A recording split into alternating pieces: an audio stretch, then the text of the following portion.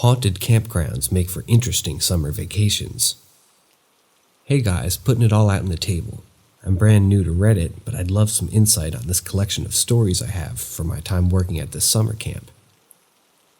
Hello to all, and I hope this post finds you well. And before anyone comments on it, yes, I'm aware that this post is very, very lengthy.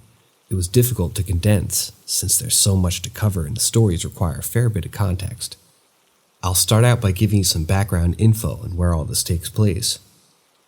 This collection of stories is a bit lengthy, so I do apologize in advance. I'll try to stay brief, but the premise is quite important, so I might as well get to the tedious details out of the way first. I worked at and lived near a summer camp in the northeastern United States that run from late June to early August every summer. The main attraction of the camp is that it's an overnight camp. Staff and campers arrive on Sunday afternoon and leave Friday evening each week during the camp season, while living isolated in the camp during the week. The camp has many, many cabins used for sleeping, a huge mess hall for meals, and about 10 other buildings ranging from large, single-story centers to small supply sheds. The entire camp property stretches from acres and acres, and it's incredibly beautiful in that lush, cool forest greenway that the Northeast has in the summer.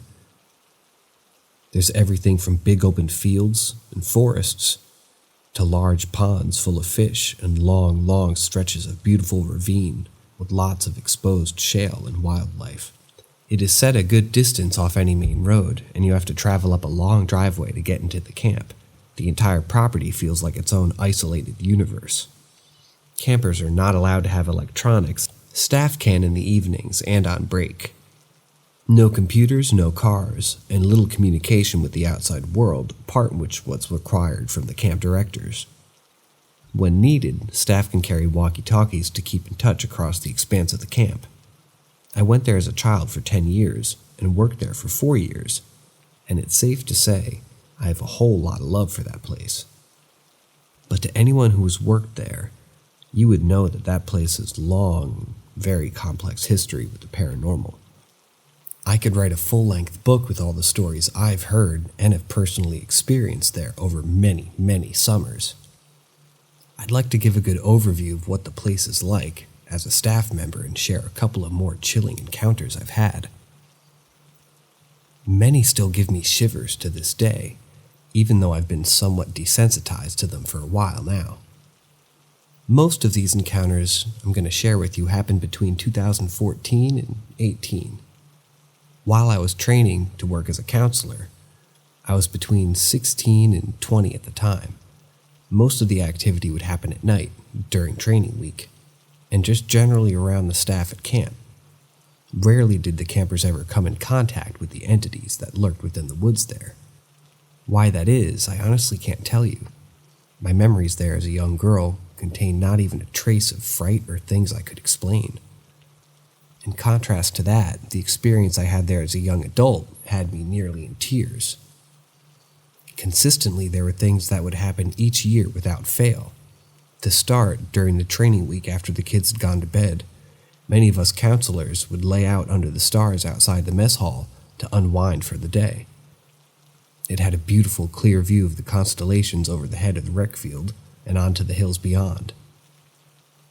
Many nights we would see quick, blinking lights moving in erratic patterns, odd meteor showers when there was none predicted in the area, and often see strange red flickering objects deep out in the night sky. And no, they weren't planets, as they would often be in the wrong place in the sky and only stick around one evening out of the week. I had a few friends over there who had a good understanding of our solar system.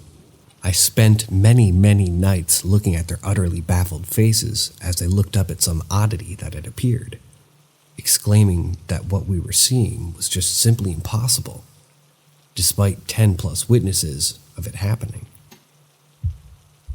Counselors often can't go an entire summer without experiencing nightmares, many of which include figures standing in the corners of their cabins or at the foot of their bunks. I've had these nightmares every year except my first year working there. I would wake in a cold sweat to a quiet cabin, and the kids resting peacefully nearby. Screams and voices in the night carried into camp off the wind from the pond. Footsteps pacing around buildings only for there to be no one out of the bed. The items disappearing and reappearing in illogical places were all incredibly common. Doors with heavy padlocks would be found open with no one to blame. Occasionally, a counselor would get locked into a building they were working in, despite no one being around to lock the door. People would walk into this job being completely skeptic and leave believers. Returning staff had to make peace with the things within the camp and just had to deal with it and give fair warning to newcomers about the mysteries that seemed to live in the very floorboards of that camp. My first memory of there being anything paranormal within the camp was in 2014, while I was training for my first year as a camp counselor. I remember that all throughout my childhood, there had been a singular flat tombstone that lay on the hill leading down to the camp's pool. It sat right outside the girls' village, the term used for all the cabins where the female campers and the counselors slept. It was incredibly old, so old that the name and dates were unreadable. But the way that the text was formatted made it obvious that it was someone's grave. No one could really give a good explanation as to why it was there. Everyone I asked about it simply told me it had been there for a long time before them. My first year there, I remember there being lots of drama concerning the paranormal, but I was too young and not close enough with the older counselors for any of them to share what was going on. But by the end of the year, the tombstone had been removed, and no one was allowed to talk about it or mention it to any of the campers. I remember thinking to myself that even though the tombstone was gone, someone still lay buried on that hill, no matter how long ago they had been laid to rest. Maybe the camp directors thought that maybe by getting rid of it, they would bring an end to the paranormal activity. Unfortunately, they were wrong. Alongside the mysterious tombstone, many stories rotated through the co-counselor's friends. And as I, the newest staff member, the first story I ever told about the camp happened during a training weekend in June of 2014. My friends and I had gotten into the topic of scary stories, and the older counselors jumped in to have a little fun with us. Side note, counselors at this camp were given counselor names in our first year, and we strictly used those names during the summer to add a little extra fun in the camp. For story's purpose, I'm going to refer to all the people in these stories by their camp names. An older counselor named Gadget was the first to pipe up, telling us about the two famous ghosts at the camp.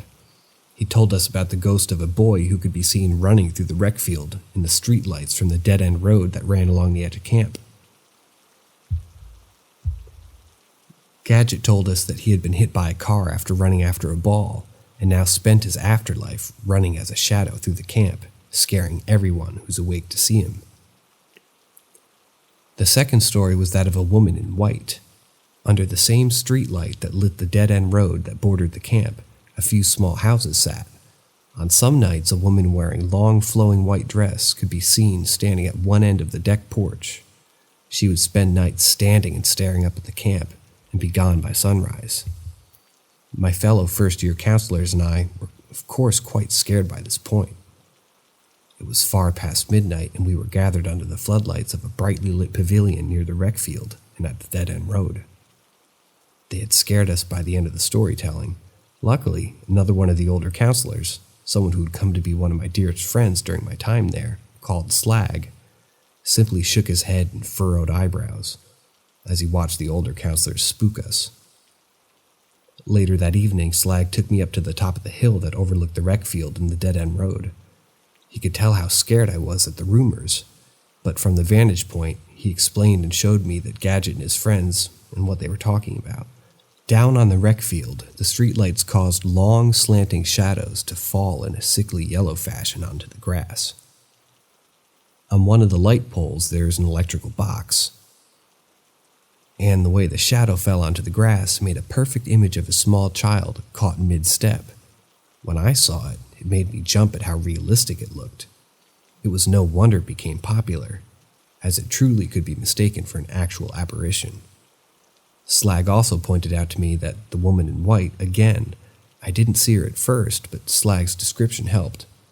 The woman in white was simply an oversized American flag that hung on one of the house's porch. That evening was clear and breezy, the moonlight caused by the flag to look milky white, and the wind made a dance slowly around the flagpole, just as the dress of an actual woman would float in the breeze. I started to laugh in relief, but Slag's face stayed serious. He went on to explain to me that even though these were merely scary coincidences, we weren't alone here. He explains to me that some of what I shared with him were what he shared with me, and it made me turn serious as well.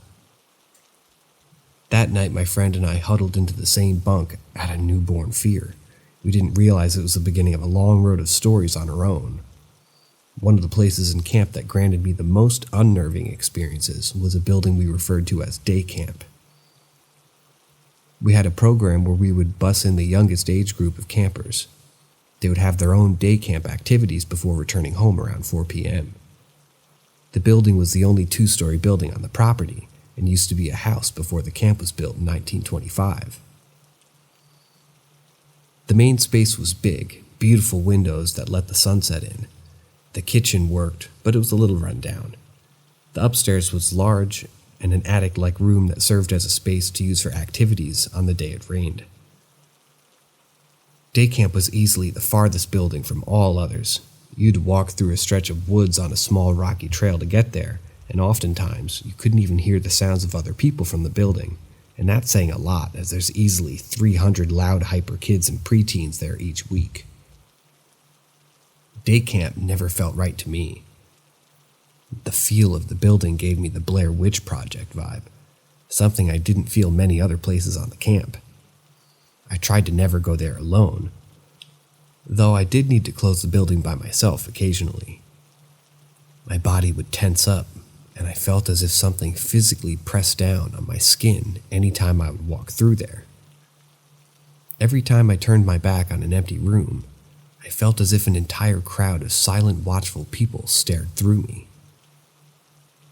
The boys' village was the nearest cluster of buildings to day camp. Unless day camp was being used in the evening by someone and the lights were on, it was nearly impossible to see the building with the blind eye. The dark brown wood blended into the expanse of woods that hid it from the rest of the camp. Day camp always got closed around 4 p.m., after the day campers returned home. All the rooms were checked, lights turned off, padlocked back in place, and locked until the next morning. My male counselor friends shared with me that every summer, once or twice a week, once the kids had gone to bed and the boys sat outside talking, someone would notice a light on in the day camp. And this wasn't simply someone leaving the light on from the day. Sometimes the same counselor who had closed the day camp earlier in the day would see the lights on downstairs, glowing in solidarity through the dark woods. On these nights, the boy would take turns, walking down the dark path and back to get to the light, returning shivering and swearing that they'll never do that again. My personal experience with day camp came during the summer of 2016. Every summer, the camp performs something called a missing camper drill. This simply prepares counselors for the event that a scared child would run away. Staff could react quickly and locate and calm them. The drill was on a good day, and it was already something that's taken incredibly seriously by all staff. The missing camper is a randomly chosen counselor each training week, and all the other counselors have to go through the procedure of tracking the child down. To do this, the camp is split into sections, and the eldest staff takes walkie-talkies, divide up the areas, and sprint around the camp looking for the missing camper, shouting their name, looking under and around structures in the camp, and checking any locked buildings.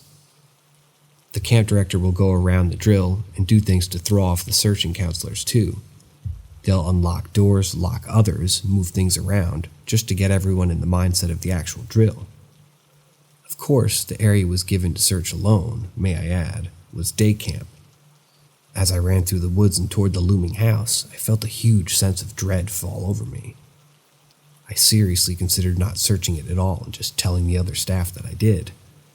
With shaking hands, I unlocked the day camp door and walked around inside, calling the name of the girl who was the missing child. The floorboards creaked, and I remember how incredibly silent the whole house felt, apart from my movements. The sun was setting at the time, and creamy orange light fell through the length of the building from the windows. It was so unnatural compared to the busier part of the camp. I couldn't hear the other counselors searching, not even when I strained my ears. Every room and corner I checked, I braced myself to come face to face with the spirits I saw in the nightmares, the ones I've heard crouching over gravel in the middle of the night, the ones who speak softly in the dark and make even grown men run back to their bunks unnerved. The building was clear. I sighed in relief as I locked the door firmly behind me and headed back outside. The air had begun to get chilly, and I hoped the drill would be over soon. Searching in the dark would be nearly impossible, and I knew that Swift, my friend acting as the missing kid, had no desire to creep around the camp in the dark either. As I walked past the external cellar doors that led under day camp, I gave them a good shake to check the padlock on them. Locked.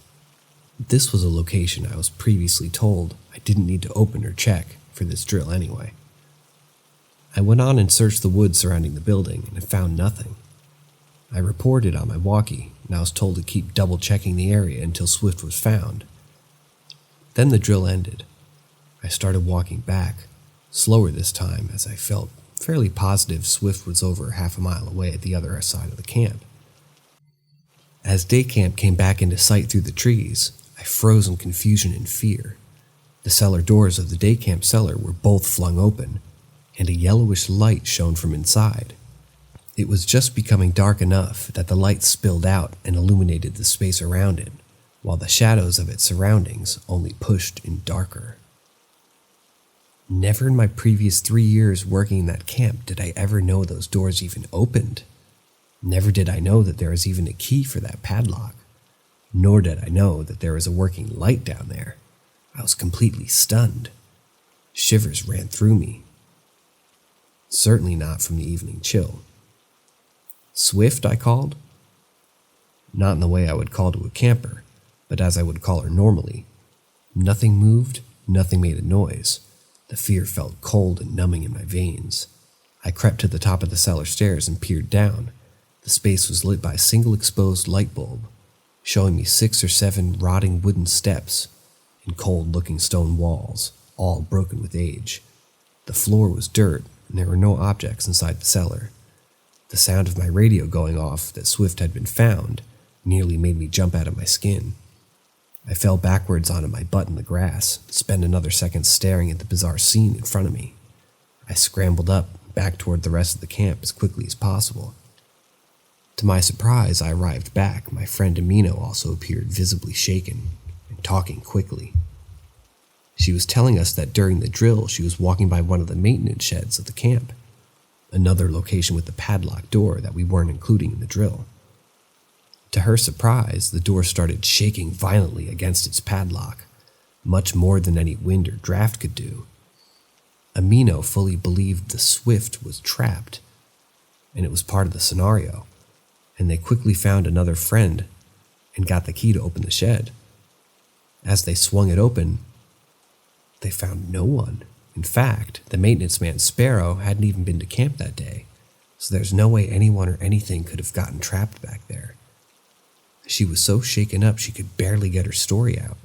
I also told everyone what I had encountered. Everyone looked at us jarred by our stories, but none were surprised. Did anyone open the doors to the day camp cellars as part of the drill? I asked to some of the senior staff members. They shook their heads. Swift wasn't located near either of those spots anyways. She was hiding up past the pond. Wonder our program director said that. Swift's hiding spot was nearly as far away as day camp was from the rest of camp, but on the complete opposite side of the property. Everyone was shocked, but there was nothing to be done. The camp directors and senior staff could do little to comfort us, but they knew it too. We simply weren't alone. Later that night, my friend Tanter and I returned from day camp to close the cellar and put the padlock back in its place. It hasn't gone open for any season since then. Day camp continued to be my weakness as I went into my 4th year.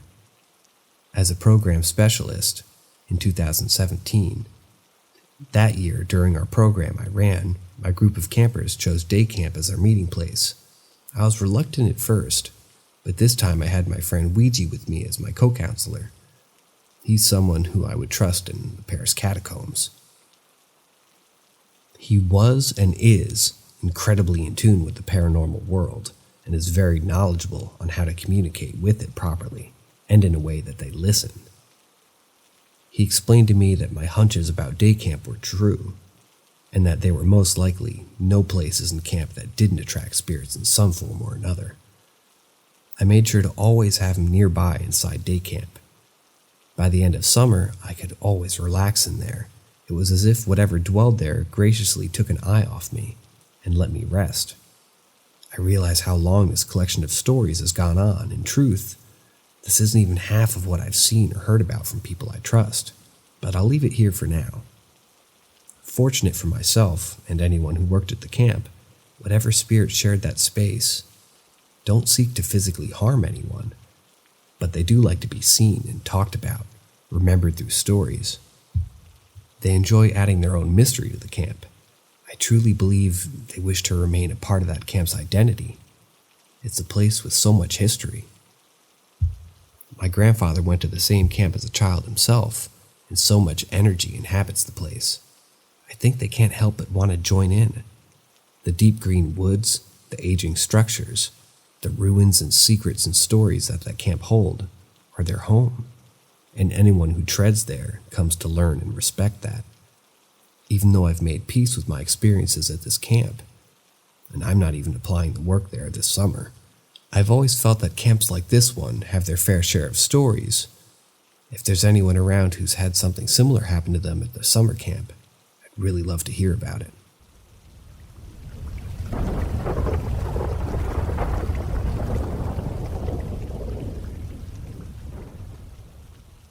The abduction and murder of Amy Mikhailovic. Amy Mikhailovic was born on the 11th of December, 1978 in Little Rock, Arkansas. She was the second child of Mark and Margaret Mikhailovic, joining her older brother of 3 years, Jason. Looking to raise the children in a more idyllic Midwestern scene, Mark and Margaret moved their family to Bay Village, Ohio, a suburb full of promise for fulfilling their life. Mark found employment at a General Motors while his wife Margaret secured a job at the Trading Times magazine, and their 2 kids, Amy and Jason, entered the public schooling system. As Amy grew older, she found an interest in many hobbies and subjects, but nothing matched her love for animals, especially horses. This love soon spread to all Mother Nature and the greater outdoors. Creating her own adventures around town, Amy became quite the explorer. Through her storytelling and fantasy, she brought her spirited imagination to life. At school, Amy's outgoing personality brought forth a number of friends. She was extremely social and affected those around her with her vibrant energy. She relentlessly exuded it. Just like her brother, Amy excelled academically in school, displaying a strong potential for a future in education. She also engaged herself in athletic activities both at school and around the Bay Village, becoming an avid swimmer as she grew into adolescence. Despite Amy's forward-thinking mind and social inclinations, she had not been keen to interact with adults. She would answer questions if asked directly, or share a kind greeting, but didn't seek out elderly interaction. This aspect makes her tragic death all the more troubling. Disappearance. Leading up to the 27th of October, 1989, Amy received a phone call from a mysterious caller who informed her that her mother, Margaret, had received a promotion at work. He had asked Amy if they could meet in a public place to buy a gift for Margaret. Amy agreed to the proposal before arranging a meeting at the shopping center at the Bay Village Middle School at the end of the week. Over the next few days, Amy told a few of her close friends at school about her meeting, thinking it would be completely innocent and nothing but a kind gesture for her mother. However, she didn't tell her parents about the man or the phone call, acting normally around the house. Early in the morning, at the hours of Friday, October 27th, Amy prepared for the upcoming school day, behaving casually and excited for the weekend. Before leaving, she informed her mother that she would be returning late, citing the audition for the 5th grade choir as her reason. At around 7:20 a.m., Amy departed for school on her bicycle, riding alone as Jason had already left. For the remainder of that morning, up until class was dismissed at 2:04 p.m., Amy spent the day as if it were any other Friday, exhibiting no signs of stress or worry. 11 minutes later, Amy walked down the street from the middle school to the shopping center on the corner of Wolf Road, just across the street from the local police department. At 2:15 p.m., Amy was seen in the shopping center plaza by fellow classmates who were all hanging around an after-school recreational tradition. Soon afterward, Amy was approached by a 31-year-old white male, standing around 5'9" and sporting brown hair. This would turn out to be the last confirmed sighting of Amy, before disappearing from plain sight along with an adult male figure. 40 minutes later, Jason rang his mother from their residence, alerting her about Amy's absence. Assuming that Amy was probably still at her choir audition, Margaret asked Jason not to worry, but another alert from Jason 15 minutes later worried Margaret, causing her to gather up her things and prepare to leave work. And just at this moment, she received a call from Amy. After a brief communication with her daughter, Margaret assumed that Amy had returned home safely, thus returning her to normal work. The next couple of hours trickled by, and Margaret couldn't shake the unsettling fear caused by her daughter's peculiar short replies. Letting her motherly instincts kick in, she packed up and left work in a rush, running to her car. At around 5:30 p.m., Margaret arrived home only to find Amy still absent. She began calling Amy's friends and the neighbors, desperate for any sightings or contact. Unable to locate her, Margaret hopped in her car and retraced her daughter's steps from earlier that day, leading her to Amy's chained bicycle. Immediately afterward, Amy was officially reported missing. Search and discovery. Authorities were alerted and multiple search parties were formed. Countless Bay Village citizens canvassed the streets of their own innocent little lake town. The next morning, the Federal Bureau of Investigation arrived in Bay Village to assist the local law enforcement. The investigation was headed by Dick Wren, a special agent who was a Bay Village resident himself. Before the end of the morning, the police learned that one of Amy's schoolmates, on one of her phone conversations, was an unidentified male. Realizing that the abduction was not random but a predetermined plan, the schoolmate told the investigators that this man knew Amy's phone number, her address, her mother's employer, and even the time she would come home. He knew the area and could create trust in even the smartest children. This abductor was a force to be reckoned with. On October 28th, Howard Kimball, a longtime Bay Village resident, took charge of leading the volunteer search efforts for Amy. Searching up his own command post above City Hall and taking calls and tips from around the area. The late October weekend came to a close, and investigators worried about their window of prime opportunity closing. Over the next 100 days, nothing of use was uncovered. Amy's profile was shared across multiple television programs and on various platforms, and yet no one came forward with anything of substance. The next big find wouldn't come until the early morning hours of February 8th, 1990, when the worst possible scenario unfolded.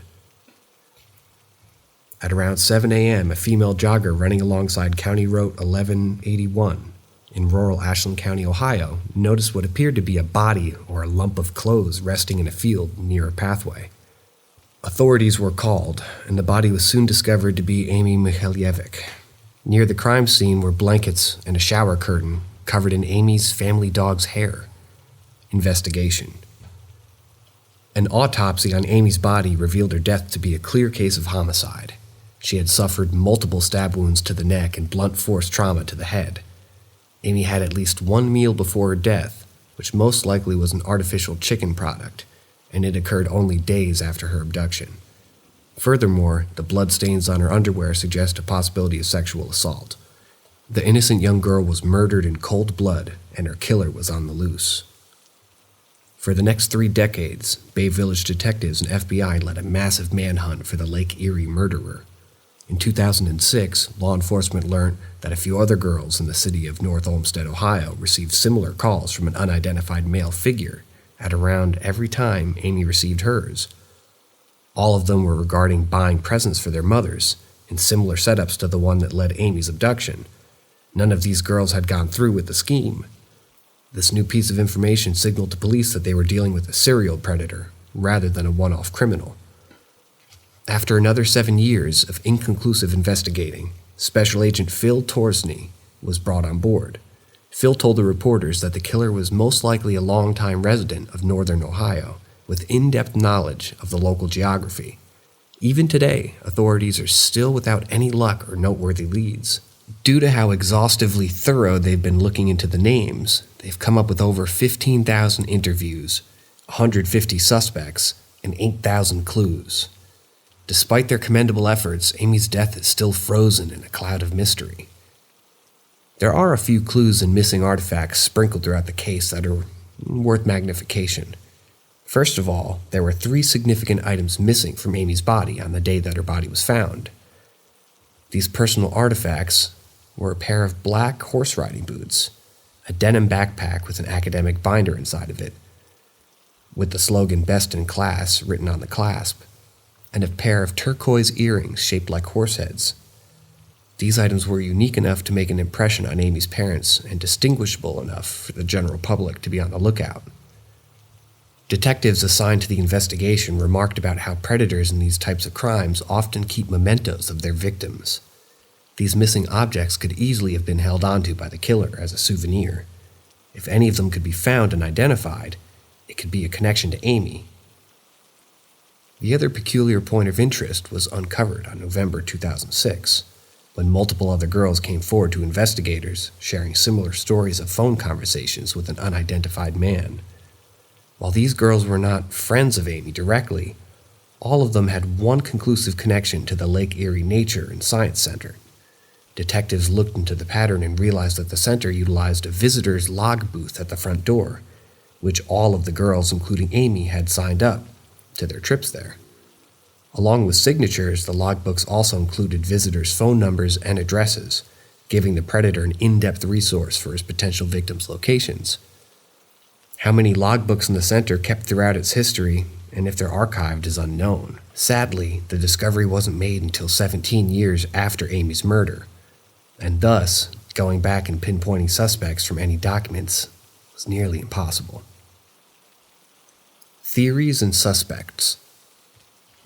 Involvement of family. As with many missing and murdered children's cases, one of the most argued theories at the beginning of the investigation was targeting the parents and their potential involvement. Fortunately, in Amy's case, authorities were able to quickly rule out both Mark and Margaret as suspects. They had both rock-solid alibis as they were both at work and around co-workers. Some conspiracy theorists have tried to reason that maybe the parents have hired someone to kidnap their daughter. However, the truth of the matter was that Amy's parents had nothing to gain from carrying out such a bizarre scheme. Most of the other early theories also revolved around friends and family members. These people most likely had knowledge of Margaret's employment situation, Amy's after-school routine, and the telephone number of her residence. They would have also known Amy's deep-rooted connection with her mother and her absolute will to do anything to make her happy. A child's compassion is usually seen and taken advantage of by people close to them, not by strangers or bystanders. However, all the possible people of interest closely connected to the Mihaljevic were intensely vetted by both the local police and the FBI, and none are currently considered prime suspects. Connections to the Holly Hills farm. There were a few promising individuals discovered by investigators through the first few years after Amy's body was found. The first was a former stable hand at Holly Hills farm, where Amy would ride horses for recreation. His name was Sean Tabelli, and he was also going by Sean Dusky. Sean was kicked out of a previous labor position at a stable for tickling young girls. He was also accused of raping a 12-year-old girl in Washington in 1983. Another person connected via Holly Hills Farms was Dr. Gregory Capella, whose daughter also rode horses alongside Amy. He faced accusations of writing love letters to a female minor, asking to be her boyfriend, and he would also sleep in the same room as young girls when taking the youth soccer teams on trips to Canada. That being said, both of the Holly Hills Farms men profiled only had circumstantial suspicions at best and were never arrested. Connections to memorial events. Another set of suspects would arise due to their involvement with Amy's memorial and the events held around the Bay Village soon after she disappeared. The first was Robert Jones, who attended a memorial service and handed Margaret $1,000 in cash. He didn't know the Mihaljevic family on a personal level, making the kind of transaction was a bit odd. Upon investigation, Robert's strange pattern of behavior was discovered. He had a penchant for standing nude in front of the living room window as young girls walked by.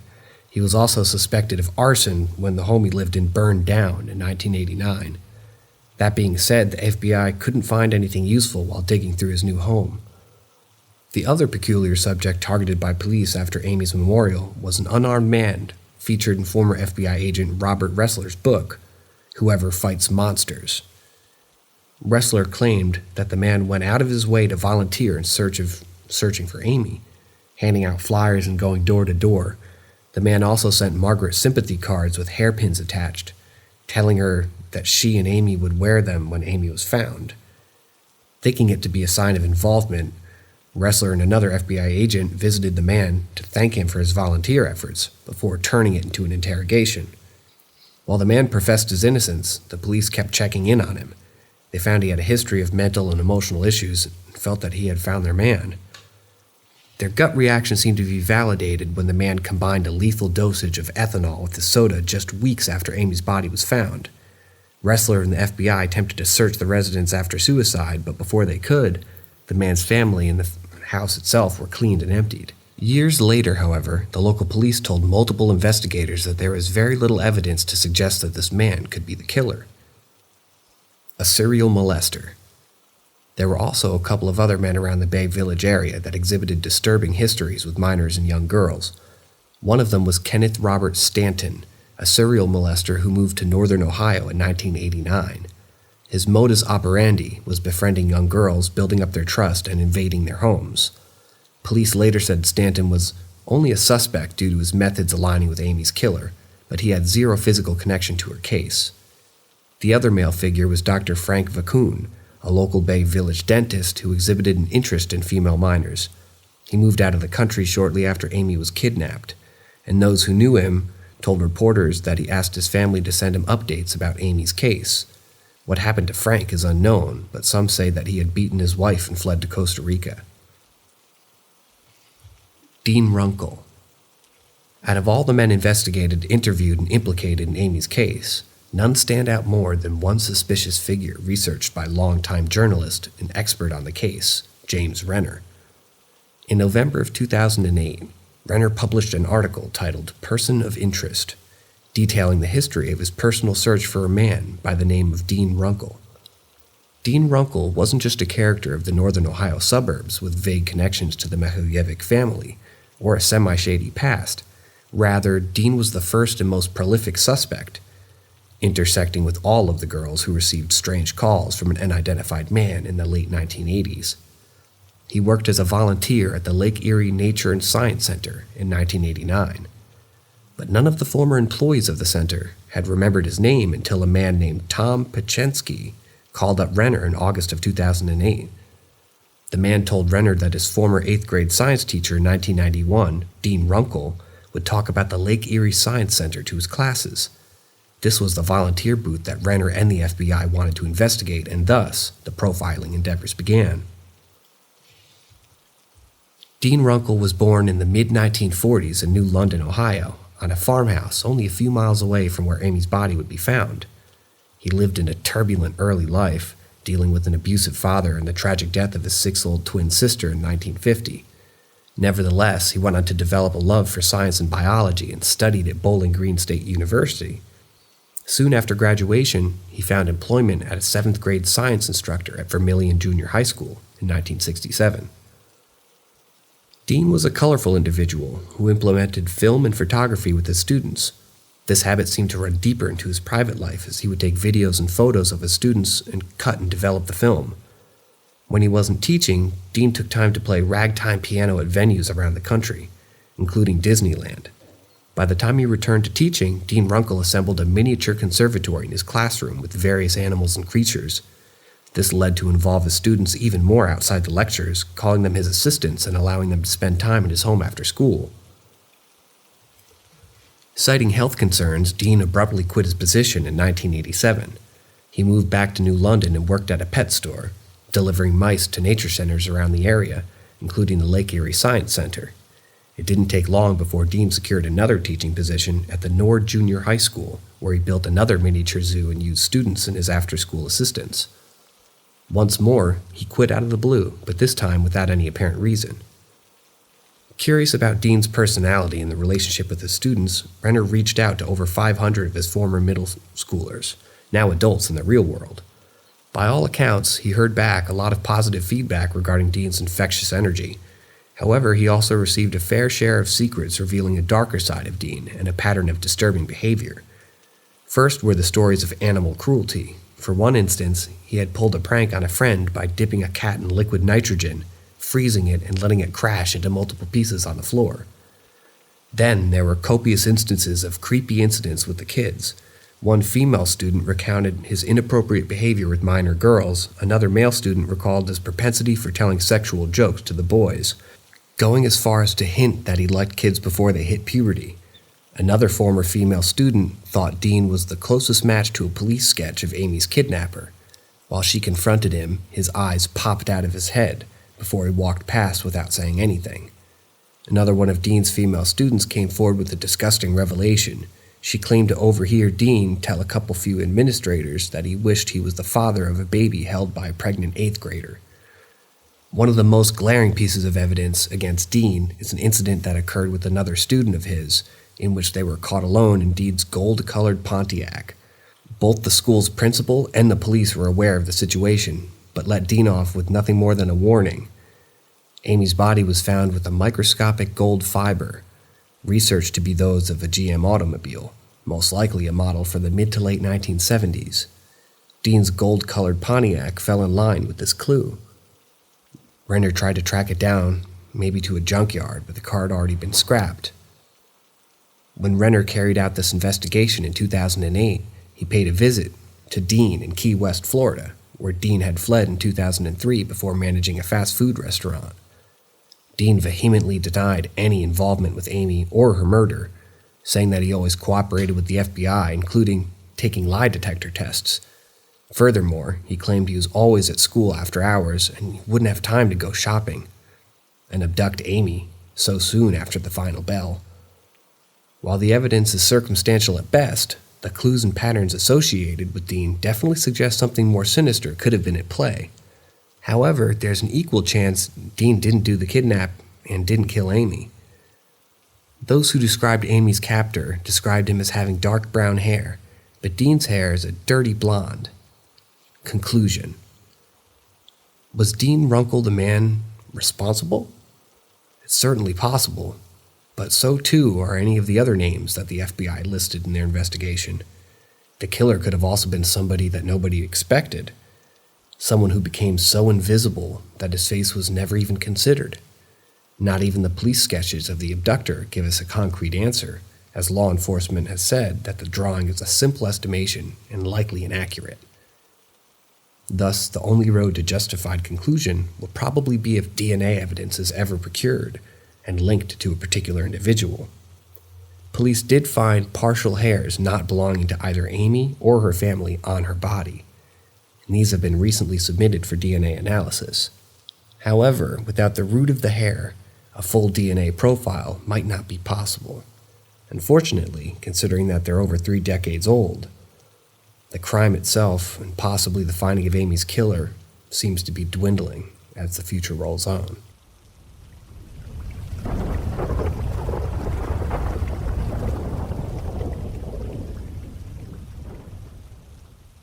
The Pontefract Poltergeist. In September 1954, Bill Farah and his wife Barbara moved into 30 East Drive in the market town of Pontefract, England. The 3-bedroomed property made the ideal home for the couple and their 2-year-old daughter Jane, but in less than a year they moved out, convincing a second family, the Pritchards, to swap houses with them. The Farahs were terrified of the house. Objects randomly moved of their own accord, voices were heard echoing in empty rooms, and rips and tears mysteriously appeared on soft furnishings. Jane would often be found crying with her face inexplicably covered in blood and scratches, causing Bill and Barbara to fear for their daughter's safety. The family had no pets to account for the injuries.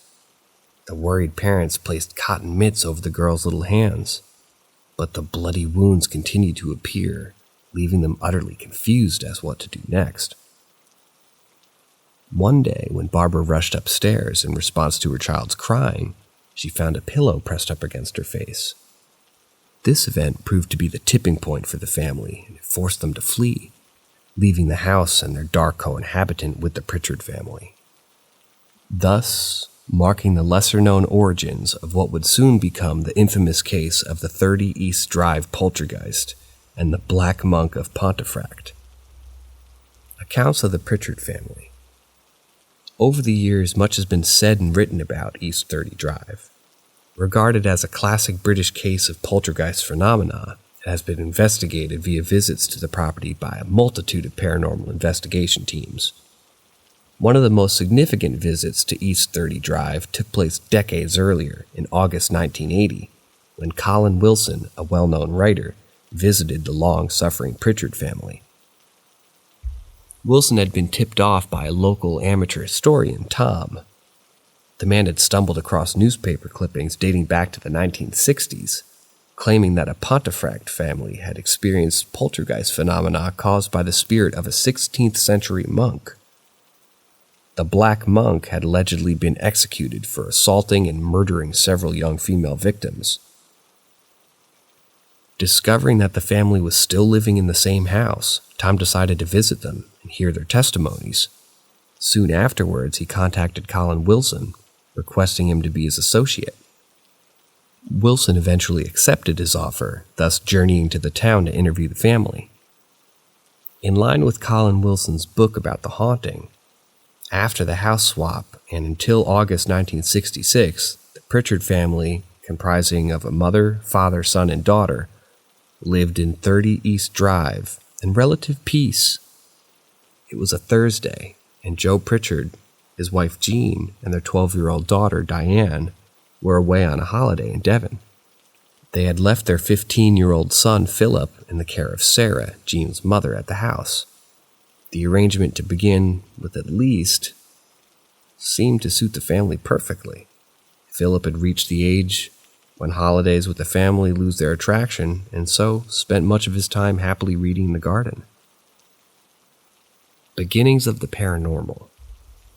On that fateful Thursday, Philip had been outside as such before returning indoors to make himself a drink. On his way, he noticed something peculiar. A cloud of gray-white dust floated in the air around his oblivious grandmother, who had been sitting in the living room while being engrossed in her knitting. The chalk-like powder appeared to be falling not from the ceiling, but from a level below Philip's head. The top half of the room was perfectly clear, thus suggesting that the curious dust had been materializing from nothing.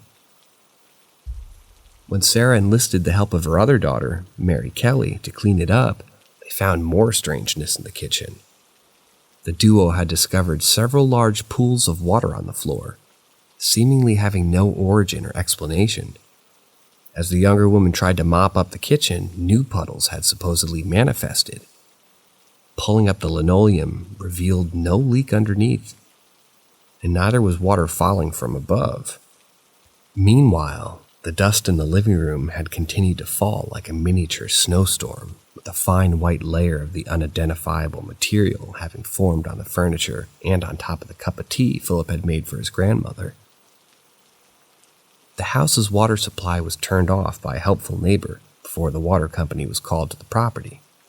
Pipes were checked, the linoleum was once again lifted, and drains were examined, but they couldn't find breakage or blockage. Thus, some sort of condensation caused the summer's weather, and it was maybe the water company's best explanation. About an hour after a man left, the mysterious puddles stopped appearing. Before the day was over, however, more odd happenings were reported. Sugar and tea leaves were emptied from their dispensers in the kitchen and sprinkled all over the countertops. Cupboards vibrated and shook. Loud bangs were heard coming from upstairs, and a plant, usually located at the foot of the staircase, was transported halfway up, minus its pot. The flower pot somehow had been moved separately, being found on the landing above. Unable to tolerate the house any longer, Philip and his grandmother left and slept at Marie's house for the night. Marie's husband, supposedly unhappy with the strange situation, is described as phoning the police to have them check on the house. Everything seemed to be normal inside the house. He found no sign of an intruder or anything out of the ordinary. Yet around midnight, just as he left the house for the final time that day, 2 small paintings are said to have fallen from the wall, with the glass being shattered on one of Jean and Joe Pritchard's wedding photos. It had also, so it's alleged, been slashed from end to end, as if with a sharp knife. When Jean, Joe, and Diane returned from their holiday, Sarah recounted the unsettling happenings. While they were initially displaying disbelief, they were forced to change their initial stand after they heard 3 loud, distinct bangs and an uncharacteristically cold wind which blew through the house while Sarah briefed them. After this event, the activity disappeared for the next 2 years. Resumption. According to the testimonies recorded by Colin Wilson, the activity at 30 East Drive truly began for the Pritchards in 1968. The strangeness seemed to be restarted when Jean decided to redecorate her daughter's bedroom. Mysterious temperature changes were reported along with inexplicable bangs and knocks. Allegedly, a paintbrush was flung across the room by unforeseen hands, supposedly missing Jean's face by only a fraction of an inch. Furthermore, Mrs. Pritchard claims to witness, in the dim of the night as she went to the bathroom, a long strip of wallpaper standing on end and swaying like a cobra. When she went to grab it, it fell to the floor before flying into the air, swinging around as if being used as a club by an invisible giant. Screaming in fear, Jean dropped onto all fours and rushed back to her bedroom, as wallpaper and other things continued to be thrown towards her. So the unforeseen presence in the house had returned, and it was, so it seemed, more aggressive than ever. For some reason, it was focused on Diane's bedroom. What followed next was 9 months of chaos, a peculiar gestation period between which all manner of violent activity was reported. Bangs and thumps would often emanate from Diane's bedroom, and their physically aggressive degree of forced Diane to sleep in her parents' room. Ornaments would be thrown around, and light would be turned off repeatedly, along with the main switchboard. In one instance, all the contents of the family's china cabinet are said to have been thrown out into the floor. Intensification. An incident which is indicated as an increase of the seriousness of the activity saw the lights go out before a huge shadow appeared on a wall. Diane had the privilege to witness this firsthand, up and close and in the hall, while her mother scrambled with a torch to turn the light backs on. As the teenage girl watched on, a hall stand allegedly floated up into the air and paced towards her, tripping her during her escape attempt. Diane had fallen with her back against the staircase. Quickly afterwards, the heavy piece of furniture had fallen on top of her, pinning her against the stairs and holding her in place for the electric sewing machine to fall onto her.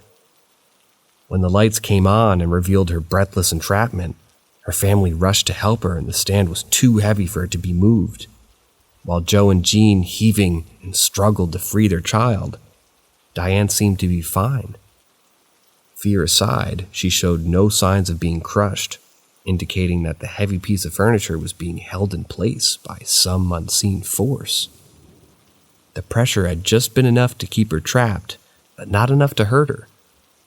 Moments later, the force had adjusted, causing the stand and sewing machine to move away.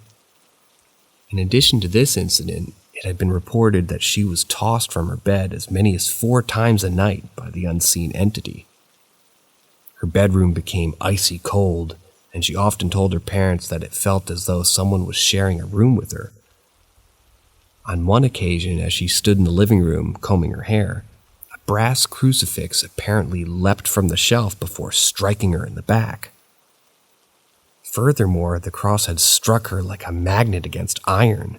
When the crucifix finally came free, her mother inspected her and found a cross-shaped red mark on her skin between her shoulder blades. The mark supposedly remained for days before disappearing. After being featured in 2 Yorkshire newspapers in September 1968, 30 East Drive earned a haunted local reputation. Locals either actively avoided the house or sought to engage with its alleged paranormal nature. A group of students had their request to camp in the garden rejected before being forced to content themselves with a huge round grass verge in front of the house, where they heard loud bangs and crashes. But with time, the phenomena became usual for the Pritchard family's neighbors, who claimed to experience the activity from inside their own homes, and the noises were simply just too loud. One day, the entire contents of an upstairs room of the house were allegedly thrown out of the windows by an invisible force, thus making it impossible for others in the area to deny the strangeness. Eventually, the family began calling their unwanted house guest Mr. Nobody, and then later, Fred. As much as it tried to force them to leave, the Pritchards remained. Reverend Davy, a local vicar, came to advise the family, telling them that there was something evil in their house and that they should move. Jean, however, refused to act upon the suggestion. The family were determined not to be chased away, not even both Jean and Joe, who both saw a very tall, dim, and hooded figure standing in the doorway of their bedroom. They had been in bed before hearing the door creak open, revealing the terrifying entity. Soon afterwards, others reported seeing a tall figure wearing a long hooded garment as well. That night, scared in their rooms, members of the family also reported hearing loud breathing outside their doors.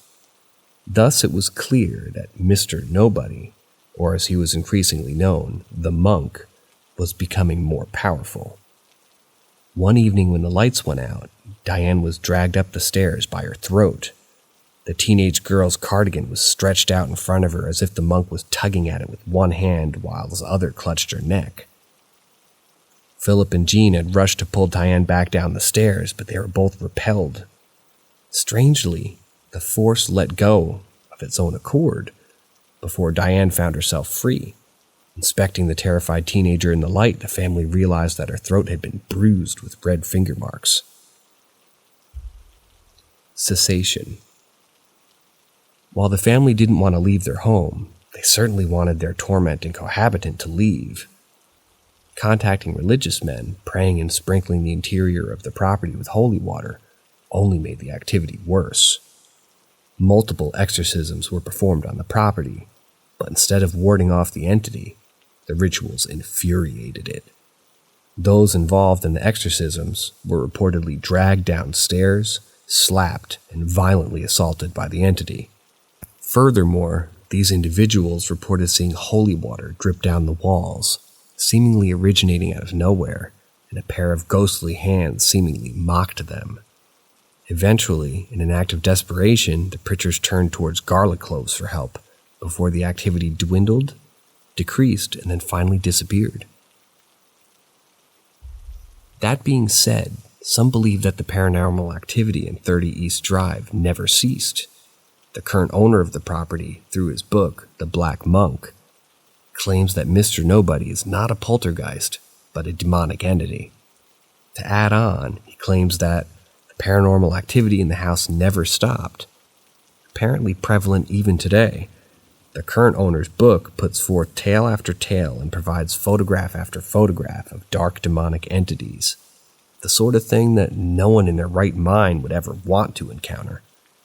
Allegedly, the coal house at the property, the dark epicenter of the hellish happenings, inducing scratches and suffocating the sensations of its visitors, the property is now open to paranormal investigators and can be rented from their official website. Foul smells, deafening noises, whispers, light malfunctions, levitating objects, emergence of shadow figures, and physical attacks are commonly reported by the visitors. These accounts, however, haven't reduced the number of people who are skeptical about the haunting. So is this house really haunted? We leave it to your judgment.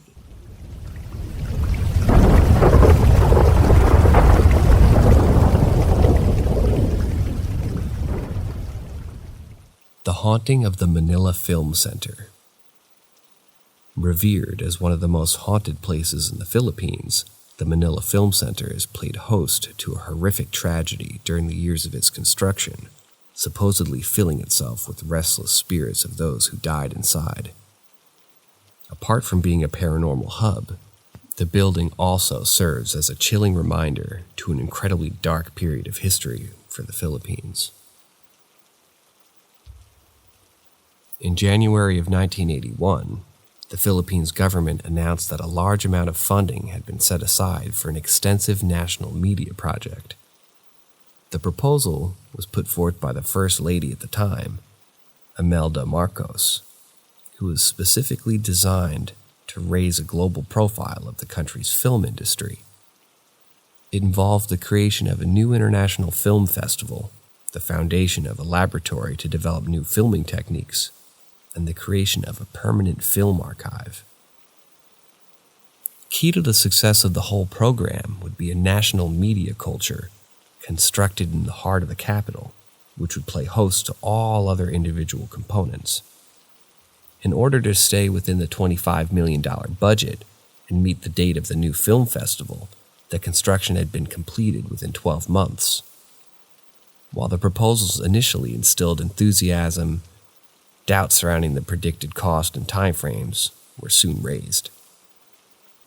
Ignoring the critics, Betty Benitez, the project leader, announced that the employment of 4,000 laborers who immediately kick-started the construction of the media center. Continually working in 3 shifts over a rolling 24-hour period, the workforce quickly silenced those skeptical of the timeline. The building's main lobby, whose originally proposed completion time had been set 6 weeks, was ultimately completed within a mere 72 hours. However, as the project was nearing completion, the dangers inherent in working at such a place would be brutally exposed. On the 17th of November, 1981, at around 3 a.m., several of the building's newly constructed upper floors collapsed, along with the temporary reinforcement which had been in place to support them. A large number of workers either fell to their deaths, became impaled upon the jagged metal remains, or were crushed beneath the falling debris. The collapse had been caused by miscalculation in the amount of concrete which had to be poured the previous evening, and as the survivors' workers ran to help, another danger presented itself. In addition to having been too heavy for the scaffolding to support, the excess concrete had also not been able to dry quickly, thus trapping the would-be rescuers by hardening around their legs. Upon her arrival to the site, Benitez had quickly ordered the military to secure the scene and had soon enforced a total media blackout. Rather than initiating a rescue of the dead and the dying, she firmly established her intent of resuming the construction as soon as possible. Trapped limbs were severed, while the stuck workers screamed in pain and their rudimentary tourniquets failed to stop their bleeding. The bodies, which were deemed too difficult to retrieve, were dismembered or left in the mess, while fresh concrete was quickly poured over them. Despite the death of 170 workers, construction quickly resumed. As a result of the brutality, the center was open in time for its maiden film festival, which took place during the final week of January 1982. Unbeknownst to those in attendance, they were walking on the foundations that contained the remains of those who had died during the construction. Almost immediately, tales of mysterious happenings which were taking place during the film festival began circulating among the members of the local community. The organizers received calls from a number of female visitors who claimed that their dresses had been stained wet with concrete, or in some cases blood. These claims caused a number of checks on the building, but no visible weaknesses in the concrete could be found. Furthermore, ambulances were called to attend some of the guests who had suffered temporary medical episodes. Several visitors reported feeling extreme and overwhelming chills, which incapacitated them for a short period of time. In other cases, attendees stated that they were experiencing a sudden and overpowering crushing sensation on their chests. These visitors had fallen to the ground, screaming that they were being pinned, before the symptoms quickly dissipated. The disturbing reports caused Betty Benitez to close the building for one evening before quickly arranging for several priests to attend the site. These holy men were instructed to eradicate whatever was inducing fear and suffering in those attending the film festival. The priests left the following morning, claiming that they had done all they could do to silence the spirits of the victims of the building and refused to stay any longer. Following the priest's visit, another bizarre incident reportedly transpired. As the cleaning crews were tidying up from the day's events after closing, several armed men allegedly arrived at the site. It was explained that these were members of the president's support group, clearing the building ahead of the visit from the First Lady, which was taking place the following morning. Soon after the arrival of the security staff, there had been a sudden commotion, causing them to herd into the theater at gunpoint. A head count was carried out before the armed men demanded the source of the noise to step out. The demands paved way for a distressed agent who claimed to have caught sight of a movement in the darkness of the lower levels of the building. On issuing a challenge, the man had observed a shadowy figure running away. He immediately drew his weapon and chased it along several corridors, before it suddenly disappeared directly through a closed door. Approaching the doorway with a torch and a sidearm in hand, the agent tried the door handle but found out it was locked. Calling for backup, though, using his radio, he kicked the door open and burst into the room, only to find that it was completely empty. Then he heard the whisper of dismembered and hushed voices, seemingly emanating out of nowhere. The eerie voice had just whispered, "Help!" As more arrived to assist him, they found their colleague backed into a dark corner of an empty room, waving his gun from side to side in fear. Aftermath. Despite these disconcerting events, the center's maiden film festival was deemed to be a success, having been attended by renowned celebrities from all over the world. It also led to a commendable expansion of the country's native film industry, with movies exported to others, and several awards being received by the country's actors. The success, however, would be somewhat short-lived, as the government significantly reduced the funding for the film festival. As a result of this decision, the building would go into an abandonment for a lengthy period, where the after effects of poor construction techniques came to the forefront. Along with her creation, Betty would also become the victim of a harrowing misfortune. One evening while returning from home from her office, Betty's car had been left in a carriageway and collided with an adjoining wall. When police later arrived at the scene, the man who had been driving her vehicle was found completely uninjured. Betty, however, had been crushed to death by the vehicle's crumpled interior. Following a major earthquake in the summer of 1990, the Manila Film Center was abandoned altogether, standing unoccupied for many years. During this period, groups of local youth frequented the site, exploring the vacant theaters and seeing if anything valuable had been left behind. One such group snuck inside the building during broad daylight hours and began to look around deserted corridors. As the boys ventured deeper into the media center's interior, the temperature around them dropped rapidly. The illuminating sunlight seeping through the broken window above had gradually dimmed until they could only see just a few feet in front of them. Amidst the swallowing darkness, the group noticed what seemed to be a viscous liquid flowing down the walls on either side of them. Moving closer, they realized that the material was wet concrete, with the main panel of the walls appearing to be in the process of melting and dripping down into the corridor below. A sudden chilling scream caught the attention of the member of the group, guiding his gaze to one of their numbers, staring down at the ground below him in complete shock. Tracing the boy's gaze, they were horrified to see a human arm reaching up out of solid concrete, with its hand wrapped tightly around the boy's leg. The dismembered limb was stained with blood where it had apparently been amputated from the body, with portions of gray bone exposed and covered by drying cement. Shrieking in terror, the boy had jolted himself free from its grasp before fleeing the building with the rest of his friends. After they had put the dreaded building several miles behind, the group had finally come to a stop to regulate their pacing breath. As the other watched in horror, the aforementioned boy who had pulled up his leg, he revealed a series of livid and purplish bruises on his skin, outlining a human handprint. As of 2001, it was nearing its closure. The Manila Film Center reinitiated its role as an entertainment hub. In December of that year, it was leased by Amazing Philippines Theater, which frequently used it to perform shows. During this relatively successful run, rumors of new ghosts started to circulate within the city. The entity had appeared to take up residence within the haunted building.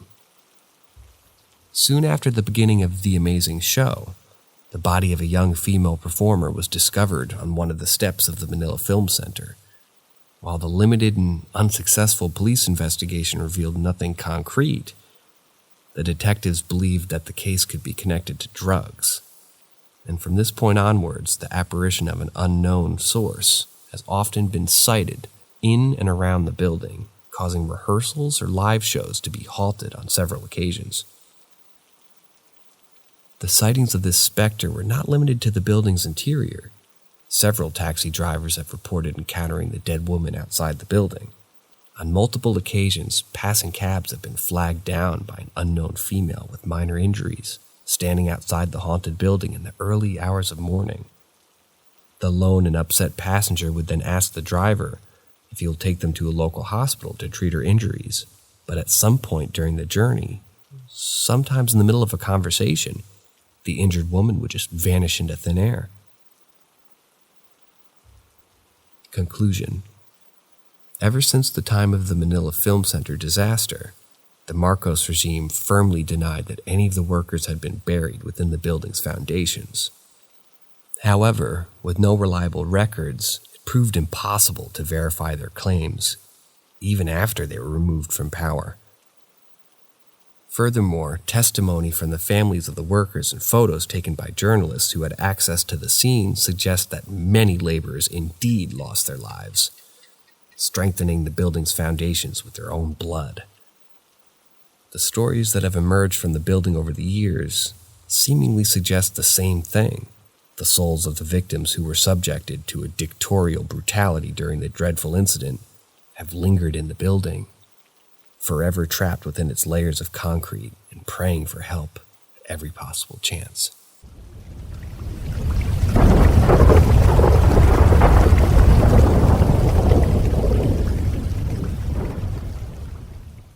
Tales of the Stardust Ranch. After moving furniture and unpacking boxes until early evening, Jod Edmonds had finally decided to call it a day. He made his way out of the front porch, grabbed himself a beer, and sat quietly, surveying his new home. In addition to the 5-bedroomed building with a pool, the ranch that he and his wife Joyce had just purchased covered a 10-acre plot of land, a guest house, and 2 horse corrals. Sipping his beer, John noticed a movement in the undergrowth that lined the property's premise. A few moments later, a singular figure emerged from the tree line, walking with purpose across the open fields toward the house. John had not been expecting anyone, and when he noticed something long and metallic in the approaching figure's hand, he'd immediately retracted to grab his revolver. Re-emerging from the farmhouse, he began to walk toward the intruder, openly showcasing his weapon as a sign of warning. However, as he got closer, he found himself thinking that this must be something to do with the belongings of the previous owners, which had been left on the property. When John and Joyce arrived at their newly purchased property a few days prior, they found the premises were still filled with possessions left behind by previous tenants. When inquired, the agents profusely apologized and promised to speak to the previous tenants. When John returned the next morning, he found the house empty, but every fixture and fitting had been broken and deposited outside the empty swimming pool. The agents were called once again, but they denied any knowledge of this, claiming that they still had not heard back from the previous owners. After another day of waiting, John arranged to have unwanted objects disposed of, thrown out. As John pulled up a few feet short of the striding man, an uneasy silence hung in the air. The stranger was dressed like an army veteran, had unkempt hair, and bore a distinctly frightening expression. The rusted manchette on his hand held John's attention, causing him to keep his hand firmly on his gun. The man claimed to have worked for the previous owner, and John explained that the property had not changed hands. When John asked the man why he was carrying the rusted blade, he replied that it was for hunting monsters, a service which he had been paid to do. Throwing out a mocking burst of laughter, John told the man his help was no longer needed, as he had not seen any monsters around. The man threw his weapon to the ground and began to walk away, shouting that John would repent for his behavior before fading back into the trees. Unbeknownst to John, the Stardust Ranch's new owner, the strange man was not lying. Inexplicable vandalism. The initial days at the rural property went as planned for the first couple. They started receiving a steady supply of sick and neglected horses, and they had everything they needed in reach, as Phoenix was only an hour and a half's drive away. The first sign that indicated that the agents have not been transparent about the history of the property came when John tried to get its faulty telephone line repaired. Despite booking 3 different appointments, employees of the phone company failed to turn up at the property. After a formal complaint was eventually registered, an engineer reluctantly made a short appearance, hastily repairing the problematic line. When John demanded to know the reason behind the rush, the worker hurriedly explained that the ranch was cursed, causing the people of the local community to avoid it at all costs. Several days after this eerie conversation, however, John understood that not everyone was choosing to avoid his property. On his morning rounds, he noticed that someone had been tampering with fencing around the horse corrals. The metal posts had been pulled up out of the ground at several points, and they had been bent and twisted in some cases. The incidents continued, and the damage only got progressively worse. John started hearing strange humming sounds at night, whose source he couldn't find. One day he found out that the horse died, choked to death by a heavy iron post which had somehow been twisted and wrapped around its neck. As John wondered what could have bent the thick metal bar, Joyce broke down and told him that she constantly felt the presence of people in the farmhouse. She claimed to have caught sight of a shadowy figure which had followed her from room to room. The figure had appeared in Joyce's periphery and seemingly disappeared when she tried to focus on it. While John consoled her, citing the vandalism in the property, he was deeply concerned by the strange death of the horse, causing him to place weapons at strategic points around the house, apparently offering him easy reach. A period of calm followed before the circumstances took a terrifying twist. Shadowy figures. John was awake in bed one night, unable to settle due to Joyce's disturbing snores.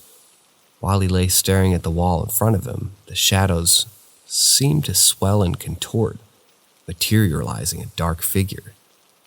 The frozen, helpless man watched as the silhouette slowly made their way over to his wife's side of the bed. As the leading figure reached out towards Joyce, John suddenly felt his fear turn into rage, reaching down for his aluminum baseball bat beside his bed and letting out a roar of anger. He moved across the room in seconds, lashing out at the dark shapes that were now leaning over his sleeping wife. He let out a wild swing, hitting the nearest one with the metal bat before a high-pitched shriek emanated out of nowhere, causing the figures to disappear. The police were immediately called, but they found no evidence to ascertain John's claims. From this point onwards, hostile interactions with the shadowy figures started occurring on a weekly basis. While he struggled to watch over his wife by staying awake during the evenings, John began hearing deep humming sounds off in the distance. When he looked out of his window, he would often observe what appeared to be bright portals appearing in the middle of the night sky, illuminating the darkness. He further witnessed mysterious objects disappearing into the portals, which would then close behind them without leaving behind any traces. The portals John claimed that he was seeing. The nighttime intrusions of the shadowy figures continued. They often moved around in groups of 3, and they had the ability to pass through walls and locked doors. John described them as being 4 feet tall, and they were deathly cold to the touch. One evening, John saw the family's Rottweiler pursue a group of these creatures across the ground outside the house. It was able to attack one of them, which immediately disappeared into thin air before the poor animal choked to death. John would go on to lose 2 more dogs under similar circumstances. But these weren't the only animals to suffer, as some of the horses were also found mutilated. Final days at the property. Despite his best efforts, John couldn't stay awake all the time and often collapsed due to exhaustion. One evening, he had accidentally dozed off before suddenly jolted awake again with a feeling of pure dread. Joyce, who was fast asleep in front of him, was being lifted by a thin beam of bright light which was being projected from outside. Realizing that his wife was floating toward an open window, he immediately got a hold of his rifle before firing continuous shots at the apparent source of light until it disappeared. After this incident, John started handcuffing Joyce to the bed, but despite his best attempts, both he and his wife began experiencing periods of memory lapses. When they awoke, they would find inexplicable injuries on their bodies, resembling deep cuts which had healed over a lengthy period. Inexplicable injuries. Eventually, John contacted the local media, hoping that someone could help him get rid of the shadowy attackers. He participated in radio and television interviews and allowed research groups to visit the property. But the problems caused by the shadowy intruders persisted. Finally, after 20 years of desperately fighting back, John was forced to give in. He and his wife sold the Stardust Ranch in 2016 and moved away. John and Joyce are not the only people that have experienced strange happenings on the property. During the 70s, the ranch played home to Gina Irons and her family. When John went public, she came forward to speak to the media about her past experiences. She described encountering ghostly figures which invaded their home, with her and her younger brother, feeling temperatures instantly drop whenever the figures passed across. A research team began encountering a thin humanoid figure that allegedly darted past them and disappeared into the undergrowth. When investigations searched the area, they discovered a stone with a mysterious star-shaped carving on it. In 2013, John was put in contact with William, a biologist, by a mutual friend. After an initial conversation, John was able to send him a couple samples of tissues and fluid that had been left behind by his intruders. A few days later, William contacted him before informing him that the DNA found on the tissue was unearthly. Furthermore, the biologist had allegedly claimed that the fluid given by John had a high concentration of a substance resembling chlorophyll, and was similar to the samples collected at the scene of cattle mutilations. He showcased his intentions in disclosing the findings to the public before hanging the call. When John tried to regain contact with William several weeks later, he was informed that the biologist had died. His laboratory had mysteriously caught fire, and his wife had also died a few days later. Thus, the only samples John had in his possession had disappeared. The most intriguing and well-publicized evidence to come out of the Stardust Ranch surfaced during a live web chat between John and Carrie Cassidy in 2016. When Cassidy was reviewing the footage of the interview, she noticed what appeared to be a short gray shadow figure peeking out from behind a wall. John, who had been sitting with his back toward the wall, had not noticed it. At first glance, John's wondrous claim seemed to be made up. A scenario where supposedly otherworldly life has decided to torment an ordinary couple for 2 decades seems to be a bit of a stretch. The inability to capture their intruders on film during their stay at the property further questions the credibility of the story. John claimed to kill at least 18 of these creatures, but never presented any of their remains. He explained that they disappeared immediately after their death, making the skeptic in oneself scream hoax. The corroborating outside witnesses, however, add weightage to John's claims. Moreover, there seems to be a level of honesty in his retelling of the account. While he's been constantly charged with exaggeration, he had stood firm on his stand.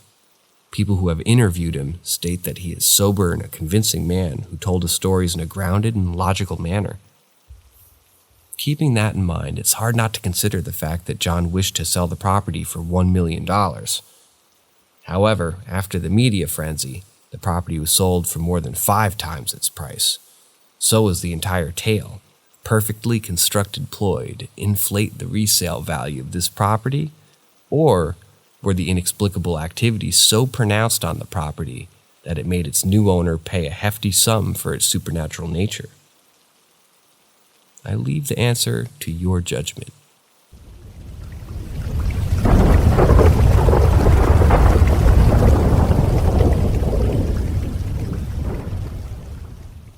Desert camping almost gone wrong. So let me start by saying that my brother and I are extremely experienced desert campers, and we've lived near deserts pretty much our whole lives. I've never in my 20 years of life for 1 second believed in anything paranormal or anything to do with evil spirits, unlike my brother who's always sensed pre-senses and has always been able to see mostly what we call jinn, also known as demons. Until last night, which is safe to say marks the last time that we'll be camping alone in the desert. We always have the same place we like to go when we want to camp with minimum effort, and our day started as normal as ever. But as we got closer and closer to our destination, I saw my brother's mood completely shift. When I asked what was going on, he just shrugged me off and told me to keep driving. When we arrived, I felt completely fine, but my brother was still unusually quiet. It was around 1 p.m. at that point, and we were planning on leaving around 12 or 1. Because of the heat, we made it the terrible decision to set up under a few trees and a source of water, which in Middle Eastern culture is where the jinns live at night. Not that I believed that at the time, of course. However, we will still set up our camp, and we continued on as normal. Now, my brother always says that when he feels a presence, or several in this case, he gets extremely unlucky. First, he almost dropped a box of coals on his foot. Then he splits an entire bottle of Coke on his phone. Then he dropped it into the sand, then proceeded to smash his elbow on the edge of the chair he was sitting on, which is now very swollen. But last, certainly not least, when he was looking through one of our boxes, he felt something cold and sharp pressed right up against his arm, and he realized it was an unsheathed knife, which we packed, in this case, the previous night before. And he said it felt something like it pushed against his hand, into it right where his veins are. All of these events, consequently, within a matter of a few hours, were certainly making us both uneasy. And I, for one, for the life of me, couldn't figure out what he was suddenly so unlucky for. As I was starting to question his clumsiness, a random couple appeared out of nowhere, informing us that they were stuck in the sand and needed help. We drive a Land Cruiser, so they had a Nissan Altima, so we didn't expect to encounter so many issues as we did. We first dug them out without any issues, but as we pushed them out of the sand, we got stuck again. If you know anything about dune bashing or desert camping, then you'll understand the physics behind how wheels get stuck in sand, and the way that Nissan was stuck was incredibly unusual. It was literally stuck somewhere with plenty of space available for grip, and later, and my brother said, that as we were digging them out of the sand, that's when he really started to feel an evil presence around us, but didn't want to say anything as to not ruin the trip and freak me out. So first our toe strap broke off the bumper. Toe strap cost $200, and it was fine, but their bumper was slightly damaged. Then we almost got struck ourselves, and a 20-minute job took more like 90, which again was extremely unusual, and in hindsight, just the beginning of all the crap to come. When we came back to our camp, we noticed how everything around us had gotten unusually quiet. The area where we were had suddenly hundreds of birds around, and as far as we could see, 3 cats sometimes pay us a visit. But there wasn't a single noise at all, other than our fire.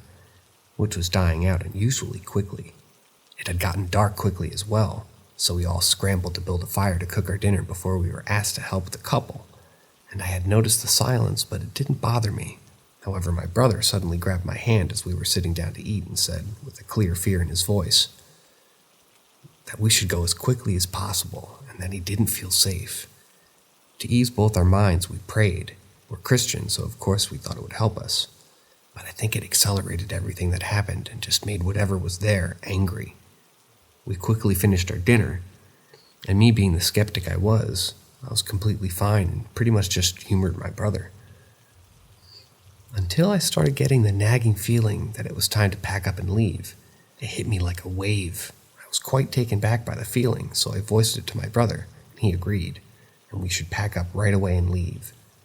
We started packing up at a normal pace like we were just tired and wanted to leave. And that's when we heard the sound very close to us, on the opposite side of the pond, which wasn't that big.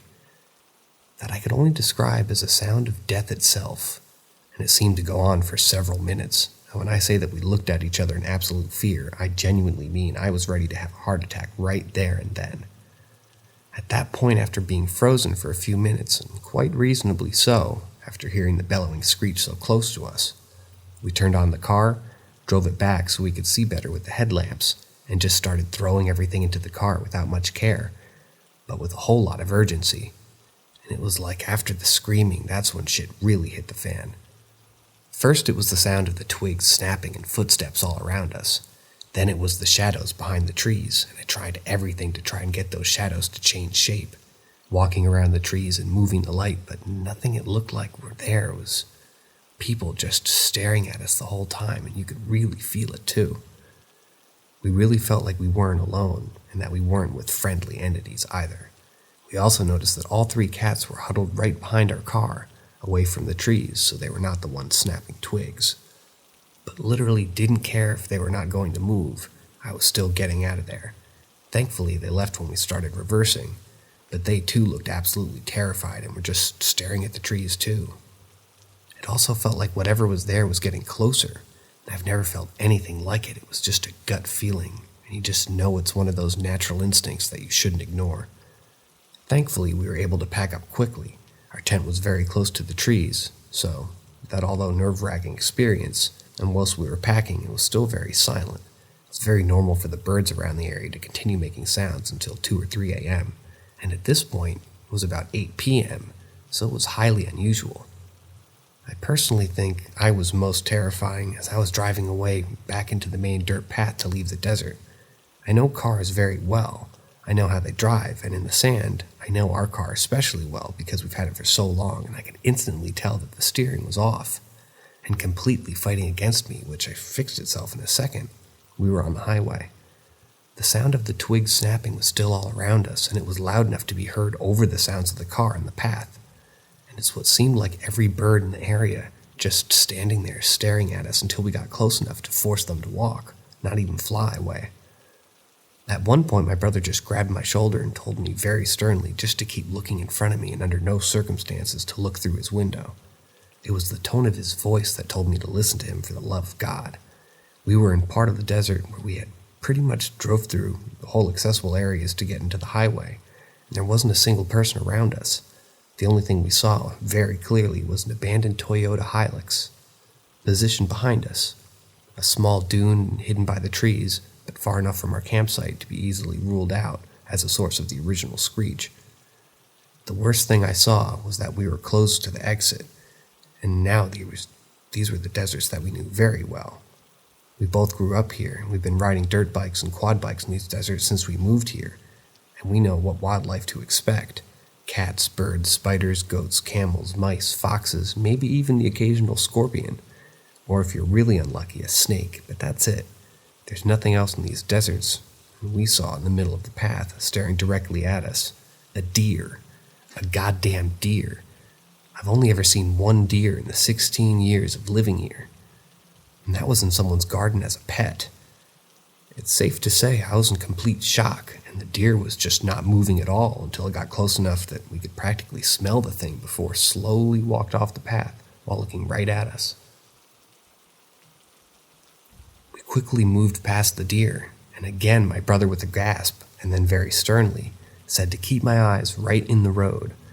I asked him as we got into the highway what it was that kept seeing, and he was very reluctant and told me that he kept seeing large figures around us any time we went through a bend, and they were either pointing right at us or ahead of us. I'm very glad he didn't tell me at the time, because I would have been shitting myself. We were still yet to encounter anyone, but we still very clearly heard sounds all around us, and again, not the usual bird or cat, but very clearly big and unrelenting. When I saw the exit, I was as happy as I've ever been, but that quickly faded once again, and we saw another deer standing right in the middle of the road, slowly walking away and looking right at us, except this time, it didn't really look like a deer, more like a kangaroo mixed with a deer, and its eyes were milky and it looked rotten and horrible. But I didn't much care. I just stepped on the gas, and fortunately, it had gotten out of the way in time. Now when you exit the desert, you can either turn right onto a long stretch of highway, or you can go left and go through a small town, then take back streets to a parallel highway. And as I was about to turn right, my brother once again, the same tone. Go to the town and go to the right. Later, he once again said he saw lines of figures pointing ahead, so if we would have gone, that would have been home in one piece, maybe. Thankfully, as we made it farther and farther away and closer to our home, the gut feeling of being watched was going away. And of course, having never experienced something like this before, I was distraught and wanted to talk about it. My brother told me as we were going home, because we were alone, the jinn wanted to mess with us, that they wanted to scare us and most likely cause us harm, and that the way they get you is in such rural places is to force you to stop and then do whatever they want, which makes sense as they were there and there were so many animals in the path. He also said that they caused bad luck and he could feel them the second we entered the desert, which explains his clumsiness all day and the car that got stuck in such an unusual manner. This is also my younger brother by 3 years, and naturally any time he ever told me about this sort of thing, I always just dismissed it as him scaring himself. I can excuse the sounds we heard and the shadows we saw last night. I can excuse the gut feeling as just being scared, but I cannot excuse the 2 deer we saw staring right at us, and I can't excuse the car just randomly fighting against me as I was driving. The deer completely freaked me out, as I did the tone of my brother's voice. I'm also sorry if this is written sporadically. I'm still shaken up and trying to make sense of everything. And it's safe to say that we're not going camping there again, and it's safe to say I'm never dismissing my brother when it comes to this kind of thing again. And God, I'm so grateful that we made it home safely. I also forgot to mention that as we were setting up our tent, it was fighting us. We would secure one end into the ground and instantly another end would pop out, and after we finally managed to get it set up, it looked as if something was pushing it in and collapsing it once before. When we got it back up again, it looked like something was pushing on it, which was something neither of us have ever experienced before, and we've been setting up tents in the middle of the sand tons of times.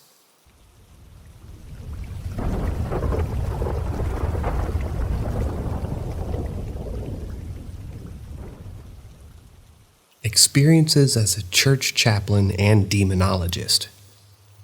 I've been asked many times now in responses and conversations in this sub, and others, to share my experiences as an Order of the St. John chaplain and demonologist. It's hard to know where to start, to be honest, but the most important thing, I think, is to say that these are my beliefs and my experiences. I certainly don't begrudge you and yours, and definitely don't want to assert any kind of authority over the beliefs of others. As chaplains, we're not positioned within a church because we minister to communities. It isn't our place to judge any member of that community, but only to care for and support them in their needs. As rule number 1 of the job is to disprove, and disprove again. Other than that, to save you the trouble, I'll write things in order of how much interest I think they'd get, experiences, some insights into our processes, which I'm allowed to speak of, how I got into the field, and then the training I undertook. Experiences. General and passive paranormal experiences are part of the parcel of the job. I'll touch on it more later, but I'm not afraid of things that go bump in the night. I used to be, but once you've studied and understood it, the paranormal loses its excitement and becomes more of a puzzle that needs to be solved. My passive experiences are things like every month or so I'll have a new knocking on our doors and windows. Even though we live in a secure third-floor apartment, I get random prods and pokes when I'm by myself, whispering, murmuring, growling, and scratching, electrical interference, random mists, distorted shadows, and shadow figures here and there. This has all become weekly occurrences, although when I say that, it's usually just one of these things that happens. I deal with it, then it goes away almost immediately. The hitchhiker. This is probably my most fascinating one, because it's a reoccurring event that happens every couple of months, and I haven't yet solved the puzzle. I travel a lot for my role, and at the moment, I've been sent to one of our small towns to train people, run mental health programs, or help with large-scale crisis responses. This results in my driving for long hours, sometimes during the day and sometimes at night. I'll see the same stocky, hitchhiking figure walking along the side of the road in a black hoodie and jeans with the hood up, thumb out. I've never stopped, and he's never turned around when I've approached. I've seen him at every point in the day, dawn, day, dusk, night. I've seen him in locations several-hour drives from each location. At first I thought it was a coincidence, but hitchhiking is really uncommon in our country. We're small and buses are cheap. Howling. This is another recurring one, although it's newer. It's more annoying than anything else, to be honest. But several times my partner and I have been woken up to a long howl in our bedroom. We're windows closed, apartment unit like I said, but it's ruining my sleep and I really enjoy my sleep. Cloaked figure.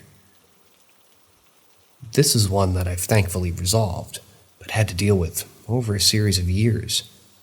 To cut a long story short, whenever I was in the middle of a really tough case supporting someone in what we call spiritual warfare, I'd get a visit from whatever this was.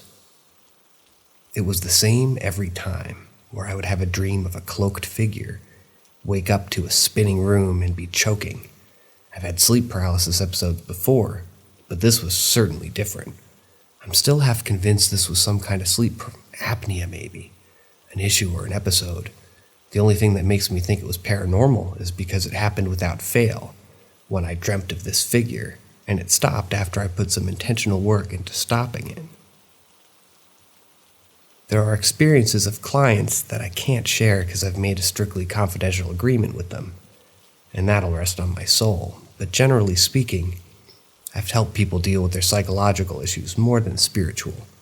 Some spiritual ones have been fascinating, though, and there's a feeling I get when there's a really obvious sign of oppression or infestation. It's like a heavy feeling on my chest and stuffy air.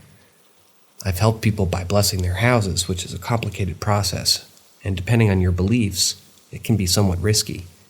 You essentially have to call forth the oppressing force, challenge it, rebuke it, and either condemn it or suppress it if it can't be dealt with in one blessing. I've also helped people with deliverance, although I'm not big on the evangelical deliverance ministry. We're a more traditional denomination. But I've never helped with an exorcism. I'm still relatively young for my role, and while I'm commissioned member of the order, I'm not yet fully ordained as a minister. We have to be careful with what we share, and that's for a really insane reason.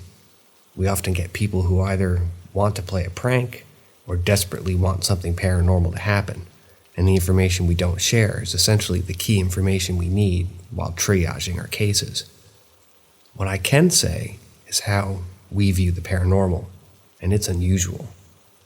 Anything paranormal by our ideology is demonological, angelic, or the Holy Spirit. When it comes to things that we humans get scared of, we're hardwired to be scared of the paranormal if we believe in it. It's a non-interactable nocturnal threat. And we're a diurnal creature. It's really easy to trigger our limbic system. However, and again, just my view, I see paranormal activity as parlor tricks of the damned and jealous entities. But I have the power to send them back where they belong. And they know that. So it's always a struggle, however it can. It will try and scare me, because it's scared of me. And it should be. I'm there to do a job. It's like spiritual pest extermination. But a moving cup, whispering or growling, etc., is nowhere as scary to me as, say, driving in heavy rain or things I deal with as a bouncer while I studied. Humans, dogs, even cats are more dangerous than most hauntings or paranormal experiences. One exception is that possession is incredibly dangerous, but intensely rare. I'm not scared of these things, not because I'm tough or brave, but because they're not actually dangerous, and they need to be condemned. That being said, if we go through an intensive investigatory process, it looks like this. We're a medical order. We're the Knights Hospitalier. We're also an indigenous-focused arm of the order, and our indigeneity gives us a different world view. When we assess a person, we don't just look at their spiritual health. We look at their social, physical, and psychological health as well. The first thing we do, fully funded, is have the person see a doctor and psychologist for assessment. This isn't because we think they're crazy, it's because we're building a comprehensive profile for exactly what we're dealing with. If someone is positive for physical or mental health issues that could be causing problems that they believe are spiritual, we need to treat those and see if the symptoms go away.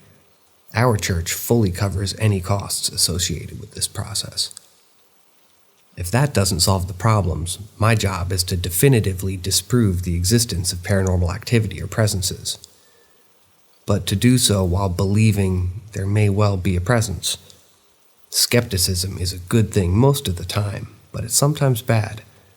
We're not there to assume the issue is mundane. We take all the information we can, assess it, and arrive at the likely outcomes, and we consider spiritual outcomes to be similarly as likely as mundane ones. However, we still need to disprove all of the mundane theories we can. But there's another layer. We also need to prove all of the mundane theories. This helps us have the quality of information, so we won't be happy to say, oh, it's probably just this mundane thing, unless we can prove that. After this, if there's a persistence of a spiritual issue, we begin our church-sanctified processes of blessing and protections for the affected individual. These interventions vary on intensity depending on the person, their faith relationship, and the persistence of whatever we're dealing with. How I got into the field. I didn't take a standard pathway. A standard pathway is that you attend a church that believes in demonological study. Get as involved as possible with whatever you can, talk to the pastor about your desire to study and follow this pathway, and see if the church will support you. It's a long pathway, though. You can also try to become a lay chaplain for certain denominations, but honestly, the best thing you can do is wholeheartedly commit to a church. Show them that you're willing, and they'll support your journey. My pathway was that I studied a youth psych degree and specialized in youth gangs. Then a church was investigating into the community and looking for a Christian with my expertise to be their youth pastor. I worked there for some time, and after a bit of a journey, came back to my home denomination, and that's who I work for now. I got a master's in professional practice complacency and a diploma in demonology. But my psychology knowledge is what sets me apart for this ministry in the eyes of the church. I'm much more equipped to do referral assessment than many of the clergy or congregation. My training in demonology comes from several sources. I completed the diploma at Bible college, but I've also done a small amount of training under a course from the bishop, James Long. I did the Paranormal Academy of the United Kingdom online course because it's a non-Christian, and I trained under our Archbishop for some time to specifically respond to the needs of the community in this particular regard. As a chaplain, this calling fit under my purview in his eyes. When I need to escalate church involvement, I can go straight to him. He taught me our beliefs, blessings, the processes of our church, things like that. He also taught me that our church's stance on demonology, which is pretty old school. We're Anglican, King James was a demonologist, so it's a particular field for us. That's pretty much it. I'm always open for helping people on here, so if you have trouble, please just reach out through a message. I'm also happy to answer questions and engage in discourse, although I'm not going to need to maybe entirely engage in what-ifs from the stories. But for me, it's almost impossible to prove the paranormal online due to the nature of the evidence and how easy it can be to be faked. So, I'm not going to go into that. And I've peer-reviewed these things with my colleagues.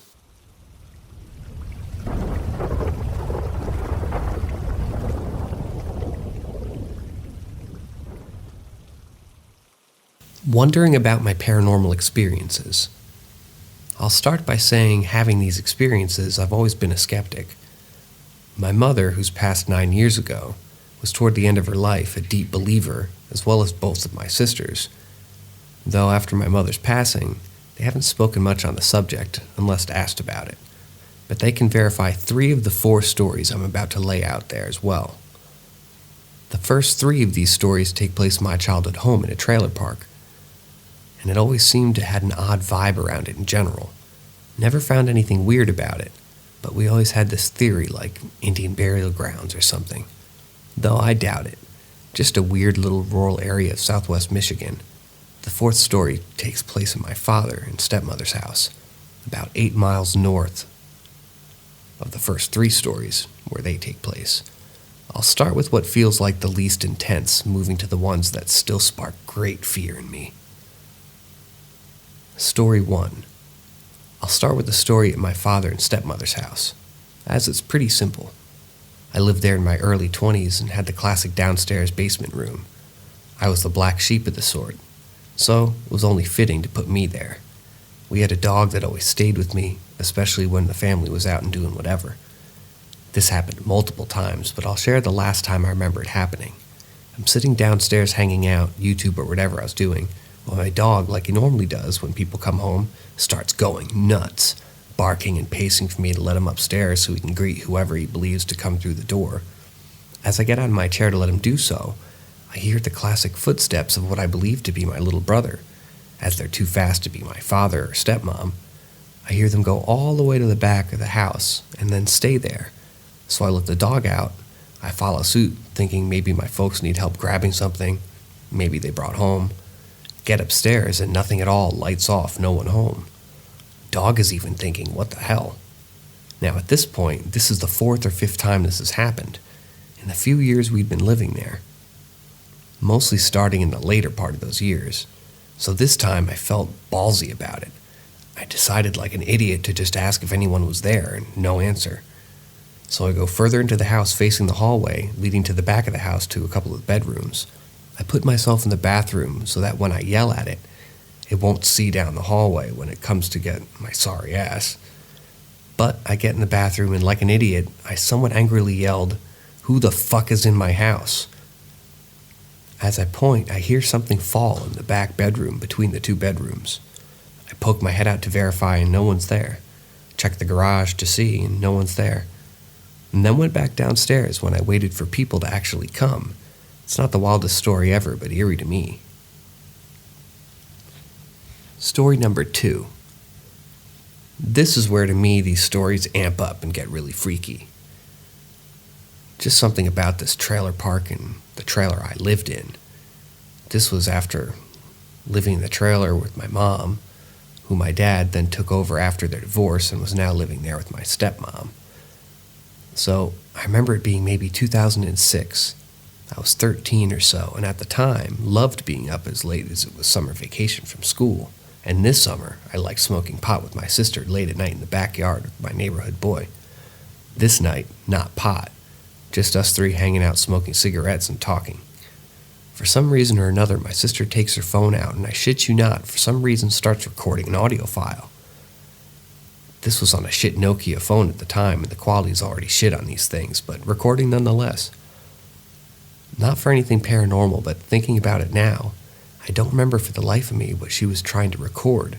Point is, she's recording, and we're all 3 standing there, when all of a sudden, about 2 or 4 feet to my right, we all hear the most unsettling, blood-curdling, just nasty woman scream for a solid 2 seconds. Immediately being like, what in the fuck was that? Even getting so worked up that we called the police who didn't find anything after all. showing 20 minutes later. Best part? My sister the next day realized she had been recording this audio file, so she goes into her phone to review it, realizing that she had never thought to stop the recording. But there it was on her phone, so we listen back to it and everything's normal.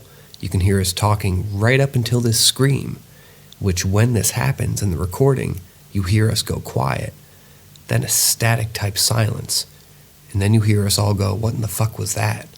And then the recording cuts off for a few seconds. I always said it was a fox, but how loud it was and how close it was, the sound should have been on this recording, and it most definitely was not. Thoughts? Now, I have a hard time with these last two stories, as they're the only visual experiences I've had, and to me, are the absolute hardest to explain. Kind of leaves me feeling out of my wits even thinking about them, let alone about to type it all out. Story number 3. So to start, my mom was always a night owl, no exception even when we lived with her until 2005. I think this is somewhere around 2002 or 3. The bedroom I was in was right next to where the kitchen was, and you in fact could see right out into the kitchen, but couldn't see the table where we sat from. Here, the angle was cut off at that view. But it wouldn't have been off to the right of the bedroom door looking out. I remember waking up at about 3 or 4 a.m. or so, and looking out and seeing the dining room light on, and hearing my mom using her sewing machine at the table. So I yelled for her to come in there. I hear the machine stop, and she comes to the doorway. I just remember the most menacing, horrifying, mean look on her face. She just stood there, staring right at me, no words, no nothing.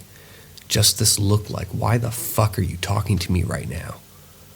I don't really remember at this point if I said or did anything.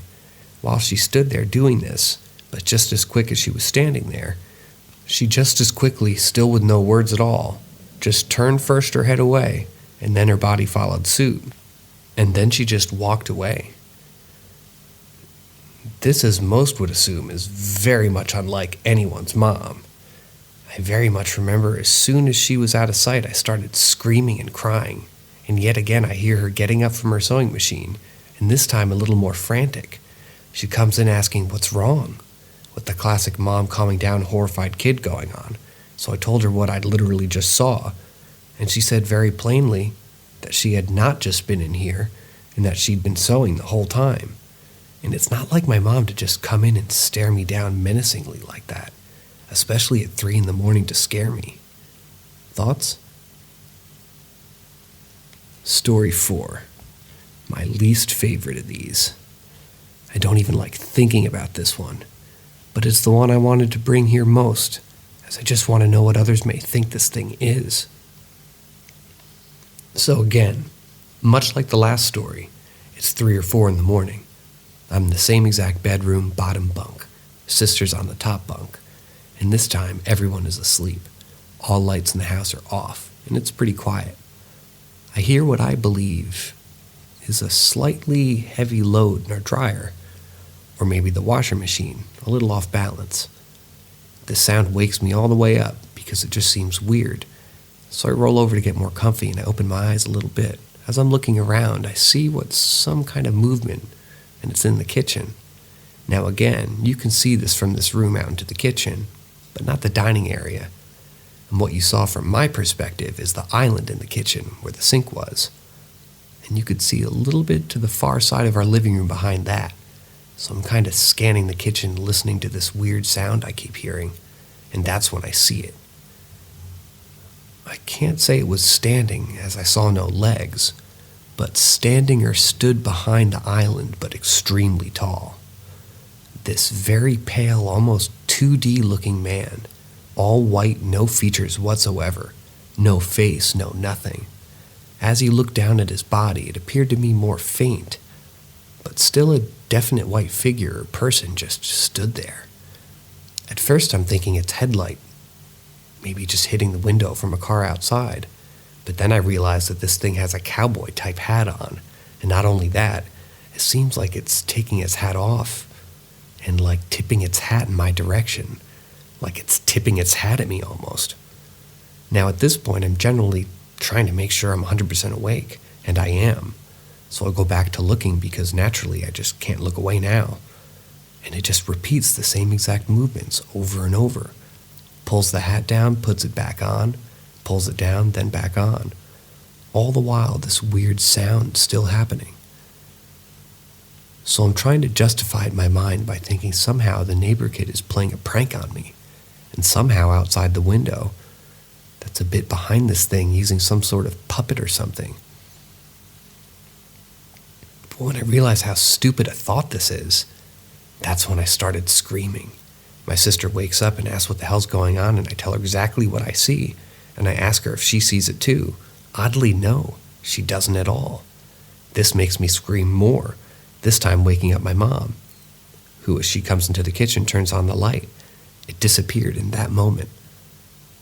Though I still hear the strange sound, so I ask my mom what the sound is, and if the washer was going. She goes and looks. Neither machine is running. And for whatever reason, this woman takes one look at me, feels my head to see if I have a fever, which I didn't, and then tells me I have a fever, and that's why I'm seeing stuff like that. So I try and calm, and she leaves the room, turns the kitchen light back off, and sure enough, there this guy is again, still tipping that hat over and over. I managed to roll over and fall asleep somehow after. I still mention the story to my sister, and she still very vividly remembers every bit of it. I always said it was a hat man, but the thing is, what I've read and heard on the hat man is not anything like this. My mother later also recounted the story, and later told me that though she didn't see or hear what I did, she only told me I had a fever to calm me down. She knew that it wasn't a fever causing it. Thoughts?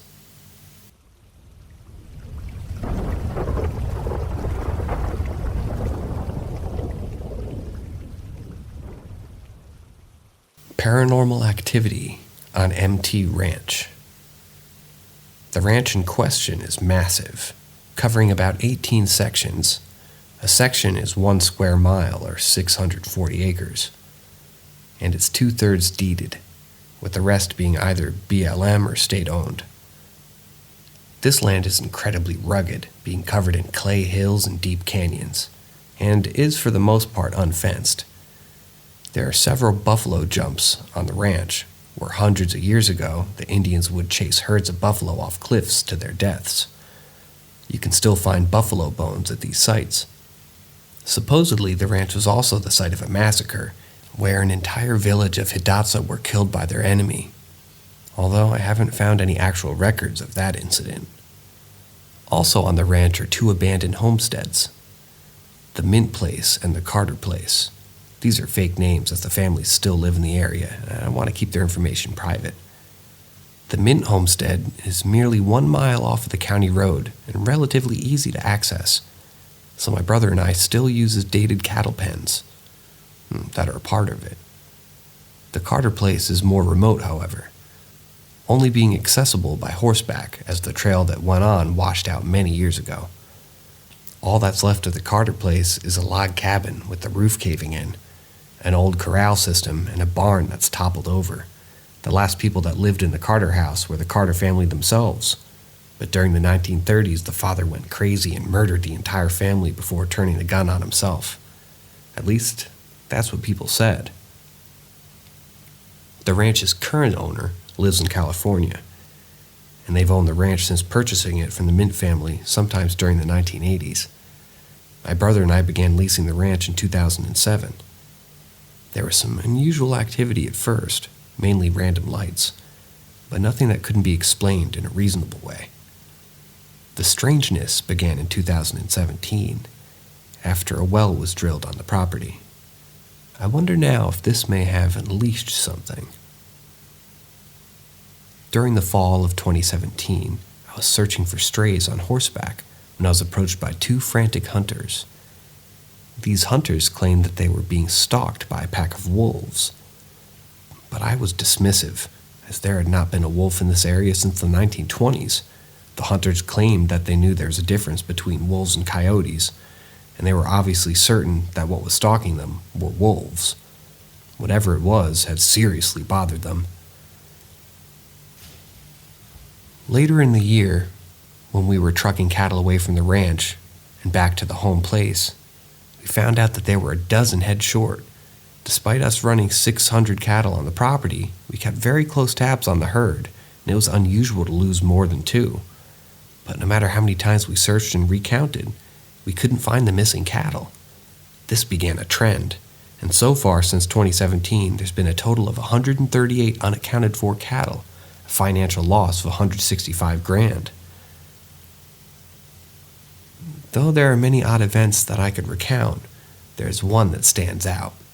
This took place in October 2020. Myself, my brother, and my brother's eldest son were gathering the cattle and herding them into the Mint homestead, where they could be loaded onto trucks and taken to our home ranch for the winter.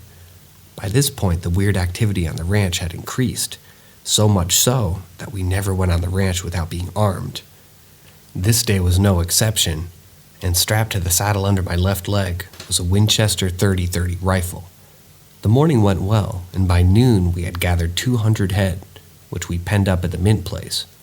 After eating a quick lunch, my brother and nephew loaded their horses and left. My nephew had a football game later that day. I stayed alone and rode northwest toward the Carter homestead. The first strange thing to happen was when I rode down the canyon. As I was riding, I could hear multiple howls and cries coming from all directions. I can't describe what these howls sounded like, because they were like nothing I'd ever heard before or since. As I continued riding into the canyon, I was overcome with a feeling of dread. My horse Ace seemed to pick up on this as well and began spooking at almost every shadow. This was very out of character for him, as he was usually a very calm and collected horse. This second strange thing was when I approached the Carter homestead. As I crested a hill in front of it, something jumped out of an old log cabin and ran in the opposite direction. I was still close to a mile away, so I had to use my binoculars to get a better look. What I saw through the lenses chilled me to the bone. It was a wolf, but it was massive and solid black. It was so large that it could be mistaken for a black bear, but it was undeniably canine. After seeing the wolf, my gut told me to turn around and come back later with company, but I ultimately continued. Throughout the course of the afternoon, I managed to convince myself that the wolf I saw was nothing more than a coyote, and that its black fur was just a shadow. It was nearing dusk before I arrived back to the Mint place, herding 30 head of cattle in front of me. After I penned the cattle up, I led Ace back to my pickup and my horse trailer. From a distance, I could see there was something wrong with the trailer, and as I approached, I found that the axle had come apart. It didn't make any sense to me, as it was fine when I drove in, and there was no explanation as to what could have made it come apart when it wasn't even moving.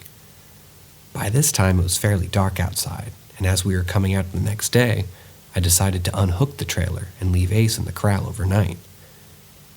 When I left, I saw 3 blue lights near the corrals, but I attributed these lights to hunters, so I continued driving.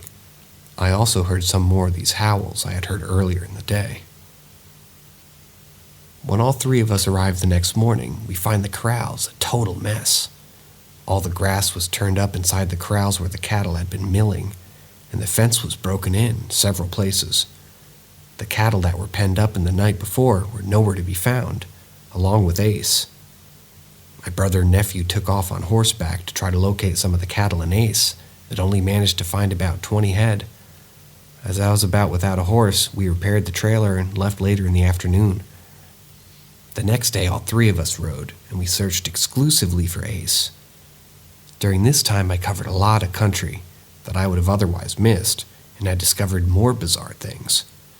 At the bottom of one canyon were hundreds of holes, about 1 foot in diameter and 3 feet deep. These holes had been dug by people, as if there would be no animal that would have dug them. I also found a bone pile, which was exceptionally strange. There were carcasses of 4 cows all piled on top of each other in an area that they typically wouldn't have been accessing. At first, I thought that this was maybe the act of poachers who were illegally killing and butchering cattle at the ranch. But there would have been no way to get to this location with a pickup or a 4-wheeler for that matter. The more we searched, the less sense everything even made. We searched for 3 days before we came across something. My brother radioed me, and there was no cell service, and he believed he had found Ace. My nephew and I rode to his location, and sure enough, at the bottom of a sinkhole, and sinkholes are very common in this area, was the carcass of Ace, along with 3 cows. The sinkhole was at the bottom of a canyon, with the walls of this canyon being 300 feet tall, the sinkhole being another 20 feet deep. It took an hour just to climb down the canyon wall when I finally approached the sinkhole. I found Ace to be heavily mutilated.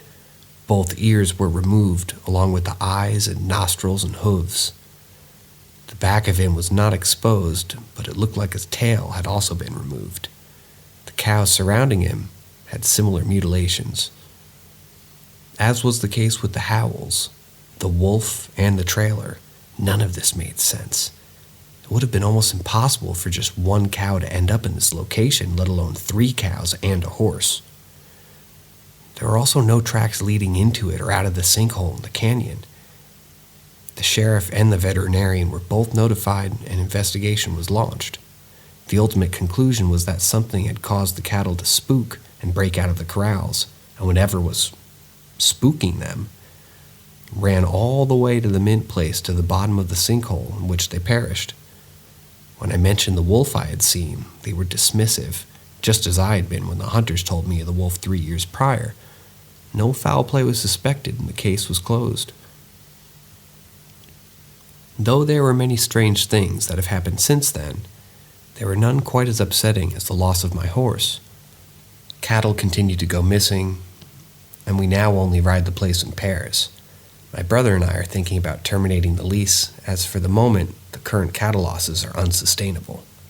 I've always been a big YouTube watcher, and I found that many stories on the site came from Reddit, so I decided to share mine. Though I don't have any pictures of Ace in the sinkhole, my phone was destroyed in an unrelated incident that I didn't have my files backed up. I do have pictures of a separate bone pile and some of the ranch.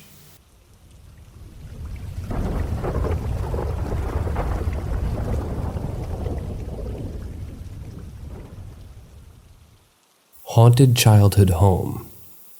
Hi, I'm Michelle. I'm currently 22 years old, and I've currently been interested in the paranormal. I set out to write about all of my experiences that I can recall, the longest one being about a house I lived in as a kid. I'm from Denmark, so obviously my grammar isn't going to be perfect, but I'll try my best. Haunted house stories from my childhood home. A little background. My mom, my then stepdad, our dog, and me moved into this house when I was 12. It was actually a basement apartment where people living upstairs that had rented out the basement. It's kind of confusing, but it was actually pretty big. We moved out when I was 16, so this happened in a span of 4 years. So anyways, we moved in and everything was well. A week after we moved in, I had my friend over to see our new living space, and I was really excited to show her. My dog, a very peaceful, quiet, lazy, and just not violent at all kind of dog, went into my room and started barking his head off. He never barked. He was standing on 2 feet and barking at the corner of my bed. It was really weird. So here I am trying to calm my dog down, but he just won't give up. When standing on 2 legs, which he was, he's my height. And for some reason, neither my mom or my stepdad hear it. And we even hear the door open. So I went out to get them while my friend was freaking out, and he calmed down like nothing happened. That was the first weird thing that happened in that house, but not the last. We would occasionally hear high heels walking above us, chairs being pulled out and very loud bangs, all coming from upstairs. So we asked them if anything had happened, and they told us no, they were asleep. It would always happen at night, and it wasn't until they were on vacation the noises continued that we started feeling weird. They had an alarm, so as well as it would go off about once a week for no apparent reason, they never really spoke about it. I remember we would eat in the kitchen and all of us would turn our heads up the hallway at the same time because we all thought we saw someone. It was so weird. It happened all the time, and it was just because it was the norm. We told ourselves it was our imagination. We often thought someone had broken in, and countless times my stepdad went with a flashlight, but there's no one. I would often wake up hearing noises in the kitchen, thinking my mom had woken up, hearing sounds that sounded like cooking. I'd come to soon realize every time I heard those noises, there was no one there. The noises would always stop when I entered the kitchen. The scariest thing to happen in that house, though, was my stepdad. I went into their room, and they had just woken up, and he said, "Why are you up early today?" And I was like, "No, I just woke up."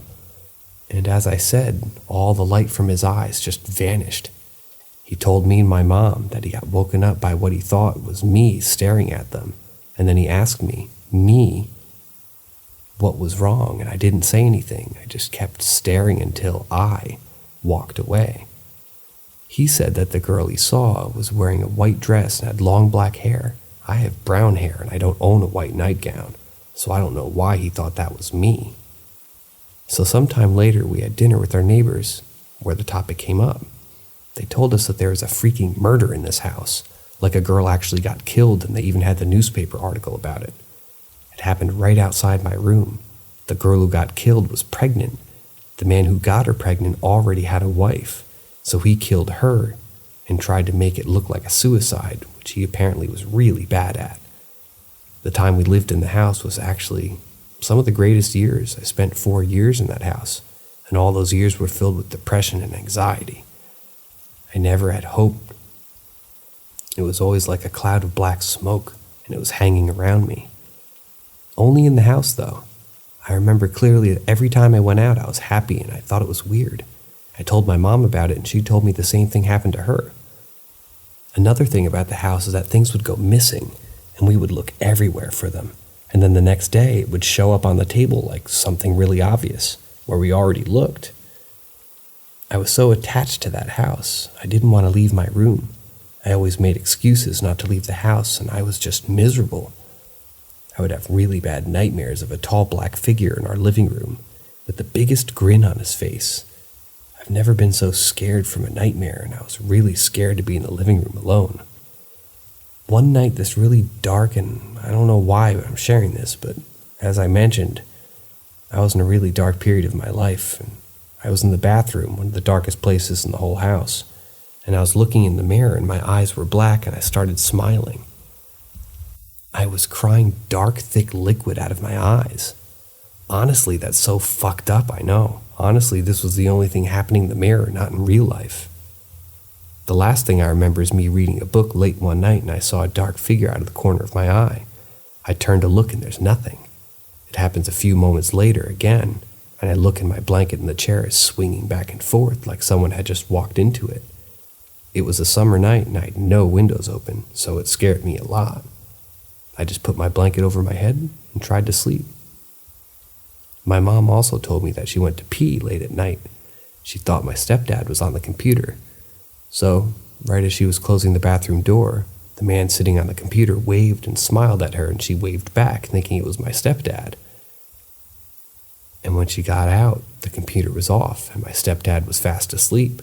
She woke him up asking him if he was on the computer, to which he replied, very confused. Apparently, he had been asleep for some time. Some other random stories. It's hard to imagine it's real, but I remember it so vividly. We were moving into an apartment. I was about 4. I was standing in my new room when my dad said, "I'll turn off all the lights. Are you coming?" And at that time, I was really afraid of the dark. But for some reason, I said I wanted to stay. So we turned off all the lights and everything got pitch black. And I saw a girl. I wasn't scared. She wouldn't talk, but I tried talking to her. She was a little bit older than me, maybe 6 or 7. I thought she was an angel because I didn't know what ghosts were back then. But I didn't know. She was in this glowing white light, and it just felt so pure I can't explain it. My dad got back and turned the light on, and again she was gone. I never saw her again, but I thought about her a lot. Me and my boyfriend were sleeping. I have to pee in the middle of the night, and I open the door and hear people talking in the living room. I was scared shitless until I realized it's a video from my boyfriend's computer. The weird thing is, the screen is closed and it's turned off. So he had to turn it on in order to close the video.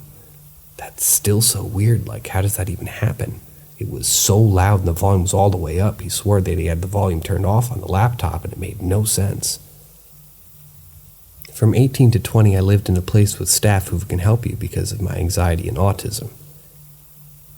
One day I'm in my living room listening to loud music when I hear my front door open. I assume it's someone who works here, so I stop the music and look. It's a man in an orange vest. Worker clothes, maybe if you're an electrician or something, and he has a tool bag with him as well. I'm hella confused and just look at him. For some reason, he doesn't look at me at all. We never make eye contact, and he was probably just standing in my kitchen for like 10 minutes. I was so confused, because I wasn't expecting anyone to come and look or anything. After 10 minutes, again with no eye contact, he just walks out again. So I contact the workers, and is like, "Who's that guy that was just here?" And they're like, "What guy?" I explain what happened, and she looks worried. So she asks her boss, "Are they expecting handymans or is something coming on?" And they weren't. No one had seen this guy. It was like he just vanished. They go on and asked if I had dreamed it, and I'm like, I was jamming to music like I wasn't sleeping at all. They couldn't explain it, and I don't know if it was paranormal, but it was definitely weird. I've also had dreams where my mom was in a hospital. I call her and tell her about my dream, and she goes on to tell me she was actually in the hospital that day. I've had so many dreams about my mom come true, it's really weird. All in all, I think that me being autistic and a bit sensitive, I definitely attract these things.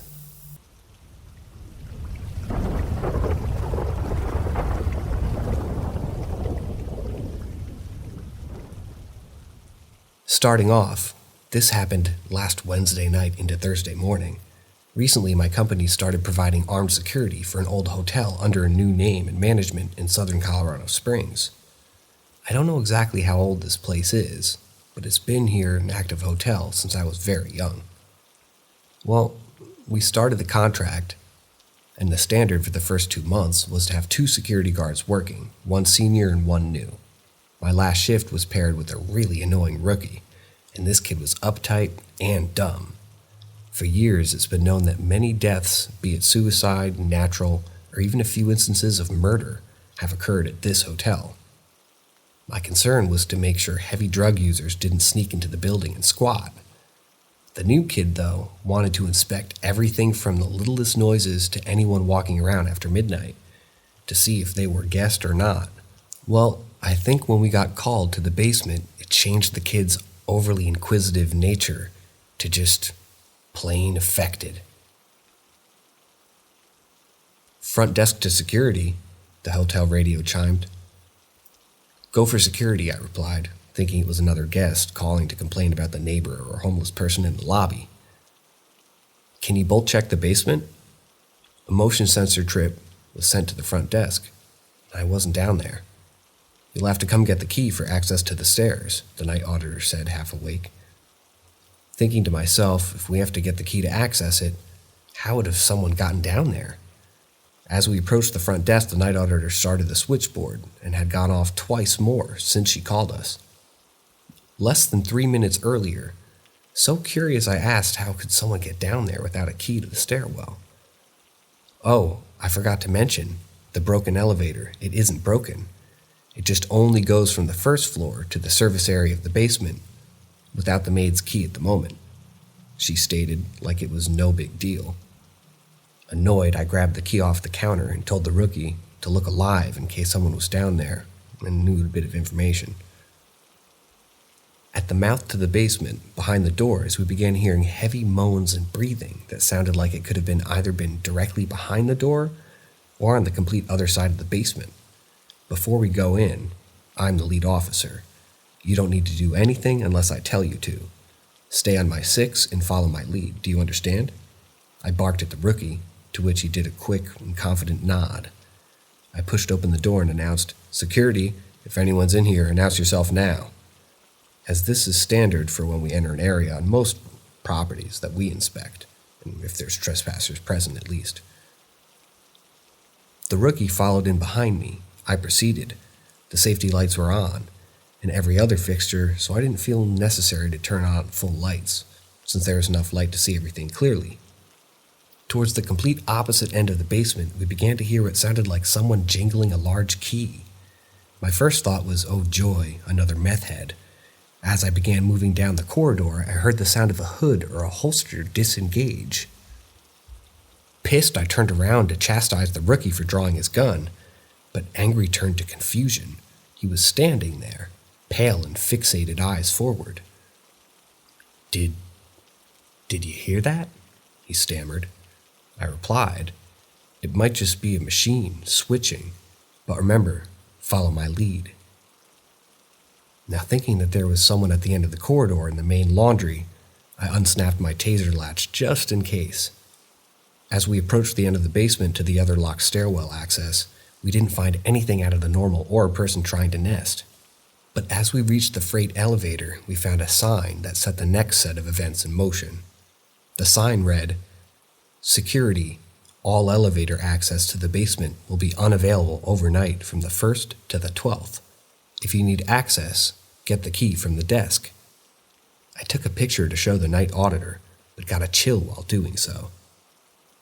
As the rookie and I began double-checking every area on the way back to the stairs we started experiencing minor paranormal occurrences, starting after the rookie found a few spiritual items, while still in the main laundry, towards the far back secondary stairs. The rookie found an unburned bundle of white sage, wrapped in white lace, sitting on top of one of the large machines. Not knowing anything about sage, the rookie quickly snatched it off the machine. "Hey, think I found some weird joint." I turned to see him holding a bundle of white sage. "Hey, dumbass, first put that down. Second, that's not marijuana, it's cleansing sage." This kid didn't know anything about paranormal phenomenon or how to protect against it, so I told him not to pick up anything, especially if it isn't something he's familiar with. After he put it back where he grabbed it from, and the first occurrence happened. As he set it down, 20 feet behind him, a shelf filled with clean folded towels fell completely off the wall. As we documented it for a report, a small snicker came from further up the corridor, but only like a split second of a snicker. We began moving up to the next section where the overstocked furniture and appliances were stored. An overhead pipe that was not leaking when we passed under it earlier was now leaking like a huge crack just happened. I thought this was odd because I was sure with the amount of water leaking, we would have heard it regardless of our location in the basement. As I was inspecting the pipe for the point of the leak, the rookie yet again picked up something. "Hey, this isn't sage, is it?" I look over to see him smelling Palo Santo wood, tied to a red ribbon. "Dude," I replied exhausted, when he just drops it. I look down at the puddle of water, and it's leaking and I see a bare footprint within the water. I started to freak out and I stated that we needed to get back upstairs. We proceeded to the second to last section, and immediately I noticed a cross on the wall. On a wall that I didn't spot earlier with the lavender sage wrapped in purple lace. "Take a quick look around and make sure nothing's going on so we can go," I said, trying not to show I was getting unnerved. Nothing happened in the section until just before we moved through the double doors when all the safety lights behind us, back to the laundry, started flickering. Honestly thinking something that was going to happen, but not wanting to show that I was starting to freak out, I told the rookie to move into the last room. Finally, the last area we came in from, and luckily, here was only 2 small planning offices and the hub room. The difference between when we entered the basement till now was that the light was on inside the hub room. I told the rookie to watch the hall as I checked the planning offices, which was quick. But when I went into the hub room to check and turn off the lights, I looked down at the server monitor for the main cameras. In the hub room, it had the whole hotel cameras in one monitor. Up at the front desk, the camera only showed the exterior, hallways of the rooms and the pool area. So I took a glance at the screen and noticed the lights were still flickering in the main laundry. A big pause in the lights occurred, and the night vision started to kick on. Slowly, a figure on the screen from the laundry became visible. I realized while intently staring that the figure was standing, and he was standing next to the machine that the white sage was on. A bright flash lit the monitor window as the light came back on. My heart dropped as the room lay empty. The person who was standing in the night vision of the camera was just gone. I looked away to the doorframe of the hub room to see a bundle of sage nailed to the frame, wrapped in black twine. I walk out, closing the door behind me. "We clear?" asked the rookie. Still stunned by what I saw on the camera, I replied, "We're done down here." We entered the stairwell and locked the door. Back in the lobby, the night auditor came over and asked if we found anything. "I'm going to go out in the front and smoke. Then I'll show you the issues we found," I said, pulling the pack from my pocket. The auditor, seemingly knowing what I was starting to ask, "You didn't touch the wards, did you?" I looked her in the eye without saying a word. "Oh dear, you did." It's now been roughly a week since I've been there, and I can say I'm not looking forward to going back.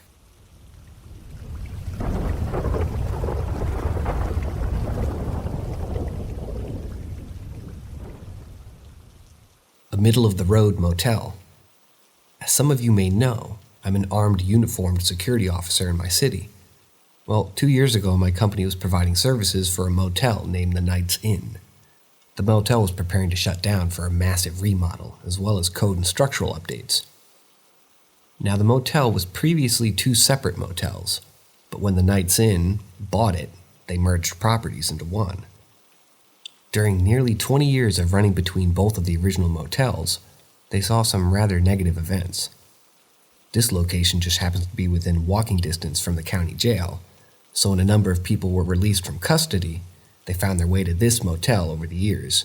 Murders, drug overdoses, and suicides were all reported on the property. All these dark events left negative imprints on these grounds.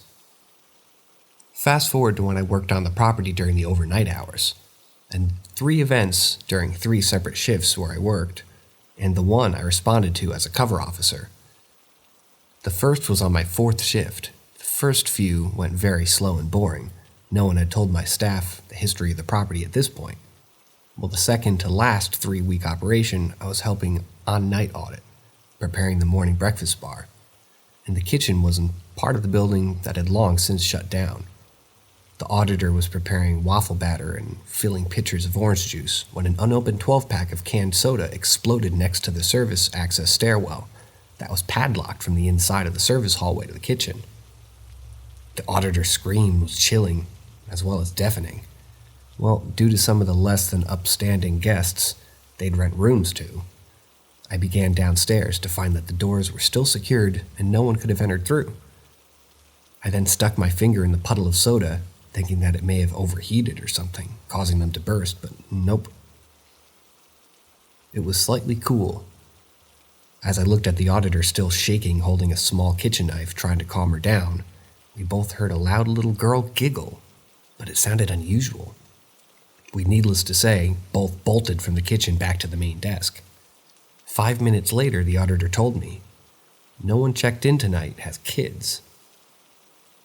The following week, and the last week of the location being open before the remodel, I was doing the standard grounds patrolling, making sure no doors were unsecure or people fighting. Just about the time I finished, I got a call from the front desk calling a Code 6 priority. I ran back to the office, nearly tripping on the stairs in the courtyard. Once arrived, I saw a young black woman with her daughter, just the cutest little 3-year-old. The mother was crying uncontrollably, but managed to tell her husband was not himself. After nearly an hour in their room, he pulled a knife out of nowhere and started wildly swinging in the room at his wife and kid. The wife said that he hates weapons and wouldn't have had one, so I began searching the grounds for the man, and found him sitting in a dark corner of the courtyard area. He had the knife in his hand and was blankly staring ahead. Once the knife hit the light, I saw blood. Then I noticed he was bleeding.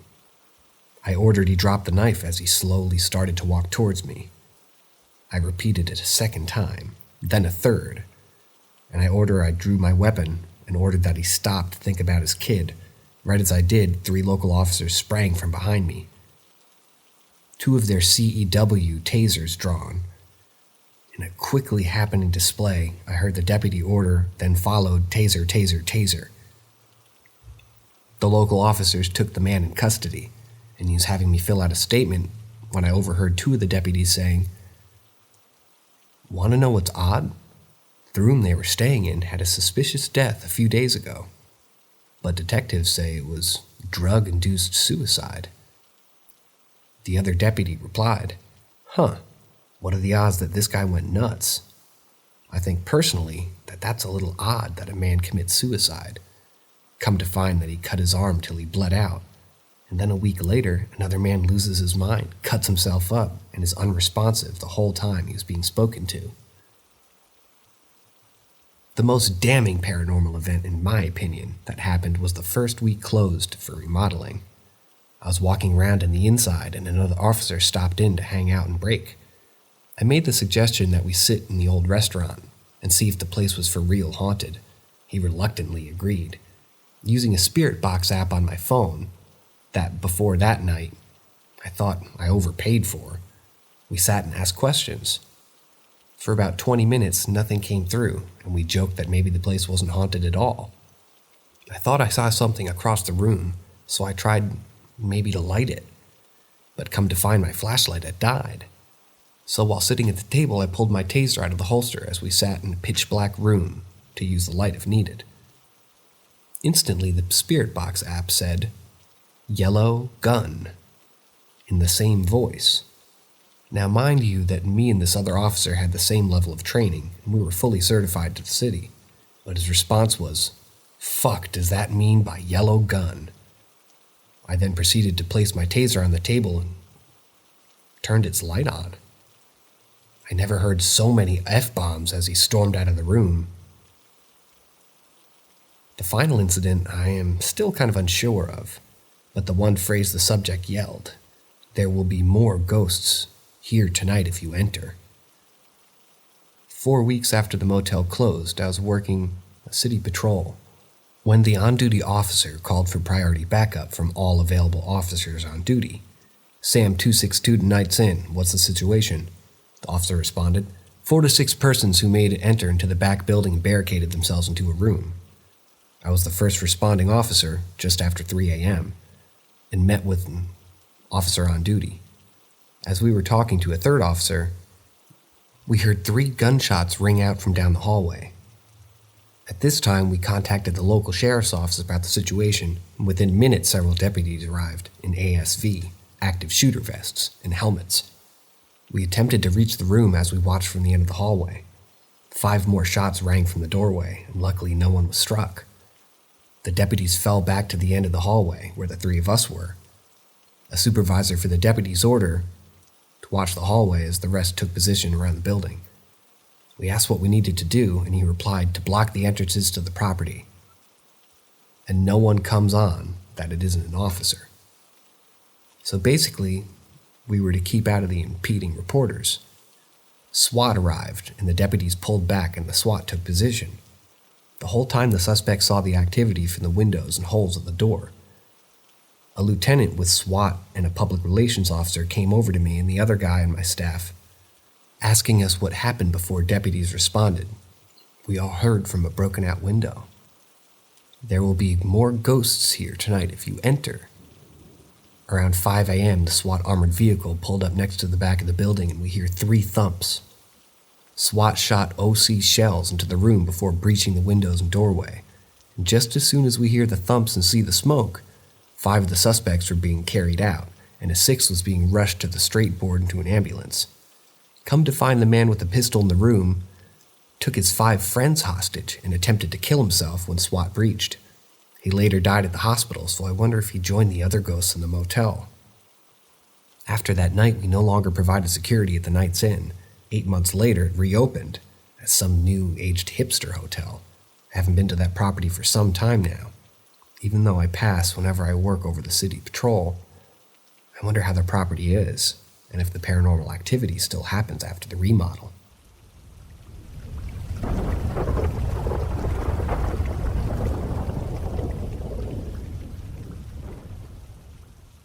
Listen to a friend tell me about an experience he had 10 years ago. He died no matter your take on it. The otherworldliness of it is quite intriguing. I've known a guy for a few years now. Let's call him Kent. He was less than an acquaintance and more of a recognized stranger. Our world would only cross when he would visit my lady's workplace. Mostly it was Kent looking for a known dope dealer that was a coworker of my girlfriend's. This guy stood out, hunched over, the wear and tear of a hard life that made a mark on him physically. Gray hair and lines, track marks on his arms, but at the same time, you could tell he was capable of doing things that most of us would or couldn't do, and would do these things to survive if need be. I would see him walking the streets, backpacks with tools of some kind or another, and he was always alone for the most part. People sensing him coming their way, and almost making an unconscious parting of the waves, almost like he was repelling them. A force he had in him, definitely, but was not aware of having, let alone having any type of control over it. Let's fast forward to a few months back. I was on unemployment, and as we all know, unemployment barely pays the bills. My mindset became one of quick money, work with payment under the table and the like. He enters my girlfriend's workplace, and he seems upset. I eavesdrop and learn that he has some copper and brass and needed to ride to a scrapper. No one was able to help him, and if he could find a driver, he'd pay them $25 simply for driving him. I told him that I would talk, and it was awkward at first, but we soon sorted out the dry spots of our conversation, and he seemed to have worked up a camaraderie. I of course tell him that myself, that I'll be able to help him, occasionally, and that he is to know nothing about me, where my lady and I stay, etc. Of course, this all went to pot rather quickly, and I started driving him daily to the scrapyard, making $20 to $40 in the time it takes to literally drive 5 miles. He tells me some things about himself, things at first he wasn't wanting to share, but for some reason his trust in me grew with each trip, and I learned a little more each day. Lifer Khan, and out since the early 80s, an associate of one of the Aryan gangs, and at times did some rough stuff to survive in prison, and out on the streets, usually in the services of said gang. Today we started talking about paranormal experiences. I told him mine about my corporeal feline, Echo, who left his physical body in October in 2017, but as far as me, my lady cat Ndiku and my Echo, nothing's changed. The cat is here daily, meows, jumps on the bed.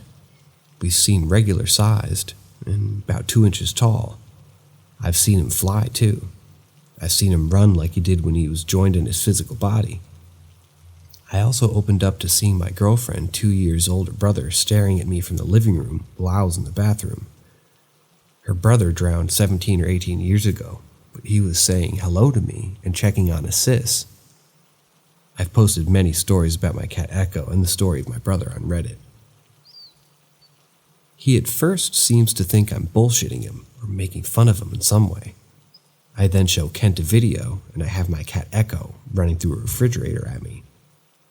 He watches and he's impressed, and then I show him a few more photos and videos of my Echo flying and running through the house as a shimmering gold-colored version of himself.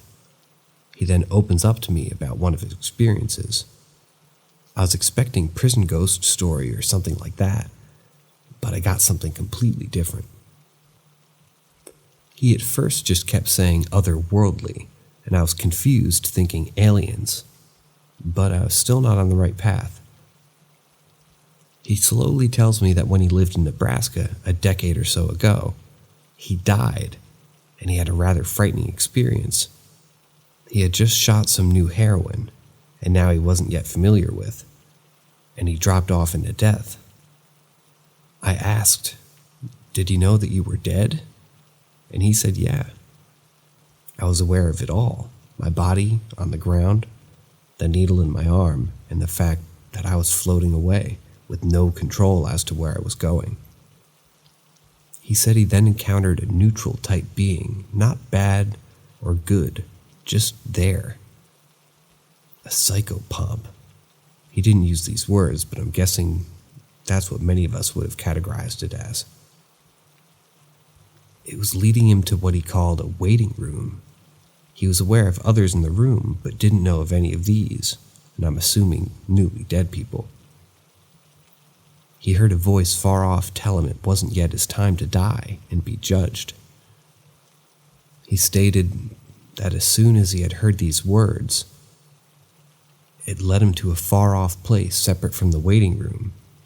He said it was best described as hell. Flames everywhere, liquid fire.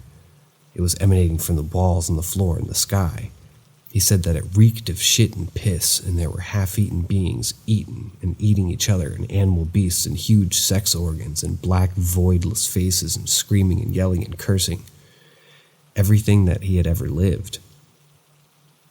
He then looked out in the fire and at the moment confessed to me that he had killed 3 people. The 3 were witness to the psychopomp, and the fact that Kent was behind the messenger and out of harm's way. 2 of them begged and pleaded to this neutral spirit, begged that the spirit would give them Kent, toss Kent into this horrible conflagration of man, woman, beast, demon.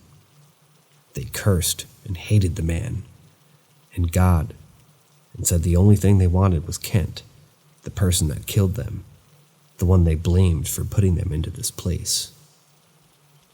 The Psychomp stood mute and simply let Kent observe this place. Then the 3rd man spoke and pleaded that this guiding spirit take Kent away, far away from this place. He told Kent that he forgave him and that he loved him, and that he could prevent even one soul from the torment that he was in, that he would have done at least one good thing in that terrible life that he had led. He also told Kent that he may have killed him, but that he wasn't to blame for him being damned. It was he who, step by step, with the conscious mind, put himself in this place, and he alone. After that, Kent described a rushing sound, and he and the guide were going really quickly back to where his body lay. The guide, who was mute, spoke and told him that the 2 had once again failed at a chance at redemption, but one had passed. He then woke up to paramedics hitting him, and tubes and wires along with vomit everywhere. He had been dead for 20 minutes, but according to him, he felt like he had been dead in the waiting room, and that's the best way that he had described it. It was like hell for weeks. After that, he changed the subject, and I wasn't one to pry. I dropped him off, and have been playing this tale out in my head over and over again.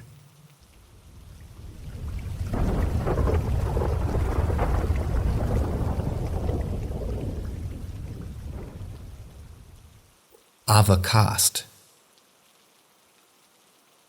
Late summer 2019, my current armed security company was working with an old defunct factory in southern Pueblo, Colorado, not far from the steelworks mill.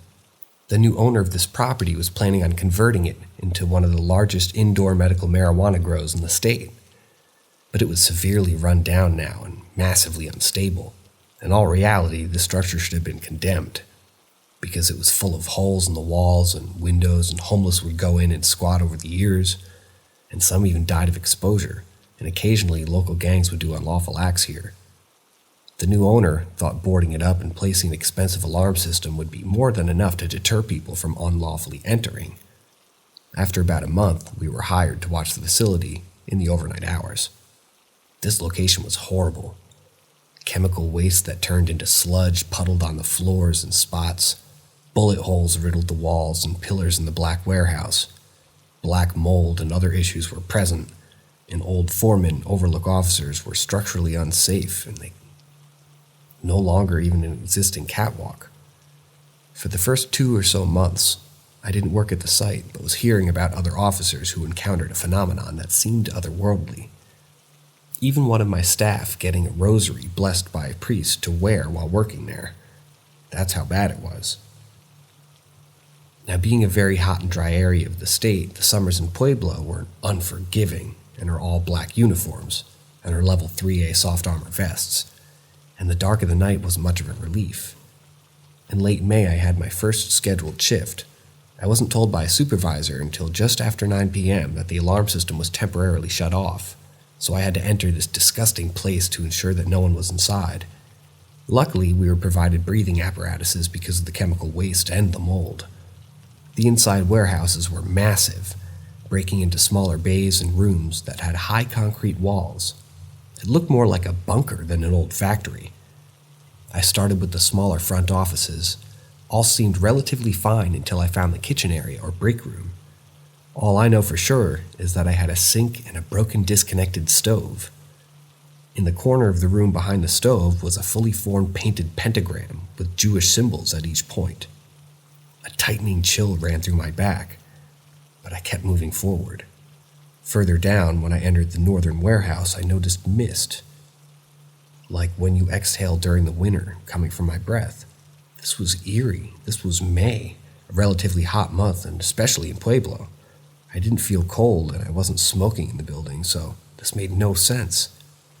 As I was pondering this, my LED rechargeable flashlight began dimming aggressively.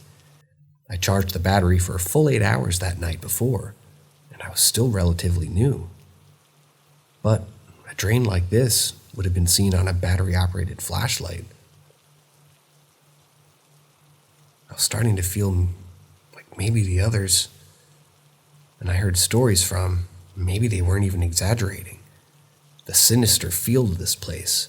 I pulled out my phaser enforcer, basically a variant of the taser, and pressed down on the darkened room. The feeling of eyes fixed on me was incredible, yet no visible person or animal was seen. I finally reached the adjoining corridor that leads into the back storage hallway, but this was still a massive room extending most of the length of the building and large enough for pallet loaders to pass by each other. I went down about 50 yards, still in the darkness, except for my phaser's light, when I come upon a rear door that opened out to a train yard. I decided that now was a good time to stop and have a cigarette, to calm myself a little, as creepy wasn't part of training. After 2 or 3 drags, a loud guttural echoing.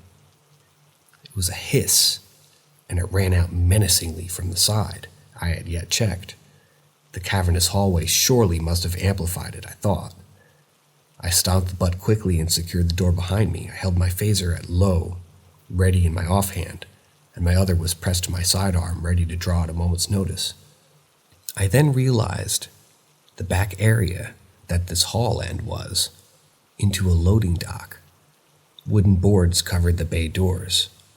Winds, and the only peak of light bleeding in was the weather siding on one of the rolling doors that had come loose. The only walking entrance door was at the far end and past all 6 bays. I scanned each corner of the room. It was still large, but greatly smaller compared to the warehouse rooms, so it was much quicker to check. But nothing seemed to be here that could make a hissing noise. No animals, no old equipment, no machinery. I checked the door at the far end to ensure it was locked, then retraced my path from the front office. The whole time making my way towards the exit, I felt that someone or something was in tow on my heel. I reached the front entrance, but found I had been somehow locked in. This frightened me, as the only way to currently lock this door was using a padlock on the exterior, and I had the lock in my pocket.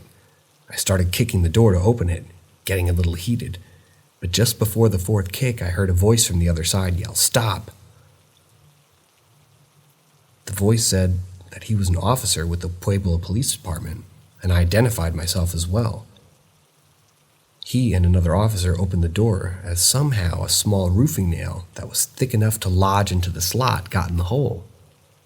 But it doesn't explain the latch being closed.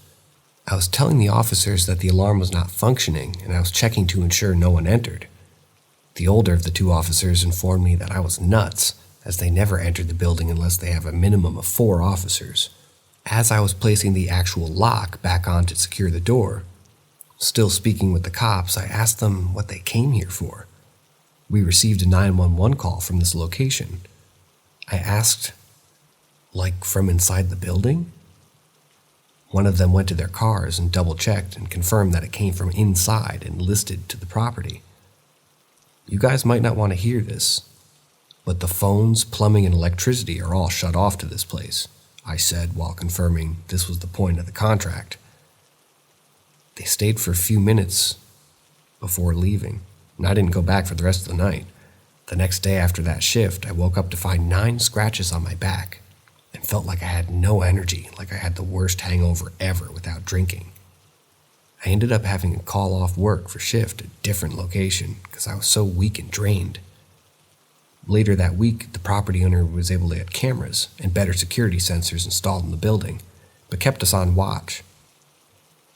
Luckily, I never had to go back to that place again, only sit at the gate, but I know for myself now that something dark lingers inside that old factory.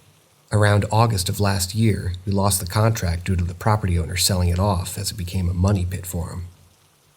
He said he dumped in hundreds of thousands of dollars, but progress always seemed to slow, almost like it would be in reverse.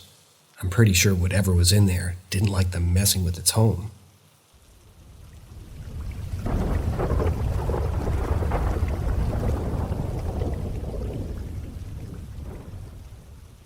At the beginning of August, my security company began providing services for a rock quarry in a town on a hillside.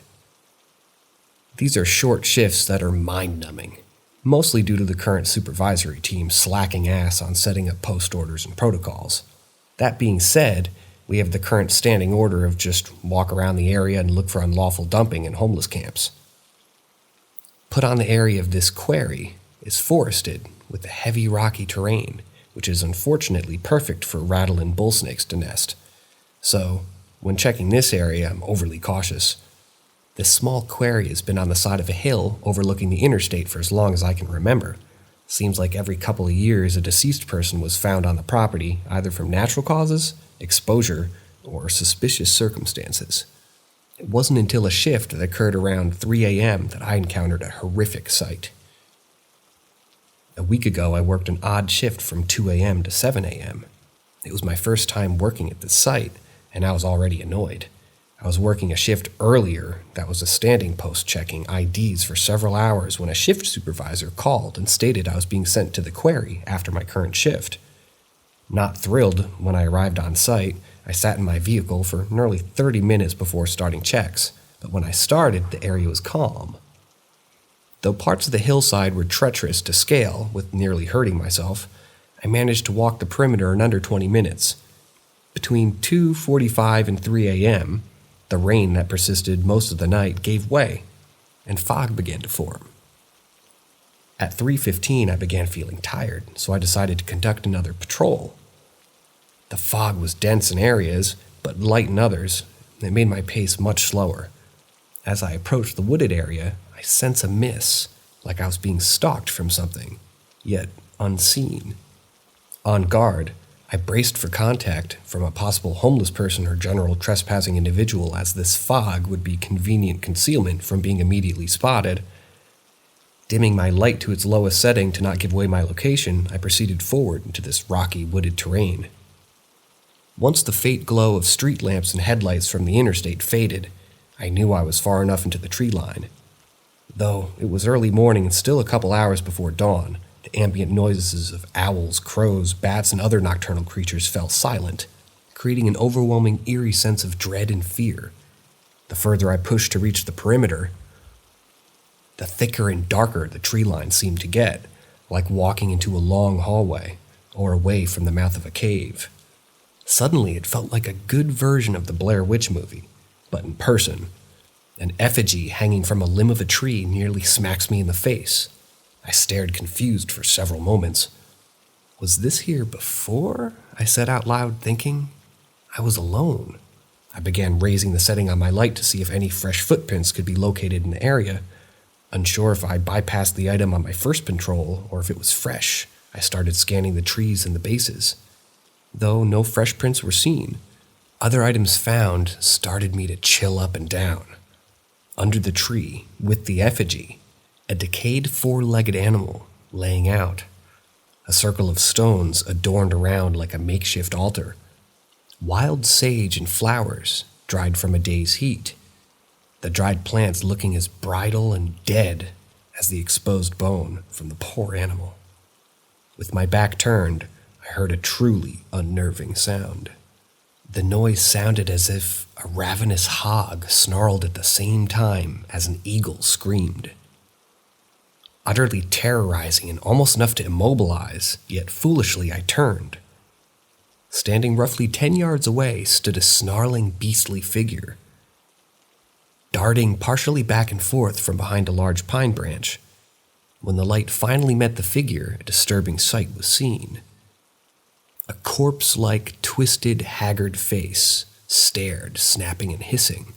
The skin hanged loosely, and it was discolored like it wasn't that of its own. Yellowed and browned like it had molded and dried. Hands that clawed in a wretched fashion. Soulless, hollowed eyes that seemed to have reddish dotted pupils. Stunned and awestruck in fear, I stood unable to move or draw my sidearm. The creature craned its head and screeched, causing me to fall back and scramble to find the release of my holster. As my thumb met the paddle to draw my sidearm, a thick mist of fog enveloped the creature, and the horrible noise started to fade. As quickly as the fog consumed the beast, it disappeared into nothingness. Frozen as the rocks and stones strewn around me, I laid on the ground for several seconds, gun pointing at the void in the trees. As I gathered my faculties and composed myself, I used the light on the pistol to look around the ground and see if any prints were seen, but no prints, no nothing. After this ordeal, I didn't finish walking the perimeter, but instead made a direct trip back to my car. After several cigarettes, I placed a call to the police and started. Maybe some people were on site vandalizing the quarry. After what felt like hours, but in real time was 17 minutes, 2 officers arrived, one being a canine unit. After a short interaction, they started into the property and poked around for a while I sat in my car, blankly staring at the roadway watching traffic. 2 more PD officers pull up. When they parked, I stood up and asked what was going on. One of the 2 new officers on my property pulled me aside and stated that they found what appeared to be some kind of ritual pit and several dismembered animals in the trees, so an investigation was going on to be done. I told the officer I found a decayed animal corpse, and they then proceeded to tell him that the creature was also there. With a mocking and bellowing laugh, the officer responds with, "You watch too many horror movies, dude." At this point, the first 2 officers return, and the dog was whimpering and crying. Dax got spooked. But we're going to call DOW to come out and look at the animal bodies to determine if it was a predator or if it was an animal cruelty case. The first officer asked me some basic questions, then all 4 left. Today I'm working the same place until midnight, and so far there hasn't been any feelings of unease or being stalked. I called the officers in the DOW to see if they had finished the investigation at the start of the shift before sunset, and they closed it for now as undetermined. So tonight, I'm not walking those trees as much.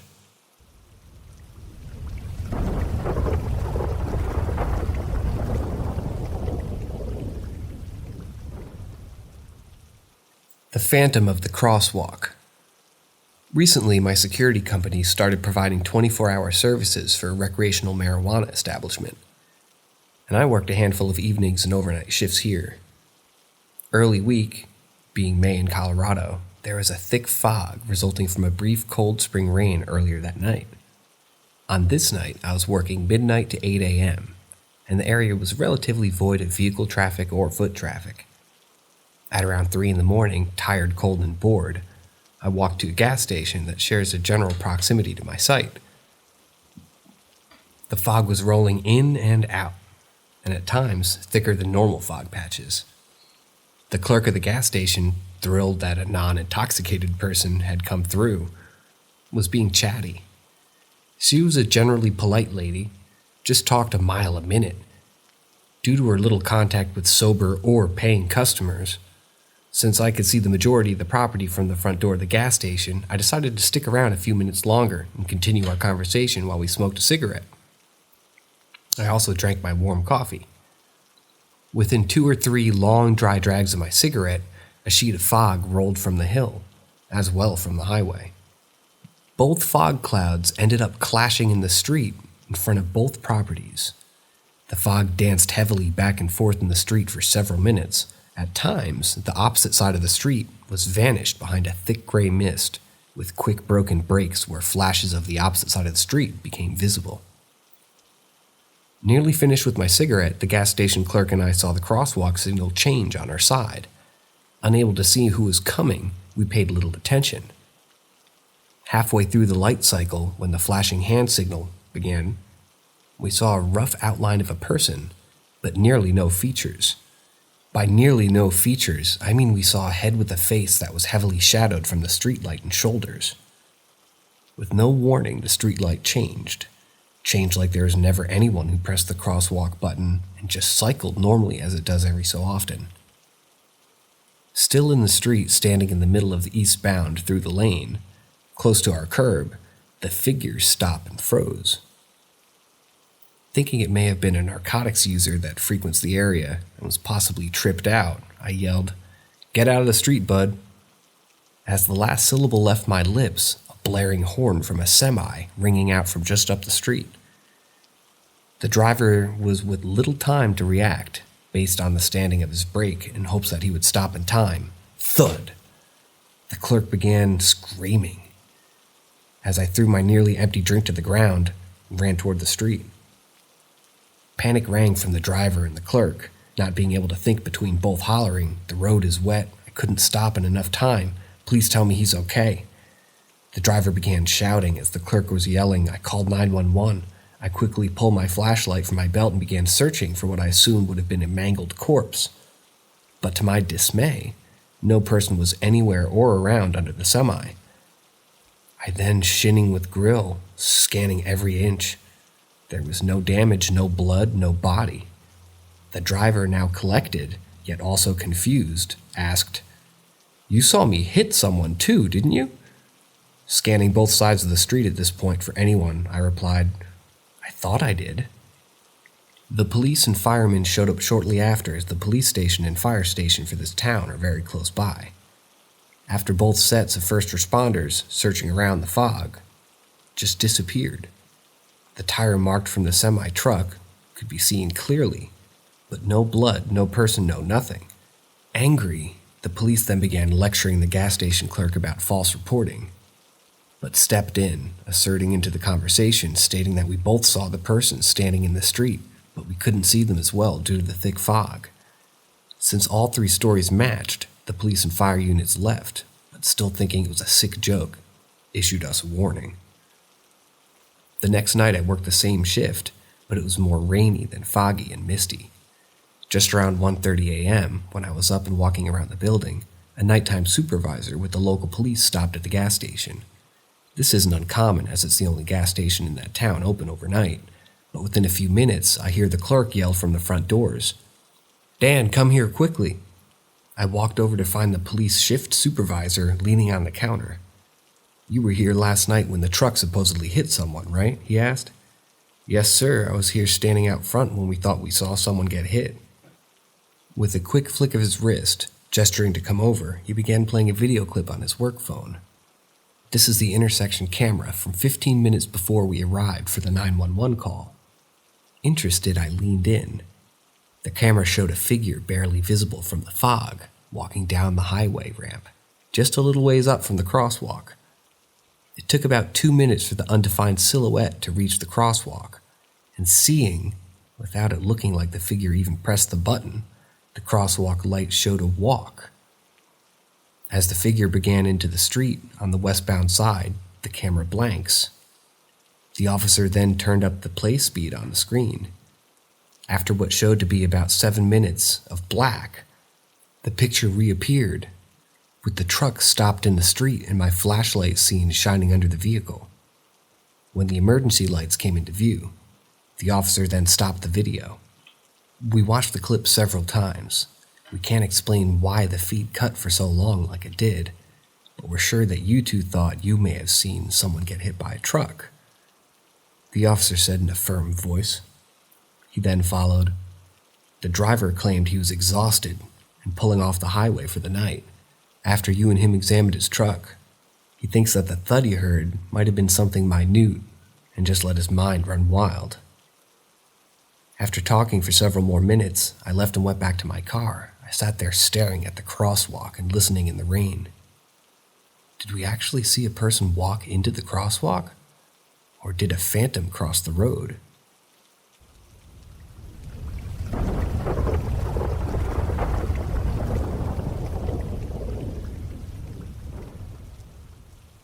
Haunted cabin. So I'm a pretty skeptical person when it comes to the paranormal, albeit having a vested interest in tales and evidence. I'm the kind of person who browse ghost hunter videos on YouTube and these kind of subreddits.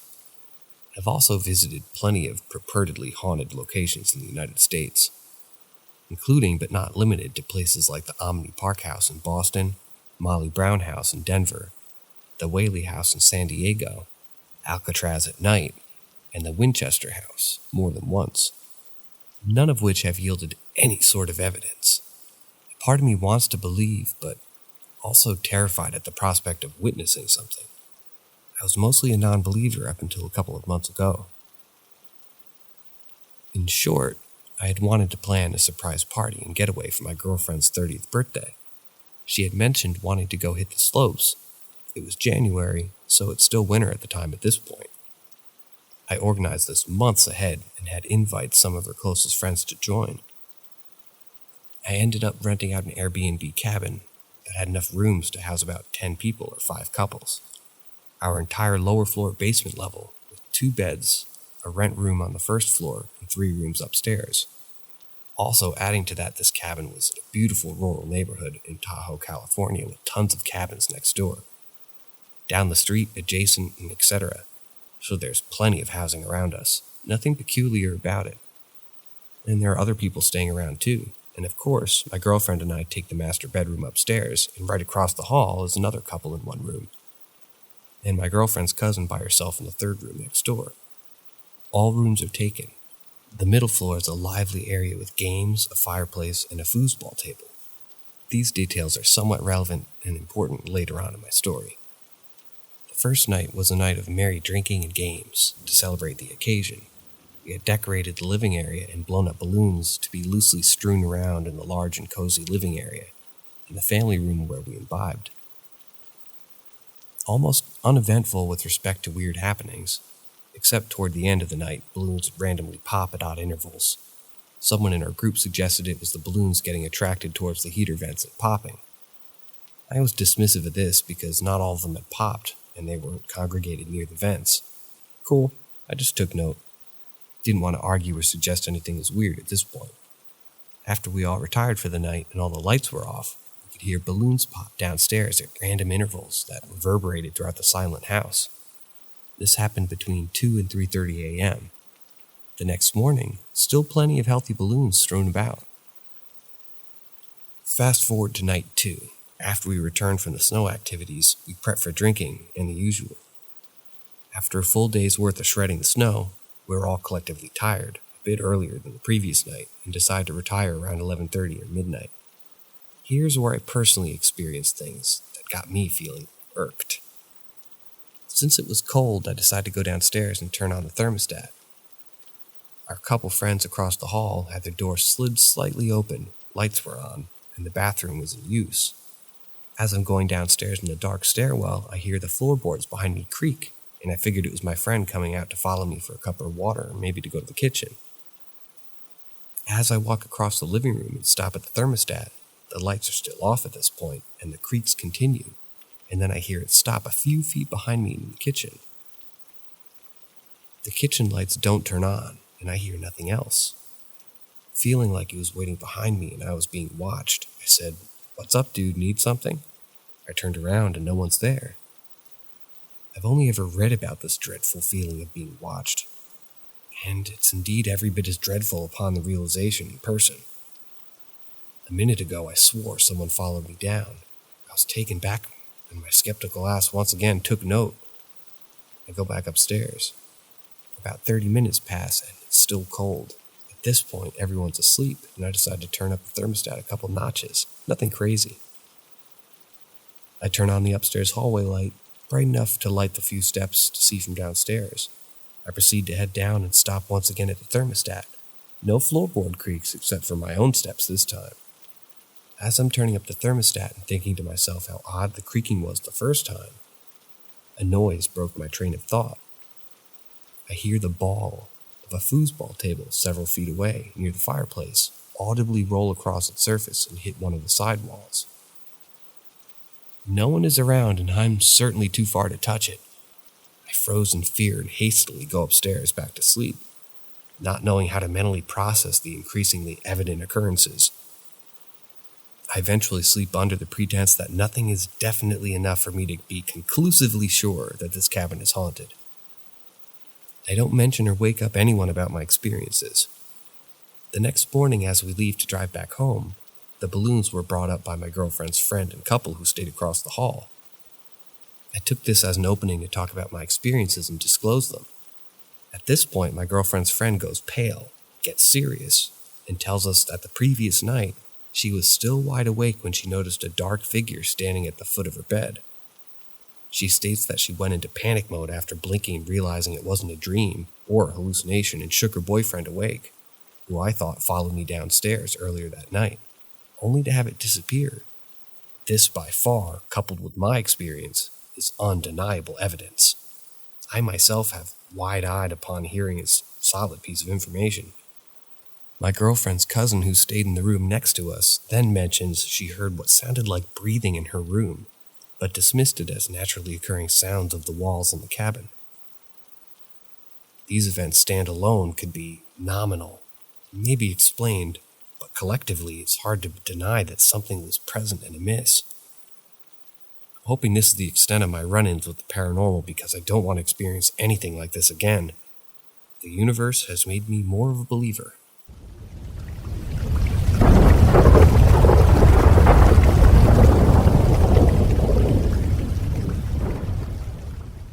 A man named Cyril Jones on Thanksgiving Day in 1954 had a strange encounter with a middle-aged human-looking being that had psychic abilities that Cyril was sure was not human. This is a great encounter story if you hadn't heard this one. I came across this encounter story recently and I find it very interesting for a number of reasons, but mainly how much it resonates with the more modern hypothesis of paranormal phenomena today. This story comes from a book called The Alien Gene by Myra McGee, released in 2020. It's a book all about the encounter stories with beings, but this was probably my favorite. Here's the story. Cyril Jones was working at a gas service station on Thanksgiving Day in 1954 in the Pacific Northwest, U.S. Himself and two other guys were on a job. The weather was apparently exceptionally bad. At around 10 a.m., Cyril described a middle-aged looking man that was approximately 5'8" in height, was of average medium build, had gray eyes and salt and pepper hair. Cyril described this man as unkempt and stubbly facial hair and really old and beaten-up clothes and shoes. Cyril came to the conclusion that this man had been traveling for some time based on how rough he looked. The man said the transmission on his car had broken and that he just wanted permission to roll his car into the service station so that he could fix it himself. This man claimed that time was of the essence as he was driving to save a friend from cancer. He had already come all this way from Alaska. Interesting note is that Alaska did not become a full U.S. state until 1959. The other two workers that were not Cyril overheard this man's story before heading to the service garage where they started snickering jokes to each other, calling bullshit that he actually had the technical skill to fix the transmission. This man started directly relaying to Cyril the exact jokes and conversations the other two workers were cracking at the moment, even though they were now in the service garage where they could not hear them talking. At first, Cyril thought this guy must be an expert lip reader, but starts questioning that internally due to how precise he was being, and the fact that he couldn't even see the other workers. They were now out of sight. Cyril thinking to himself, can he really read people's thoughts? Is this guy for real, or is this just some sort of trick? The man just looked up at Cyril right in the eyes and said, "Young man, I am very real." Cyril, a little shocked but intrigued, helps the man push his car into the service garage and describes in awe a wide variety of instruments that covered the man's dashboard. Cars in 1954 didn't have much on the dashboard, and unfamiliar items in the trunk. I wish this was more elaborate, but alas. Cyril said, once they got in the garage, the man quickly got down to work, and did so with clear precision and expertise. Cyril came to the realization that this man was highly educated and intelligent. He thought how, outside the mind-reading trick and the odd appearance, this guy was like any average man. He still couldn't shake something was off, however. While the man was working, he talked to Cyril in a quiet and articulate manner. Cyril thought to himself that this guy was likely in his early to mid-50s, but the man replied back that he was much older than that. Having outlived several wives and having children, grandchildren, and even great-grandchildren, this is when things got really interesting. The man went on to recall his life living in various places around the globe before telling Cyril about the ruins of mysterious lost cities in the Himalayas and Andes mountain ranges, where beings from entire other worlds land their spacecraft, and other places on Earth which had special energies for which those knew how to tap into them. The man went on to explain how, in addition to extraterrestrials, there are also beings that exist far beyond our ability of perception in another dimension that are always and have been on Earth. It isn't clear if the man started talking about the ETs or the interdimensional beings now, but says a group of these beings appeared in humanity's hour of need, but we had to believe and sincerely seek them out, implying that we didn't. The man goes on to say that primitive and early people and cultures made contact all the time, but as humans became more civilized and less spiritual, have lost this ability to time.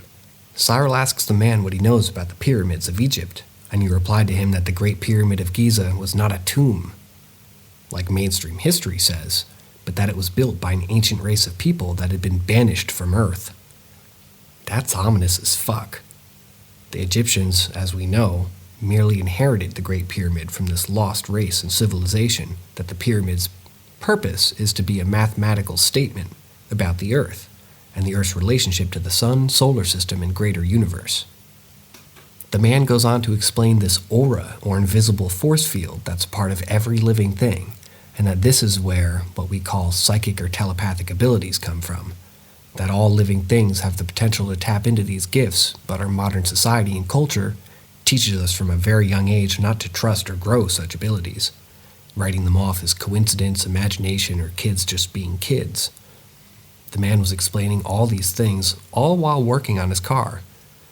While Cyril didn't entirely understand everything the man was saying, and some of the technical language used, he was fascinated by the conversation. Cyril also mentioned that while asking these particular questions out loud, the man would begin answering his questions before he even finished asking them, as if he was anticipating or already knew what he was going to ask next. Cyril says that the man repaired this transmission faster than he'd seen anyone fix one before. It took about an hour.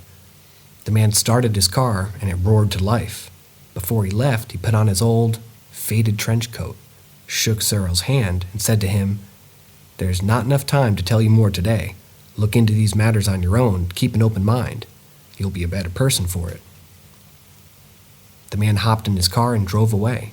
Cyril thinks it's still odd that this man just drove off when the weather outside was still horrid and not safe. He also realizes that he never asked for the man's name. He later came to the conclusion that the man was some sort of non-human intelligence.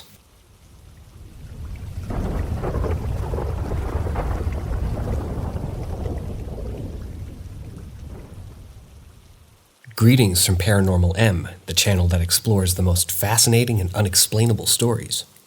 Be sure to hit that subscribe button and turn on notifications to never miss out on our latest captivating tales. We hope you enjoy your stay.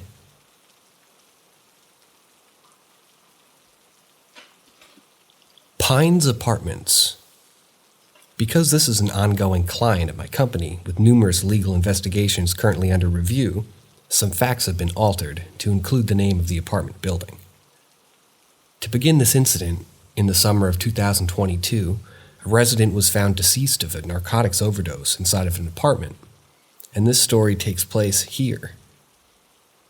As of January 2023, a new resident has moved into the apartment. I've worked all over town and I've had no issue with general homeless, but in this area, the homeless tend to have narcotics issues. We were hired several years back due to a constant user breaking into a building and doing drugs, as well as other incidents I'm unable to speak on at this time. During this last summer, the summer of 2022, the resident in the southernmost third-floor apartment passed away of a drug overdose. It had been suspected for some time by security and property management that the local police department that the resident was using and dealing narcotics out of his apartment. Luckily, that night the resident was found deceased. I wasn't the one working, and jumped to February 2023. I arrived to the property and dismounted to begin my property check. As I approached the second and third floor landing on the south side wall stairwell, I panicked. An irate woman rushed toward me. Thinking I was a police, The woman started to tell me how she saw me pull into the property and told 911 dispatch an officer had arrived. I informed the woman that I was just armed security and contacted the property management, but I can assist depending on the situation. Well, I recently moved in only a few weeks now, but someone locked themselves in my bathroom and I live alone, she frantically stated. My facial expression became somewhat annoyed, thinking about the several months it took to repair the door frame to secure the entrance of the apartment and after the previous resident departed, and how during those months we had to clear the apartment several times a night because users would manage to get into the building. I looked at the woman. I'll take a look. Go ahead and call back emergency services and let them know that you're with security. I called out to my dispatch to inform them that I was entering the apartment and to have a cover officer start my way. As I entered into the unit, I noticed the air inside the apartment felt heavy, foreboding, and unwelcoming. These are small efficiency apartments, 1 bedroom, a kitchen, small living room, and a bathroom. I've been inside this specific unit a lot over the last 6 months, so I went directly to the bathroom door, thinking the whole time that the bathroom door was just inside the bedroom, so if someone got in, they would have to have climbed the building and getting into the window, which for this place wouldn't be entirely surprising. Sure enough, the door was locked and the light was off from what I saw under the door. Just as I walked back to the landing where the resident was still standing, I saw my cover officer arrive. I started asking what she thought and if someone was inside her bathroom and if it was possible if she accidentally locked herself out. Overly frustrated, the woman starts loudly stating she was not crazy, that she heard a man inside the bathroom mumbling and going through the cabinets. I looked at the cover officer with a "you're probably not needed" look when we heard an echoing groan come from the open doorway bathroom door. I started heavily knocking on the bathroom door, issuing orders that the individual exit immediately. Shortly after, I issued this command. PD officers came into the room. The supervisor asked what was happening, and I explained what I already knew. The police supervisor knew the apartment well, as he had been there multiple times to take control of detained individuals from when the door was broken. As the 5 of us stood outside the bathroom, we started hearing the bath and sink running. One of the cops made a joke that the subject must really want a bath, and we all chuckled. We then heard a man sobbing inside the bathroom. At this time, a property maintenance person arrived, and the police confirmed with the resident that they were permitted to make entry. Myself and the other security officer decided to wait on the stairwell with the resident. Almost immediately, we all hear one of the cops loudly say, "What in the paranormal active crap is going on?" And hearing this, I laughed. I looked at the woman and told her no one was inside the bathroom. My cover officer mentioned that the last tenant had passed inside the apartment. The resident looked at us with concern. We learned that she wasn't notified of that upon signing their lease. My cover officer and I let the police speak to the resident and the maintenance guy. They stepped outside to have a quick cigarette while waiting for the police to come back. "Kinda messed up they didn't tell them about the last resident upon leasing the apartment," my cover officer said. I replied, "Not our responsibility, though." The police came outside and started giving us the basic information we needed for our reports. The police supervisor started off saying, "I don't believe in ghosts and all, but that was creepy." He then went on to tell us that when they entered, all the cabinets were open. The toilet was flushing by itself. Both the sinks and tub were running. "Huh? That all?" I jokingly asked, when one of the other cops showed us a photo of the bathroom at his work phone. The mirror cabinets were opened and looked like everything was knocked out in the sink and the counter. Both toilet paper rolls were completely rolled out, and it looked like an earthquake hit the room. I chuckled and said, "What in the paranormal activity?" Where 2 of the 3 cops laughed. A week later, when I was working that shift again and arrived to the building, found out the apartment was for rent again. I hope that resident got her deposit back.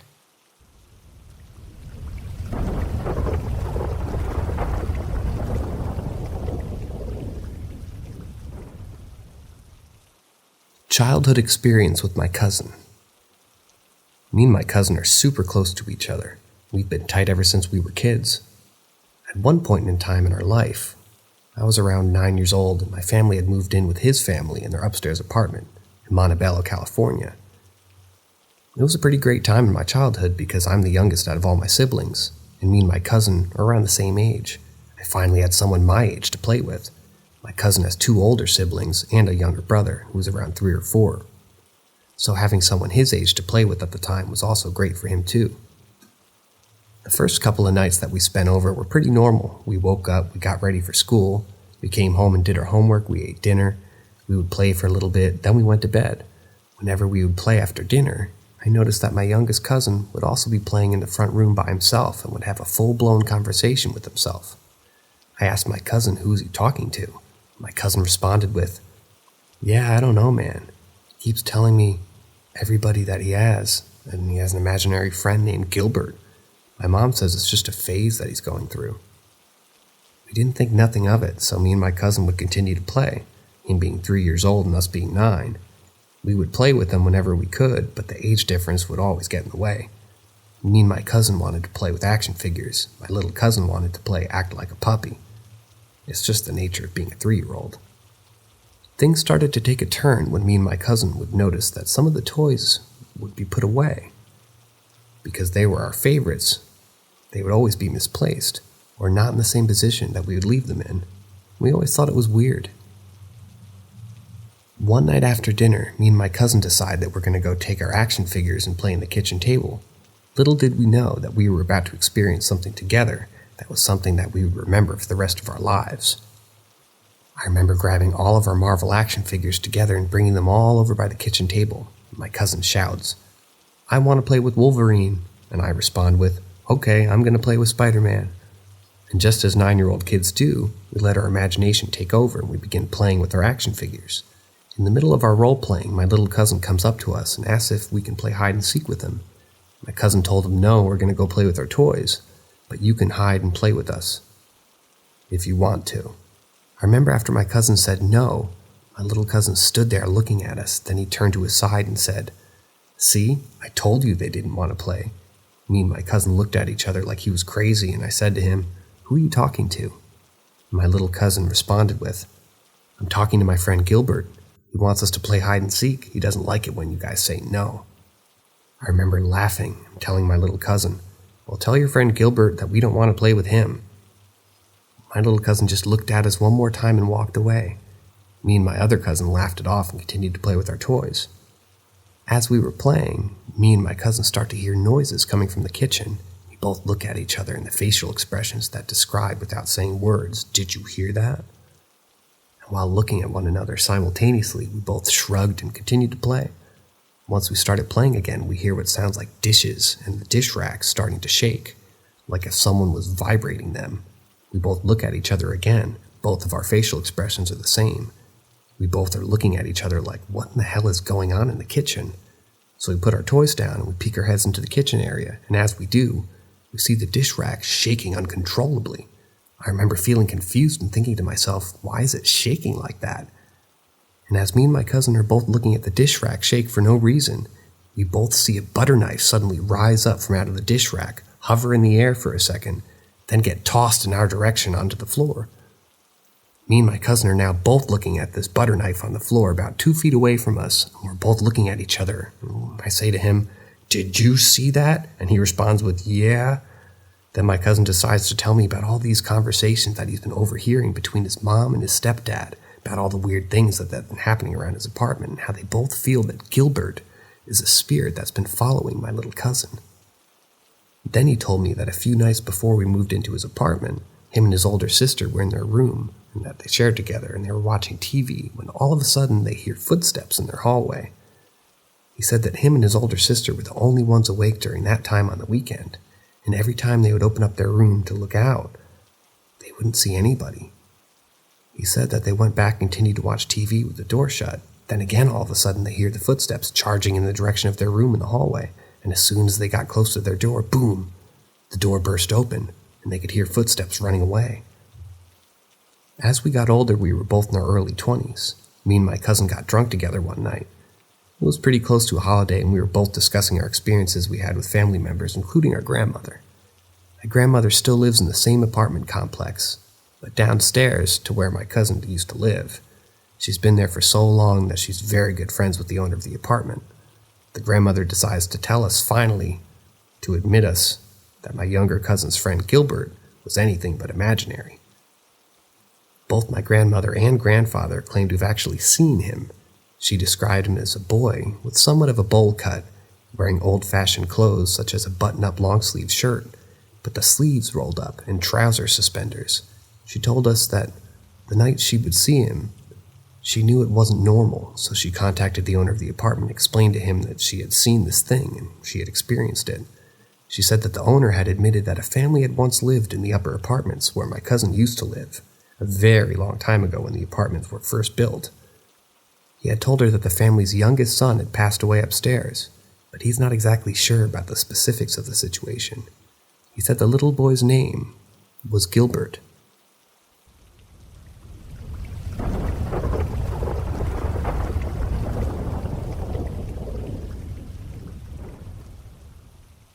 I heard that the NDSU is haunted.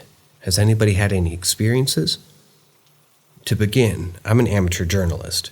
I began writing stories and short poems a few years ago after meeting a man who soon became my best friend, and who also vanished from my life soon after. Some of my works I had submitted to my former high school English professor for assignments. She informed me about the opening at the local newspaper where I began my career as a journalist. A few months before writing this article, I had moved to North Dakota. This is the first time I've lived in a different state other than South Dakota, my homeland. I find it fascinating that out of 7 children in my family, I was the last one to have ever left the state. After moving to the Rough Rider state, I began looking for a job. I took a couple months to do it, and during that time, I began to get very close to death by boredom. I believe my cat was the one thing that kept me sane throughout the struggle I faced. I've always been interested in paranormal or unknown things, I guess you could say, and after being unemployed for some amount of time, I ran out of shows to binge watch and scary YouTube videos to view. I began wondering if there were any abandoned buildings with creepy histories or haunted properties that I could learn about. So, like any young person nowadays, I took to the internet and Googled it. I typed in the search bar, haunted locations in my area. From there, I scrolled down, clicking on any trustworthy-looking links and websites. I was mainly looking for properties and buildings that looked run down and very old, but I found something else. A college campus rumored to be haunted by a man who hung himself during World War II, and several murder victims and supposed suicides.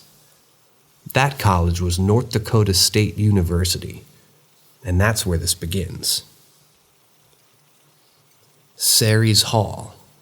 At 1301 Administration Avenue in Fargo, North Dakota, ZzReverze Hall was the first women's dormitory on the North Dakota Agricultural College campus.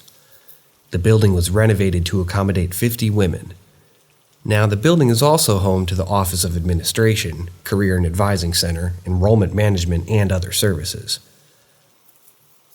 We all know that life as a student can be a struggle, and the weight of having perfect grades can hang heavy on our shoulders.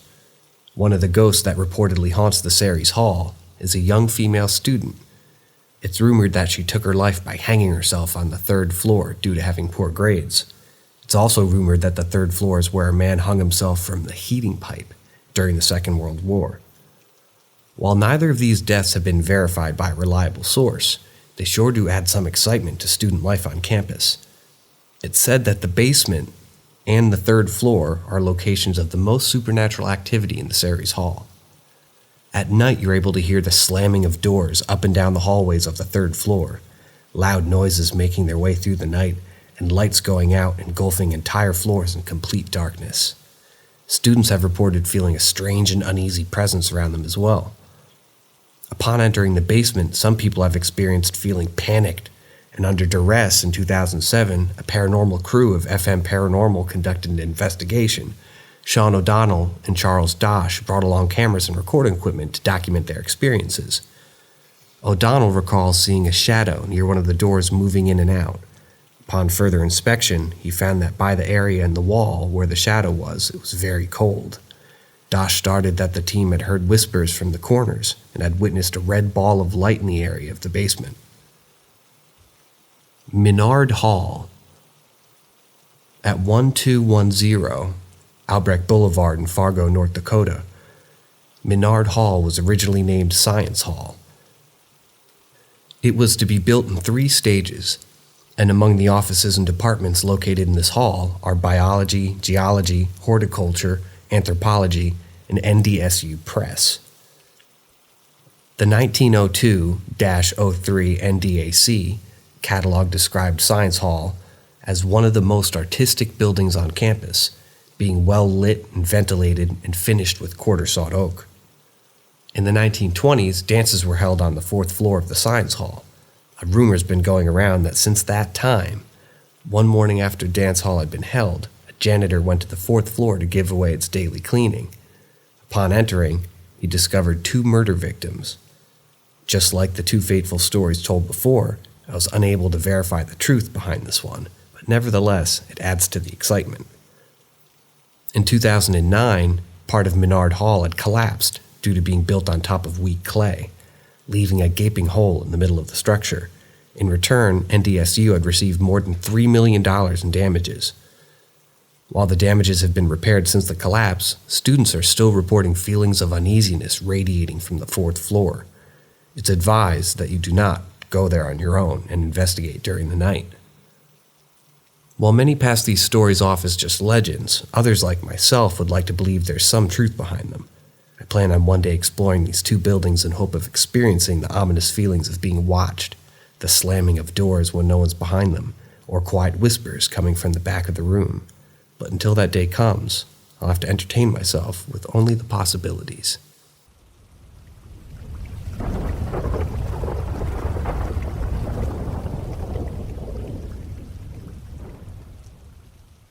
A few years back on Halloween night, my security company was scheduled for a special event in one of our patrol areas. The Old North End neighborhoods in Colorado Springs is 89 square blocks of historic homes dating back as far as the 1880s. On Taboyi Street, every year the community organizers hold a big trick-or-treat event.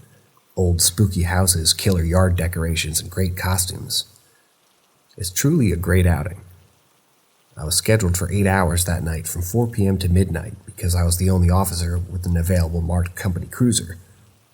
The first several hours were pretty normal, helping the CSPD locate lost kids to their parents, drunk college kids from the nearby campus or drunk dads staggering around with their kids, and making sure no fights break out. It wasn't until after 10 p.m. that the truly bizarre began to take place. For Halloween in Colorado Springs, it was surprisingly mild out, so I decided to patrol mostly on foot, just moving my car to a different zone every hour and a half. Around 10:15, a small group of teens decided to try a scary clown prank on me while driving to the next zone. This wasn't a good idea on their part. As soon as 2 of them started charging my cruiser, waving axes over their heads, I slammed into park and came out drawing on them. They immediately decided to throw axes down. One made a plastic thud and the other made a metallic clank. After both were successfully detained, and I was on the phone with the parents of one of the kids, I noticed from my periphery that a lumbering figure with reddish-orange eyes glaring from the shadow of an alleyway. Assuming it was another pranking teen, I shouted, "It's late, kid. Go home." After a few seconds more of glaring, the figure turned and disappeared deeper into that alley. Just before 10:45, I was finishing up with the boys' parents. They spent some time chastising them on how stupid they were for doing the scary clown prank and how they were lucky nothing worse happened to them or getting arrested by the PD. The boys left in their parents' car and headed to the fire station to use their bathroom.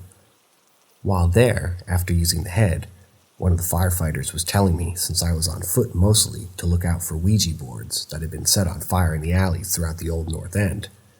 I thought he was joking as he handed me a Dr. Pepper, but then followed that he already responded to 3 incidents in a 4-block area. I then went up to an elementary school and parked. I figured I'd check the alleyway heading south from the school's drop-off.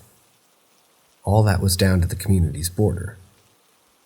Not before I hit the mouth of the first cross street, a simmering board was found, with the planquette burning standing straight. While on the phone with the firehouse, giving the location, I saw the figure from before with slightly clearer. I acted like I didn't see him while I was still on the phone so I could examine him. He stood tall, maybe 6.5 feet, pale face with long sideburns. slicked back dark brown hair, and a jagged overbite. Most importantly, his eyes gave a glimpse of an orange-red glow, like a raccoon or cat's eyes when light reflects off of them. I told the station house that nothing was close enough to start a secondary fire, and gave him the location once more. As I got off the phone, I shouted at the person, "Hey, do you know anything about this?" The figure began fleeing down the alleyway. In quick pursuit, I followed. "Central, show me a case of possible arsonist. Have PD meet me at San Miguel and the mouth to the southbound alley." I chased and ordered the individual to stop, trying to spot him with my light, but I couldn't keep pace. He was clearing potholes, curbs, and hazards like they were nothing. He then suddenly stopped dead and turned.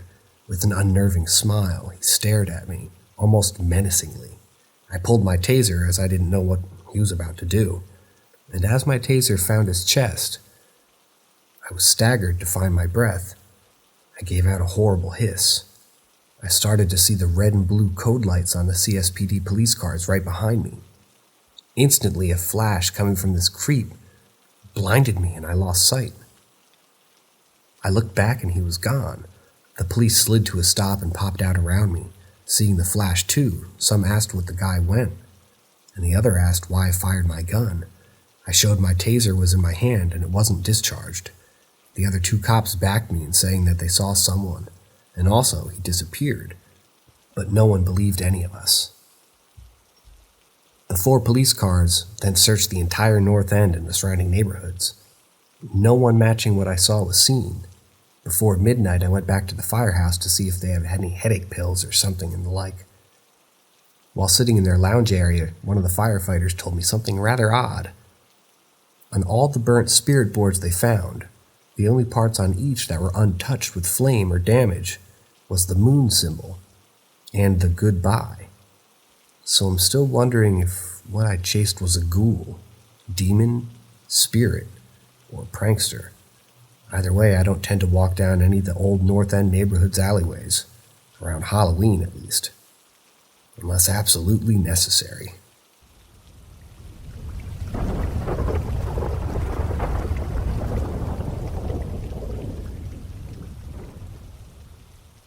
The theory of radial and tangential energy explains ghosts.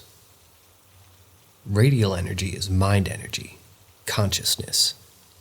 There's a lot we don't understand about the brain and consciousness, but radial energy refers to the energies that we can't actually physically measure, like love and will. The idea of will is cool to hear, so hear me out. If I pick up a glass, I give it potential energy. This is tangential. I can drop the glass, which converts that potential energy to kinetic energy. But what happened in my brain before I picked up the glass? Well, I decided to. I willed myself to pick up the glass. How much will did it take for me to do that? How much will does it take for someone to get over an addiction? A lot more than I needed to pick up a glass. This is radial energy. We can't measure it, but it's there. Now, in relation to the paranormal, let's say when we all die naturally, there's a process that allows this radial energy to dissipate into something else. As the paper puts it, the radial energy is absorbed into the tangential. Thus, you lose heat when you die. You stop moving, kinetic. All energy cannot be created nor destroyed, right? So there's a process that allows our consciousness, wills, loves, and desires to convert into something else, and it dissipates. Now, what happens if you die suddenly, like a car crash, a heart attack, a gunshot? This process may be severed or interrupted, meaning that some of that radial energy lingers. It doesn't get absorbed, it merely stays as it was, at or near the place of death. Why is it that 99% of ghosts are reported to be the people who have died suddenly, when maybe their radial mind energy didn't get absorbed by the tangential energy? Here's where it gets funky. We, being alive with radial energies occurring in our brains, can perceive this. We can feel it, sense it, and I've heard stories before of cats or dogs mimicking the actions of dead owners, like the owner only liked to drink bottled water, cat will also only drink bottled water. What if the cat is picking up on the leftover radial energy? The likes and dislikes, the desires of a deceased person. It's not that the cat is the dead person, but its own wills and desires are being influenced by leftover wills and desires around it. This would explain mediums and psychics. They may just be able to register the effects of these radial energies on a conscious level, whereas to ordinary people, it's subconscious. We can feel the presence of someone, but we can't say this person liked to wear hats, but a psychic can. To like something is a radial energy, and they're just picking up on that energy.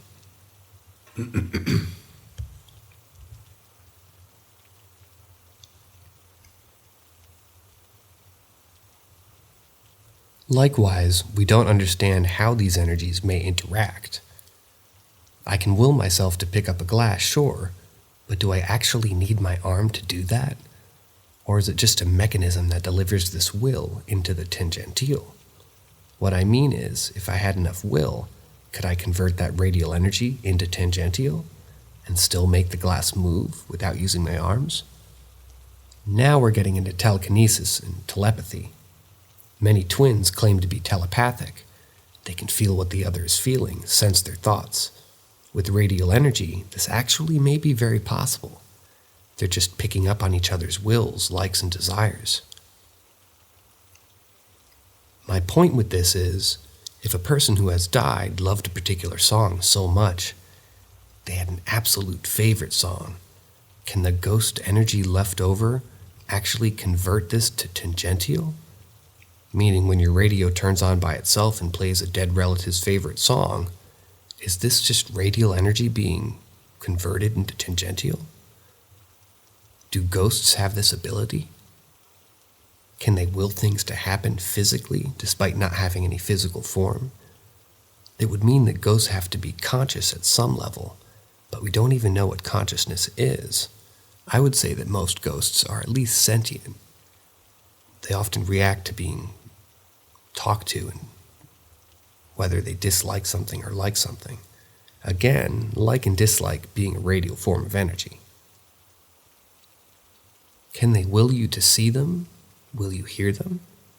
I doubt anyone will read all this or hear it, but it's a really cool theory that actually basically explains everything about the paranormal. Anything paranormal you can think of, apply this radial theory to it, and you'll probably find some sort of solution. Actually, if anyone does reply, please do ask me any questions or scenarios where you think this does or doesn't apply. I would love to think about them for myself.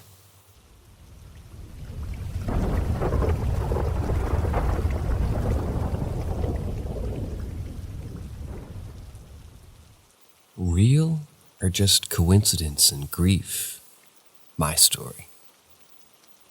Okay, so the backstory.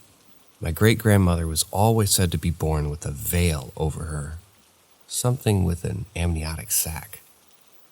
She lived with my grandparents in an old house that had tunnels, not connected to things, but hidden areas, and said to be part of the Underground Railroad itself. Most have collapsed over the years, though. It's been written about in local historians' haunted house books. My great-grandmother used to see men carrying bodies to the basement. She would always talk about the little boy and girl causing trouble on her side of the house, or them looking at her or her jewelry. One time, it was the boy asking for water. Frankly, many of my family acted as if she was crazy, the non-believing portion of my family. I was of the believer side of our family, and she passed one year, the day before Halloween.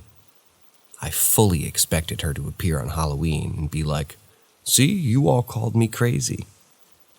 Another incident at the house was with my grandfather, who was working outside in the heat and felt someone put their hand on his shoulder and tell him he should go inside. No one was there. Another time, while home alone, he wasn't feeling well while down in the basement doing some work. My grandmother got home and he was on the sofa and wasn't sure how he got there from the basement.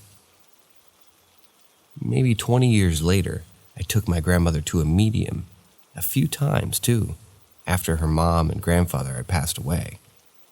Every time, the medium would see a curly-haired little girl by me, and they'd ask, as if we knew her, and said she's really interested in you, and we'd all be stumped and move on.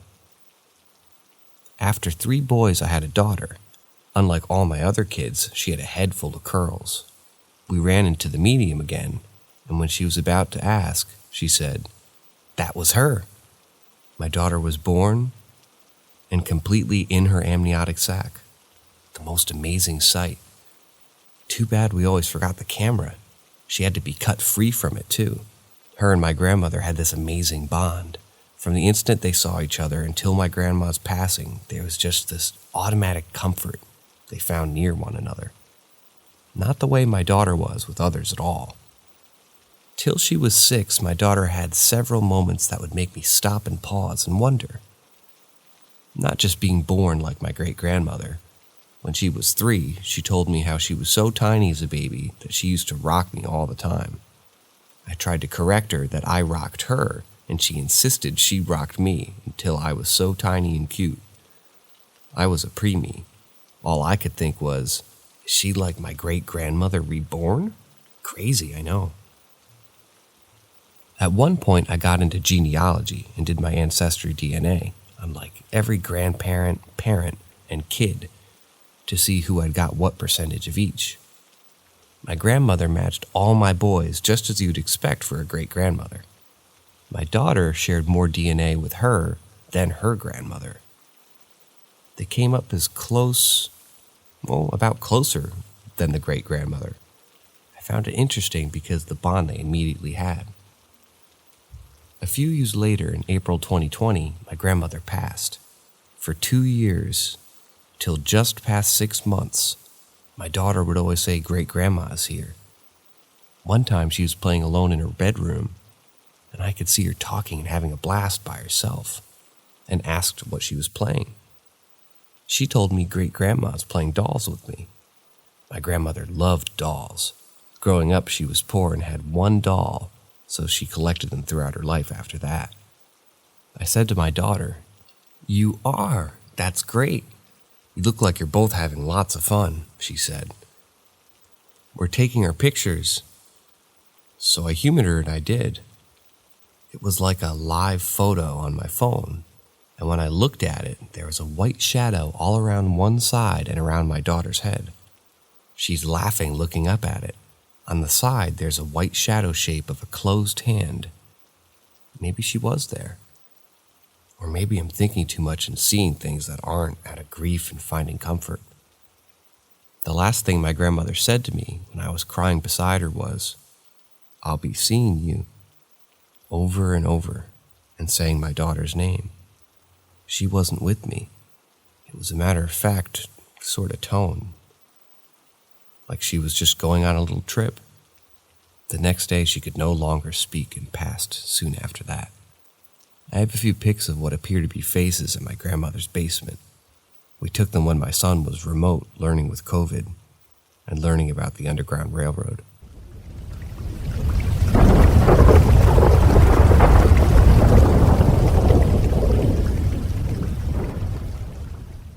Lived in a haunted house with scary energy.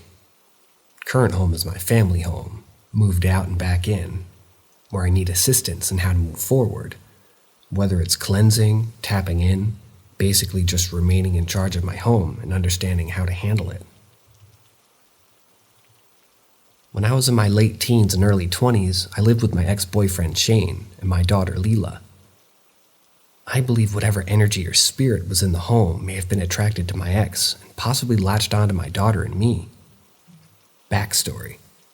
House isn't old, maybe 20 years when I moved in. We were the 3rd people to live in it, and I actually knew both previous occupants, who had no issues with the house.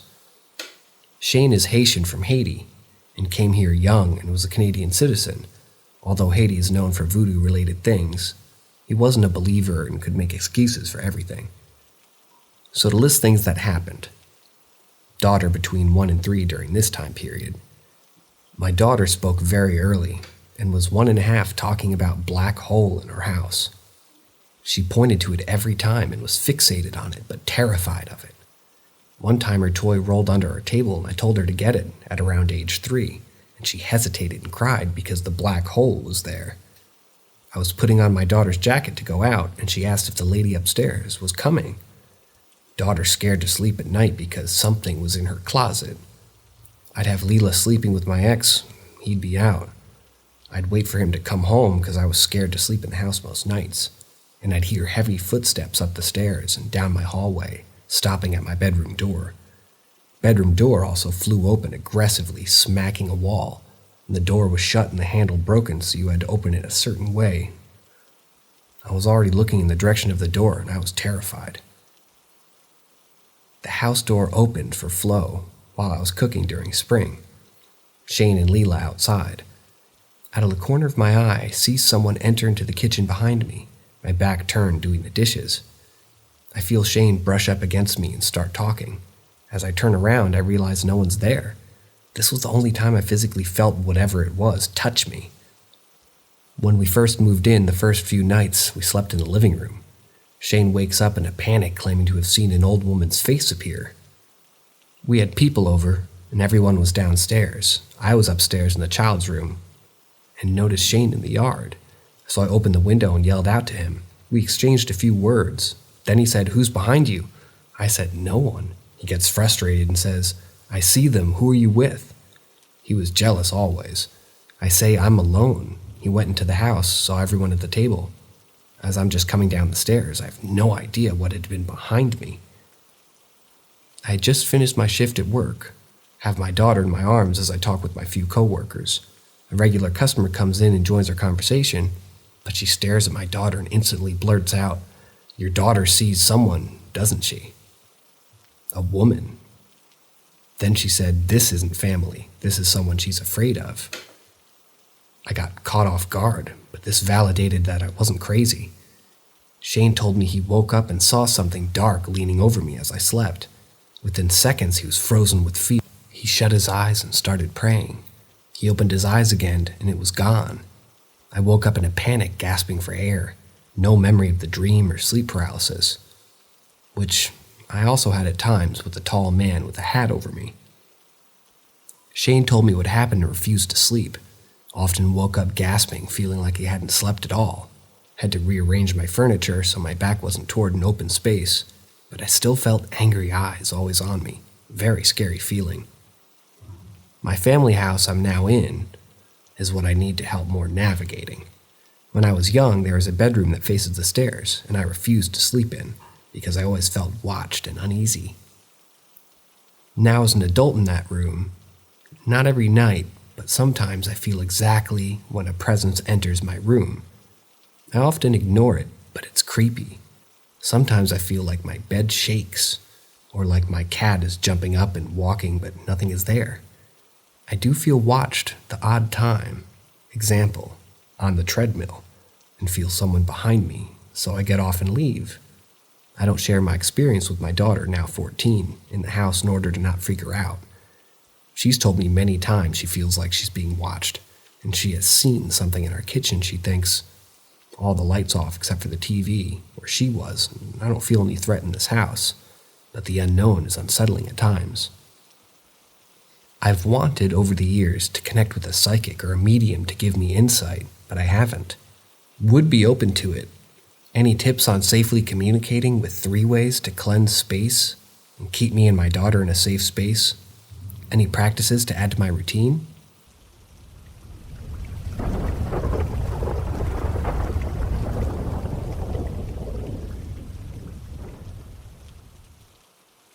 How I knew ghosts were real. I only knew that when I was a kid and I moved into my childhood home, something was off. When I was around 8, we moved into my childhood home, and by that time I was 10, and I had seen ghosts multiple times. When I was younger, me and my cousin would have sleepovers together. We would all sleep in the same room. And one night we were all on the floor and we were watching YouTube under the covers, but my cousin had fallen asleep. He had always been scared of the dark, but when I peeked out of the covers about to turn over to sleep, I see a dark, huge figure of something. I still can't explain what the hell that was, but it gets even worse as time goes on. To give a quicker summary of my paranormal experience, I'll just say the ones I can remember. For context, my little brother has diabetes, so we're always having to watch his sugar. His sugar got so high one time that we had to go to the hospital, and he was severely sick for multiple days.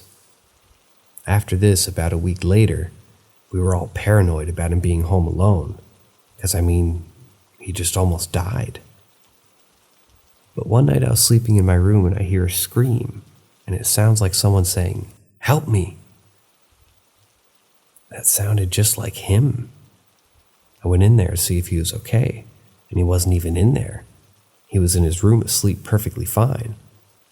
Another thing is something grabbing my hair when I was in the shower and yanking it into the air, and then letting it fall back down. No joke. After the shower, I heard a woman screaming about her hair. Later on, we had found out that the last lady that owned the house had her ashes poured in the backyard, which I had no problem with at the time, but I still thought it was a bit creepy. Anyways, time goes on and it kind of calms down for a while, except with me and my friends playing Red Door, Yellow Door. If you don't know what Red Door, Yellow Door is, it's a game or a ritual, I guess, that you rub your friends' temples while changing, while they lay down and they fall into a deep, almost sleep in their brain, with multiple doors that you can enter with different colors on them. The person that's rubbing the temples is the host that tells the player what door they should go in, while the player is saying to us what they see. Look up to find out more. It's hard to explain. Do not play this game unless you fully understand what you're getting into. But anyways, we all played it all the time, and we would play it anywhere because we thought it was so fun to interact with the paranormal. So as time went on, we kept playing it, and we all started seeing figures in my house. And at one point, I woke up with a spider-like figure on top of me. And yes, I could completely move, so I was confused. My parents started seeing things more clearly. They would see and hear figures move around just like I did, even though they first didn't believe me at all. We see and hear figures all the time. One time my dad even asked out loud if a spirit is here, then turned the TV off, and then guessing what happened? The TV turned off. Anyways, back to the Red Door, Yellow Door. Eventually my friend could easily go into the game and could talk to the people that appeared in the game. We didn't know who these people were, but my friend described one as an old lady, a dark figure in a hat, which I had seen before in the attic of my house, and the spider-like creature that had been on top of me before. My friend asked the older lady what her name was and why all these spirits are in my house, because at this point I was ready to feel safe in my house again. The older woman said her name. Her name was the lady that had previously owned the house and had her ashes poured in the backyard. I was shocked and I kept asking her questions and my friend would tell her what she said back. She said she'd been watching me grow up. I still questioned her more to see if this was actually real. So I asked her what her husband's name was, and she said his name, and I'd never told my friends what her husband's name was. She told us that the dark figure with the hat on was an old spirit that had bad intentions, along with the spider-like creature that she said was a newer spirit that she didn't know much about. We were all shocked, to say the least. There's a little after that happened, but besides that, things have been getting a lot more paranormal. My parents getting their feet grabbed, lights turning off, and we all steadily see figures, which I'm still amazed about because neither of them before this believed in ghosts. My mom recently experienced something banging on my door and shaking my doorknob, almost like they're trying to get in. I guess this is the end of the story for now, though.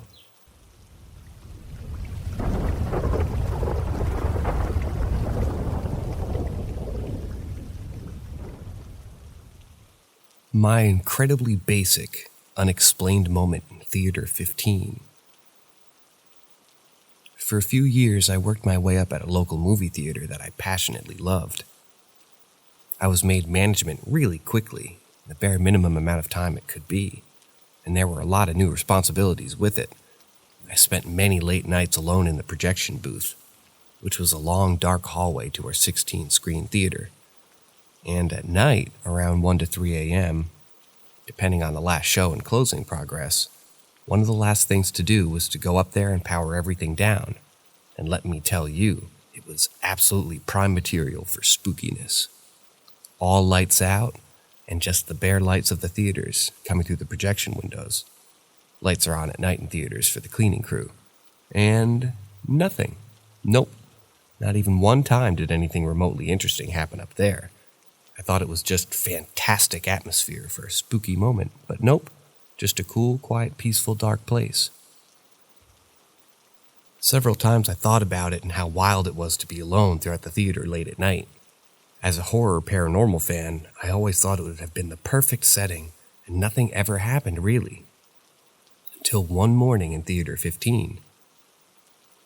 One of my other jobs when I didn't work late was the opposite end of the spectrum. It was opening. So I got in about an hour and a half before the first show starts, went upstairs to power up the booth, prep our IMAX projectors, go downstairs and get candy and concession displays out, make sure tills are ready, make sure everyone is arriving on time, and complete my walkthrough before doors unlocked a half hour before the first show. It was a lot, but you get a routine, and usually I was able to complete the full theater walkthrough before doors unlocked. On busier days, we would have a manager to help open, and today was one of those days. So, close the doors, unlocking, I'm scrambling to finish the walkthrough. Theater 15 is one of our bigger theaters, so on a walkthrough we check lights, ceiling tiles, chairs, especially a list of our broken ones to make sure that they've been fixed, and overall smell and trash, etc. to see how the cleaning crew did. So I make my way to the theater. The pre-show music is playing, so booth has been taken care of and the audio sounds good. And I make my way to the top row and work my way down inspecting the theater. As I'm standing on the top row, I hear a distinct and heavy boot step running quickly, coming from right at the screen in front row. This was not a creak, a pop, or even a single thud. This was heavy footsteps on our hardwood floor, dashing from the side that I was on to the opposite side, right underneath the screen. My first thought wasn't even like, this is the ghost moment. I knew that the back of the screen is an alley, and it shares the alley with a restaurant. So at first I thought maybe the sound came from outside, because we do have an exit door right there where the sound started from. So I go back down to see if I hear more noise from outside, and as soon as I got down there, the row I was standing in, I hear even louder footsteps sprint right across the top row where I was standing. I'm now in the middle of these two instances and going, okay, no way. So I ran back up the stairs and got right up to the top row. Our theater has reclining seats, so half of the seats are now empty and extended areas for the chairs to recline. I check behind the top row where we have some extra floor space. No one can hide under the chairs. It's all wiring and electronics for the seats. I've had to fix them several times when someone comes loose. And I know that it definitely sounded like the original dash was inside, but it just seemed more likely it was noise from the alley. So last-ditch effort to explain the moment, I thought maybe someone was in the alley and someone was upstairs in the booth and I heard them, since I was at the top row. So I used my walkie. Hey management, is anyone at near booth 15? No, we're in the office. Do you need someone up there? My coworker asks. The GM was also there today doing scheduling. So I get doors unlocked, get back to the office, tell them my tale about how I tried to debunk it, and to this day, they tell new hirees about the ghost in 15. Do I think it? Nah, not enough that it's happened consistently or really anyone else for me to say that it could be something more than just a super weird moment. But that being said, and as one of the many paranormal moments I've experienced, I can't explain it.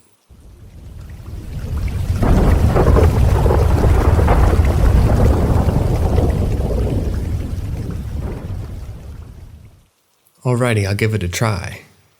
But you'll be missing out on some crucial aspects. Counselors in the woods and shaking trees, the 4-week-long build-up, having 10 other kids gathered around the campfire with you, etc., etc. But I'll do my damnedest.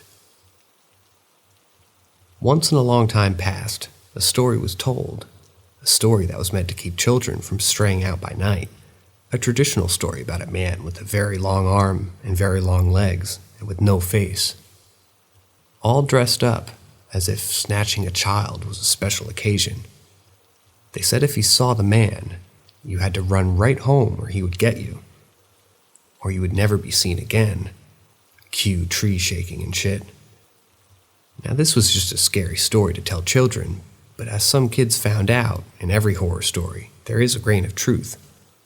Sometimes someone's little boy or girl would be out too late, and they just wouldn't come home. Maybe they just fell in a river or were washed away, or maybe someone snatched them up, and they were just gone forever, but whatever the cause, those children had just vanished. Now, as stories are wont to do, they followed their storyteller wherever they went, be it to the next town over to scare the children there about how little Jimmy had disappeared, or to a whole continent, as the story did when colonists started to go there in what we now call America. The new colonists realized very quickly that their new land was nothing like their ancestral home. It was much more dangerous, and all of a sudden, the need to have their kids home at night grew greatly. They kept the same story, as all the kids knew it already, but they started to change some things. All of a sudden, you couldn't run home and tell your parents, there was a man out there, he was so scary. I'm sorry for being out late, protect me, but instead, if you saw the scary man, you just weren't seen again. As I said earlier, sometimes kids never came home, but all of a sudden, children weren't coming home more and more frequently. Oftentimes, a child that stayed out after dark would come home stricken and terrified, telling stories about how a tall man with no face followed them all the way home, only to take them days or weeks later. Cue screaming in the dark woods behind me. Eventually, the village men realized this was getting out of hand, gathered up their assortment of old-timely weapons and started a search in the woods. Unfortunately for the children of the town, but fortunately for their musket-bearing fathers, no such man was found. The men went home, laughed manly laughs, patted their children on the heads, and went about their business. Well, that is until the disappearances started again. This time the men would bring children who had seen the Slender Man, as he had been dubbed, and all of a sudden, there started to be sightings. Children would point out a tree that wasn't a tree, but a tall man that no one had seen before. These searches started to yield casualties as the spirit that followed them to America started taking even the adults who saw him. People started to slowly figure out that if you saw him, then others around would see him as well. And after a sighting, people who saw the Slender Man would take their own lives rather than be taken and risk loved ones seeing him as well. The victims of Slender Man were doomed then, and they're still doomed today. For Slender Man is your fear. He is an old and vengeful fae from the old homeland of humanity. The stories told fed him the fear and made him grow stronger until he grew greater and greater so that he no longer needed the stories. All it took was for someone to be out alone in the woods, and they would feel it, their fear, feeding him. Once they had reached your peak of horror, he would take you and would never let you be seen again. Oftentimes, someone cannot see him once and reach this peak, however, so he follows you wherever you go. He is your own personal horror that no one else can see, unless, of course, you show someone else, in which case they're just as doomed as you. And don't go thinking that you're safe if you show someone else, because here's the kicker. He isn't just one place. He is everywhere. Just by dooming your friend, you weren't escaping.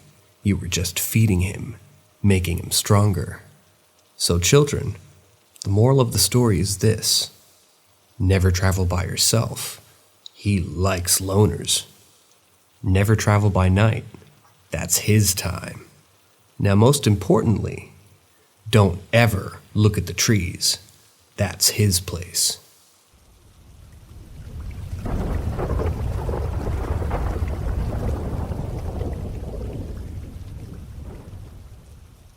"11 home check, 10/14/20, 10/15/20. I was planning on waiting till tonight to share this, but it was so odd that I have to put it out before racking out for the next shift. As some of you may know, I've been having previous experience at 1315 Wood Ave, which is an ongoing twice-a-night patrol check for my security company. First check just before midnight, 10:14:20. While finishing his own check in the old North End neighborhoods, my dispatcher comes over. 262 standing by for a service call. Rolling my eyes, I copied the traffic, but continued to 1315 Wood Ave. Upon rolling up, a man in his 50s in a robe and pajamas ran up to the car with a cell phone in hand. "Thank you, he just arrived," said the man. I looked at him with a little confusion. I texted my dispatcher while the man began explaining the reason for his call. As the dispatcher confirmed that the next-door homeowner had called about suspicious activity and a noise complaint, the neighbor stated. "I know the home's empty at the moment, but I've been hearing odd noises for the last hour. When I looked outside, I saw someone moving out and about in the light. Then a minute later, I heard a bag." I pulled out my light and then asked if he saw any defining features, to which he shook his head no. "All right, sir. I'll take a look and see if I can find anyone." "Go ahead and head back inside your house," I said while shining the front porch. As normal, the front end of the house had construction material near the entranceways, and a lawn gnome being cleaned and restored, so I ran around the back gate, which is a requirement of a home check anyway. Once in the back, I noticed that it was somehow darker than the last time on patrol a few weeks back, which was unnerving as most of the trees had dumped all their leaves, so the light from the neighborhood's backyard should have lit up. I checked the rear door to make sure the padlocks were still in place. As normal, the home was boarded up tightly, with no openings without a key, so I checked the carriage house. Since the last time I was on this patrol, the route door with the padlock was placed at the threshold of the stairs going to the second floor of the carriage house. And a warning sign was written in markers saying trespassers will be charged. I double-checked the first floor before exiting. While informing my dispatcher that no one appeared to be on the property, I took some photos. Before looking at them, I heard a footstep on the catwalk at the top of the fire stairs of the main house. I looked over to see an inky black figure with no visible features. I hopped over the gate at the base of the stairs and feverishly climbed up, disregarding the warning signs at the base. When at the top, I pulled my light again and realized the hood of the holster, but no person. I walked up to the far end, carefully watching my step as the metal catwalk swayed with every little movement. But like the ground-level doors, the doors and the windows up there were locked. I came down and lit a cigarette and began writing a report for the service call. After finishing the report and still having a few drags left of my smoke, I finally looked at my pictures. On the bottom floor window of the carriage house, I saw a face. In fact, it was the same discolored, distorted face I saw the last time I was on this patrol, that briefly peered out at me from the upper floor of the main house. Excited but a little freaked out, I went back to the front where I snapped another photo. In reality, I wish I had recorded a video. In the photo in the front, I saw a moving shadow at the window. The window I saw the face last time. The figure waved in and out like it was cast from a silhouette of a person being illuminated by a candle. But as quickly as I saw it, it faded. Pleased, I returned to my cruiser and cleared the property. Second check, 2:11 a.m., 10:15:20. After conducting normal checks, I took a little extra time on property. I started using a ghost hunting app on my voice to see if I could revive a spirit voice. Before pushing start, I didn't think of the fact that my phone's audio is connected through my radio's earwig. The crackling was ear-piercingly loud. I started with questions. "Are there spirits here?" And I received the answer, followed by questions that were answered like a James Burns type speaking voice. "And do you walk these grounds?" I finally asked my final question of the night. "James Ferguson Burns, can I see you?" Within a few seconds it responded, "See? The picture." I have no doubt anymore that the first owner of this home still inhabits this property. Now that he's identified himself, I'll greet him whenever I arrive and bid him farewell before calling code for clearing.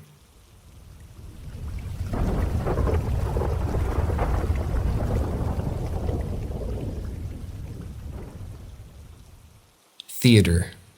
A few years back, I was covering weekend shifts at a movie theater on the north side of Pueblo, Colorado. I don't remember the year, just that Hotel Transylvania 2 and a Tom Hanks spy movie was playing. I was armed security down there because the theater tended to be large numbers of customers, and sadly those guests would smoke weed in the bathrooms, get in fistfights, sneak into other theaters, so it was a regular long shift.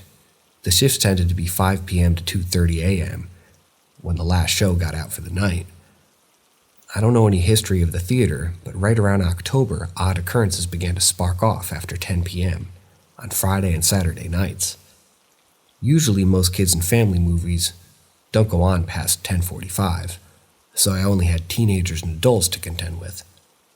On Saturday night, close to Halloween, events started to happen very frequently. At around 11, after some movies started their last showings, the assistant manager and I were walking the hallways and checking the empty theaters. She was a young student at the university not far from the theater, very mature and straight-faced.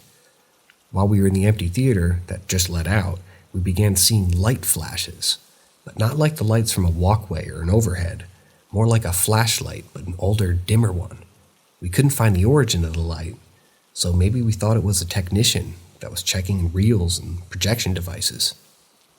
After leaving the theater and checking on smaller concessions, I was leaning over the counter as she was collecting money from a register, placing the cash in a bank bag. While standing there just talking about pointless junk, the soda machine started spraying from 3 of the 8 spouts. The assistant manager yelped and literally jumped backwards. Frazzled, she grabbed the bank bag and declared that she was returning to the main office. I continued checking active theaters to ensure no one was conducting themselves inappropriately, and to my pleasant surprise, no one was doing anything that warranted me getting involved. I shortly after returned to the main lobby where a few employees remained, all doing some end of night shift cleaning. I, waiting for the second of last showing of the night to let out, decided to hang out at the little arcade to kill time, sitting on a chair next to the Time Crisis 3 machine. I was mindlessly scrolling Facebook, regularly checking my watch to see if a movie was about to end, when a basketball shooting hoops game siren belted out and flashed. The assistant manager walked in and jokingly said, "Hit the high score?" I looked at her and then looked at the game. I've been sitting over here for maybe 15-20 minutes. Then she told me that the siren only goes off when someone gets over a certain amount of points, but shouldn't have sounded unless being played. "There hasn't been anyone in here with me at all," I said. Going pale, she stated that she was going on her last break for the night, and I left out of the side service door to have a cigarette. Finally, after 2 hours from what had happened in the arcade, the final movie of the night was getting out. I stood by the main exit thanking people and telling them to have a good night. Just before the last group of people were straggling off, after using the restrooms, the technician up at the projection hallway called for the assistant manager, stating that there was an issue. I walked to the theater the assistant manager was standing in, which was across the hallway from the last movie that just let out. "Apparently the system hates us," she asserted. I replied with, "What's going on?" The technician joined us in the theater. A movie was starting and stopping in the same 30-second scene, and it was skipping and restarting like a song on a scratched CD. Because of this weird defect, the assistant manager released a regular staff and ushers for the night, but her, the technician, stayed for a while longer.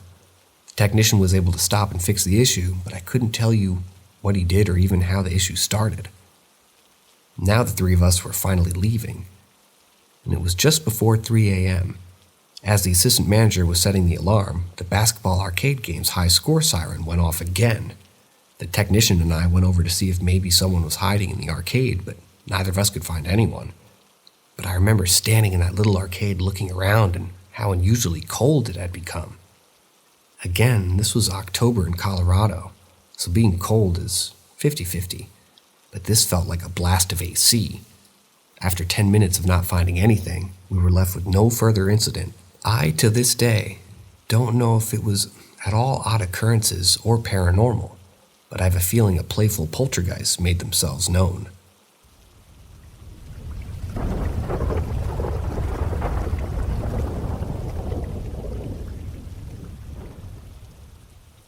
Home check. I'm an armed private security officer in Colorado Springs, and over the past few months, my company's been doing a specific property check within a community we already patrol at night. 1315 Wood Ave has been an interesting thing in the past, better known as the Burns Mansion. On Old Millionaires Row in the Old North End, James Ferguson Burns, who died in Colorado Springs, was a very wealthy man across his numerous endeavors in the greater Colorado area. His death was suspected in the mansion on September 23, 1917, as well as a few servants on the property. Earlier this year, 2020, acting as an 8-unit apartment building, a suspicious death occurred on property, promoting the city to step in. After conducting the police and forensic investigation of the death, the city immediately shut down the entire property, and it was renovated, and was also brought up to code. But these events displaced all the tenants and families with no warning. It was said that James Burns dabbled in spiritualism via spirit board or mediums. On the night of September 21st, the patrol officer was on duty for that area. Our normal SOP for the property is to check around the enormous house and to ensure that the primary structure is secured and that area homeless haven't made entry. After dismounting from my cruiser, I began to check the street side of the property, starting at the front cellar access, which had no added normal signs. A discarded coffee cup from one of the contractors, a few piles of wood, stuff like that. So I started toward the grand patio that nearby wraps the front-facing side. At the far end, I noticed the porch swing was slightly swinging side to side, not back and forth, but I thought nothing of it, as this home is at an old location. I began around the rear of the mansion, and as soon as I came around the gate, I heard a staggered elder's man's voice faintly coming from the servants' quarters on the second floor of the carriage house. So instead of checking the rear of the mansion first, I followed SOP and went straight to investigate the sounds. At the mouth of the carriage house was all the discarded personal items of the tenants that were displaced, and they were unable to collect. Making a path to the stairs was an uneasy trek. Old furniture, toys, photos, and such covered most of the ground. While trying not to fall while making my way, I heard the elderly voice again, but it was still faint and unintelligible. Now know that the possibility of an intruder was nearly 100%. I drew my sidearm and clasped my light between my fingers. I announced myself in the loudest command tone I could manage, leaving no doubt that I would be heard. After the second attempt of commanding that anyone identify themselves failed, I moved up the stairs. The second level is in such a state of decay that it looked as if the setting of a horror movie. After clearing the small 4-room area, I had only a small walk-in closet left, thinking surely this is where the subject is. I kept my sidearm level and I whipped the door open. Nothing occupied the space. I holstered thinking that I just had too much or too little caffeine, or a raccoon was being playful. I exited the carriage house to resume checking the mansion door barricades, to ensure that they were either locked or undamaged. While at the parlor doorway, I saw a shadow from behind the door under the straight split at the bottom. Aggravated, I ran to the parlor window, flashing the entire room to see who the hell was walking around inside. Again, nothing. No sign that anything had been inside since earlier that day. Now pissed that so many weird things were happening, I checked the rest of the doors, which were all locked. I headed back to the cruiser and lit a cigarette. As I took a long, exasperated drag, the inside lights flickered off briefly. I looked up to the second floor, where a discolored face peered out before the light sprang back on. I flicked my butt and said to myself, yes, screw that. Jumped into the car and called out. 1315, code 4. Clearing.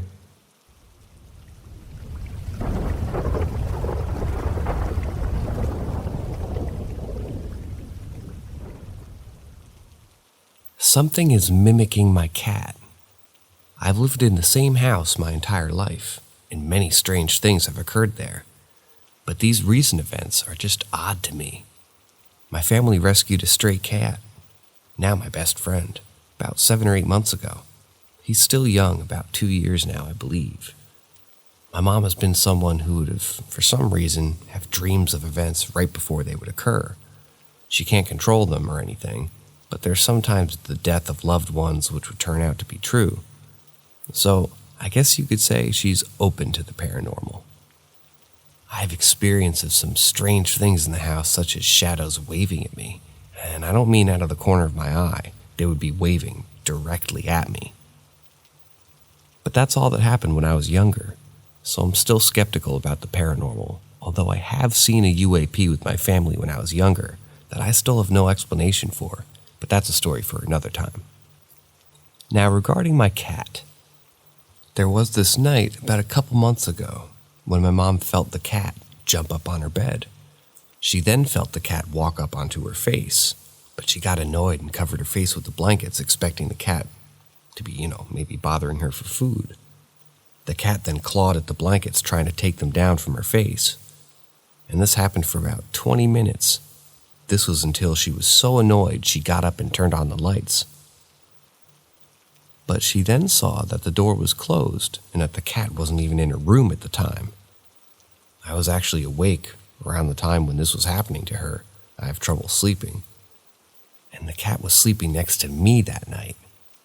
The strange thing is, I actually heard footsteps walking toward my door, which was closed, which then stopped as I looked at the door. I then heard them continue away from my door and toward the room where my mom sleeps. Besides the occasional knocking noises and footsteps, not much happened since. But last night, it seemed like something was messing with me. My cat was also sleeping with me last night, but right when I was about to fall asleep, I woke up completely. As I hear the noise, my cat makes with his claws when he's scratching on the carpet, kneading it, which is almost like a popping and tearing sound. I sit up and the noise suddenly stops. I lay back down, and when falling asleep again, the noise started up. I saw my cat wake up as well, and he began turning his head to look around the room to try and see what the cause of the noise was. At this point, I was just trying to ignore the noise and sleep, since I have school the next morning. However, my cat was just way more annoyed than me, and he got up and walked around the edges of my bed, looking around to find the source once again. The creepy thing is that the noise seemed to move around.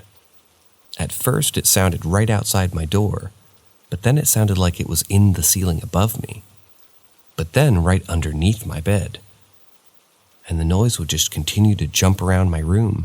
My cat walked up the headboard of my bed, which is cushioned, and he did the claw-popping noise thing just for like a second, which was not normal, as every time he'd do that, he would do it for about a minute or so. But immediately after the second he did it, the other noise would stop completely, and then my cat stopped and laid next to me again, and we both went to sleep. Also, for the past couple of weeks, I've been having horrible nightmares. Sometimes I can't even remember them, but I just remember the fear I felt. And every time I wake up, it's a cold sweat, and I'm completely drenched. I don't know why all this is happening, but perhaps there's a rational explanation for all of this that I just don't know of. But maybe you guys have had a similar experience of some kind. I just need to get this out there. And I will update the situation if you guys want. But for now, this is what has happened so far.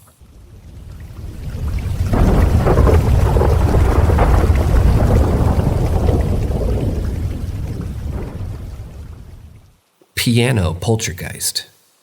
When I was 19, working in unarmed security, I was placed as a flex officer at a retirement home while the regular officer went on vacation. The first 2 shifts were learning the main care hospice building and learning the apartment and the cottage buildings for the independent seniors. Usually we only had to check the outer buildings a couple times at night to make sure no one was wandering around and no wildlife were getting in the trash. But my experiences began in the main building on the second shift, after the regular officer had left for his vacation. One of the morbid duties that wasn't an overly often occurrence was escorting a body from the facility with the coroner to usually the family of the resident. On that night, a very elderly woman passed around 1 a.m. with her daughter and grandsons around her. Just after 1:45 a.m., I greeted the coroner at the service entrance, and we took the elevator to the 3rd floor. The ride was unsettling. Both myself and the coroner were in absolute silence in the elevator ride, and it seemed to feel like hours long. My eyes were fixated on the gurney, donning a reddish body bag with the funeral home logo. I stood at the room door as the family cried as the nurse and coroner took possession of the woman's now lifeless form. All of us, including the family, walked into the elevator to go to the ground floor level, to see her into the medical van. And as it pulled away, the grandsons thanked and shook my hand for my assistance, though I felt I had done nothing. For the rest of the night, it seemed slow yet eerie. I kept thinking about the gurney with the body bag and how life is uncertain. The following night, I was sitting at the welcome desk, sitting across from our on-duty nurse who dozed off. I was reading a book about the history of the occult when I noticed from across the main reception hall, where entertainers or youth groups came to lighten their spirits of the residents, the desert carousel machine with its dim, soft white light flickered. It didn't flicker due to an electric default, but instead as if someone was standing in front of it or walked past it. I walked out to see if a resident was maybe looking for a late-night treat, but the area was void of anyone but myself. I brushed off the oddity as just my eyes started acting up. As soon as I returned to the desk, the grand piano that sat halfway between the desert carousel and my desk struck 3 keys. I began to get spooked, so I decided now was the best time to do a property check. As I was returning down to the last resident hall toward the reception area, I heard the music of Beethoven's Moonlight Sonata. I felt my blood go cold. I staggered toward the reception area, hoping to see a resident or even the nurse. As soon as I hit the threshold into the reception area, it fell dead silent. I nervously checked to see if there were maybe a player's piano, but found that it required a pianist. As I was still inspecting the piano with my light, the nurse walked over. "Why did you stop and play? It was really nice." I turned with confusion and a little bit of fear. That wasn't me. The nurse's face went white. "Stone, do you know what time it is?" She extended her wrist to where I saw the time, 1:07 a.m. We both went out to the smoking area, which was probably not permitted for resident safety reasons. Shortly after, the nurse refused to be left alone, so I accompanied her. When she did her rounds checking on all the residents, while on the 3rd floor, 2 doors down from the recently deceased woman's room, we heard faint music. The family was still in the process of removing her items, but one item was left on her nightstand, and we found that it was the source of the soft, haunting song. Sitting there was a small music box, playing a haunting version of Moonlight Sonata.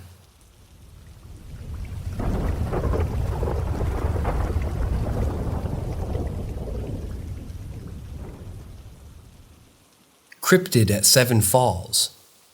Starting off, this happened nearly 10 years ago, but I recently spoke with an old coworker that I ran into again, and talking about the old lady, it was brought up. And that's when I realized the feeling of being stalked wasn't limited to me.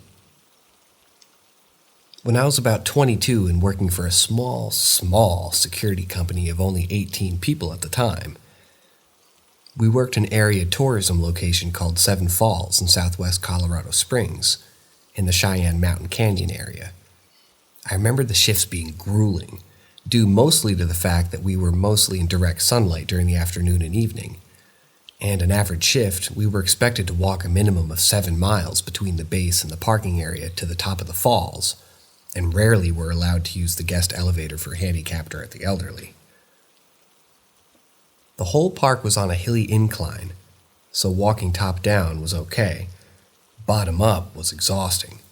In the evening near the base of the falls, native Ute and Cheyenne tribal dancers would perform, and we had to monitor crowds, which were slight breaks for about 15 or 20 minutes. These falls were frequented by area tribes for hundreds of years and was still considered spiritual. So it was the native tribes that pushed for their performances, since 7 Falls is considered a state park. At the end of the night, we would sit at the mountain entrance into the falls at the bottom of the canyon, off the lower Gold Camp Road, and monitor the toll booth until roughly 1 a.m., except during the weekends and holidays. That's when we were out there till 3 in the morning. On several occasions, when waiting for the end of my shifts, I had occurrences that made me feel like I was going to get attacked by either an animal or a person. Guttural hissing, deep mannish groans, and harassing growls could always be heard from behind the gate. Glowing eyes, either red or white in color, but larger than area wildlife, could be seen from behind brush and tree canopies. But what stuck with me is a shimmering humanoid shape. The shimmering itself was otherworldly. The way I always described it to my family and a few friends was that of like Predator. My first work firearm was an older Smith & Wesson semi-automatic single-stack pistol. It was my dad's when he went for work at the Fountain Police Department, but this was the first time I felt I was defenseless while working. I watched this shimmering silhouette crawl on the asphalt over to the toll booth, to what then appeared to stand upright and extend a long waving arm. This looked like being a phase between physical and corporeal realms. As I shifted my weight to look closer, I was awestruck. The glowing red eye slowly came back into focus. Then in a snap, I heard what sounds like animals climbing up the side of the toll booth gutter, and watched as the shimmer jumped to a tree, no less than 20 feet away. From here, the shimmer jumped again. This time, it broke a branch and it fell from the tree. A loud crashing sound rang to the top center of the gate, as the shimmer looked back one last time before going over the gate and disappearing into the Seven Falls Park. Bringing us today, in May of 2022, my old coworker and I ran into each other while at Walmart. We decided to go to Gunther Toddy's diner next door. While having a burger and reminiscing about the good old days, he brings up, "Did you ever see the Predator in his active camouflage at Seven Falls?" My blood ran cold, and I dropped to a shade of just about pale. He then proceeded to tell me about his experience on his shifts that I've never heard. After leaving the diner and arriving home, I sat in the driveway for a moment, contemplating what inhabits Lower Gold Camp Road.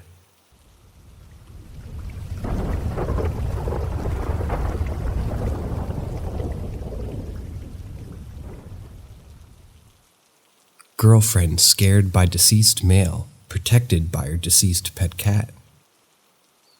Me and my girlfriend, since moving in together, have had numerous encounters with the paranormal.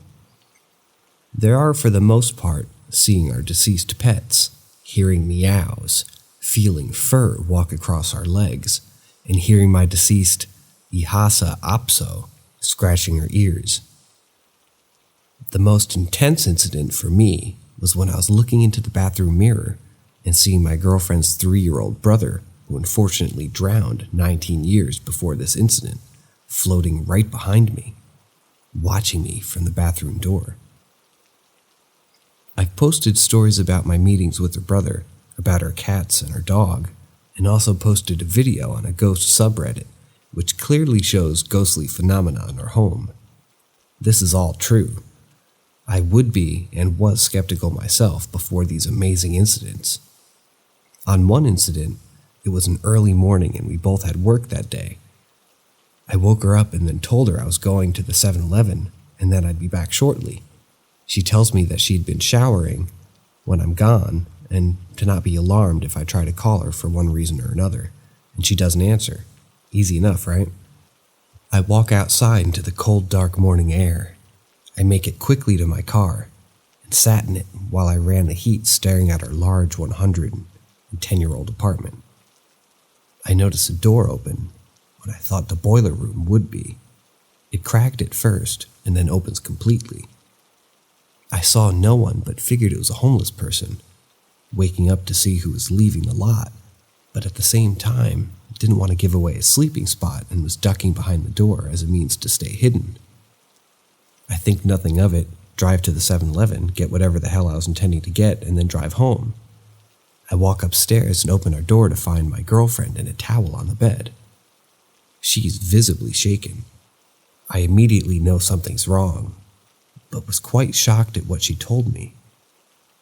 She was in the shower and all of a sudden the light in the room decreased, as if someone had a dimmer switch. At first she thought it was her eyes playing tricks on her, but it happened again and then again. It was as if the light bulb was being covered up, slowly blotting it out. She starts getting upset and senses a negative presence, and it's coming toward her. A split second later, our cat Echo, who at the time had been non-corporeal for 2 years, appeared in the bathroom floor. She screeched and yowled. As soon as they did this, the light immediately went back. The negative presence was gone, and she felt safe, but still very unnerved by the whole incident. Long story short, we both concluded that the dark spirit was waiting for me to leave, watching me from the door, and I thought it was just a boiler room. I didn't see anyone holding it open, because it was being done so by a ghost. The room I thought it led to also wasn't what I thought it was. It was a walled-off room with no access from the inside of the apartment. Every other time I checked that door, it was also locked.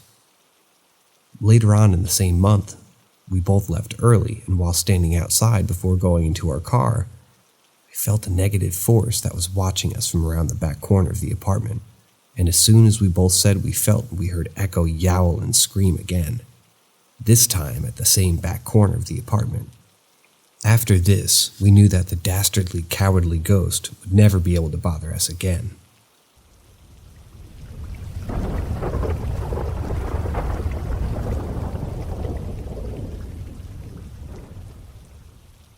Welcome to Paranormal M, the channel that explores the most mysterious and unexplained phenomena. Don't forget to hit that subscribe button and turn on notifications so you don't miss out on our latest spine-tingling tales. Hope you're ready for an unforgettable journey. The Cursed Mansion Across the Road. This experience happened a while back, but I thought I might as well share it on here for you guys to read. So in the mid-2000s, I lived in this house with my dad, my mom, and my sister. Across the road from this house was this massive mansion, which had a lot of residential turnover, which my family included believes is cursed. My sister and I were kind of scared of it. It was always a big, dark house that felt uninviting and cold. When my family moved in, it was a wealthy businessman living in the mansion across the road, who moved in a few months before us. This guy was really rich, luxury cars, massive dinner parties with his rich friends. He owned a bunch of businesses and started a new business shortly after we moved in. And after almost 6 months of starting this business, he went bankrupt. He lost everything. He sold all of his luxury cars, and he had no more dinner parties, and he was quickly an alcoholic. He ended up selling his house, because of course he couldn't afford it. After he sold the house, a young recently married couple moved in. I have no idea how they afforded the house, but nonetheless they moved in and settled in quickly. My parents actually became quite good friends with them, and we'd have them over for dinner occasionally. They stayed in the house for about 2 years, but within that 2-year period, they had 3 miscarriages. The wife ended up becoming depressed and even had to be committed to a psych ward because she was thinking about ending her own life. These 2 incidents could be clarified as maybe bad luck or unfortunate events, but the third one, in my opinion, solidifies this house as being cursed. So another couple moved into the house after the other couple decided to move on, and this couple were also pretty wealthy. They hired a maid to stay in the house and assist them with cooking and cleaning. After a year of them living there, we once again got pretty close to this couple, and we'd sometimes have dinner with them and swim in the pool that they had. One night my dad woke up and had a strange feeling. He heard something outside, so he looked out of his bedroom window and saw a maid packing her car in the middle of the night. The couple that was living there was maybe away for the weekend or something like that, and the maid was staying at the house. He thought it was weird and was a bit concerned, but didn't think much of it and went back to sleep. After he went back to sleep, he had a dream that the maid ended up ending her own life in the garage of the house. He woke up in the morning a bit shaken from his dream and had a sort of sixth sense feeling. He decided to go over there and check if everything was okay. He rung the doorbell but didn't get an answer. He decided to go around the back of the house and see if the back door was unlocked. The back door was unlocked, so he went in. He entered the living room and saw a maid hanging from the chandelier. He instantly ran home and called the police and ambulance, but by that point, it was far too late. I remember seeing my dad after the event, and he was white as a ghost. Of course, he didn't tell us what had happened, as we were very young at the time. He ended up telling us when we were about 15 or 16. I don't bring it up to him because he hates talking about it and gets very upset at the whole thing. We moved a little while after that event happened. I still have no idea what happened to the next family that moved in, but I seriously hope that nothing bad happened to them. I know this story's kind of hard to believe, but whenever I tell people about it, sometimes they don't believe me, but I can wholeheartedly swear that this happened, and to this day I'm convinced that the mansion was cursed.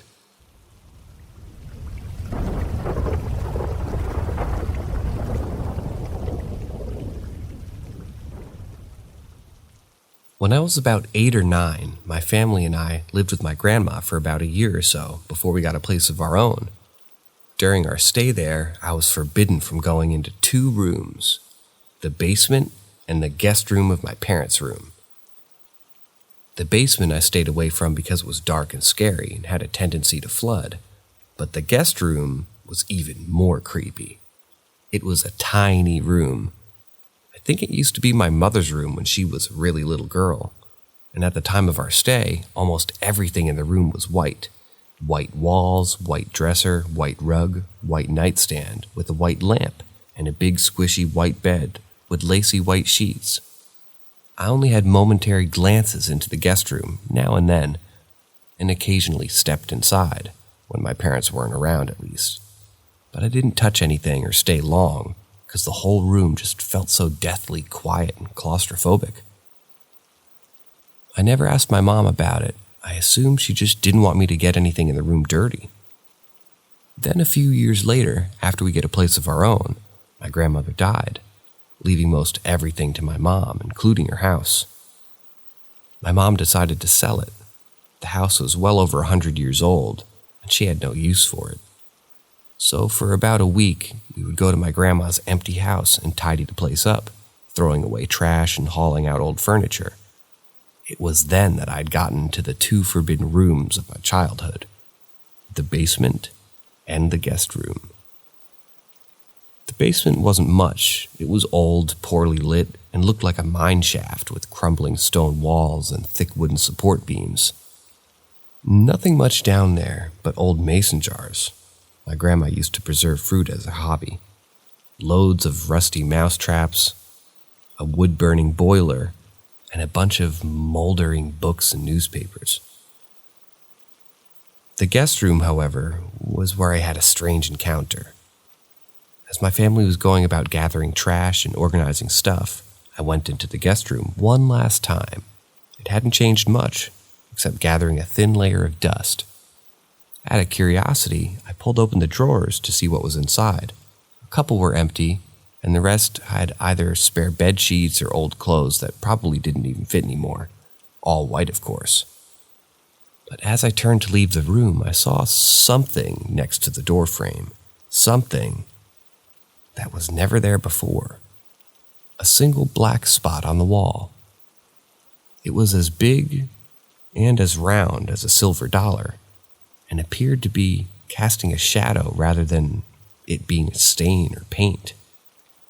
But the only light source in the room was a single window, and nothing in the room would cast a shadow like that. To try and find the source of the shadow, I reached out and touched the black spot on the wall with one finger. Immediately, my whole body went rigid as a burst of energy rocketed down my finger and up my spine, sending jolts of unpleasant, cold shock through my limbs like a cold flash crossed with a lightning strike. Seconds later, I felt my whole body get thrown back, either by sheer force or by my fight or flight response kicking in. Once I got my composure back, I looked towards the wall and the spot was gone. I never told anybody about it because I wasn't sure if it was even real. Part of me thinks that perhaps it was a dream and I just got it mixed up with my memories. I've had dreams in the past that were so vivid, I thought they actually happened, but I still don't know.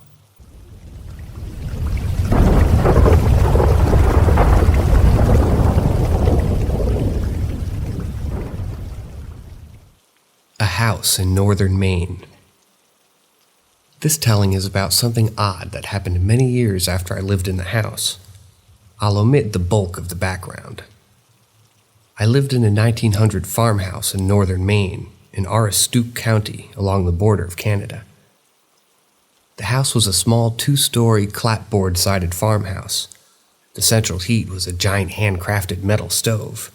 It was large enough to fit a log a foot in diameter and 3 feet long, and sat in the middle of the dirt-floored basement. The stove was so airtight that you could throw in several chunks of split hardwood and dog it down tight. Then you crack the air vent just a tiny bit, and the fire would smolder all night, with heat drifting up through the vents and ducts. It was the main heat in the house, although there were 2 additional cast-iron wood stoves. I lived there with my father and his girlfriend. My father would spend a lot of time working on the property, clearing brush. He also worked on scraping and peeling paint and applying new, fresh coats. Although he refused to invest money in the house, so many of his repairs were low quality and incomplete. After I moved away, I stayed away for over 15 years. One day, my wife and I were staying at a hotel a few hours away, and we found ourselves with a free day to randomly explore. We ended up driving back to the area of that house and decided to make it our destination. The area hadn't changed much. The area is very sparse with lots of dense trees and large grassy yards and fields, farms here and there. We turned off the U.S. Highway 1 onto the road named Wilcox Settlement Road. The house was maybe a quarter mile down. The sun was low in the late afternoon sky, a bit above the trees. I pulled up at the end of the driveway, or dooryard as the locals call it, and stopped in the road. The house was a wreck and in much worse shape than when my father had owned it. There were a few beat-up cars parked by the house. There were barrels and scrap wood and random old junk all around the yard and the porch. Much of the siding had also been removed, exposing mylar-backed foam insulation boards that had been pressed between the studs and the exterior walls. There was an old, dented, rusty pickup truck, parked closest to the road, where it sat idling. My foot on the brake, my wife and I sat gaping at the creepy old dilapidated house. The yard was overgrown, and the brush had reclaimed most of what my father had laboriously cleared all those years ago. Movement caught my eye in the dimming light. A waving hand. There was a man standing on the other side of the old pickup truck, and he was slowly waving his arm, beckoning us toward him. He was a large, overweight man, late 30s to mid-40s, dressed in a dirty work coat. His mouth was open in a gap-toothed smile, and he just stood there, still except for his upraised right arm, slowly beckoning us to pull into the driveway. I was frightened. First of all, we didn't see him initially, so it caught us off guard to have him standing as close as he was. Secondly, the way he stood there watching us beckoning reminded me of a scene from a backwoods horror film. The man's smile seemed to be cunning and a veneer of harmlessness, bellied by a bleary cold glint of greed or worse. I instinctively floored the accelerator and sped away. I hate that house. It was a very bad place. I felt like it was stained with bleak sadness, fear, and loneliness.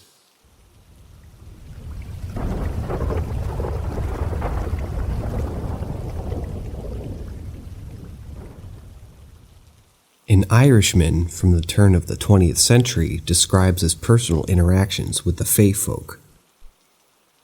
Encounters with the gentry. When I was a young man, I often used to go out into the mountains over there, pointing out in the window in their direction, to fish for trout or to hunt. And it was in January, on a cold, dry day, while carrying my gun, that I and a friend with me, we were walking around Ben Bulbin, and we saw one of the gentry for the first time. I knew who it was, for I had heard of the gentry described ever since I could remember. And this one was dressed in blue, with a headdress adorned with what seemed to be frills. When he came up to us, he said to me in a sweet and silvery voice, "The seldomer you come to this mountain, the better." A young lady here wants to take you away." Then he told us not to fire off our guns because the gentry disliked being disturbed by the noise. And he seemed to be like a soldier of the gentry on guard. As we were leaving the mountains, he told us not to look back, and we didn't. Another time I was alone trout fishing in nearly the same region when I heard a voice say, "It is barefooted and fishing." Then there came a whistle like music and a noise like the beating of a drum, and soon one of the gentry came and talked with me for half an hour. He said, "Your mother will die in 11 months, and do not let her die unanointed." And she did die within 11 months. And he was going away, and he warned me, "You must be in the house before sunset. Do not delay, do not delay. They can do nothing to you until I get back to the castle." As I found out afterwards, he was going to take me, but hesitated because he didn't want to leave me and my mother alone. After these warnings, I was always afraid to go to the mountains, but lately I've been told to go, if I took a friend with me. Gentry protection. The gentry have always befriended and protected me. I was drowned twice, but for them. Once I was going to the Dernish Island, a mile off the coast.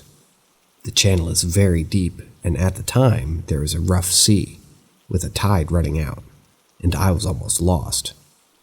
I shrieked and shouted and finally got safe to the mainland. The day I talked to one of the gentry at the foot of the mountain, when he was asking if he was going to take me, he mentioned this, and said they were the ones who saved me from drowning then. Gentry stations.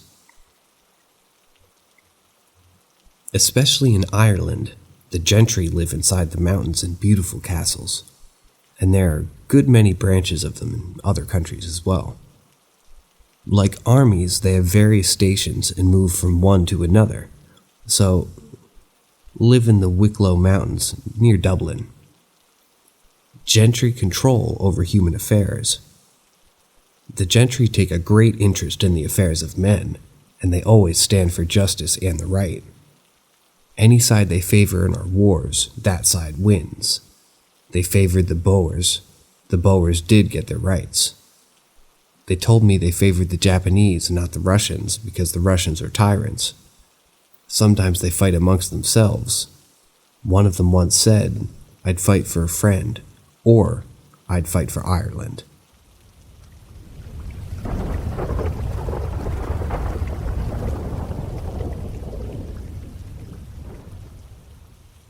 This happened to me when I was 9.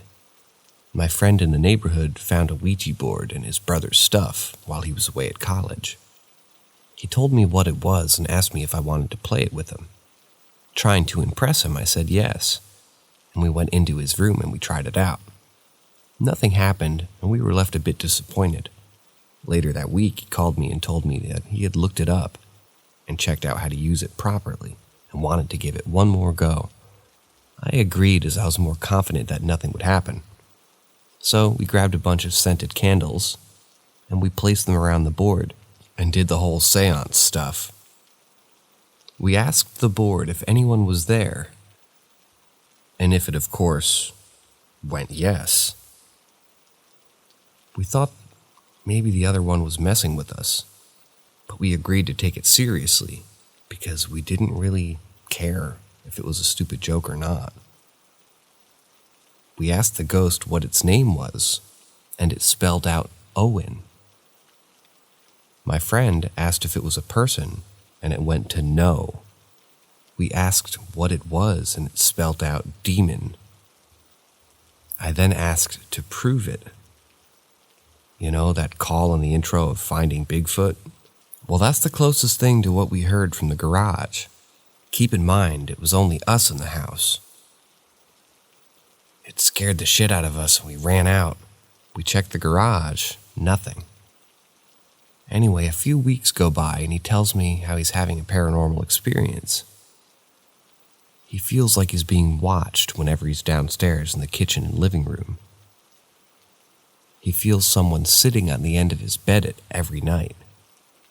Every time he walks past the garage, he feels someone grab his wrist and pull it toward the garage. Whenever I went over, I always got the feeling that someone was looking at me from the ceiling. It was defiantly unnatural. Then came the scariest part of all. We were at his house playing Army in his room, while no one else was at home, and we began to hear heavy footsteps downstairs. Except whatever was making it had hooves. Sounds like a full-grown horse was walking around downstairs. Then we heard someone begin to laugh and cough at the same time. My friend ran over and slammed the door shut and we hid. We hid under his bed while I hid in his closet. Then it sounded like someone began scratching his door with one big claw, like the ones raptors have on their big toe. He started crying and I was on the verge of tears myself. My friend yelled, "Leave us alone, Owen, you're scaring us." It began to stop, and then we heard it run down the stairs.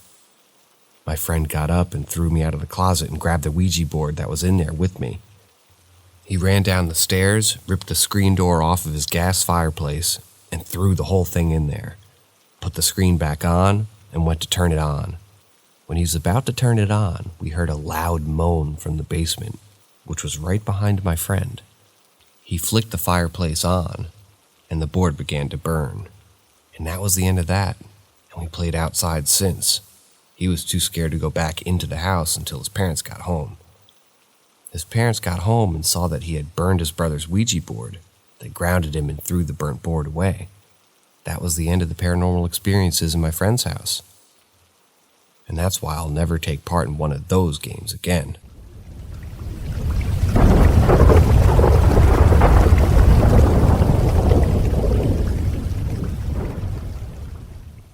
Ghost passenger or guardian angel? I was 16 when I got my first SUV. It was a white 1989 Jeep Cherokee. I knew nothing about repairing cars. A friend from high school used to help me fix it up.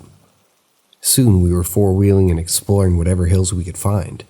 Whenever my friend wasn't around and I had a problem, my sister's boyfriend's brother would come over and fix it. He loved working on cars and always got it back up and running. It wasn't long after I got the Jeep that Billy died in a rollover car wreck in a truck he had built with his family. Anytime after that, when my Jeep had a problem, I'd park it overnight and complain to family it wouldn't start or had electrical issues or locking issues. I would wake up and the problems would mysteriously be gone, as if someone fixed it overnight. The problems never came back. It was like Billy was still fixing things, even after he'd left us on Halloween night, October 31st, 2009. One day I was heading over to a friend's house alone on a dirt road that cut through 7 miles of the woods to his place. The dirt roads were slick after the rain. I was going maybe too fast, 35 miles an hour, as I came around a corner. I felt the bottom part of the seatbelt being yanked on, like when you were a kid and you pulled the belt to mess with the person in front of you. It kept tugging at my waist, except this Jeep had no seatbelt pre-tensioner. 3 hard yanks. I began to slide into the dirt ditch. As the Jeep went up the right side of the 15-foot embankment, just before striking a 16-foot pine tree, a man in a white shirt sitting in the passenger seat yelled out, "Duck!" Right as I struck the pine tree and the Jeep began to overturn at 30 miles an hour at the front and crumpled in. I hunched my body, my hands under the steering wheel, ducking my head down, just as the roof above my head collapsed. A speaker box weighing 25 pounds disconnected from the floorboard in the back, flew right past my head and smashed out the windshield, bouncing back and going out my driver's window right by my head, glass flying everywhere. I'm now upside down, sliding. To my left out the window was the ground, right by my left arm. It all felt like a movie, a dream. It happened so fast. I feared my arm would pop out and get crushed under the car as it slid. The Jeep caught traction and rolled 180 degrees back onto its wheel, facing the other direction I was traveling, Jeep still running. I was in shock.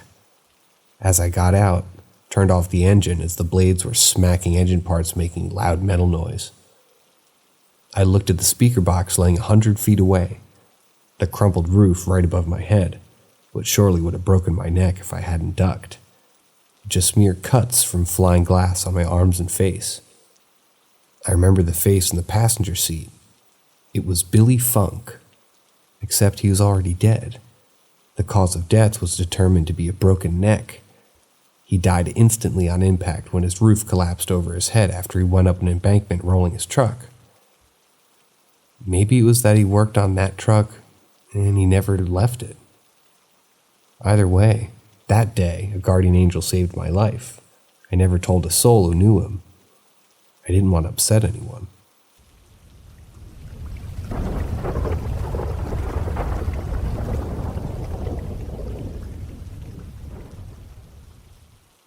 Encounter with Bila Pani.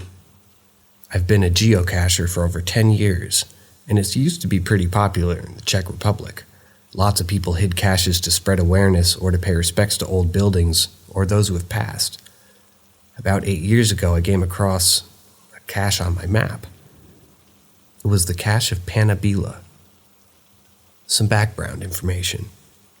Bila Pani, or White Lady, is believed to haunt Český Krumlov, which is the town in the Czech Republic. The legend says that the White Lady appears in and around the castle of Krumlov Castle, which is located in the town. The White Lady is the ghost of Percha Rosenberg, a noblewoman who lived in the castle during the 16th century. She appears as a white figure walking in the area, and her presence is a sign of impending disaster or death. Every geocache has instructions on where, how, and when to find them, as some can only be seen at specific times. This cache, however, came with instructions to go absolutely not at night. It was believed that Panna Bila roamed the area and demanded silence on her property. Being there at night would disturb her rest, and there's not something that you want to do or want to be responsible for. Being the skeptic thrill seeker that I was, I wanted to go right away. Because who's going to be there to stop me? A dead woman in a nightgown? Well, not exactly, but I did want to witness something. I was in the woods surrounding the castle. I always took my dog with me when I went into the woods. I take him for the night walk, and he loves and he scares boars away. Win-win, right? I was using the GPS device that I always take with me during cache hunting. It was more accurate than the app back then. It was working fine until at one moment it just went a little crazy. I'm not talking about it being a little off. The game was to find the coordinates, and then you still had about a 30-meter range to actually look for the cache. So that would have been pretty normal. I'm talking about a device sending me hundreds of meters in a direction just after it told me I'm 20 meters away from the given coordinates. I reset it because I thought it was just an error, but it kept doing the same thing. Just every time I reset it, it was a different number. Since I was just a few meters away from the location, I decided to just count my meters since I knew it was like 20 meters, until I suddenly felt chilly. Note that it was midsummer, and even though it was at night, it was still around 25 degrees. There was no wind, and I wasn't tired or anything. And even if it was wind, it would have been warm. I eventually turned my ass around after my dog started squeaking, and I'm telling you that dog was a beast. May his kind, fluffy soul rest in peace. He wasn't scared of anything, and if there was a person or animal near at night, he would bark and growl, not squeak and keep his tail behind his legs. I decided to leave because I thought maybe my dog wasn't well, but I wanted to take a picture at least, because at least it would be cool if it was there at night. Planning to go back during the day. I remember thinking, haha, my battery's at 69%. I know I'm a douchebag. Anyway, when I got out of the woods and found my car parked to the side, my dog was completely fine. He wasn't tired, hungry, or unwell at all. Not only that, I checked my GPS again in fear of having to throw it away because it broke or something. It worked perfectly. Lastly, my phone battery was at 20%. Safe to say that I started to question my beliefs a little bit at this point, especially when I wanted to take a look at the picture. They were all corrupted.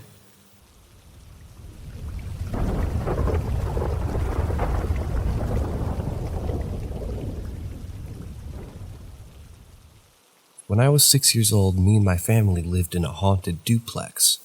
Our cousins lived on one side and we lived on the other. I'm pretty sure it was the family that lived there before us that was haunting us. At least that's what I was told. So during that time, my dad would wake up very early in the morning, I think maybe 4 or 5, to go to work. All I remember was that it was still dark out. I was a daddy's little girl, so it was our tradition to wake up, eat breakfast together, and then he'd leave for work and I'd go back to sleep. Then one day I woke up and saw a dark figure standing at the frame of my door. It turned and left. I thought it was my dad, so I followed it out of my room, down the hall, but when I got to the stairs to go down to the living room, the lights were all off. I thought maybe my dad was in a hurry and just left without eating breakfast, so I turned around and went back to bed. This happened a few more times, and each time I kept getting up and trying to catch my dad. Then one day I confronted him about it and asked why he kept leaving and didn't wait for me. My dad became very confused and asked me what I meant. I told him that I kept seeing him walk down the hall and leaving without waiting for me. He became concerned and said he had quit his job for a while now. I think my parents knew something was off as I became very sick. It was in a very short span of time. I'd gotten so sick I missed so much of schooling that the school said if I didn't go back soon I'd be expelled.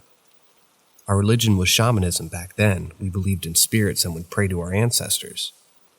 My parents enlisted the help of a shaman to perform a ritual to see if they could determine who or what the figure was and what it wanted.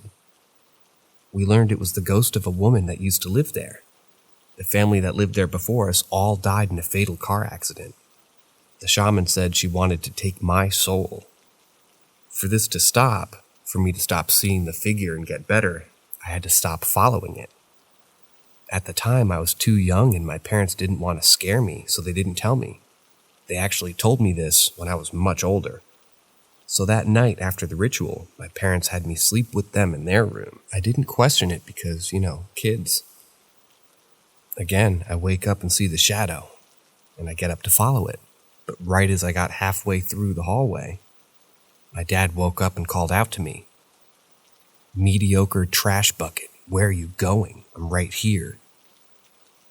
So I stopped in my tracks, turned around and got in bed and went to sleep.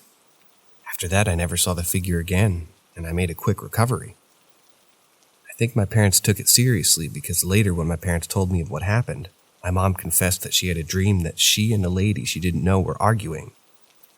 My mom was in her bedroom and the lady was standing outside the door. The lady was standing in the shadow, so my mom couldn't see her face, but my mom saw her waist and below, and she was wearing a long skirt. She was yelling at my mom to get out of her house, and that my mom was yelling back at her saying, "This is ours now." At the time, I was never scared, never felt like anything bad was going to happen to me. But now thinking back, it gives me the heebie-jeebies. The house has been torn down now. It's not even there anymore, just flat land of grass. Whenever my siblings and I drive past it, we always say that it was probably torn down due to nobody being able to live in it because of the hauntings.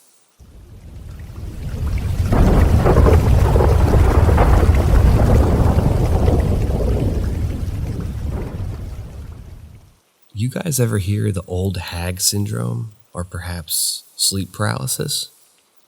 For years, I had no idea it had a name, as it happened to me when I was 15, and that was back in the year 2000. It started with a trend of sleep paralysis, back to back, night after night. And one time I even heard a voice speaking to me in a different language. Fast forward to like a week later, my little nephew, back then who was 8 years old, we were getting ready for bed and it was night, and we both had school. Well, he was in the shower and I was on the phone. He comes out of the shower, scared and pale, and tells me, "Can I sleep in your room?" Some voice was talking to me in the shower. It was a different language. I had told no one about the things that were happening to me, so I was shocked when he told me that. Plus, he hated sleeping in my bed. I would troll him all night, so I knew that it had to be serious for him to want to sleep in my room. That same night, the actual old lady I kept seeing in my dreams appeared in front of me. At first, she was brushing her old, shriveled, dry white hair with a brush in front of the mirror. She was old and wrinkled and so hideous and short. but with that weird hellspeak voice. Immediately, I tried to get up, but I couldn't. I tried to scream, but no sound would come out of my mouth. From the mirrors, she teleported to the side of my bed, and she grabbed my arms with her old, bony hand. I felt cold and scared, and she kept telling me to go with her. I couldn't scream, but I kept not letting my head say no, nodding it. My nephew kept moving and shaking as if he was trying to help, but he couldn't. Maybe he was having some sort of epileptic attack, which he had never had before.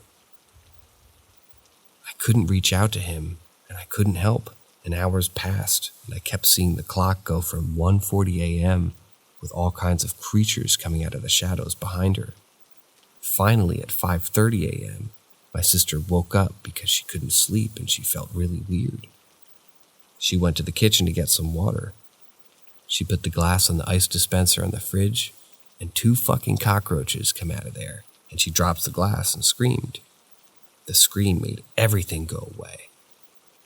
Our house does have a few roaches in it, so having a roach in our fridge's ice cream dispenser was not normal. After that, they never went full apparition. My dreams kept getting really fucked up, and every night seemed like a demonic nightmare.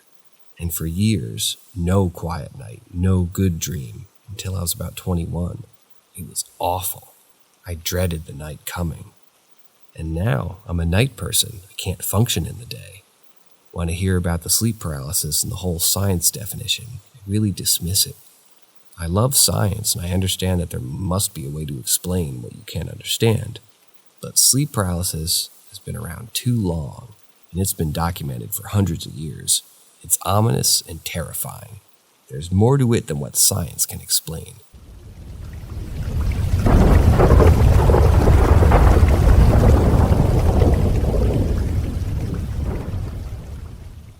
I saw a black-gray figure next to me in bed one night.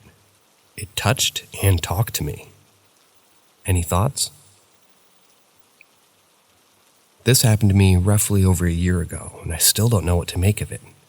Apologies in advance for the lengthy post, but I want to be thorough. For context, I sleep with the lights out in complete darkness. The only minimal amount of light, red, in my room is from my electronic clock on my nightstand. I've also had numerous encounters with the supernatural, but nothing like this. In the past, I've mostly seen relatives who are no longer with us or other human-like spirits and entities. Another detail will be more important later is that I'm currently writing a fantasy/supernatural book I've been working on since high school. So I just woken up and rolled over onto my side to check the time on my bed clock. It was a little past 3:30 a.m. I sat there for a minute, unable to get back to sleep. The next time I went to look at the clock, I saw something crouching beside my bed. It was a mostly black figure with a grayish hue to it.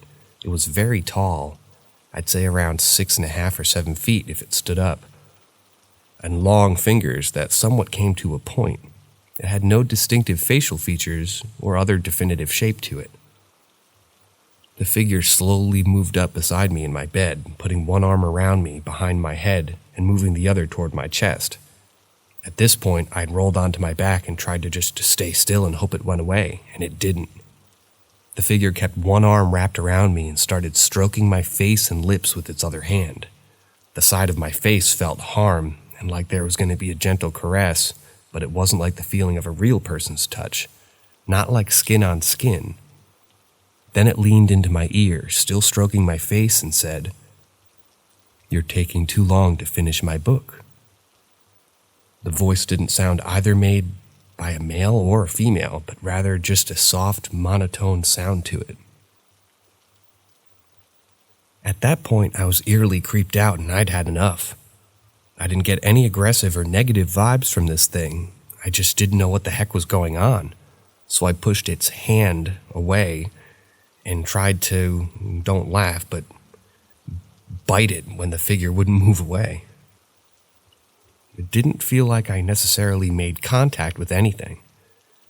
It was kind of like trying to push 2 repulsive ends of magnets together. However, it shook its hand, as if in pain for me trying to bite it. After that, it slowly crouched back down and just disappeared into nothing. This was the first and last time anything like this has ever happened to me. Have any thoughts? I didn't get the feeling of having any particular connection with this entity. Not like I have when I've seen loved ones who've passed away. Don't believe it was a sleep paralysis thing either, because I was pretty much wide awake. And I only couldn't move, but I could move when I wanted to. What makes me feel really uneasy about this is that it was such a dark figure, the weird touching of my face and lips, and the eerie comment about me writing a book. I don't know what to make of this.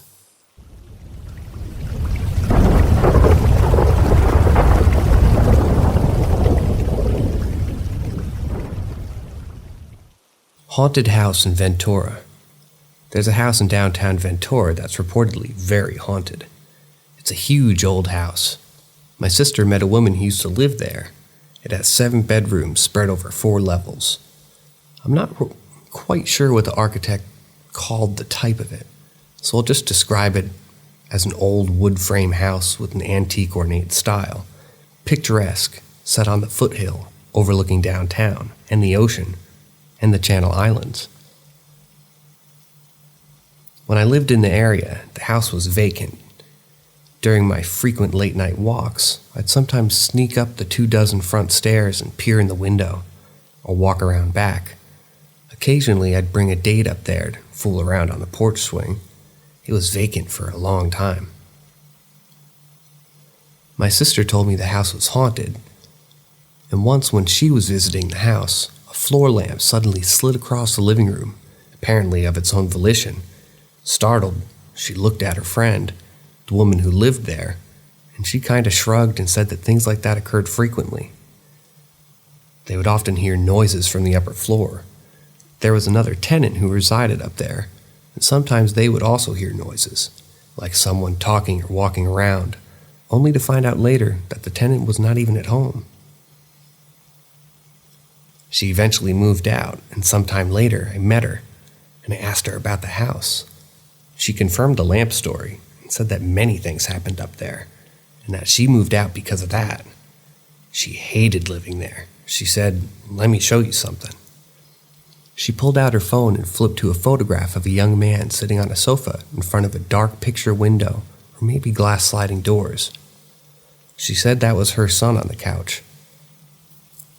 The photo was just kind of a typical random snapshot of a kid sitting on a couch. Also in the photo was a large swirl of white smoke to the right of the kid. It looked like cigarette smoke that had drifted in front of the lens. Except when I looked closer, I was startled and frightened by what I noticed about it.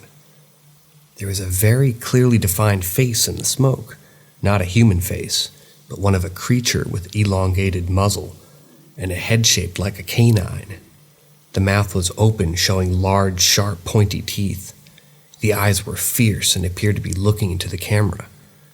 I truly hate to say it, but I tend to roll my eyes at stories like this, but it's best described as a dragon or demon face. I don't believe in demons. The image was unmistakable and gave me chills and goosebumps. The woman said that she hadn't seen anything when she took the photo, that it was just a casual snapshot of her son while they were sitting and watching television. She managed to get the landlord and reluctantly let her out of the lease after she told him everything that happened there. Eventually, they found tenants. There were old cars and beat-up motorcycles out front, and junk stored on the porches and balconies, so they didn't appear to be neat, clean, orderly tenants, and the house looked in need of repairs and maintenance. I never met the new residents, but I wonder if they had any experiences in that creepy old house.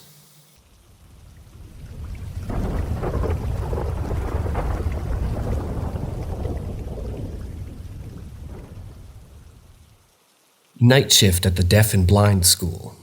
I've been working armed security for nearly a decade now, but I still remember working unarmed when I started out in my early 20s. I worked my way to a trusted position with my agency, where at 20 years old, I was assigned to the Colorado Springs Deaf and Blind School. At the time, my only senior, more experienced officers were permitted to work there at all, but I was given the 9 a.m. to 5 a.m. shifts, Monday nights through Saturday mornings. Little backstory on the deaf and blind school. It was opened in the early 1870s and was where the burdened children of the state were sent to learn and live. But many were put to work there as laborers working fields or manufacturing items.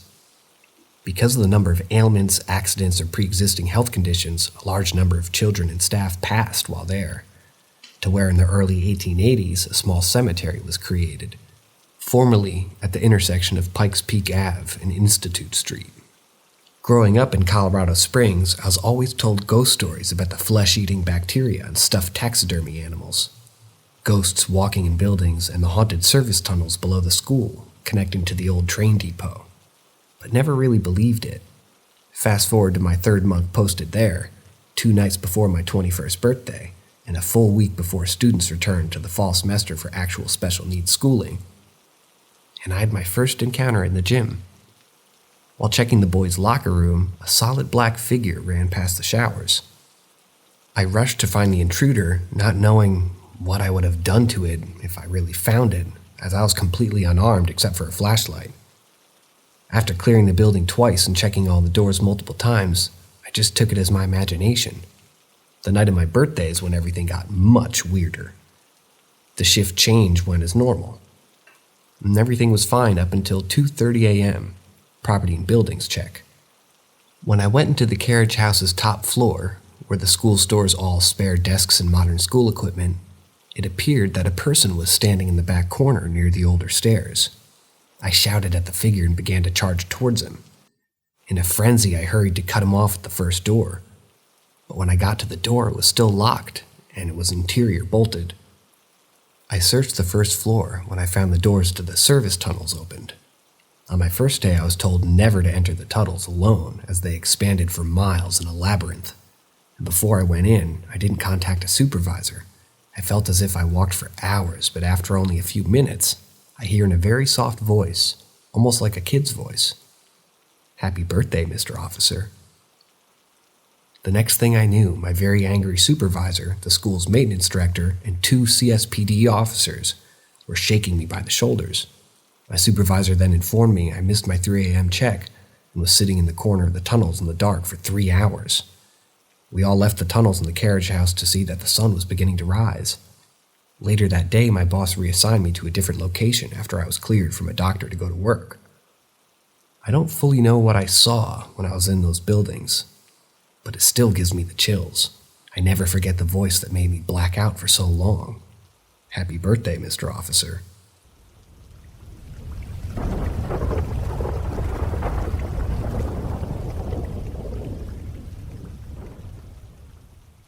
The caretaker. My dad grew up in New Orleans in the 9th Ward. When he was a kid, my biological grandfather died in the line of duty with NOPD.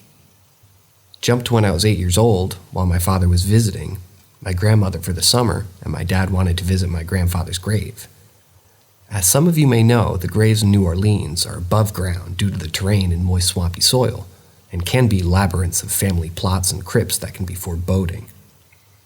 We went to visit on a Thursday afternoon in early June. Though it was super hot and humid, my cousins were saying it was cold because of the cloud cover. I'm from Colorado, so cold is nothing to me, but I don't do heat well.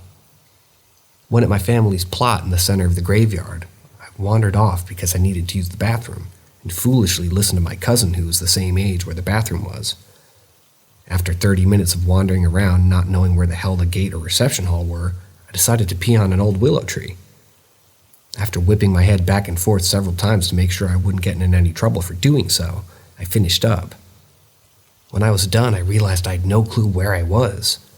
The tombs, plots, and crypts looked completely different, being old, dirty, cracking, and weathered. I tried my best to retrace my steps, but no luck. I began to panic a little bit.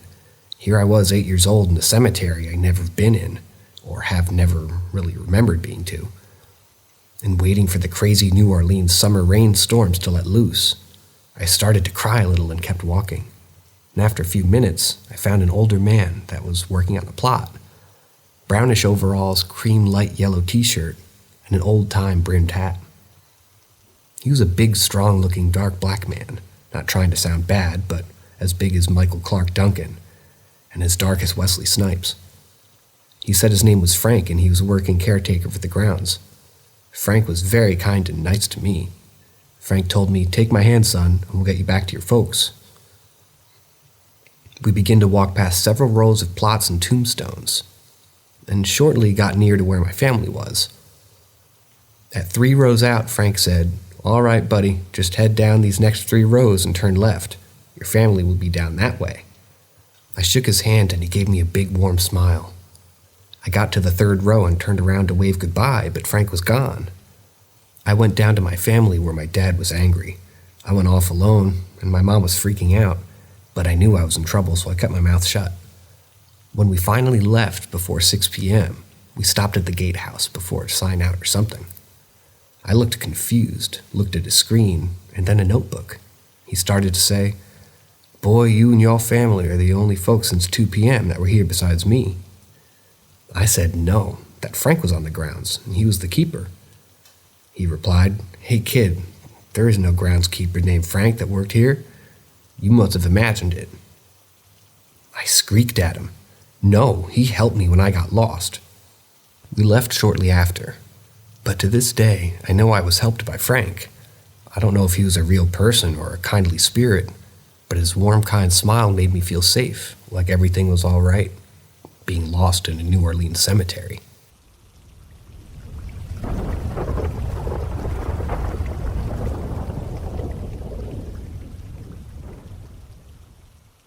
Greetings from Paranormal M, the channel that brings you stories that'll make you question everything. Be sure to hit that subscribe button and turn on notifications to never miss out on our latest thought-provoking tales. We hope you enjoy. Let me tell you about the haunted house my family and I used to live in back when we resided in Woodbridge, Ontario. The home was old, creaky, and had clearly seen better days. In fact, it was even starting to sink on one side, resulting in a noticeable tilt that would cause a ball to roll across the floor if set down, and prevented my bedroom door from really being able to close all the way.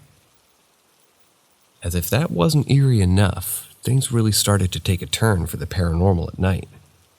Specifically, I would hear the hallway closet door open, which had an old metal latch style that would swing open and then slam shut, followed by the sound of someone wearing slippers shuffling down the hallway. They would do a loop through my room and then exit. To make matters worse, my dog used to sleep at the bottom bunk of my bed, and he would get up and growl until the entity had disappeared. This was a nightly occurrence, too. My sister and I also began to notice an influx of gross centipede bugs that made loud clicking noises. What's more is every time we tried to squish one, it would simply disappear. And one time we managed to squash one in my room, and suddenly everything went weird in slow motion, red and wonky, as if someone was stretching and pulling the entire room. When it finally stopped, my sister just left my room, and we only talked about it years later. But the scariest incident, by far, was when we were watching TV one evening, and suddenly the screen went to static. In a flash, every single door and window in the house slammed shut at once, even my own bedroom door that was previously unable to close. This caused a huge scratch in the wood floor that we had to remove from the hinges to open again. It was absolutely terrifying, and it didn't stop there.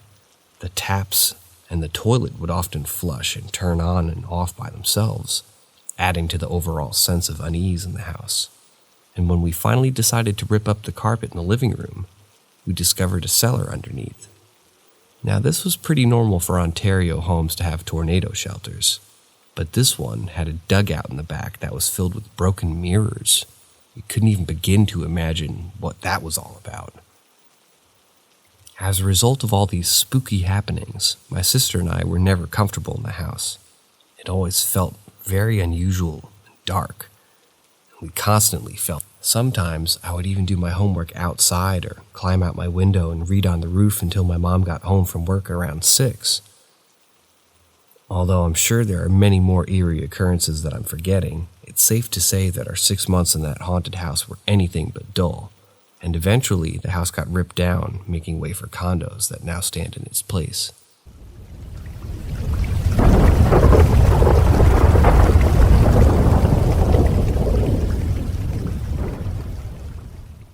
I just wanted to say thank you. I work armed security in Colorado Springs, and a few months ago a contract ended that we had for a couple of years. The contract was overnight front desk and building monitoring for a community transitional apartment building, or more simply, a stepping stone apartment building for working homeless waiting for public assisted housing.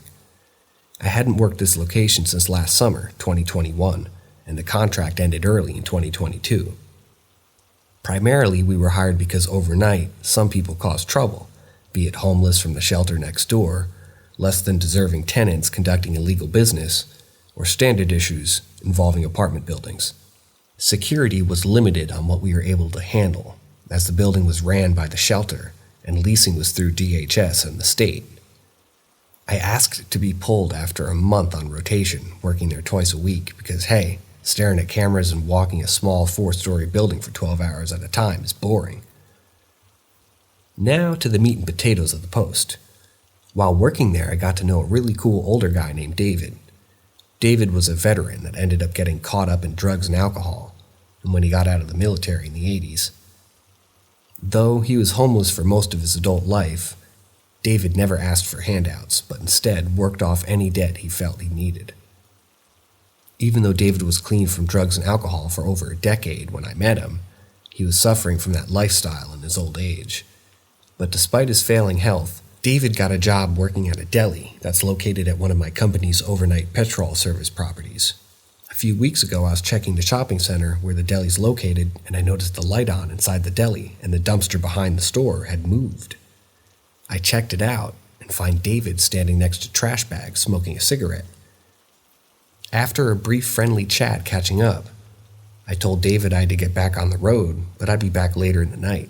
Happily, he acknowledged, but asked if I could do him a favor and bring him a fresh pack of Newport Reds, as he'd be there for a while. I agreed as he said, "I just wanted to thank you for being kind to me." 2 hours later, I returned with the cigarettes and a gas station fruit pie. As I come from behind the deli, I saw a food delivery truck and a couple of his co-workers unloading. I parked and walked up to them, asking if David was still there. Confused, the men replied that David was dead. Upset, I replied that wasn't funny, but the med said seriously that David died just after Valentine's Day, on his way home from his shift, from a heart attack. Not believing what the men were saying, I stopped at the transitional apartment building on my way to another property to drop off the cigarettes. At the front desk, the new security confirmed what the men said at the deli was true. The new security then stated that since he had no next of kin or a will, his apartment was just emptied earlier that week. It's now been about 5 weeks since I saw David at that dumpster, whenever I'm working. And when I get petrol on that side of town, I stop and I have a smoke with my old friend, even if I can't see him anymore.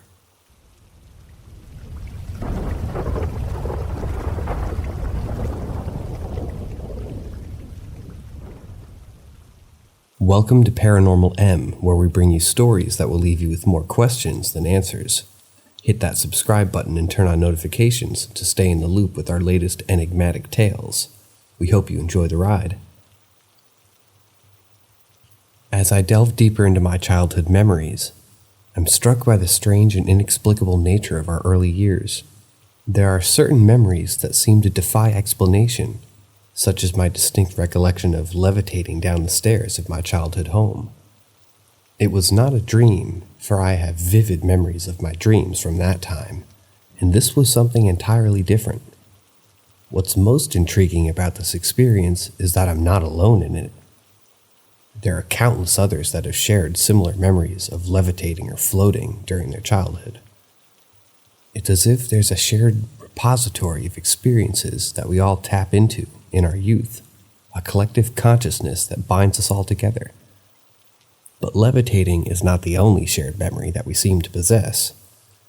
I've read about others who recall about being able to breathe underwater, or being able to communicate telepathically with animals. These are not memories that can be easily explained away, and they leave us with more questions than answers. What is it about our childhood that allows us to tap into this collective consciousness? Is it simply a matter of our minds being more open and receptive at a young age? Or is there something more mystical at play? Some people believe that children are more in tune with the natural world and its energies, which allows them to experience things that are beyond our understanding as adults. Others believe that these shared memories are a product of a cultural legend, passed down through generations and ingrained in our collective subconscious. Still, others believe that there is a spiritual or metaphysical dimension to this phenomenon, connecting us to something greater than ourselves. The mystery of our shared memories is one that fascinated scientists and researchers for decades. Some have even conducted experiments in an attempt to uncover the truth behind these strange experiences, but despite their efforts, the phenomenon remains largely unexplained. Perhaps we'll never fully understand the mystery of our childhood memories, and that's part of what makes them so intriguing. Our early years are a time of wonder and magic, when anything seems possible, and the world is full of limitless potential. And it's these shared experiences that connect us to something greater than ourselves, binding us together in a web of shared memories and experiences that shape us who we are as individuals and as a society. So, as I continue to ponder the mysteries of my childhood memories, I'm reminded of the magic and wonder that exists in the world around us, and I'm grateful for the collective consciousness that binds us all together, connecting us to something greater than ourselves, and reminding us that the limitless potential that lies within each and every one of us.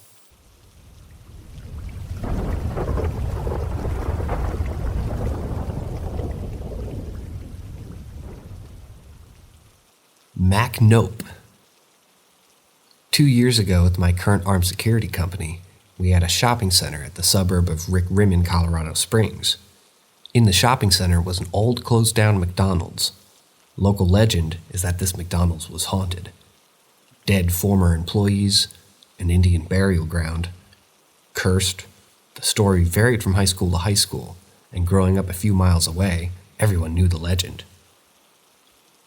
My company started providing services to the whole shopping center due to teens hanging out after hours, homeless camping in the front of the shops, and in the self-service car wash.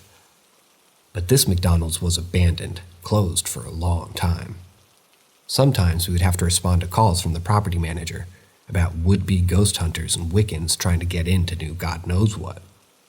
Well, one warm night in August, while training a new hiree, we were walking around looking for kids and homeless, when from the car wash we hear an ear-shattering sound from inside the McDonald's.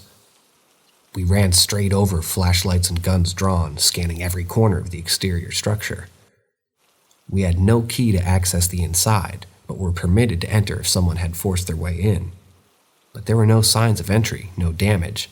The fire ladder to the roof was still up. So confused, we looked at each other, wondering how a scream could have come from inside. The new guy was fresh out of the army and was new to the area, so he had never heard the stories. I began telling every version I knew while he kept shining his light through the window to see if anything was inside. While on the last iteration involving the Indian burial ground, the new guy yelled out the least manly scream I've ever heard.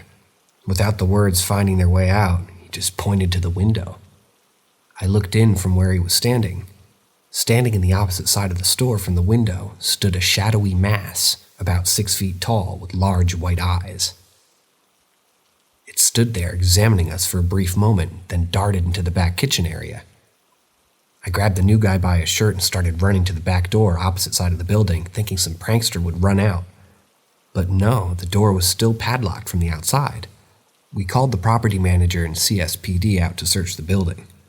When the property manager arrived and opened the door for the cops to clear the building and property, the manager came over to ask, "Saw it, did you?" The 3 of the CSPD officers came out within a few minutes saying that nothing was inside. We got a call screen number for a report and went on to the next patrol property. For the rest of the night, the new guy was very quiet, saying very little, and after his first night solo on patrol, he ended up quitting the next day, no resignation, said very little, and handed over his uniform and equipment. To this day, I don't know why he quit, and he wouldn't speak to annoy on the staff after departing, so I wonder if that figure with the large white eyes still haunted him.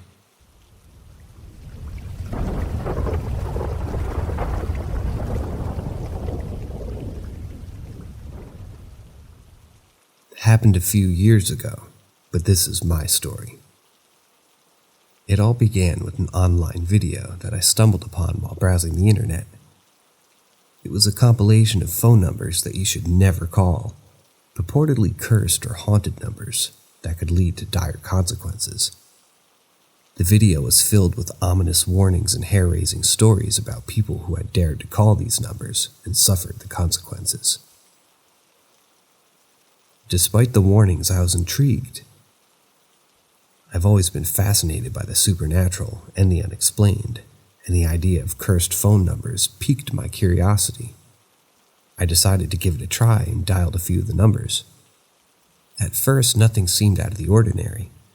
Heard the familiar beeps and rings, but no one answered. I assumed it was all a hoax and went to bed, thinking nothing more of it. However, that night turned out to be anything but ordinary. In the middle of the night, I was jolted awake by a loud crash. It was my giant lamp next to my bed, and it had fallen to the ground, shattering into a million pieces. Glass shards littered the floor, but strangely, I felt no fear or unease. I simply shrugged it off and went back to sleep.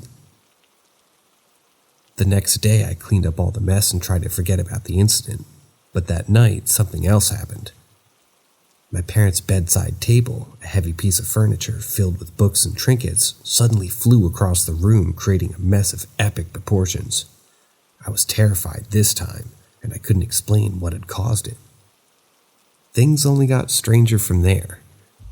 One night while I was in the bathroom, my brother claimed to have seen me in the living room, despite the fact that I was nowhere near there. He also heard a little girl's voice, giggling and whispering, but there was no one else in the house. We were both unnerved by the experience and couldn't explain what had happened. In the days and weeks that followed, I became increasingly paranoid and fearful. I couldn't shake off the feeling that something was watching me, something malevolent and unseen.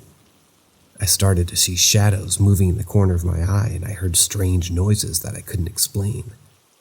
I even began to experience sleep paralysis, a condition where you're conscious but unable to move, and I felt as if something was sitting on my chest, pinning me down. Eventually, the strange occurrences stopped, and life returned to normal, but the experience had left me shaken and unsure of what to believe. Was it all just a coincidence, or had I unwittingly invited something supernatural into my life? I may never know for sure, but one thing's for certain: I'll never dial a cursed phone number again.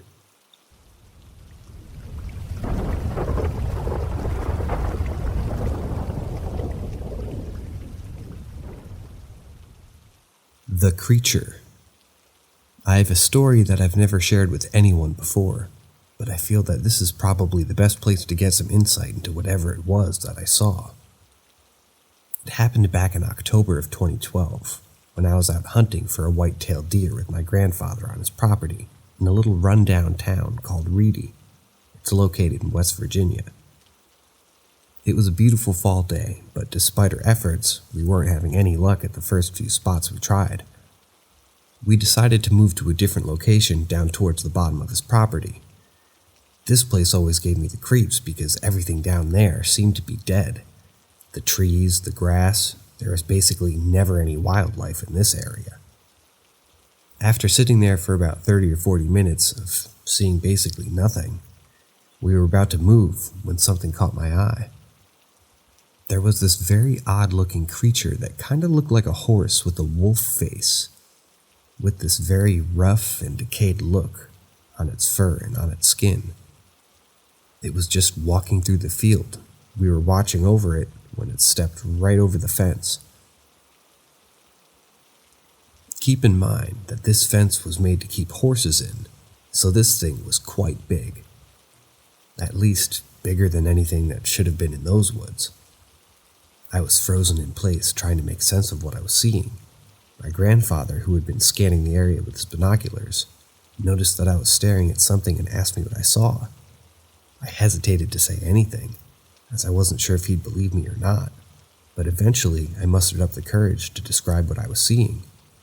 To my surprise, my grandfather seemed unfazed by my description of the creature. He told me that he'd heard stories from the locals about strange sightings in the area. He even mentioned a few times when he had seen strange things himself, but he had never seen anything like this creature before. We continued to watch the creature for a few more minutes until it disappeared out of sight. We didn't speak about it much after that and continued with our hunting. However, the experience left me with an uneasy feeling that I couldn't shake off. Years went by and I never told anybody about what I had seen, but the memory of that creature stayed with me, haunting me. My grandfather passed away and I became the last person to have physically seen this thing. So if any of you have any idea of what this could have been, I would be very appreciative of any insights or theories. I spent countless hours researching online trying to find anything that would match the description of what I saw, but I've come up empty-handed. It's as if this creature didn't exist or never left any trace of its existence. Nonetheless, the memory of that strange, unearthly creature still sends chills down my spine.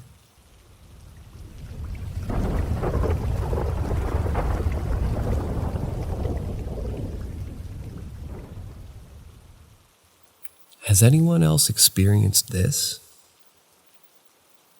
The tale I'm about to share is one that defies explanation and challenges the limits of our understanding of the world around us.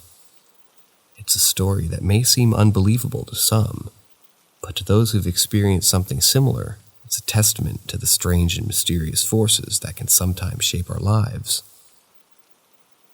It all started one day when I was at work in the coffee aisle of the grocery store. I had a box of Hostess ding-dongs that I needed to put on the shelf, but there were too many customers in the aisle, so I just stood by my cart, waiting for some of them to leave. But that's when I saw him. At the end of an aisle about 20 feet away from me, there was a man just standing there, staring in my direction, and at first I didn't think anything of it. Maybe he was just waiting for someone or trying to find a particular item, but then something strange happened. I looked behind me to see if there was anyone standing there, but no one. And when I looked back at the man, his eyes were a different color, almost like they were glowing.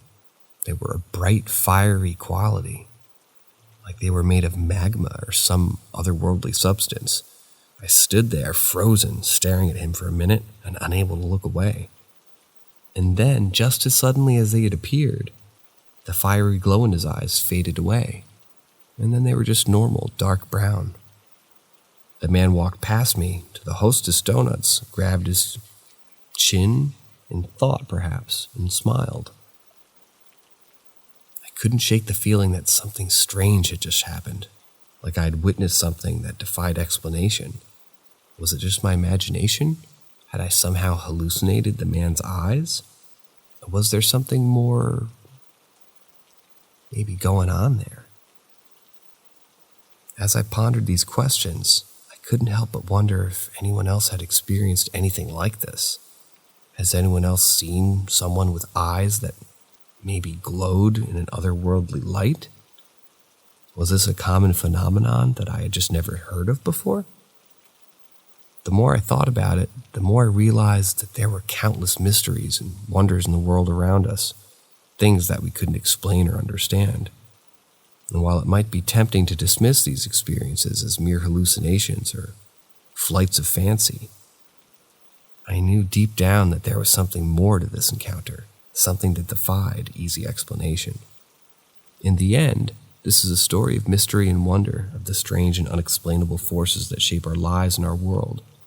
It may be hard to believe, but for those who've experienced something similar, it's a reminder that there's more to our existence than we can ever hope to understand.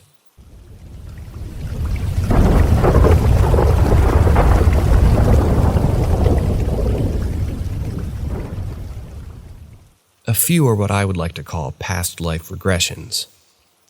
One day I was walking down the stairs in my house. I looked at my right arm and thought to myself, where is my cast? I've never broken an arm.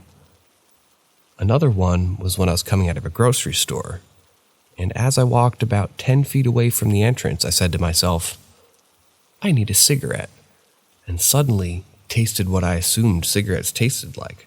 I've never smoked. Both experiences were very, very vivid.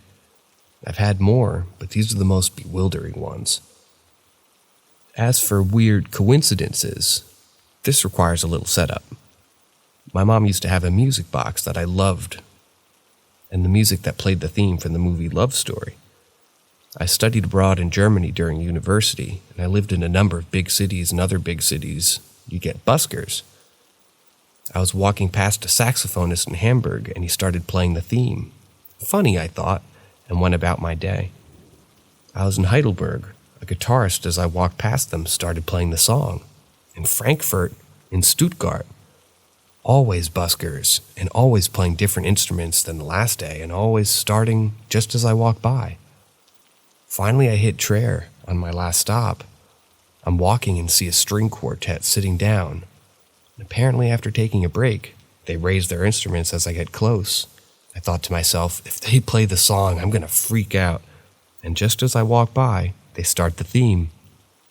Not sure if buskers get together and decide on what to play on a national scale, but it was just strange. For what I believe is straight up paranormal, another story during university. I was walking down the hall to one of my classes, and I felt like someone was coming up behind me. Didn't hear footsteps or anything, just a feeling, just a reflex, so I glanced back. There was no one behind me, and I was the only person in the hallway at the time. I brushed it off and kept walking. I could still feel this presence behind me. Suddenly it felt like the presence was running at me, full tilt. As they reached me, I felt like something jumped on my back and was holding on to me. It felt like it had weight. I started freaking out, and all that was running through my head is that I needed to say the Lord's Prayer. I wasn't religious at the time, but I'd grown up in the church. I still have the Lord's Prayer memorized today, but for the life of me, I could not remember the words to it at that moment. I managed to get a hold of myself after a minute or two and started reciting it over and over again. After minutes of the Lord's Prayer, the presence disappeared. Never had an experience before or since like it before. Certainly could have all been in my mind, but I have no idea why my mind would conjure something like this up.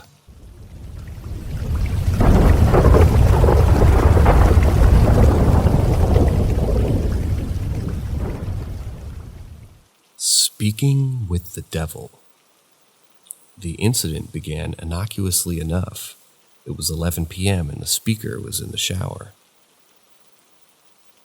Enjoying the warm water and relaxing, suddenly she heard giggling, which she assumed was her sister, but as time passed, an odd feeling crept over her, a sense that she was being watched, that she wasn't alone in the bathroom. She dismissed the feeling at first, thinking it was just her imagination. But the longer she stood there, the more real the sensation became. As she grew increasingly creeped out, the speaker made a fateful decision. She decided to speak out loud to whatever might be there. "Is anyone there?" she asked, her voice shaking. "If so, give me a sign." Suddenly, the lights went out, plunging the bathroom into total darkness.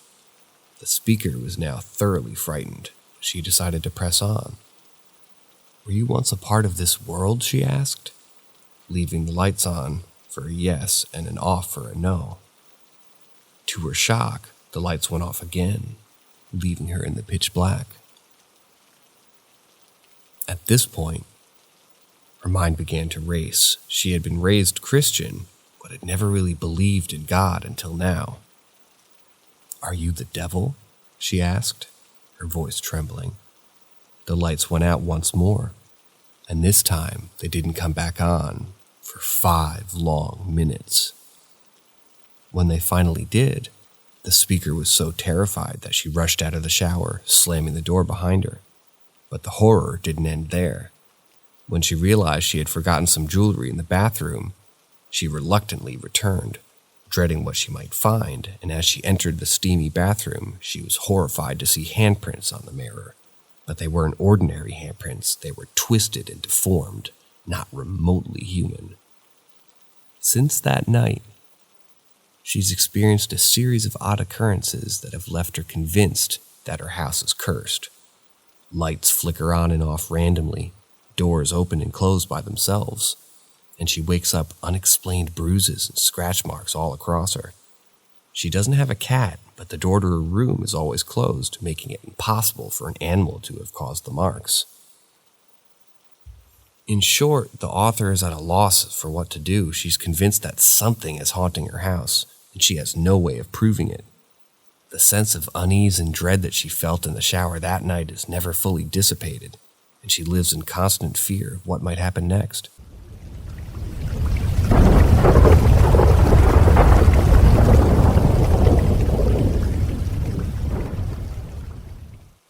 Caught a ghost child spying on me. It was a weeknight and late. My fiancé had been snoozing for quite a while, along with their Maine Coon cat and Deku. I could hear their rhythmic breathing, their peaceful sounds slowly beckoning me to bed. I had been up and wired from work, and I had wind down from the workday.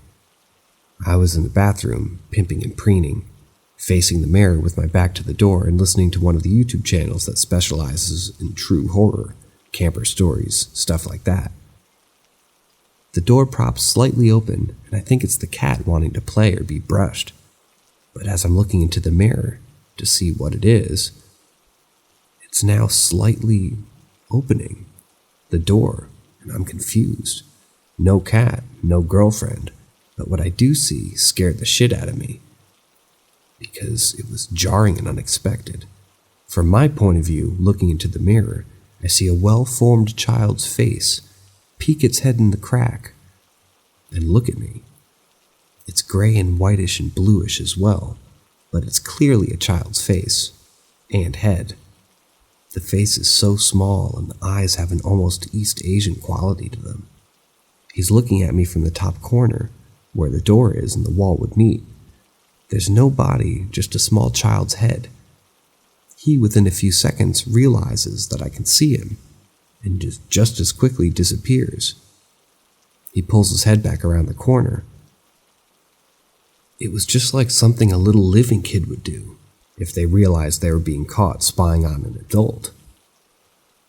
My mind questions what I saw, and I run out of the bathroom to see if he's still there, or my girlfriend was awake to see him as well. There's nothing in the room, or at least visible to my naked eye.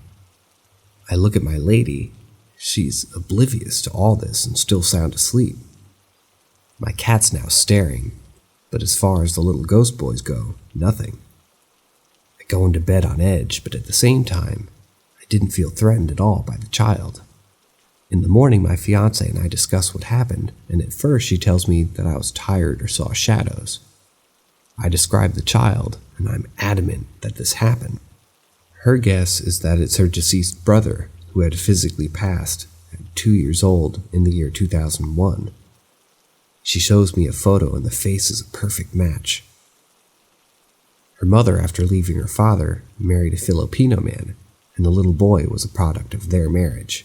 Same hair, same face shape, same eyes. I have more visits from him as well, but we'll describe those in detail at a later date.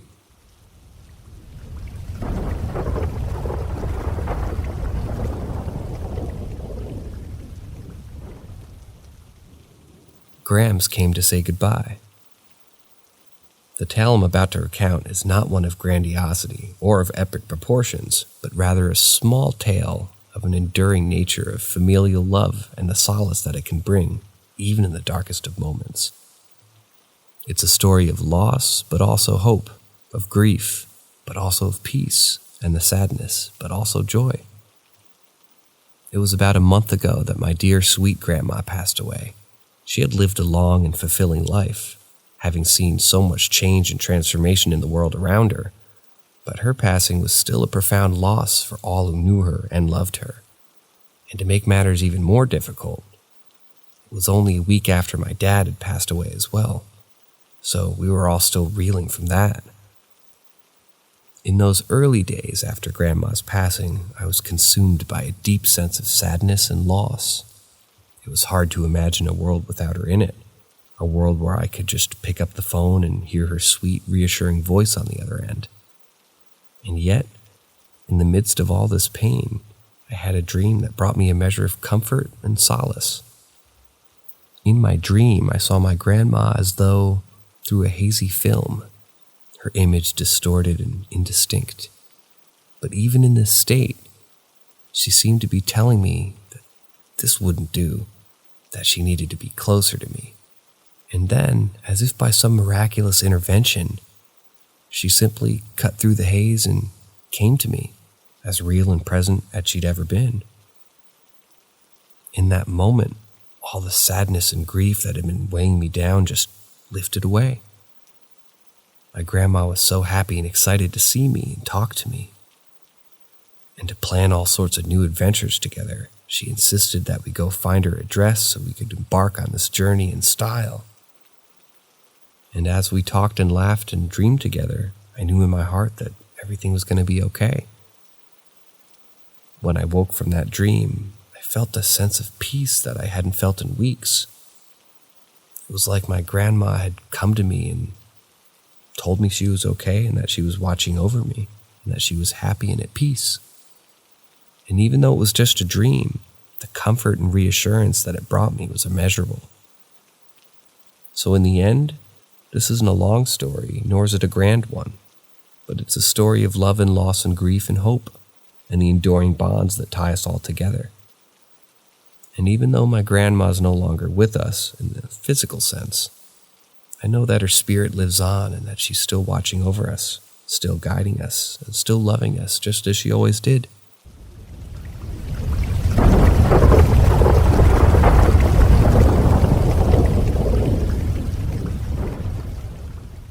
Did you see my grandmother? Starting off, I normally worked armed security and deal with crazy things on a regular duty. But occasionally, senior officers get scheduled for extra duty shifts at wedding and reception halls in the Black Forest, Colorado, and these shifts are mind-numbing. Uniformed yet unarmed, except for our search gloves, essentially bouncers with badges, as one coworker calls it. Primarily, we're there for the business liquor license, making sure no drinks are going in or out the door. Recently, I was sent there last minute to cover another officer who called in. Upon arrival, I noticed it was a large Hispanic wedding party, much larger than most events. I've worked at this place. I checked in at the bar and then returned to the front door to post up. After the wedding ceremony wraps up and the guests were roaming about, waiting for reception to start, I start getting asked the standard questions at these type of shifts. After 30 minutes or so, the guests fill the reception hall and the wedding party prepare to enter the reception, with the bride and groom standing closest to me. Usually when the wedding parties are about to make their grand entrances into the receptions, most people don't leave their tables, so I began listening to videos. Papa Scare, if you're wondering. Right as the video I'm listening to starts the second tale, and the best man and maid of honor are about to be introduced, the bride screams, "Grandmother!" I look up sharply, and I see an older-looking woman's back shuffle behind the door to the chapel. At first, I assumed maybe this was an older woman with a mental disorder like Alzheimer's or dementia, until the guests start flooding into the main front hallway. The bride runs over and asks, "Did you see my grandmother?" Sharply, I replied, "The lady that walked into the chapel?" The bride began to break down crying as her family swarmed back into the chapel. As the reception was put on hold, as the bride recovered and fixing her makeup, the wedding planner and I standing next to the door and we talked. The groom came up and asked again if I saw a woman. Still not putting two and two together, I said yes, and asked why it was such a big deal. The groom started to tell the wedding planner and I that the bride was the youngest granddaughter, and her grandmother were very close. The grandmother always exclaimed to the bride she couldn't leave the earth peacefully until a Rosa del Desierto, Desert Rose, married a good man. Well, the night the couple got engaged, the grandmother passed. The day of the wedding, the bride was emotionally overwhelmed to start, and she was presented with a locket with her grandmother's ashes. The bridesmaids announced that they were ready to resume the reception, and as they announced, the bride and groom for the first time during their entrance to the wedding, the planner leaned over and whispered, "Guess Grandma made the wedding regardless."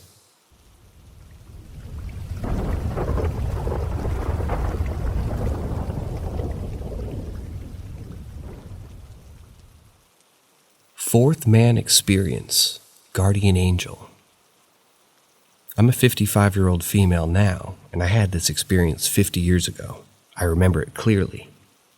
My mother made me go with me while she went dress shopping at the mall. I didn't want to go. I'd rather have stayed home playing with my friends. But then we played outside all day and came home when the streetlights came on, but I had to go because no one else was home to watch me, and I was the youngest of 6 kids. We got to the mall, and when I saw a huge central fountain, I begged my mom to let me stay in the court and play in the fountain. This was before the internet, before people worried too much about serial killers or pedophiles. I was never really taught about the stranger danger. My mom wasn't worried about it either, and after I promised to stay by the fountain, she went into the dress store. I remember playing for a while, dipping my finger in the water, walking around the entire fountain, and listening to the sound of water. I don't know why, but I suddenly looked up and saw a man, probably in his 30s, with dark hair and black-framed glasses and a white shirt and jeans, brown jacket. He was about 30 feet away and walking in my direction. As soon as I saw this man, I heard a male voice say, "Go find your mother." It wasn't the man in the glasses. His mouth stayed closed. The voice came from right next to me, and there was no one there. While I pondered what it meant and who might be speaking to me, the man in the glasses got closer. The same voice spoke again. "The man in the glasses wants to take the little girl. Go find your mother, now." The word "now" was yelled into my ear. So even though I didn't understand and still don't understand what was happening, I got up from the edge of the fountain where I was sitting and started walking toward the store where my mother had gone shopping. The man was about 10 feet away now. Now the man in glasses spoke. He smiled a creepy smile that scared me, chuckled and said, "Ah, you knew what I was going to do, eh?" Then the disturbing chuckle again. This made me run into the store where I found my mom and grabbed her hand. She was surprised to see me. I was silent for the rest of the shopping trip. I didn't tell anyone about this until a few years ago. I told my mom. She thought it was good. I told my atheist, skeptical husband. He thought I was hallucinating. Personally, I have no clue. I don't know why this happened to me. Why would I be warned and saved from that man and possibly another kid? The articles I've read about the fourth man experience all have an element of extreme physical distress, like people climbing Mount Everest or trekking across Antarctica. This was not the case for me.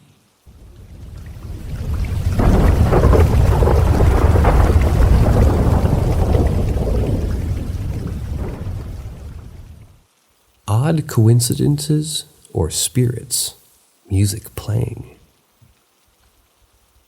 The love and connection we all have with our grandparents run deep, and we want to honor them in the best way possible by naming our son after each of them. But little did we know that this would lead to a series of unexplainable occurrences that left us feeling both intrigued and a bit spooked. Ever since our son was born, there's been a strange feeling in his bedroom that we're being watched as we put him to sleep. At first, we dismissed it as new parent jitters, but as time went on, it became more apparent that there was actually something else at play here. Our son would stare at one specific corner of the room and neither smile or give a blank stare, which led us to believe that he was seeing something that we couldn't. It was unnerving to say the least. We couldn't help but wonder if it was the presence of our grandfather looking over him. Adding another layer of intrigue to the story is the fact that both my mother and I regularly wake up at 4:39 a.m., which happens to be the badge number of my grandpa, who was a state trooper. It's a strange coincidence that we can't explain, but it's also comforting to know that he's with us in some way. But perhaps the most eerie occurrence was when my husband's childhood radio which belonged to his late grandpa. After he passed away, the radio would randomly turn on and play music that they enjoyed together. It was a sweet reminder of his grandpa's love, but it's a bit creepy when it would happen unexpectedly.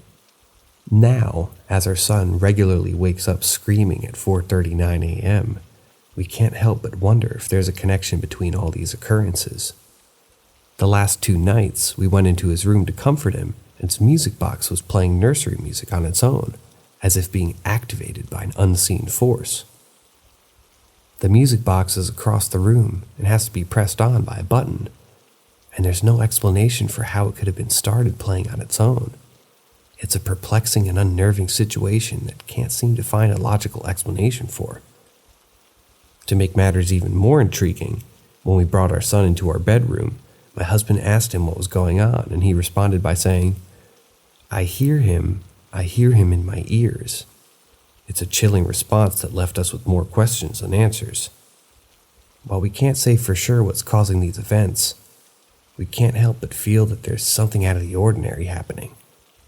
Whether it's a connection to our grandfather or something else entirely, we're left with a feeling of both unease and comfort, knowing that their love is still with us and guiding us through this perplexing situation.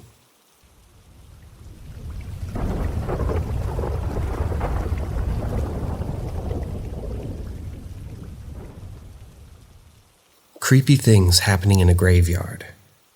On the night of April 13th, 2020, a friend and I were walking past a graveyard that I had been in several times before, during the daytime, but never at night. Not for any specific paranormal reason, just I don't want to go into secluded areas at night. I looked into the graveyard from behind a 1-meter-high wooden fence that surrounded it, and I saw something strange. The area is surrounded by trees and gravestones, but I swear I saw the outline of a person. I think he was wearing a black suit from the glimpse I got, as well as black pants and a black hat. But it was extremely hard to tell, and it could have been any color, just not visible in the black of night. My first instinct was maybe a person paying their respects late at night, and then I saw the shadow walk behind a large tree. In the direction that he was walking, I should have seen him walk back into my view on the other side of the tree, but he didn't. I asked my friend and we decided to investigate. We walked a bit to get a quick view of behind the tree. Unless the person had ran, we should have been able to see him walking away or standing behind the tree, but we didn't. It was almost as if he had vanished. We walked into the graveyard, which by the way had cameras, and it was legal to walk into 24/7, and walked up to the tree. Behind the tree was an unmarked grave, no headstone, but a single rose that looked fresh, not wilted at all. Now obviously, we chalked it up to a normal person, nothing paranormal about it. I guess he just slipped out of our field of view and went far away enough that we couldn't see him. Then we realized our footprints were clearly visible in the dirt around where he was standing, but his weren't. We came back the next night for shits and giggles and saw the same figure, same height, same clothing, at the same spot that we were when I had caught a glimpse of the man standing next to the same tree. It appears as if he had turned his head at us, then back in front of him and walked behind the tree again. We did the same thing. We walked back up behind the tree and didn't find any sign of him, despite the fact that it was like a 30-second walk, and the pace at which someone walks in 30 seconds shouldn't put him outside of our field of view. No footprints or disturbed dirt, and the rose was gone, even though I'd visited earlier in the day to attempt to photograph the grave and it was still there. My friend said it was very strange that maybe it had been a real person. We caught him 2 nights in a row at the same spot. At different times of the night, too. We went there 2 nights in a row and nothing, didn't see him again after that. Had we just caught a ghost in a graveyard? I guess we'll never know.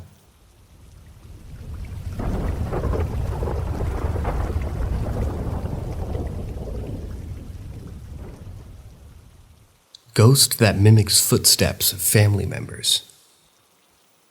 I've been looking online for someone with a similar experience, but I keep finding forums of people describing a spirit that mimics their loved ones' voices. When I was 16, my family moved to a house in Indiana, and we only lived there for about a year before moving back to my hometown, but during that year, it was really hard. There was a lot of negative energy in the home because my mom had a mental illness, and there was just a lot of fighting and crying going on. I bring this up because I also see people describing spirits who maybe feed off of negativity.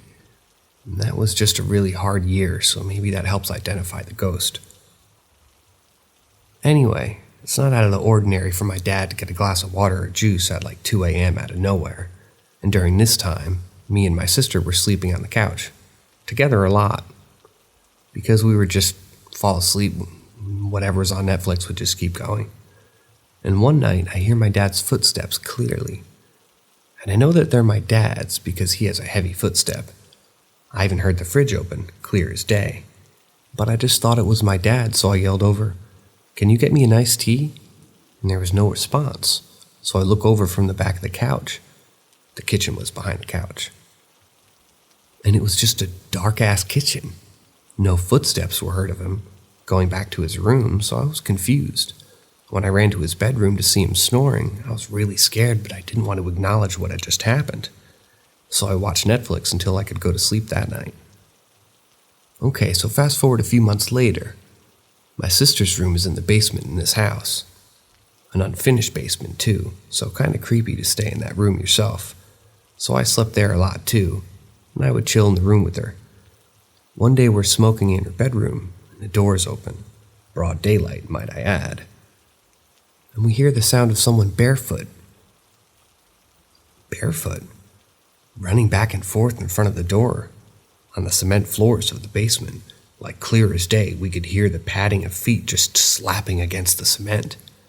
I couldn't believe my sister was witnessing this with me, but we were so scared we just closed the door. Nothing has happened since then, while we stayed there. So what was that? It didn't mimic voices, but it did mimic my dad's footsteps that night. Not sure about the basement footsteps. It sounded lighter, the running. So could it be my mom or my sister? But has anyone ever experienced something similar? Is this a mimic spirit?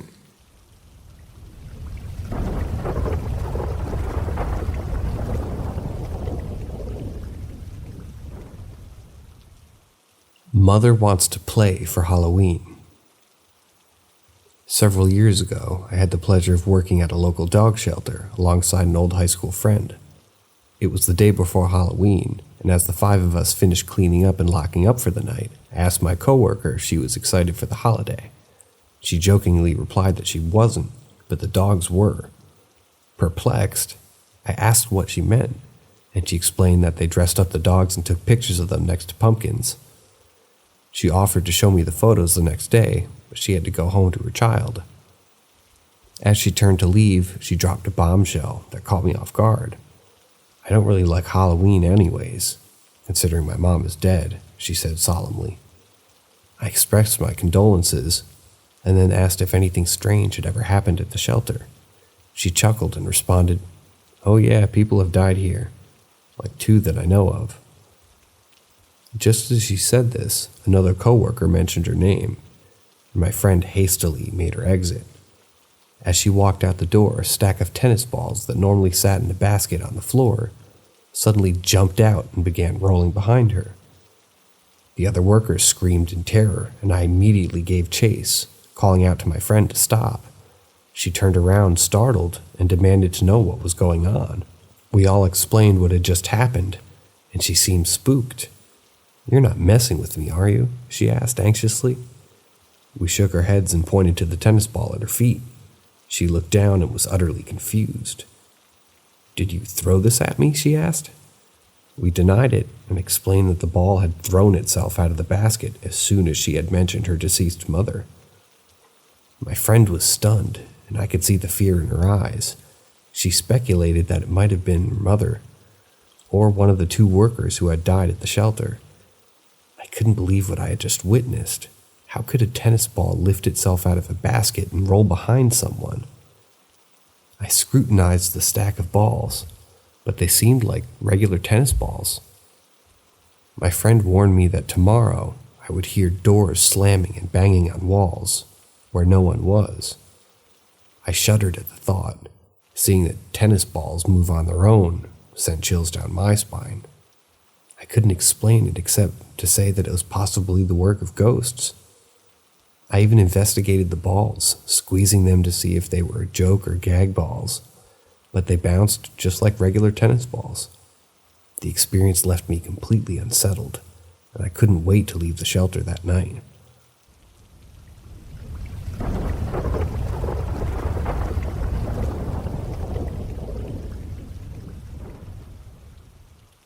Is it looking for me?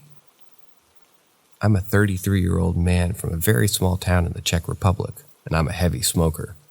Every night before bed, I go on a small walk to smoke my last cigarette of the day. Those who do this as well will understand when I say I love being alone outside at night.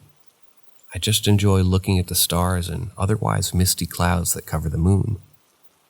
I'm a bad singer, so this is also my opportunity to just be alone where no one can judge my little song.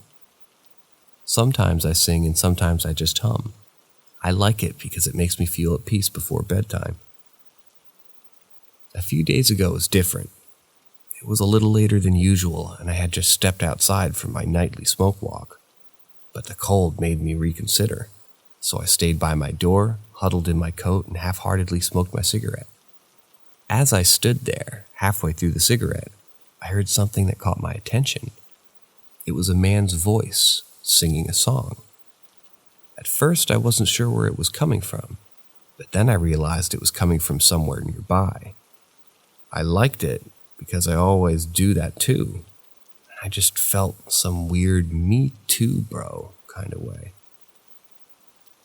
Curiosity got the better of me, and I decided to check down the block to see if I could hear it better. As I got a little closer, I could make up the words and my heart dropped once I noticed that it was my song. And not only that, I realized it came from the area where I usually start singing. Even though I always sing it, every night, someone might have just liked it. I noped the hell out of there, and I'm usually not a coward, but I finished my smoke inside that night. I know I sound like a pussy, but it actually bothered me so much that I haven't gone for a walk since. Last night when I was in bed, I was almost falling asleep when I heard it again. My song, sung by the same voice. But what's so chilling about this is that it was so much closer. Whoever this is he looking for me? Did he just like the little song? And did he develop the same kind of routine as me? Or is it a little darker than I hope? It's 10:30 a.m. as I write this. I haven't felt like this much of a coward in a long time. It just feels off in a way that I can't explain. The energy is way better now, and I'll gladly go outside, but the night's changed for me, and I'm anxious now.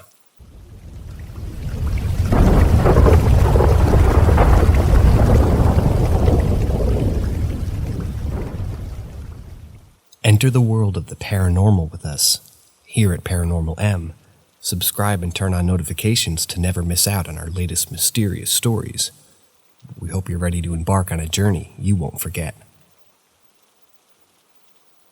I got something or someone in a cemetery.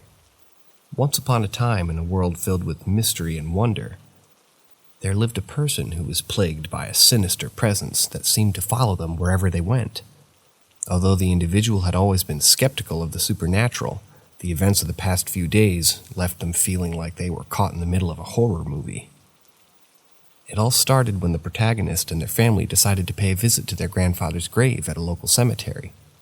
As they wandered through the maze of crypts and corridors, the protagonist couldn't help but feel like they were being watched. Then something strange happened. They stumbled upon an old crypt with a door covered in dust, and in the dust, someone had written, "Please help," and beneath it was a huge handprint and a string of foul language.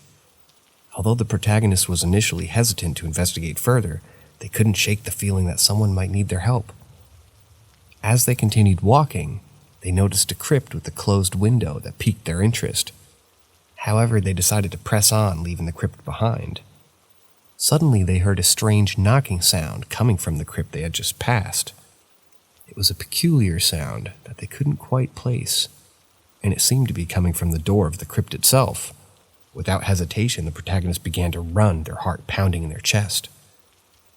After that harrowing experience, the protagonist's health took a turn for the worse. They fell ill and their condition deteriorated rapidly. The events of the past days began to feel like a surreal dream, and the protagonist knew that they had lived through them. To make matters worse, they began to have nightmares. One night they dreamed of terrible things, and in their dream, they felt like something was touching their back. They woke up in a cold sweat, unsure if what they had experienced was real or just a figment of their imagination. As the days passed, the protagonist became increasingly paranoid, convinced that they had brought something home with them from the cemetery. They worried that whatever had been knocking on the crypt door might now be lurking in their home, waiting to strike. Despite their fear, the protagonists knew that they had to find out what was going on. They sought out the help of experts in the paranormal, hoping to get to the bottom of their terrifying experiences. Was it a ghost, a demon, or something even more sinister? Only time would tell now.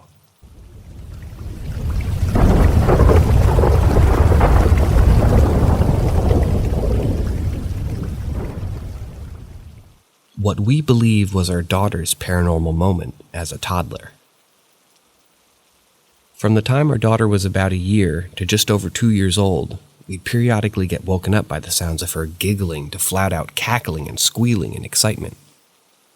When either of us would get up to see what the fuss was all about, she'd be standing or sitting at any of the 3 sides of her crib, looking up. One day I was holding her and walking from each framed photo of the family members. I'd point to those in the pictures and say, "Who's that?" I pointed to her mom, myself, my mom, my Mill, my Sil, my brother, his wife. Each time she'd say her word for that person. There was a collage of a number of people, memories of the past, and my wife and I had made and framed it. There were family and friends who were no longer with us and who had passed on, including my father, who'd passed away maybe a decade before our daughter was even born. I started pointing at people, and if she didn't know them, she'd look at me real fast and hold up the palms of her hands like, "I don't know." So I'd point to the person again and say their name. She'd do her best to repeat it. In the collage was a pic of my late father and I. I pointed to me, and she said, "Dada." I pointed to my father, and she got all excited. She started bending her knees in my arm and raising up and down and giggling with the biggest smile. She raised her arms up in the air and looked at the ceiling and said loudly, "Papa, Papa, Papa, Papa, Papa, Papa." She kept giggling and saying, "Papa." I had chills and my wife was looking at us with wide eyes. I started to tear up. For one, no one had ever shown her a photo of my father. We didn't have one hanging up in the rooms where she frequented. No reason. We just didn't have very many big photos of him. For two, she'd never said the word before, not ever. Lastly, my brother lives halfway across the country, and at that time he had only seen my daughter once. He has one daughter, but she was in college, and when we visited him, she'd never even met our daughter. But my niece spent a lot of time with her early in life, and around my late father before my brother relocated. Papa was what my niece called my father, and he loved being called Papa. Her reaction had my wife and I thinking, and admittedly hoping that maybe, just maybe, all those times we had woken up our daughter, giggling and laughing and squealing in delight, it was my late father paying her a visit.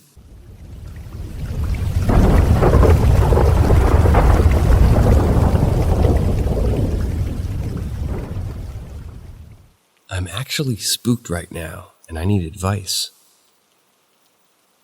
When I was a young child, my brother and I had a favorite game that we would play all the time, Marco Polo.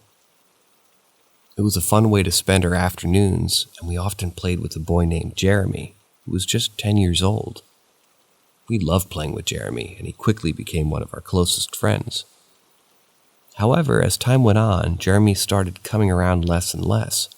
He eventually stopped showing up altogether, but my brother and I were still young and eager to play our games. We continued to play Marco Polo and other games, often reminiscing about our times with Jeremy. One day, my mother told us that we couldn't play with Jeremy anymore. She had never met him and was concerned about our safety, so she refused to let him come over for us and have him come into our house. My brother and I were upset, and we begged our mother to meet Jeremy so that she could see that he was just regular like us. In an effort to prove that Jeremy was real, we suggested that we meet him at the park across the street where we often played. However, when we arrived at the park, Jeremy was nowhere to be found. My mother was furious with us and grounded us for lying about a friend who didn't exist. It wasn't until years later that I learned the truth about Jeremy. I discovered that the woman who lived across the street from us had lost a son named Jeremy many years ago. He had been playing outside during a blizzard and had frozen to death. Now, all these years later, in the year 2023, I'm 29 years old and still haunted by the memory of Jeremy. Recently, I was out drinking with my brother and younger sibling, and we started reminiscing about our childhood games, including Marco Polo and tag. As my little brother talked about our old games, I felt a chill run down my spine. I swear I heard someone say, "Marco," from somewhere in the room, even though I knew I couldn't be seeing or hearing these things. The memory of Jeremy still lingers with me to this day, and I can't shake the feeling that there's more to his story than what I know. Perhaps his spirit still lingers in the park where we used to play, or maybe there's some other explanation for the strange events that seem to follow me and my brothers whenever we talk about our childhood games. Whatever the case may be, I know that I'll always remember the boy who played Marco Polo with us so many years ago.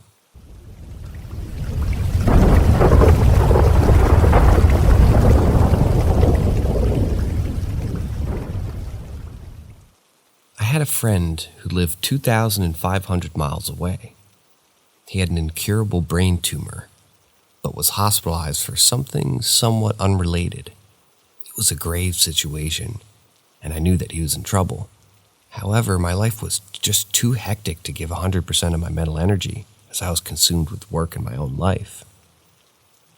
Facebook well wishes and prayers were sent, and I expected him to recover and go back home. A night or two later, I awoke from a night terror/sleep paralysis, and there was a loud noise that sounded like someone was pounding on the front door. Knock, knock, knock. It was what you would expect from a SWAT team before they crashed in. That sent me into a state of semi-lucidity, and I entered into a waking dream. And in this dream, I fixated on my bedroom door, waiting for the intruders to burst in. The door slowly cracked, and a giant meaty hand squeezed through the opening. My heart was pounding, and I was in full fear of a cardiac arrest. I knew that I was dreaming, but it felt so intensely real that my body reacted accordingly. The dark figure's shadow filled the entire doorway, and the hand, for lack of a better description, waved at me like a small child's hand maybe might wave. I was both terrified and comforted, if that makes any sense at all. He was this huge monster who was both scaring me and trying to console me at the same time. Upon awakening in the morning, I described this to my husband, and I rarely have sleep paralysis, and it almost always corresponds to some specific event. I made coffee and went online, and sure enough, I found that my friend had passed during the night, during the exact same time that I had the dream. He was semi-conscious, and his family described how he was holding up his hand and waving at them from the hospital bed. My friend was a giant man, and, in retrospect, the huge shadow and large meaty hand were exactly the same size his would have been. Now for the kicker. A few weeks later, I went back through our messages and found out where, about 2 years earlier, I had invited him and his wife to come visit and stay with us. His reply was, "Some night you'll have to wake up to a knock, knock, knock on your door." This story is 100% true, and I'm having goosebumps and tears just thinking about it.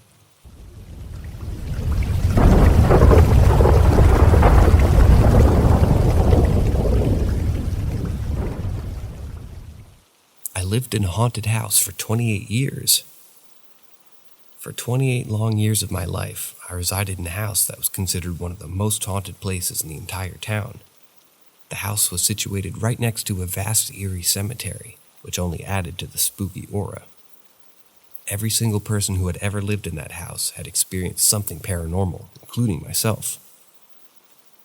My husband, who was initially a skeptic, eventually became a believer after living in that house for a few years. He had numerous encounters with the ghosts that dwelled within those walls, as I did, and other family members. Here are some of the most memorable experiences.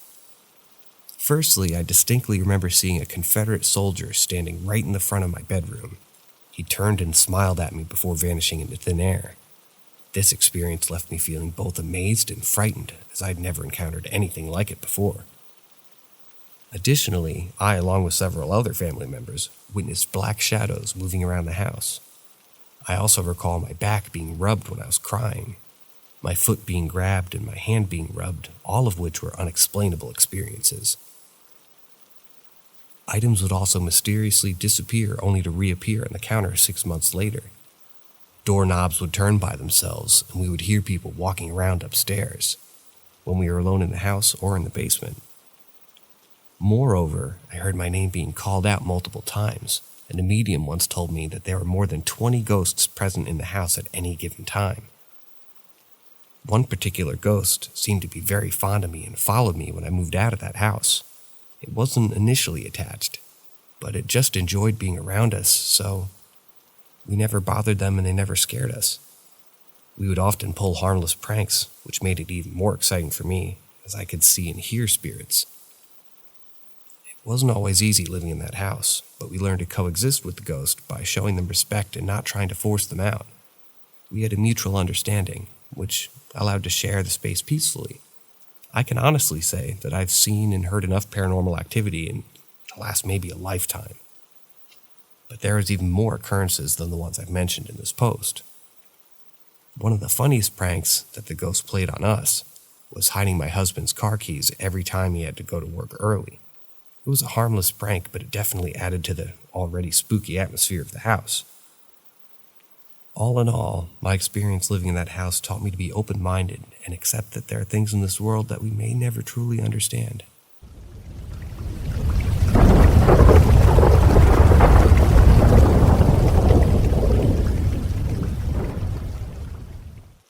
Lady with a black clock standing over me. It's time. Once upon a time, in a month that has long since passed, I found myself drifting off to sleep. As I surrendered to the comforting embrace of slumber, I was completely unaware of the strange and surreal experience that awaited me. In the midst of my rest, I suddenly felt as though I had awakened, though the world around me was indescribably different.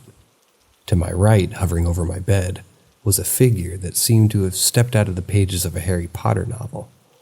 A woman draped in a mysterious cloak, her right hand extended as she held a manual, a black clock that seemed to have been plucked from the depths of history. As I gazed in awe at this enigmatic apparition, my heart racing and my breath coming short gasps, I couldn't help but notice the position of the clock's hands, the little hand resting just past the hour of 4, and the big hand hovering close to the markers of 5 or 6. It was an image that would haunt me for days to come. In a panic, I began kicking wildly at the woman, convinced that she was trying to take me away to some unknown realm. But to my surprise, she simply stood there beside me, calmly holding the antique timepiece, as though it were the most natural thing in the world. Despite my frenzied actions, the woman remained stoic and unresponsive, a silent observer of my nighttime turmoil. Eventually, I found myself gasping for breath, my heart pounding in my chest, and I suddenly awoke with a start, kicking out of the air in my confusion. It wasn't until later that day that I received a message that would shake me to my core. A biological child of mine had suffered from a similar night terror, waking up screaming and thrashing about in his sleep. It was a chilling coincidence, and I couldn't help but feel that the strange vision that had visited me in my sleep was trying to convey some deeper message. As I pondered the events of that fateful night, I came to a startling realization. Perhaps this waking dream was a sign that it was time to reveal a long-held truth about my loved ones. If strange and unexplainable things were beginning to happen, perhaps it was time to come clean and face the consequences of my actions. In the end, I was left with more questions than answers, but the memory of that strange, otherworldly encounter continued to haunt me for many days to come.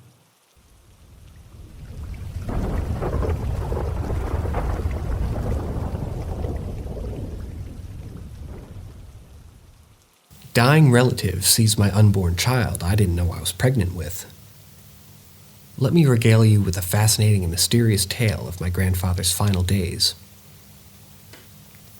He was in his early 60s and suffering from heart failure, a condition that's landed him in the hospital for a protracted stay. As his family, we spent a great deal of time with him during the last 2 weeks, trying to provide comfort and companionship during his time of need. One day, a group of 6 female relatives, including myself, were gathered in his room, chatting idly with him as he lay on his bed. Suddenly, he interrupted our conversation in an abrupt, startling manner, looking around the room with a sense of urgency. "Which one of you is pregnant?" he demanded, his voice quivering with emotion. We all denied it, confused by his outburst. "Someone in this room is pregnant," he insisted. "Who is it?" None of us had any idea what he was talking about. At the time, we had been experiencing a great deal of pain and discomfort, and we assumed that his medication was causing him to hallucinate. We had been saying strange things like how people were visiting him at night, and how there were a lot of people in his room at times. He had even claimed to see people who had passed on. We chalked it up to be delusions of a dying man and thought little more of it. But then a few weeks later, I received some devastating news. I had become pregnant, but my ultrasound revealed that my baby had a weak heartbeat and that I could expect a miscarry. Sadly, within the week, I did suffer a miscarriage. The timing was eerie as my grandfather's outburst had occurred just 2 weeks into my pregnancy. It was as if somehow he knew that I was pregnant, despite my denial and disbelief. This incident's always made me question what people see when they're near death.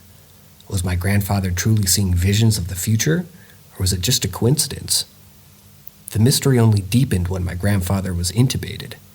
The medical staff had to take everything out one day, and he managed to find the strength to communicate with my mother, expressing his fear of dying based on what he had seen. Unfortunately, he passed away the next day, leaving us with many unanswered questions about what he had experienced in his final days. As I reflect on this strange and inexplicable event, I can't help but wonder what the secrets are beyond the veil of death. Is there a hidden realm that only the dying can see? Or is this just a trick of the mind? It's a mystery that may never be fully solved, but one that will continue to intrigue and fascinate me for years to come.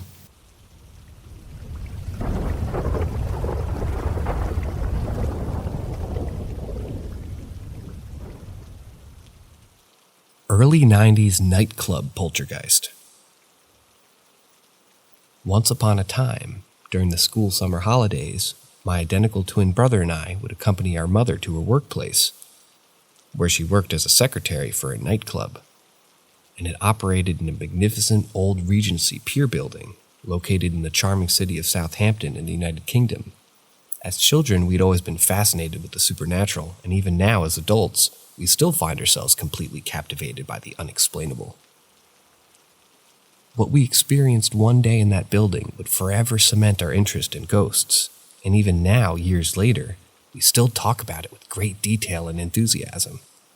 We would often run around the vast darkened rooms of the building, but one day, a member of the staff informed us that the cleaning crew refused to come in when it was dark because they claimed to have seen a misty, ghostly figure and felt an intense sensation of being watched. The chef told us that he'd often arrived in the morning to begin his food prep, only to discover that the cupboards were open and the pots and pans were neatly arranged in lines on the floor. Even though the alarms never went off and the cameras in the bar showed nothing unusual. Naturally, this news delighted us, and we decided to explore the kitchen, boldly asking if anyone is in here to show themselves. To our shock and amazement, some eggs on the corner flew across the room and smashed into the wall. We immediately sprinted out of the kitchen, running as fast as we could, as if our lives depended on it, We were so terrified we ran to our mother, who was just as frightened as we were when we explained what had just happened. The adults working at the nightclub tried to rationalize the strange experience, saying that perhaps a lorry had driven by and caused a vibration, and it knocked the egg off the counter, which we knew was simply not true. The building was eventually closed for an extended period, only to reopen as a Thai restaurant several years later. Through a strange coincidence, I found myself at the restaurant's opening night, and as I walked past the kitchen for the first time in 15 years, I felt a cold finger trailing down my spine, and that old sensation of being watched returned. I couldn't help but wonder if the building was still up to its old tricks with its new owners now. And the new owners were experiencing the same unexplainable phenomena that we had encountered all those years ago. The mystery of that old Regency Pier building in Southampton will always remain an enigma, and my brother and I always cherish the memory of our spooky encounter with the supernatural.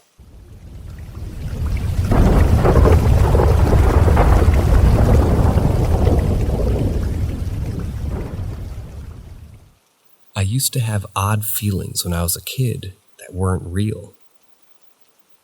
As I think back to my childhood, there is one memory that stands out above all others. The feeling that everything around me wasn't real. It was a strange and surreal sensation that left me feeling disoriented and scared. I was only 4 or 5 years old, and I couldn't quite understand what was happening to me. I remember waking up in the middle of the night, gasping for air, and feeling like I was trapped in a dream. I would scream out for my mom, begging for her to tell me that everything was real. I couldn't shake the feeling that I was living in some sort of alternate reality, and it was a feeling that followed me into my teenage years and beyond. As a child, I couldn't articulate what I was feeling, but I now know that I was experiencing panic attacks. I was struggling to come to terms with the concept of existence and the idea that everything around me was real. It was a difficult concept for a young mind to grasp, and it left me feeling lost and scared. As I got older, my fears evolved into something different. I started to feel like I had already lived my life and that everything was happening was just a replay of my past experiences. It was strange and unsettling, and one that I struggled to shake off. I felt like I was old and that I'd already died, and this was all just some sort of twisted afterlife. It was a feeling that was hard to explain, and one that left me feeling even more isolated and alone. I couldn't talk to anybody about what I was feeling. I was too scared to admit that I was struggling with my own existence, and I was worried that people would think I was just crazy. But the fear and anxiety that I was experiencing were real, and they were consuming my life. It wasn't until I sought help that I was able to come to terms with my thoughts and fears. Talking to someone about what I was experiencing was a relief, and it made me realize that I wasn't alone in my struggles. Looking back now, I realize that my experiences were not uncommon. Many people experience similar thoughts and feelings, and it's all part of our human experience, but at the time, it was a terrifying and isolating experience that left me feeling lost and confused. In the end, it was a journey that taught me a lot about myself and the world around me. It made me appreciate the beauty of life and the importance of living in the present moment. And while my fears and anxieties may never fully disappear, I'm grateful for the lessons that they've taught me.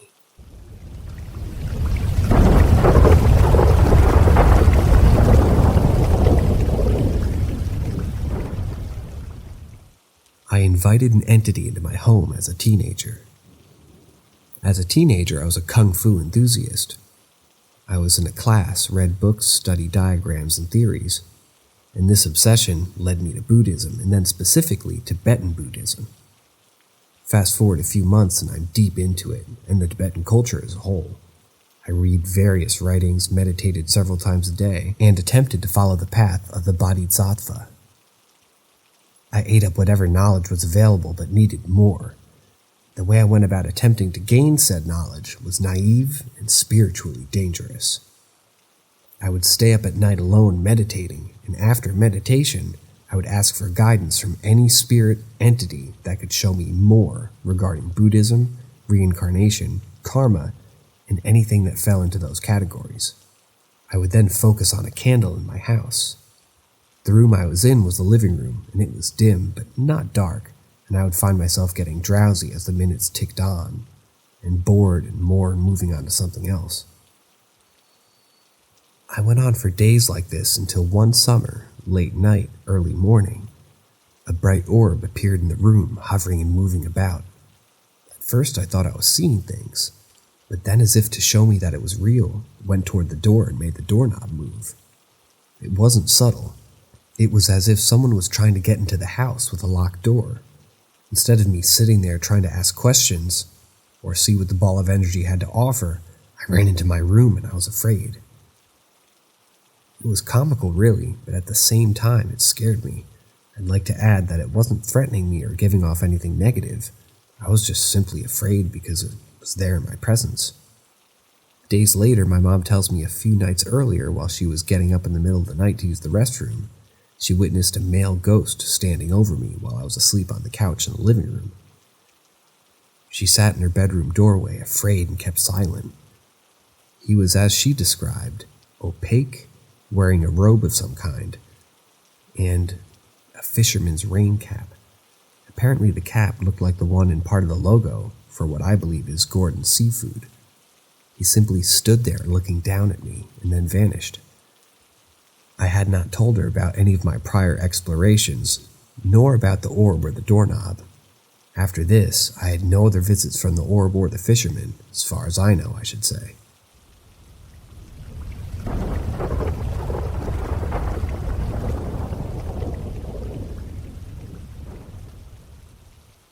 I grew up on an old farm. It was no longer operational, but the point is that we had a lot of land, a lot of old buildings, and a lot of people died on that property. Anyways, I was about 15 and I had a habit of wandering the property and seeing what I could find. Since not even my dad had seen every building on the property, and I wanted to find one my dad had never seen. I found myself in the junkyard, basically where everyone who owned the house dumped their scrap. And I liked wandering around and seeing all kinds of old useless crap. On one side of the junkyard was this pretty large sandy knoll, and there was an old wooden door on the knoll. My dad explicitly told me numerous times never move the door, and me being a stupid teenager, I moved it, thinking my dad or someone had buried a cupboard of alcohol or maybe a bunker. It was just a regular wooden door in the side of the mound. I shrugged and left, never thinking about it. The next week of my life, it was like hell was unleashed upon my home. Doors slammed, 3 windows shattered, plates broke, appliances stopped working. My mom got pushed down the stairs. My dog was always on edge, and the fucking nightmares. Night after night, I couldn't sleep because of them.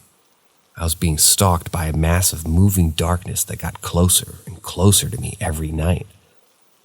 On day 5, my dad confronted me after the window number 3 broke, and I confessed to having moved the door.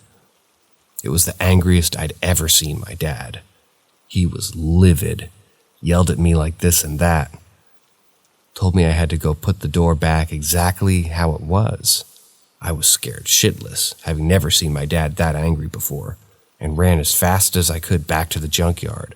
I moved the door perfectly back to where it was. The events happening at the house didn't stop instantly, but tapered off over the next few days.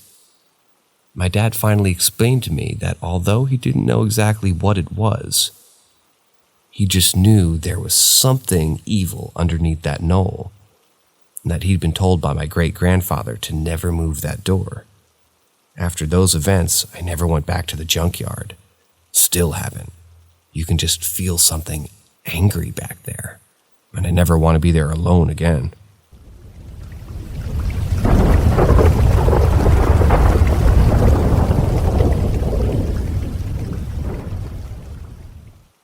Jail ghosts. So I worked at a county jail. One night I was working in the maximum security unit on the night shift. It was pretty boring with nothing to do except for checks and going around, looking at each cell every 30 minutes or so to make sure everything was okay. And the inmates weren't doing anything that they weren't supposed to anyway. It had been about 15 minutes or so since my last check, now sitting in the control room reading a book to pass the time. The control room sits higher than floor level and looks out over the cell block. If a person average height were to walk right by you, you would see only the top of their head. And as I'm reading my book, I see out of the peripheral, the top of a bald head walk past the window.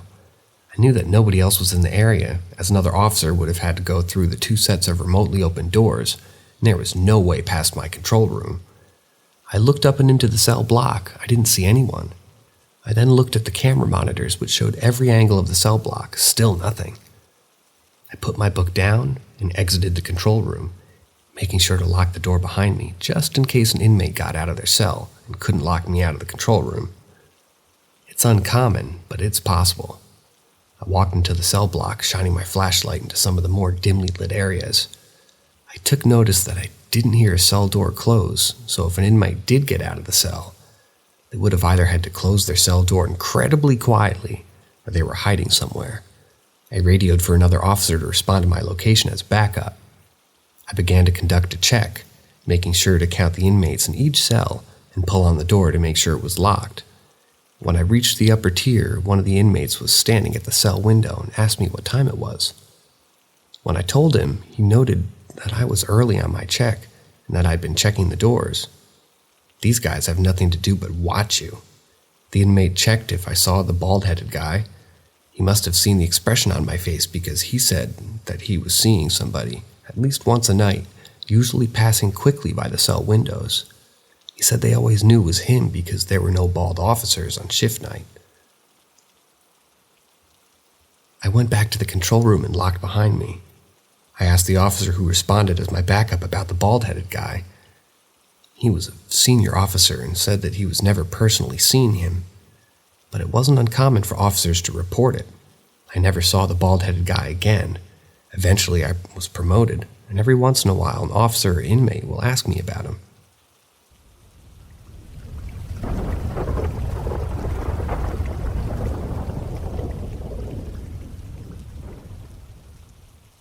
My kitten died a couple weeks ago, but I think he's still around. A bit after my childhood dog died, I felt a hole in my heart. She was old and I was ready for her to go, but the house still felt so empty. So I went to get a rescue kitten and ended up making it one of the best friends I ever had the pleasure of being around. Mace was the sweetest little boy, always wanting to be next to people and loved.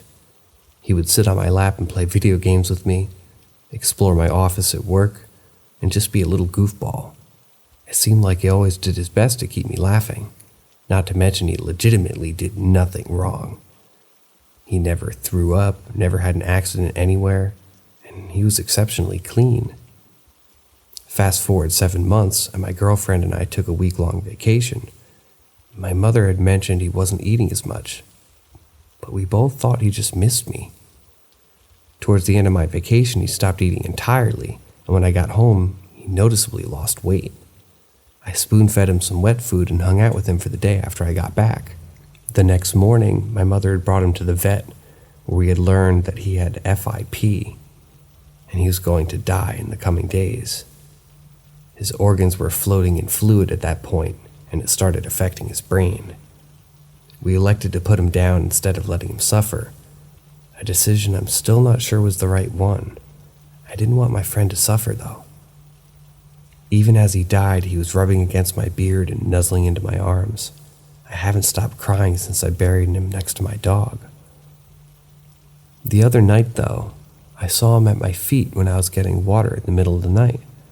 Clear as day, I thought I was going crazy. But I was still happy, nonetheless. He was checking up on me. Just an hour ago, my mother called me to her room to tell me that her pillow had an impact, and then it was vibrating.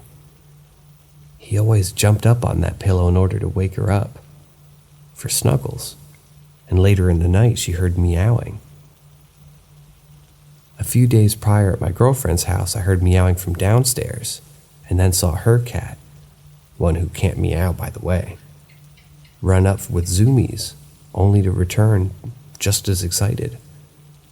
This may all be coincidence, but I hope it's my friend making sure we're all okay.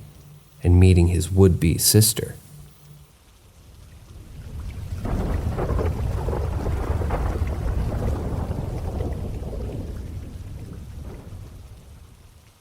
Ghost Doctor. In my late 20s, I had to undergo surgery to remove my gallbladder due to intense pain caused by an inflamed pancreas. The doctors had me on a strong pain medication, specifically Dilaudid, for a couple of weeks. During this time, I found myself in and out of sleep, and my experiences during that unconscious state left me questioning the nature of reality itself.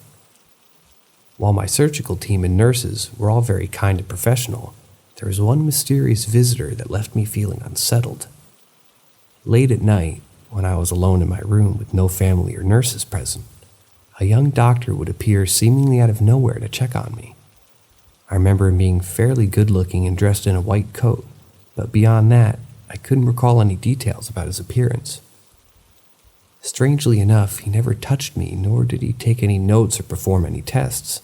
Instead, he would simply stand at the foot of my bed and ask if I was feeling. Was I feeling well? And after that, he would promptly leave. I initially assumed that this was a routine checkup, but the fact that he would only come when no one else was around left me feeling suspicious. I tried asking the nurses about the young doctor, but to my surprise, they had no idea who I was referring to. They even reported that there were no doctors scheduled to visit my wing of the hospital during the late night hours. But despite this, the young doctor continued to make his mysterious visits. I saw him about 4 times throughout my stay in the hospital, always when I was alone and always late at night around 2 a.m. As time went on, I couldn't help but wonder if the young doctor was just a figment of my imagination, aside of the powerful pain medication I was on. But the memory of his visits were so clear and vivid that it left me feeling unsure. Was there really a young doctor visiting me late at night? Or was this all just a hallucination? And if it was real, why was he only coming when no one else was around?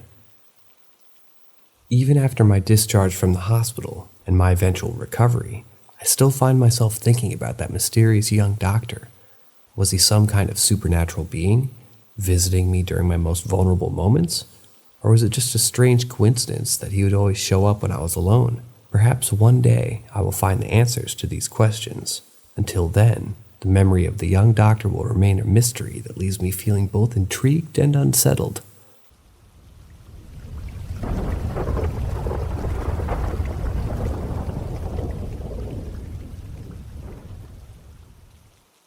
Grandpa came back in a dream to save me from a miscarriage.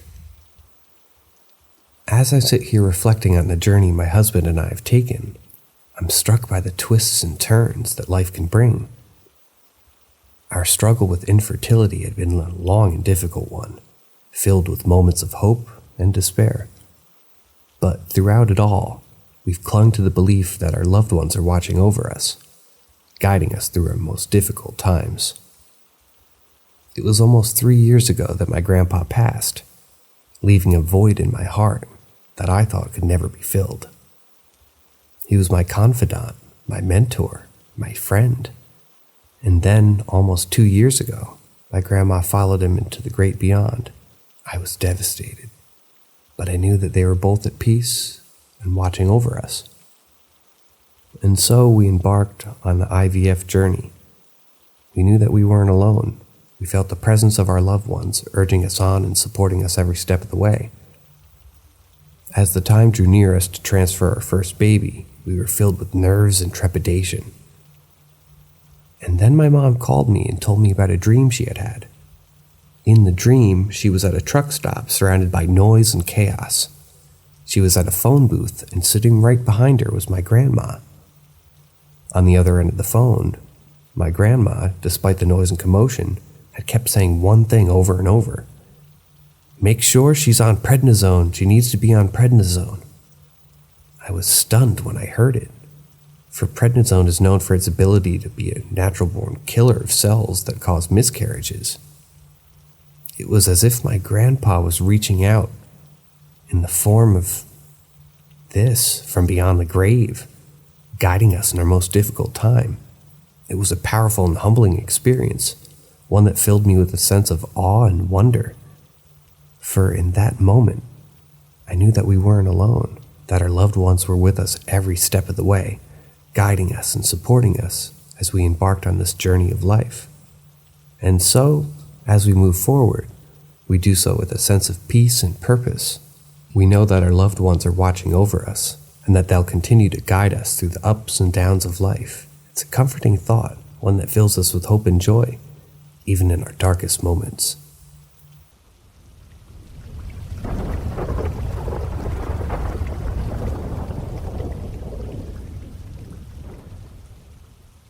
What does it mean when a ghost hides things on you? I've lived in this house 20 years, and over the years, things have gone missing and then showed back right in front of our faces. One time, my mom, for the life of her, couldn't find her bracelet. She takes it off every night and leaves it on her nightstand. She searched and searched for days with no avail. A few mornings later, the bracelet showed up right in front of the coffee pot. My mom is an avid coffee drinker, at least 2 every morning and even at night. There's no way she missed it. Another time, my asthma inhaler went missing. I used it the night before and put it on my sock drawer right next to my bed, and this top drawer is reachable and holds snacks and other things I may want in the night. I got up the next morning and went to work. At this time in my life, I was dealing with severe asthma that I never had an ounce in the past. I called my mom from work, she's always been a stay-at-home mom, and asked her if she could bring my inhaler to work for me because I forgot and I couldn't breathe. Mind you, I had just filled the prescription the day before. She looks where I tell her to look. She calls back, says it's not there. I tell her, yes it is. I just used it before bed. She looks again and searches the house. Nothing. Mind you, my mother finds everything. She always sees things I can't find. She calls me back again saying it's nowhere and that I must have it. I look again. I don't have it.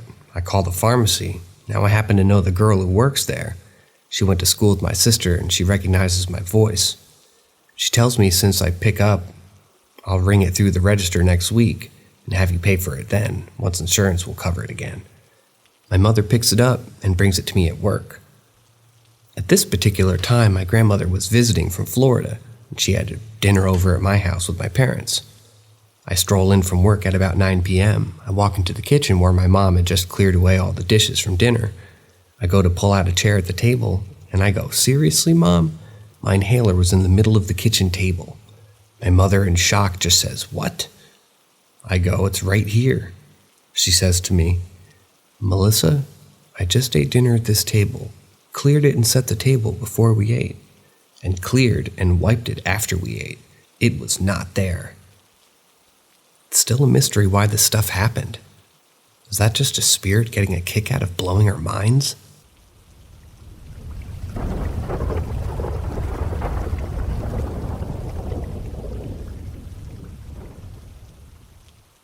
One of my paranormal stories. I have so many dating back to childhood. When I reflect upon my life, there are certain moments that stand out, moments that have shaped me into the person I am today. One such moment occurred when I was just 16 years old. It was a sleepless night, and as everyone else in the house dozed off, I felt restless and decided to take a ride in my automobile. As I cruised along the empty streets, enjoying the freedom and the solitude of the night, I never imagined what was about to happen.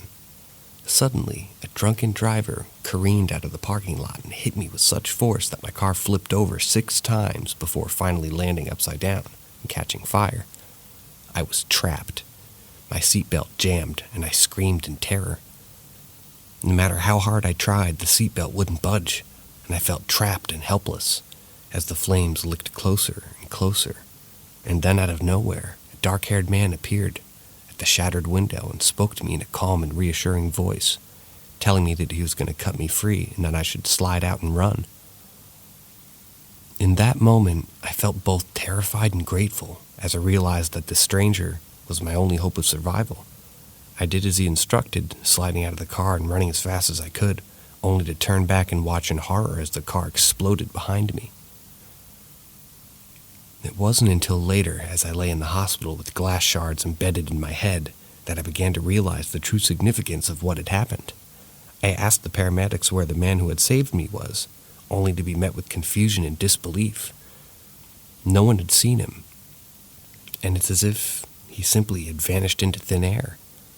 But what baffled me the most was the fact that the seatbelt, which had been so stubborn and unyieldly just moments before, had been cut through cleanly as if by a knife. I couldn't shake the feeling that something mysterious or otherworldly had occurred. Who was that man who saved my life? And where did he come from? Was he an angel or some kind of supernatural being sent to intervene in my darkest hour? Even now, years later, I'm left with a sense of wonder and gratitude whenever I think back to that fateful night. For me, it'll always be a reminder that there are forces beyond our imagination at work in this world, that even in our darkest moments, we're never truly alone.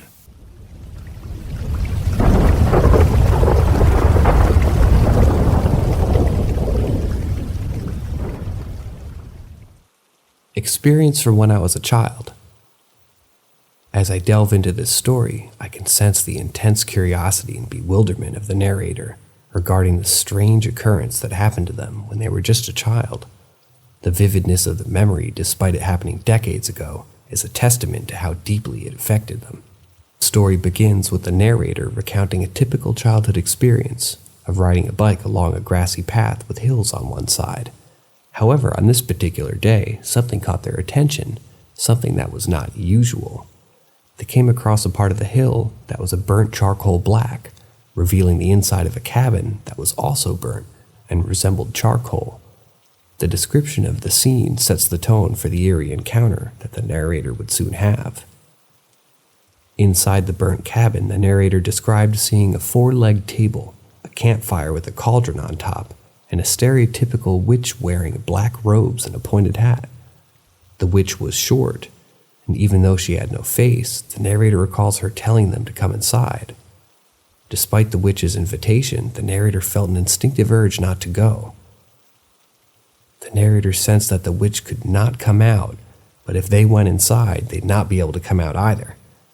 The narrator's recollection of the encounter with the witch is quite detailed and evokes a sense of unease in the reader. The fact that they still remember it so vividly after 20-odd years is quite remarkable. And it even went back to the site of the burnt cabin with their friends, but to their surprise, there was nothing there, just the usual grassy hill. This further adds to the mystery of the incident and raises more questions than answers. It's interesting to note that the narrator felt compelled to create a Reddit account to share their story. They were clearly seeking answers or validation of what they were experiencing, and it wasn't their imagination running wild. The fact that they needed to use a separate account highlights the personal nature of this experience and how it affected them.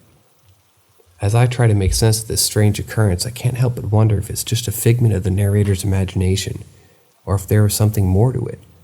Perhaps it was a residual energy from the past event, or even a supernatural encounter. The lack of evidence makes it difficult to draw any conclusions, but one thing's for sure. This experience left a lasting impression on the narrator and will continue to intrigue them for years to come.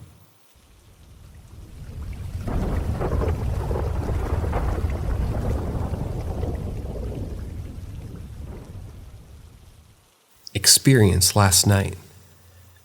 Let me tell you a story about the strange and unsettling experience that happened to me last night. It's a story that'll chill you to the bone and leave you questioning everything you thought and knew about the world we live in. It all started when I was laying in my bed trying to drift off into sleep. As I closed my eyes and relaxed my body, I suddenly became aware of the presence in the room with me.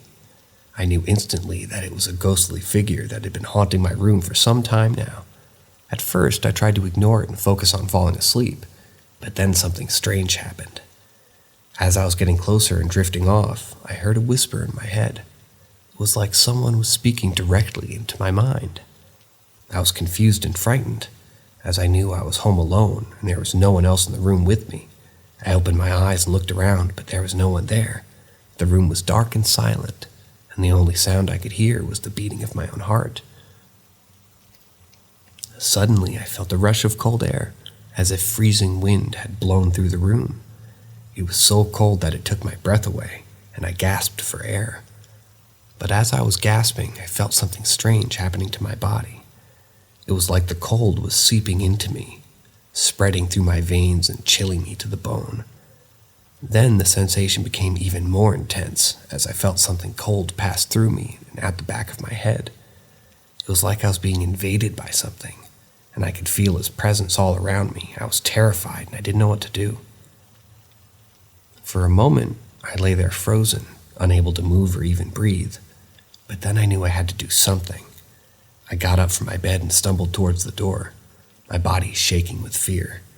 As I reached for the handle, I felt a sudden burst of energy and flung the door open.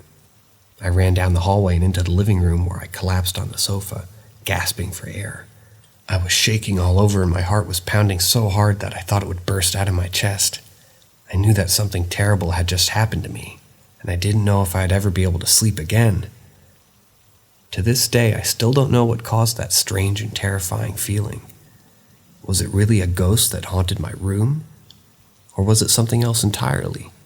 All I know is that I'll never forget that particular night, and I'll always be haunted by the memory of the cold, dark presence that invaded my body and my mind.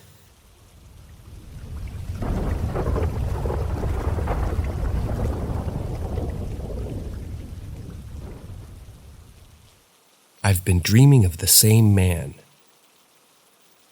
As I sit here and tell you my story, I can feel the hairs on the back of my neck stand up. It's a feeling that's become all too familiar to me. One that I've experienced ever since I was a little girl of 4 or 5. I've always been drawn to the supernatural, and I believe that's because I have a gift for attracting spirits. Now at age 21, I still have experiences on a daily basis, but there's one particular spirit that seems to haunt me above all others. I dream of him frequently, and it feels like he's always there, lurking in the shadows of my mind. I can't shake him, and I'm starting to wonder if he's just a figure of my imagination, but a real entity that's been following me for years. My first experience of him was in college. I had a dream that I was in a Russian hotel, and I saw him staring at me from across the room. He was grinning. His gray skin stretched taut over his bones. He wore black and white striped prison clothes, and there was a long cut across his neck. Little bits of black hair clung to his scalp, and his eyes were completely lifeless. They stared right into my soul, and it felt very cold, and it washed over me, and I'll never forget it. Since that day, I've had random moments of severe anxiety, frozen with fear, and constant nightmares about him. I know that he's haunting me, and I'm starting to fear for my own safety. As time's gone on, more and more things have started to happen. I got a scratch on my back one day, 3 long scratches on the wall. Handprints started appearing on my wall, and I could feel his presence around me all the time. The creepiest thing, though, is the knocking. Most nights, for 3 minutes straight, I'll hear 3 knocks on my window in a rhythmic pattern. It's like he's trying to communicate with me, to let me know that he's still there watching me. I know when he's around because I can feel his anger, and I can see his face staring at me, grinning. I'm doing anything I can to protect myself. I've tried cleansing, using crystals and spell jars, but nothing seemed to work. I cleanse my room regularly, but I can still feel his presence. I don't know what to do, and I'm starting to fear for my sanity. Is this all in my head, or is there something out there that's trying to hurt me?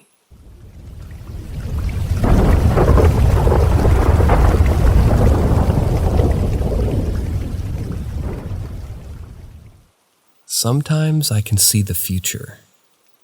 I remember it like it was yesterday, even though it happened over 30 years ago when I was living in San Diego de Chile, the capital city of my country. Something happened to me that left me shaken to the core.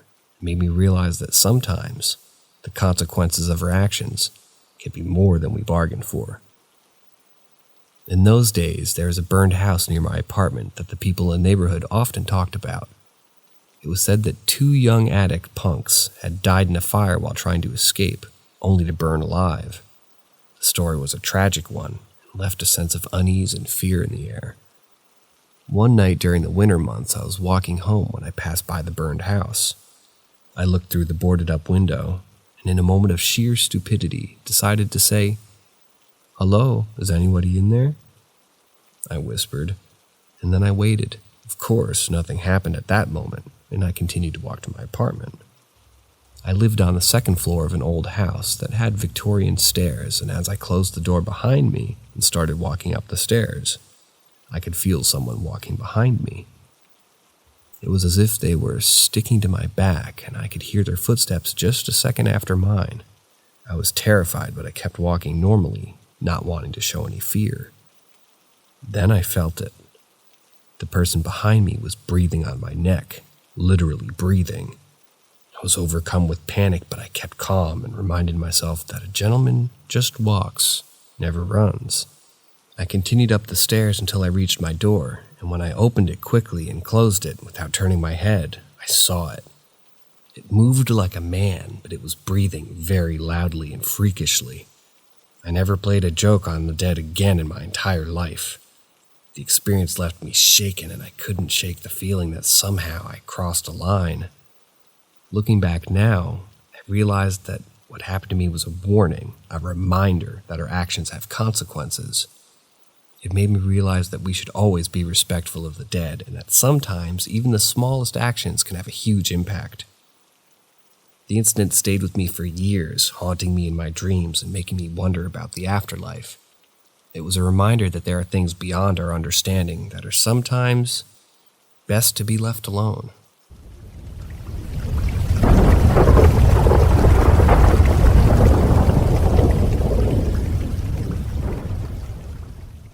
Joshua Tree Encounter. Once upon a time, I embarked on a journey to Joshua Tree, seeking a temporary escape from the monotony of everyday life. I was eager to immerse myself in the natural beauty of the desert and all its wonders. During one of our hikes, we decided to deviate from the well-trodden path and venture off into the unknown, driven by a desire to connect with nature in a more intimate and personal way. However, I must emphasize that straying off the trail can be dangerous, and I wouldn't recommend it unless you have a compass or an experienced guide with you. As we continued to wander, a strange sensation overtook me, as if an otherworldly entity was watching over us. I couldn't explain it, but I felt a sense of comfort and safety in its presence, as though it was guiding us through the rugged terrain. The entity felt ancient and wise, yet curious about our presence in its domain. I couldn't shake off the feeling that this entity had always been there, observing and protecting the natural environment from human destruction. It wasn't a benevolent force, one that had an intimate connection with the land, a guardian of the desert's secrets. Despite the heat and the unforgiving terrain, I felt rejuvenated by the entity's presence, as though it had awakened something within me that had been long dormant. I felt grateful for the opportunity to experience this rare encounter, but I couldn't help but wonder if others had also felt its presence during their hikes. As we continued our journey through the desert, I couldn't help but feel humbled by the vastness of nature and the secrets it held. I realized that the entity we had encountered was just a small part of the intricate web of life that thrived in the desert, one that was often overlooked by humans, being in the quest for adventure and thrill-seeking. In retrospect, that hike through Joshua Tree remains etched in my memory as a life-changing experience, one that reminded me of the importance of respecting nature and all of its inhabitants, visible and invisible. It taught me that there's much more to life than what meets the eye, and that sometimes the most profound experiences are those that cannot be explained by science or logic. It was an encounter with the mystical, an invitation to explore the unknown and embrace the beauty of the natural world.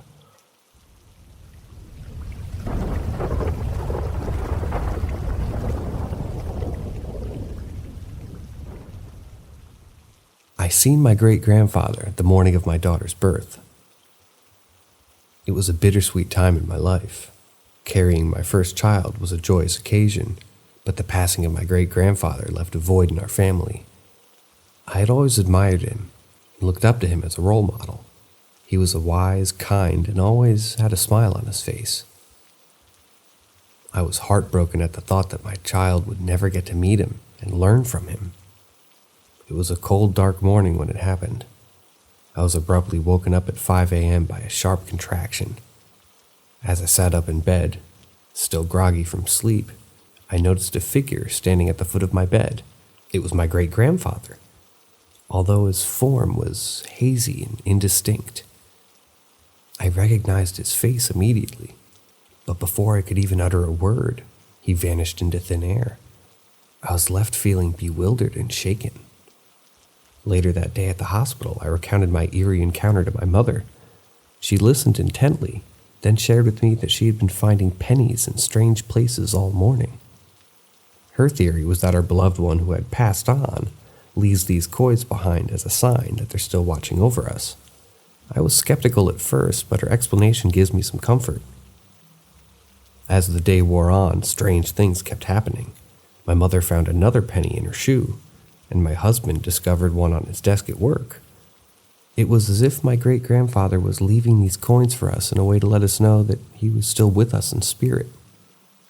But the most significant penny of all was the one that I found. As I glanced down at my big swollen belly, I noticed a shiny penny resting on it. It was as if my great-grandfather was saying, "I may be gone, but I'm still with you and I always will be." The penny was a small but powerful reminder that death doesn't mean the end of our connections to those we love. Years have passed since that fateful day, but I still think about my great-grandfather often. Every time I find a penny in an unexpected place, I can't help but smile and feel a sense of comfort. I'm grateful for the brief but meaningful encounter I had with him, and for the signs he left behind to remind me that he's always watching over me and my family.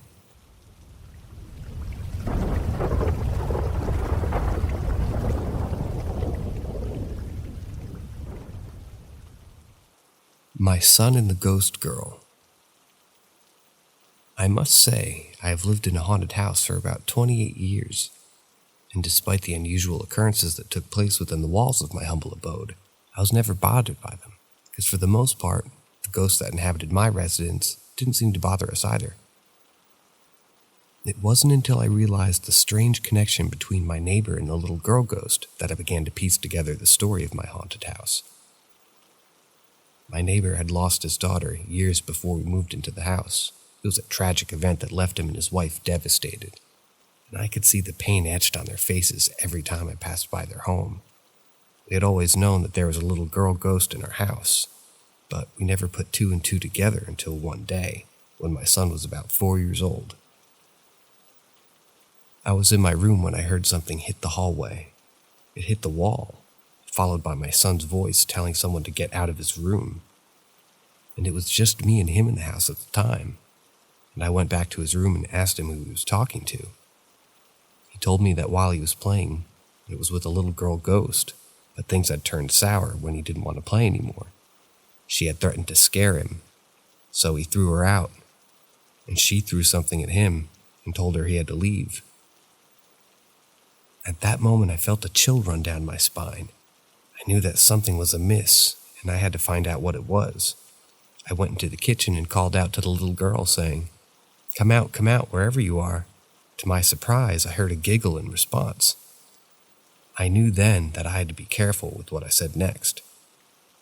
I decided to take a chance and said, "If you let us, call him Jacob's daughter, then your daddy lives in that house."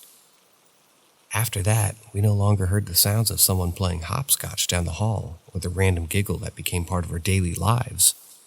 It was as if the little girl had finally found what she was looking for and moved on to be with her dad. Looking back, I realized that the little girl ghost must have been so young that she didn't understand that her dad had moved on and onto another realm.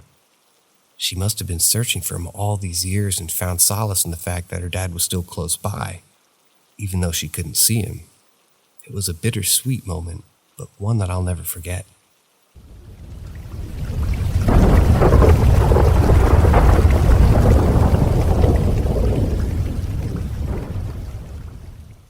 Three little girls. For as long as I can remember, I've been plagued by the presence of three little girls that seem to follow me wherever I go. This unnerving experience started when I was just 2 years old, and it's continued to occur sporadically for the last 15 years of my life. However, my concerns have escalated now that I'm a parent, and I find myself worrying about the safety of my firstborn child. One particular evening, as I was settling down on the couch for a quiet night in, I closed my eyes and I tried to relax, but within moments the atmosphere around me changed dramatically. I heard an unmistakable sound of 3 distinct little girl voices giggling and whispering in unison. They asked me to come and play with them, and I was filled with a sense of terror that I couldn't shake off. Hoping that it was just my imagination or the sound of the television, I looked over at my mother, who was sitting nearby in her chair, and to my horror, I saw that she was wide awake and staring directly at me. My mother and I searched the entire house for any sign of intruder, but we found nothing unusual, so we went to bed, hoping that the experience was just a strange one-off occurrence. However, when I woke up in the morning, I discovered that I had scratches all down my side. This was just the beginning of the series of bizarre, unexplainable events that would occur over the years, all of which involved the same eerie giggling and the appearance of these 3 little girls.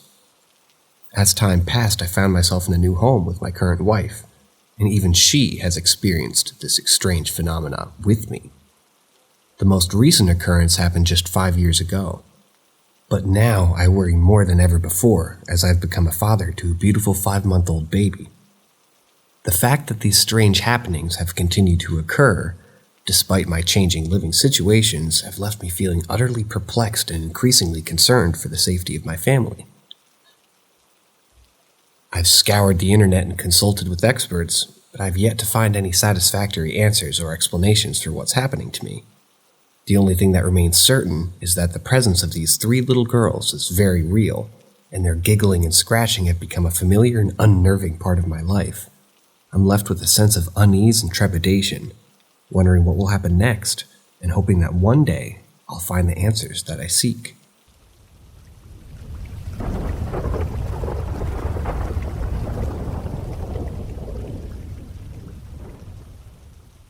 Weird business. When I was around 17 or 18, I'm now 23, probably about a year or so before I had symptoms, I worked at a cinema which was notoriously haunted. People quit their jobs from seeing things. Multiple people I know claim to have heard unexplainable voices, laughs, and cries, doors locking, being knocked on when no one was around, that sort of thing. I was working on the food counter, and a guy in a wheelchair came in and said, "Look after your body, kid," in an extremely haunting fashion. Me, being an immature drug enthusiast, laughed it off, and I'll never forget the look he gave me when I giggled at what he said. It's almost like I can still see his face and how he said it. I've had sleep paralysis with the guy's face staring back at me. Creepy shit. But the funny thing is, shortly after this is when I started experiencing crazy health symptoms. Loss of control over my bowels and my bladder, pain in my legs and my arms. I clearly didn't listen to his advice. Smoking, drinking, doing pills, sniffing anything that can be sniffed, basically just abusing my body to a high extent.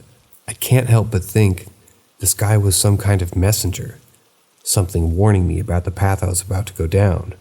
So fast forward to today. I'm not well at all, and it feels like I've ignored the signs that were put before me. I've never really been put into the whole God stuff, but I've always left a space for the thought of something bigger than me. But recently I've started praying before I go to sleep, just asking for insurance with my health, hoping for the best kind of thing.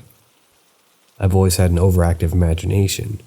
I used to think I could astral project, and always had crazy lucid dreams. But in the past few days, I feel like when I close my eyes, all I can see is crazy dark shit, almost like demons and dark shit going on. But last night I had these visions where 2 people were dressed in like robes, and one of them offered me a hand, which I took. One of them then continued to dig into my chest and seemingly removed the pain in my chest, and held their hand up, almost bringing attention to their 5 fingers. I don't know what this means, and it kind of scares me as to what it could mean.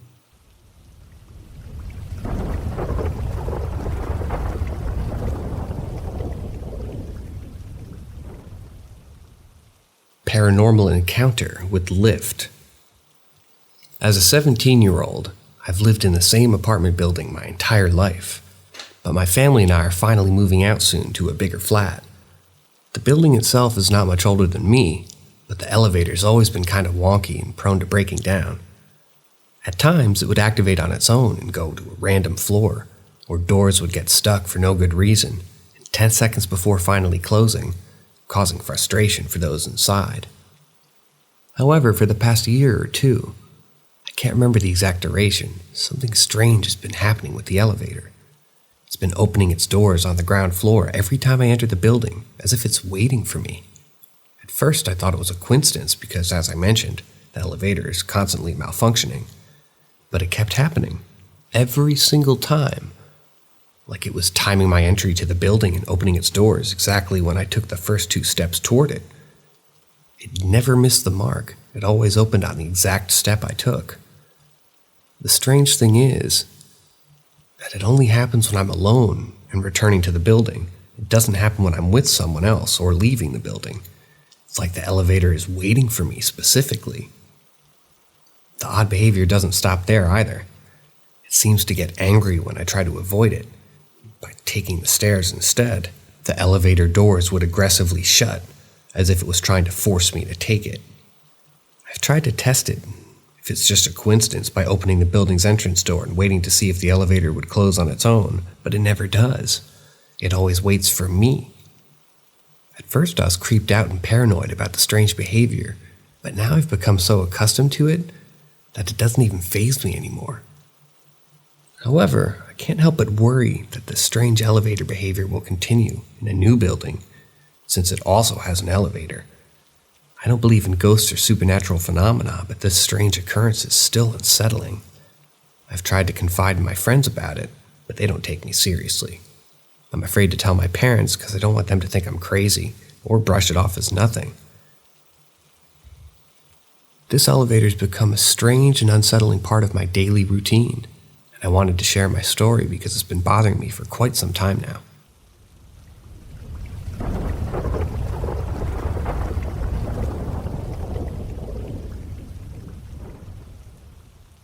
The mysterious lady in a burqa.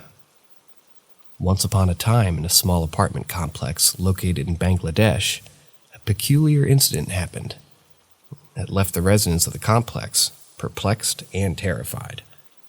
The event happened years ago, but the memory of it still haunts the individuals who experienced it. The story revolves around 2 individuals, the protagonist's brother and aunt, who were alone at the time when the unexpected visitor came knocking at their door. Upon peeking through the peephole, they saw a lady clad in burqa, concealing her identity.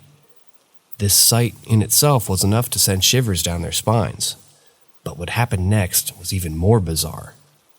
The woman, who seemed determined to enter their home, started banging on the door with immense force, causing fear and panic to set in. In a state of terror, the protagonist's brother and auntie double-locked their door, hoping that the woman would eventually give up and leave. As they waited, the sound of the woman's footsteps grew fainter, indicating that she had moved to the upper floor of the apartment complex. This made no sense to the brother and auntie, as all the floors above were unoccupied, except for the 6th floor, which was owned by them. Curiosity got the better of them, and they decided to investigate the matter further. Accompanied by the building guard, they climbed to the roof, which was the only place left for the woman to go. However, to their surprise, the roof was locked, and there was no sign of the woman anywhere. This incident left the brother and aunt in a state of shock, as they were unable to come up with an explanation for what had just happened. Even more concerning was the fact that no one else in the apartment complex had seen or heard anything out of the ordinary, making the situation even more perplexing. Years have passed since this incident, and the protagonist's brother has never stopped recounting this tale to anyone who would listen. The memory of the ghostly woman in the burqa still sends chills down my spine, and he's never been able to shake it off for fear of the incident it's instilled in him. In conclusion, the story serves as a reminder of the inexplicable things that can happen in life and how our rational minds may not always have the answers. It's a tale that leaves one pondering the mysteries of the universe and the possibility of a world beyond our own.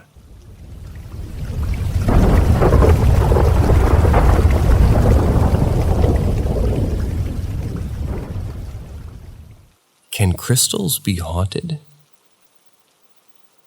Throughout almost the entirety of my life, I've been captivated by the beauty and allure of crystals. However, my fascination with these precious stones stems from far more than just mere aesthetics. In fact, my parents gifted me with my very first crystal when I was still a child, and from that moment on, I knew that I wanted to know everything there was to know about these enchanting objects. Over the years, I've studied the various properties, benefits, and uses of crystals, gaining a deep understanding of how they can be used to enhance one's health, well-being, and spiritual connection. And even today, I continue to purchase and collect crystals as needed, seeking out new stones and expanding my knowledge with each acquisition. But lately, my attention has turned toward the realm of spirits as I find myself increasingly curious about the possibility that an entity may have followed me home from somewhere. I can't say for certain whether this being is malevolent or not, nor can I determine if I personally am being followed, or if something that I may have acquired has brought this entity into my home. In an effort to protect myself, I've purchased a set of crystals that are said to be particularly effective at safeguarding against negative energies and entities. And in addition to their protective properties, I also hope that these crystals will allow me to connect more deeply with the spiritual realm, enabling me to potentially communicate with that entity that may be following me, and to express my wishes to be left alone. However, a troubling thought has recently occurred to me. Can crystals themselves become haunted? As someone who's always felt a deep connection to the stones that I possess, I can't help but wonder if these objects, which I hold so dear, are susceptible of being latched onto by malevolent spirits or negative energies. And if this were the case, how would I even know if a crystal had become haunted? Are there specific signs or methods I could use to determine whether one of my beloved stones had been infiltrated by something dark? These are the questions that continue to plague me as I navigate this uncertain and potentially treacherous territory of the spiritual realm.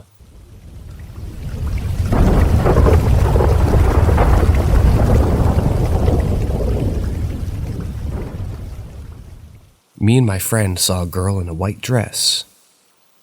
This happened around a decade ago in Central Europe, in a smaller city where I live. I went to walk with my friend to town in the center to just talk in the evening. That was our usual practice. Weather was comfortable. We were around 25.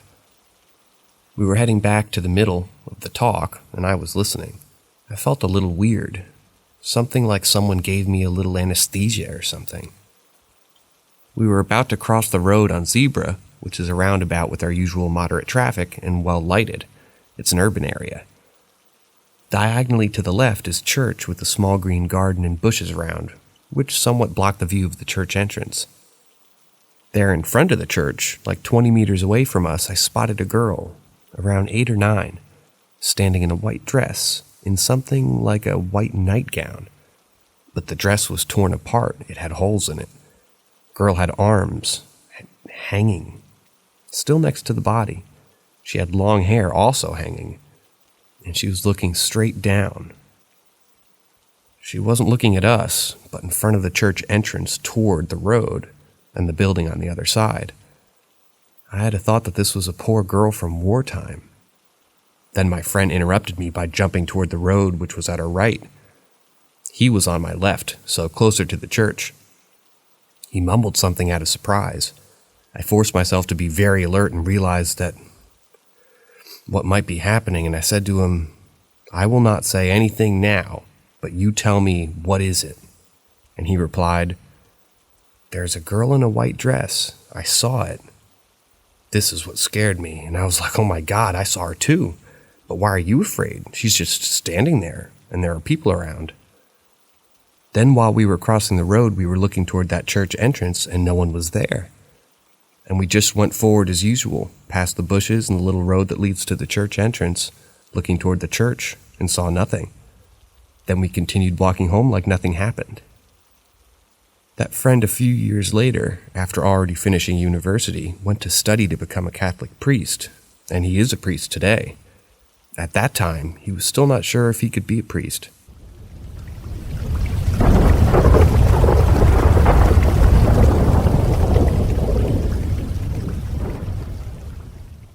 My husband's dog passed away, and I believe he came back for a final goodbye. As I sit here recounting the story of my husband's beloved dog Rocco, I'm struck by the deep bond that existed between them. For almost 17 years, Rocco had been a constant presence in our lives, a faithful companion who had seen us through the ups and downs of life. But as Rocco grew older, he began to suffer from health issues. Arthritis made it difficult for him to move around, and they found a tumor that added to his woes. Despite our best efforts to care for him, his condition worsened, and we knew that the time had come to say goodbye. It was a difficult decision, one that filled us with sadness and regret, but we knew that it was the kindest thing we could do for Rocco, to ease his suffering and let him go with dignity and grace. And so, we spent a final weekend with Rocco, cherishing every moment we had left with him. We showered him with love and affection, telling him how we loved him so much and how grateful we were for the joy he had brought into our lives. On the day we put him down, we did our best to keep ourselves distracted, to avoid dwelling on the pain and sadness that threatened to overwhelm us. My husband went to the gym, and I was walking upstairs when I saw a pee puddle. At first, I felt a surge of frustration and anger. After all, Rocco had often had accidents in the house, and I had grown used to cleaning up after him. But then something inside me shifted, and I felt a sudden wave of emotion. Was it possible, I wondered, that Rocco was saying goodbye in his own way? Was this his final gift to us? A reminder of his presence and his love? I couldn't help but laugh at the thought. Even as tears streamed down my face, for in that moment I felt a profound sense of connection to Rocco, a sense that he was still with us and in some small way, even though he was gone.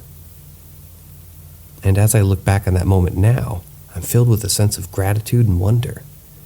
For in the midst of our grief and sadness, Rocco reminded us of the power of love, of the enduring bond that exists between human and animal.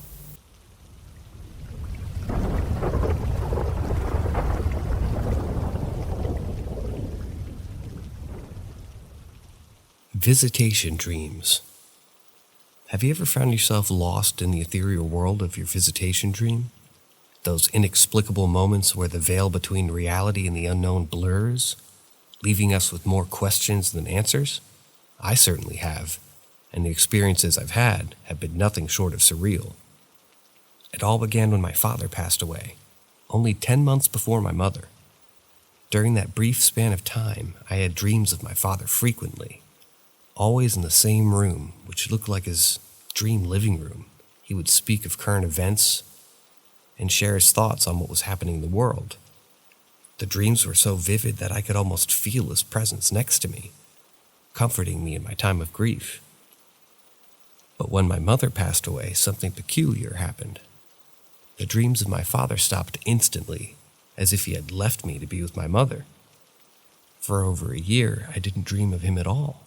Then abruptly, I began having dreams of my mother, and in these dreams, she would tell me about current events in my life and share her wisdom and love with me. The location was always in the snow, a place she loved. I would wake up freezing as if I'd been outside in Alaska in the dead of winter for hours. The dreams were never sinister or ominous, but they did leave me with a sense of perplexity. Why won't my father come now that my mom is gone too?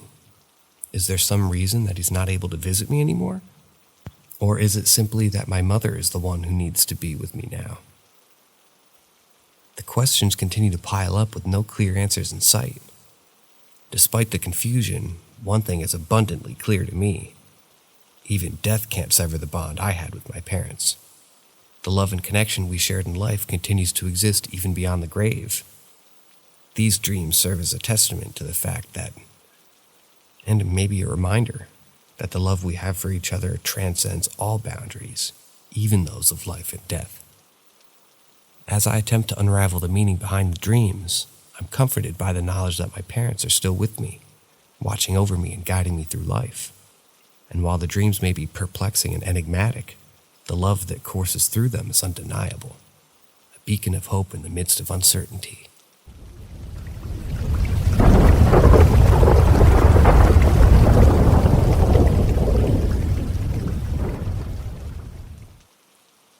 In Queens, New York, I found myself in an ancient bar that could easily rival McSorley's Ale House in terms of age.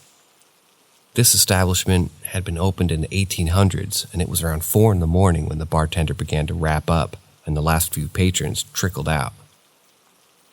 At that point, only myself, 2 of my friends, and the bartender remained. Technically, the bar was closed for the night. But as we were preparing to leave, something extraordinary happened. I saw a person walk out of the set of doors at the back of the bar, move along the wall, and disappear through the other door at the end of the room. Despite my greeting, the person didn't respond. I couldn't help but notice that they were dressed in a rather peculiar manner. I knew for a fact that no one else was supposed to be in the bar at that particular hour, so I asked the bartender who that person could be. Strangely, the bartender hadn't seen anyone, but one of my friends had. When I pointed out the door where the person had come from, the bartender was adamant that that was impossible, as the room behind the door had been sealed up after renovations many years earlier. At first, they suspected that they were making things up, but then we approached the door to open it and proved that there was nothing behind except for a wall, and suddenly, the lights began to flicker for a whole minute. And during that time, 2 doors on an old wooden bookshelf in the bar flew open, and a book flew off the shelf with it. The temperature in the bar dropped significantly, and we were all thoroughly spooked, so we hastily closed up and left. Although I have had other creepy experiences in this bar, this one was the most vivid and witnessed by more than one person. I won't mention the bar's name to avoid turning it into a ghost hunting destination, as it's my particular go-to dive, and I like being able to grab a seat at the bar. However, many patrons have reported paranormal experiences there, and it's up to you to decide whether to trust the stories of a bunch of drunks. I used to be a skeptic and tried to write off past occurrences as coincidence, but after this incident, I'm a firm believer that that place is haunted.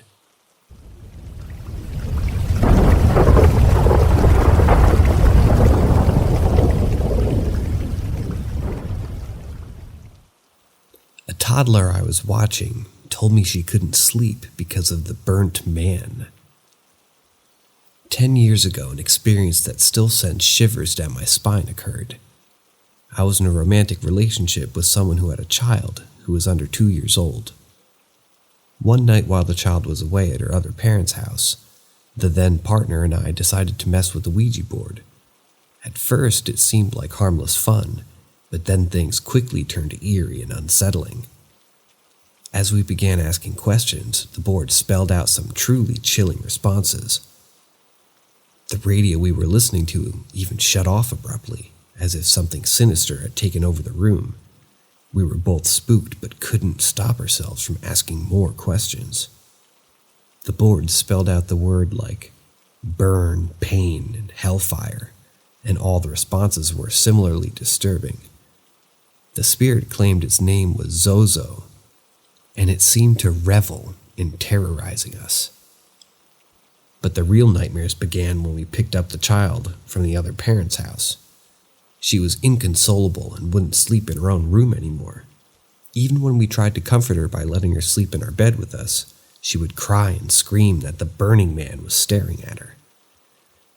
She said he was too smelly and scary for her to ignore.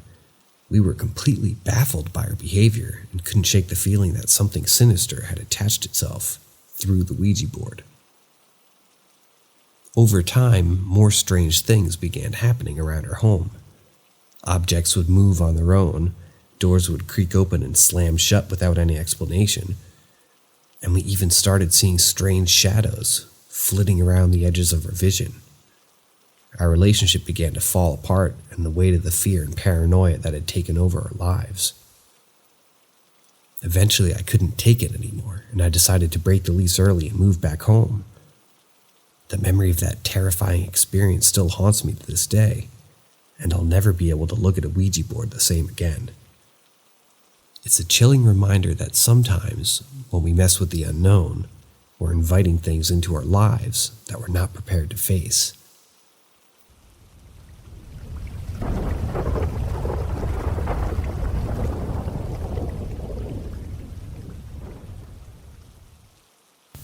Is my family haunted? Once upon a time in the early 20s or late teenage years of my mother, a strange and unsettling incident occurred.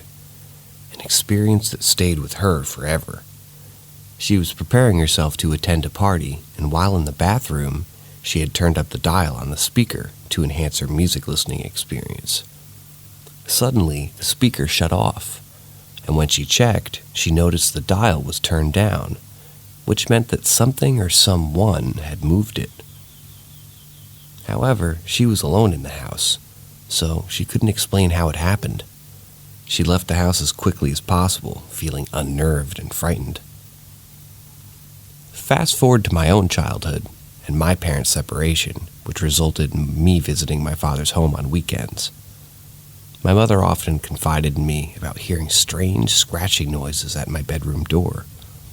It didn't help that my bedroom was located in the basement either, which heightened my fear of the supernatural. Even now, I can't shake off the feeling that something inhuman is following me. One particular night when I was up late watching TikTok videos, I heard distinct footsteps coming from the upper floor of the house. However, my mother and brother were sound asleep, and my father wasn't there. As someone who frequently hears eerie sounds, I wasn't initially concerned. However, when I hear the sound of a drawer opening and someone rummaging through the kitchen utensils, my heart almost stopped. I called my father, who advised me to check what was happening. Although it was an unwise decision, I bravely went upstairs and discovered that there was no one there, and all the doors and windows were also locked. The event left me shaken, and it's an experience that I'll never forget. Interestingly, it's not just my immediate family that's experienced these strange occurrences. Several aunts, uncles, grandparents, and cousins and other relatives have reported eerie events also, leading to the question of whether my family in particular is haunted. Despite the passing of time, the possibility of a ghost or a supernatural presence in our lives continues to linger, and it's an issue that we have yet to fully understand or explain.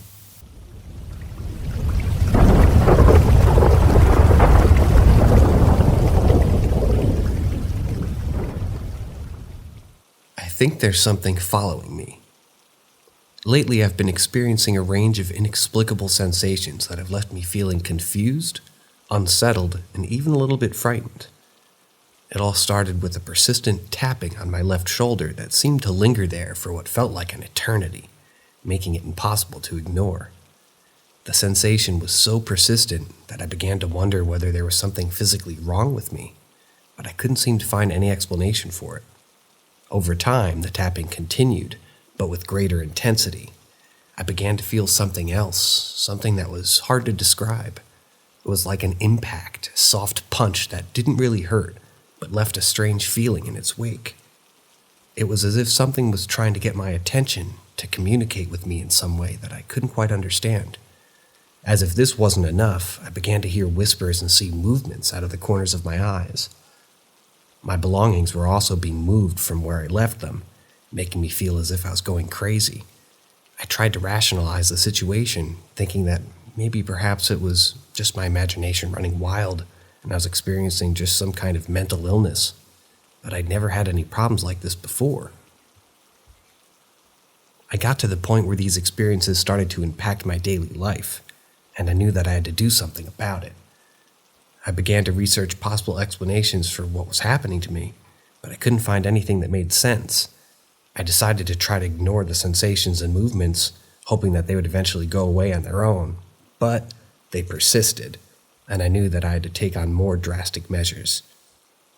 Finally, I made the decision to see a doctor and get my mental and physical health checked.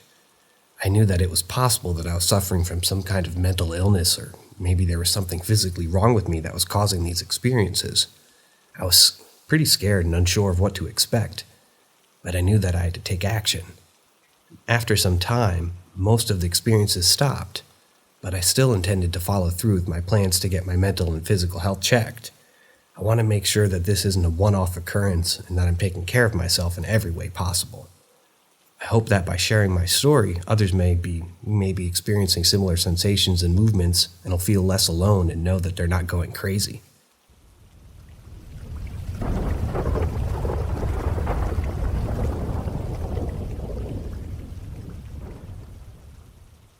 North Florida deep shadows. Growing up in Jacksonville as a kid, I was living about a mile away from the Timucuan Preserve National Park. Being that the area was known as a historical monument with Spanish forts and old naval bases, and battles being fought there in which tons of Timucuan and Spanish died, essentially in my backyard. Around the time of being 6 or 8 years old, I had night terrors met with sleep paralysis events in which I would see human-like shadows in my room. The latter only happened twice. During those 2 occasions, I remember seeing it emerge from the corner of my room, a nice dark corner, of course, and during the first event, it just stayed in place. It had no remarkable features, with only outlining of its body being the darker barrier that defined a human outline, a head, torso, legs, arms, and maybe hands. However, the second time the paralysis happened, I immediately had elevated heart rate and started panicking out of fear. I most likely woke from a nightmare. I was positioned on my left side with the shadow guy facing my peripheral on the right, and this time it started walking toward me, getting in my bed, and holding me with its hand on my chest. From that, I was in total panic to the point that I could hear my blood pumping to my ears, but after a while, I guess, I just fell asleep. I honestly don't remember. Even with all of that, I don't think I told my mom at the time, though. Now I tell her about both of these experiences all the time. She kind of just says, well, maybe that did happen. Or it could have been a vivid nightmare.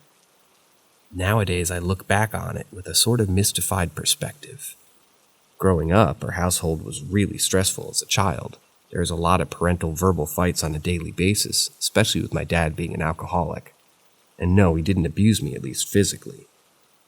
But all of that did lead to a divorce when I was 13. I haven't talked to a therapist about this, but I feel like those events were likely a product of stress. As a bonus, whenever I talked to my dad later, he confirmed to me that he saw a squatting human figure up in the rafters while we lived there. Well, before he went through the DTs. Rest in peace to that man.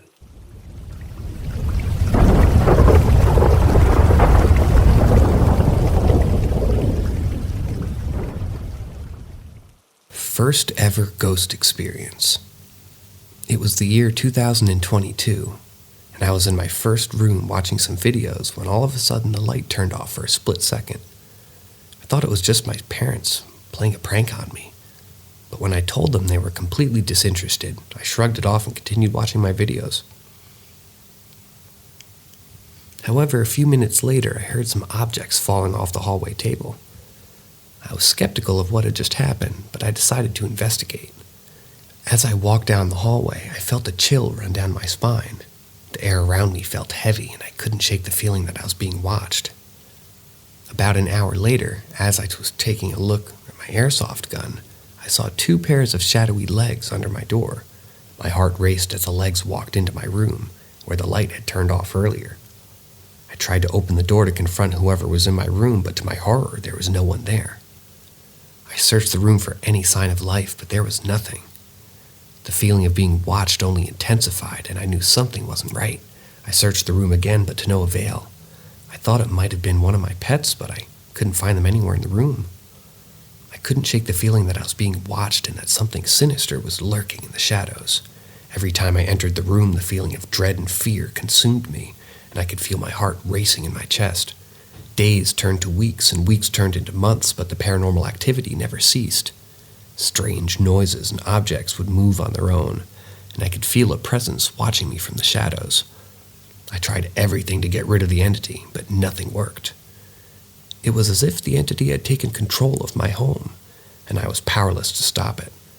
Every night I would hear footsteps, whispers, and the feeling of a cold breath on the back of my neck. I knew that I wasn't alone, and that something was out to get me. The fear and horror I experienced were beyond anything I'd ever felt before. I felt like I was trapped in a nightmare, and there was no escape. The entity had taken over my home, and it seemed like it was never going to leave. To this day, I still live in fear, always watching over my shoulder, wondering if the entity will ever return. The experience left me scarred for life, and I know that I'll never forget the terror that I felt in the room.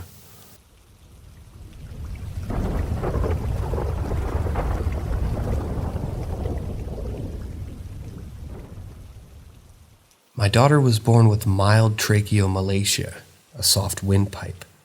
The only trouble it ever caused was that she would make a whistling sound sometimes when she was breathing, especially when she was excited or upset. Fast forward to when she was about 4 months old and fast asleep in her crib one evening. Her older brother had the stomach flu that day and had been throwing up. We thought the baby hadn't caught it, but a little while after we put her to bed, we suddenly heard her softly sputtering on the monitor. Then silence for a few seconds, then a huge loud wail, which made both my husband and I run even faster to her room. By the time we got to her, she had fallen eerily quiet again. We saw that she was gasping for air, choking and unable to clear the vomit from her throat and get a clean breath. Even after we picked her up and cleared her mouth, she continued to gasp. She turned blue and then gray. As I drove with her quickly to the ER, she had partially recovered by the time we got there. They gave her O2, a chest x-ray, then a clean bill, and we left. Fast forward about 2 hours later when I'm back in my bedroom with her sleeping upright in the baby seat next to me in bed. My husband and I talked briefly about what would have happened had the baby not cried out so loudly. Would we have reacted so quickly?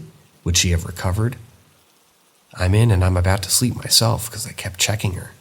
One of the times, just before I'd fully awoken, I looked out in the hallway and saw my grandfather, who had passed away a few years prior. When he was alive, he wasn't the most involved granddad, but when he met my husband, my boyfriend at the time, they had an instant connection. When he passed away, his last coherent words were, "I'm not going to make it to Altruitus in Mr. Altruitus's wedding, am I?" He loved my husband dearly. Anyway, I see him out in the hall this night, and he's just standing there in khakis and a polo, with his hands in his pockets. In my dream state, I see all my children except the baby, pulling at his arms and playing with him. He has a simple smile on his face. He looks over towards the baby's room, back at me, and says, "I'm sorry I made her cry, but I'm glad she's okay."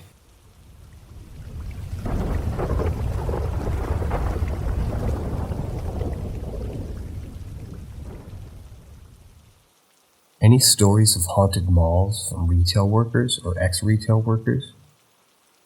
Have any of you ever experienced the eerie feeling of a haunted mall in LA? Specifically, have you ever heard of the Fox Mills Hall? If not, I'm eager to hear any stories from ex-retail or current retail workers who have worked there, or who may have seen or felt something out of the ordinary. This might seem like a very specific scenario, but as someone who used to work in retail, I can attest to the fact that one of the mall locations I worked at was undoubtedly haunted. Of course, it's not uncommon for jobs with basements or an eerie backroom situation to have an unsettling atmosphere. But this was something else entirely. The basement under the mall was a particularly creepy spot, and even on my very first day of working there, I heard people talking about the strange experiences that they had encountered while down there. I myself had a few encounters that left me shaken. There was something about the atmosphere down there that just didn't feel right. It was as if the air itself was thick with an unexplainable presence. One day I was down in the basement doing inventory when I heard footsteps coming from the opposite end of the room. I assumed it was another worker, but I called out to them, no one answered. The footsteps continued getting louder and closer, but when I turned around, no one was there. Another time, I was walking up the stairs from the basement when I heard someone whisper my name. It was a faint, barely audible sound, but it was enough to send shivers down my spine. I turned around, but again, there was no one there. I wasn't the only one who had experienced these strange occurrences. Other workers had seen shadowy figures moving around the basement and heard unexplainable noises, felt an inexplicable sense of unease. The strange thing was that these occurrences didn't seem to be limited to the basement. There were reports of odd happenings throughout the mall. It's hard to explain what made the Fox Mills Hall so haunted. Perhaps it was the location. Or maybe there was something sinister lurking in the walls. Whatever the cause, it was clear that this was no ordinary mall. Even now, years later, I still get chills thinking about the strange encounters I had while working there.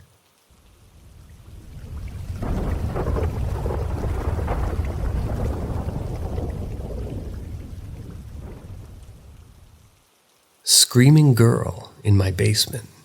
I hear nothing. It was a dark and stormy night when I heard the first screams. I lived in a 100-year-old 2-story double house with my family. The house had always seemed a bit creepy to me, but I never imagined the horrors that lay within. I had been living in this house since I was about 4 or 5 years old, and I'd never experienced anything paranormal until these past couple of days.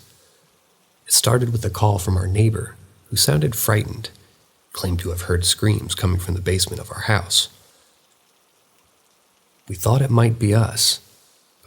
We're a pretty loud family, especially when watching a basketball game, which we do about every day. But then things took a turn for the worse. 3 police cars showed up at our door, responding to a call from a person who'd claimed that they heard screams from a little girl coming from our basement. We were all in shock as we knew that it couldn't have been any of us. Our little sister is only a couple of years younger than me, and she never screams like that. Our basement is unfinished, and only my mom goes down there to do laundry. As we searched the basement, we found nothing, but the screams continued to haunt us, getting louder and more frequent with each passing night. We were terrified and we had no idea what to do. And then there was the abandoned pasta factory next door. It had been abandoned for many decades, but still stood imposing and ominous. There were rumors that it was haunted, and it had always been curious. But now I wished it had never even been there. The screams continued, and as they seemed to be coming from both our basement and the abandoned pasta factory next door, it was as if the spirits of the past had been awakened and they were coming for us. As the day went by, the screams got louder and more horrifying. We tried to leave the house, but the screams followed us wherever we went. We were trapped with no escape from the horrors that lurked in the shadows. The ghosts of the past had come to claim us, and we were powerless to stop them. Our house had become a living nightmare, and we were doomed to spend the rest of our lives in terror and fear. The screams continued to echo through the halls, a constant reminder of the horrors that lay within.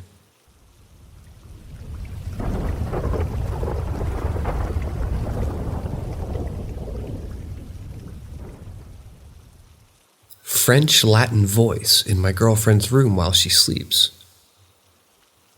The story that I'm about to tell you is one that will send shivers down your spine and make you question the very foundation of your reality.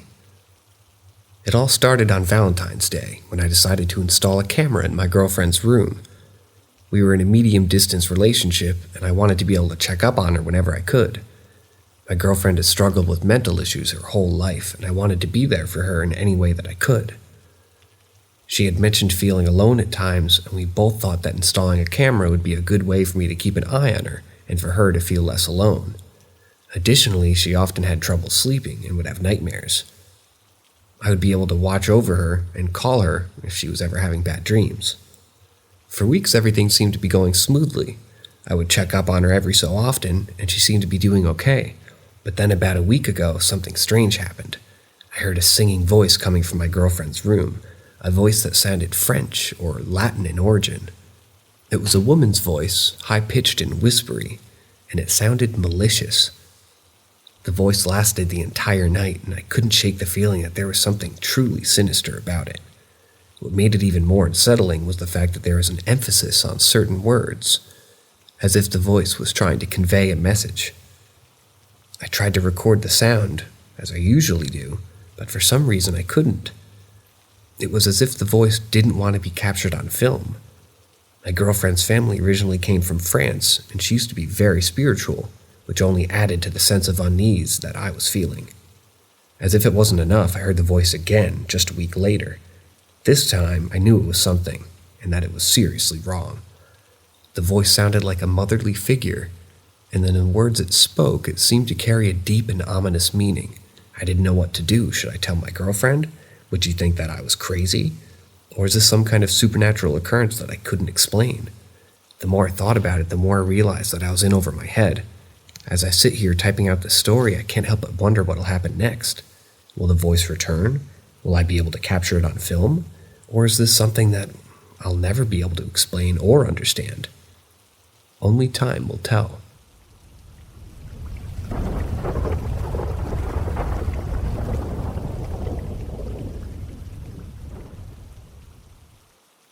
My dad burned a Ouija board. When I was a young child of around 4 or 5, my family and I began to experience unexplained paranormal activity. At first, my parents were at a loss as to what was causing these strange occurrences, until they decided to search the house for any possible explanations. It was then that they discovered a Ouija board in the garage, which had been used for storage by the previous owner, an elderly woman. My parents, who were devout Christians, immediately decided to take action and burn the Ouija board in the backyard burn barrel. I have vague memories of the strange and unsettling events that occurred before that board was found, but what happened during the burning has stayed with me for my entire life. As my father set the board alight, I heard a blood-curdling scream coming from the burn barrel. I peered into the flames and saw what appeared to be a silhouette of a man, with no discernible facial features. It was a truly terrifying experience that's haunted me ever since. Despite our efforts to rid ourselves of whatever entity may have attached to our family, we've continued to experience paranormal activity off and on for the past 20 years. While I've made significant efforts to overcome my fear and anxiety surrounding these events, I can't help but feel that this entity is still attached to my family. In fact, I've not lived with my parents for years, as they refused to speak with me since I left their religion. However, I'm still searching for advice on how to detach this entity from my family once and for all. If anyone has any suggestions or guidance on how to accomplish this, I would be immensely grateful. It's difficult to describe that constant fear and anxiety that's plagued my family for so many years. Despite my best efforts to move on from this traumatic experience, I still feel a sense of dread whenever I think about the Ouija board and the entity that emerged from it. I've spoken to many people about my experiences, hoping to find some answers and understanding, but I've yet to find any concrete solutions. I'm determined to find a way to rid myself and my family of this malevolent entity once and for all, and I will not rest until I find a solution.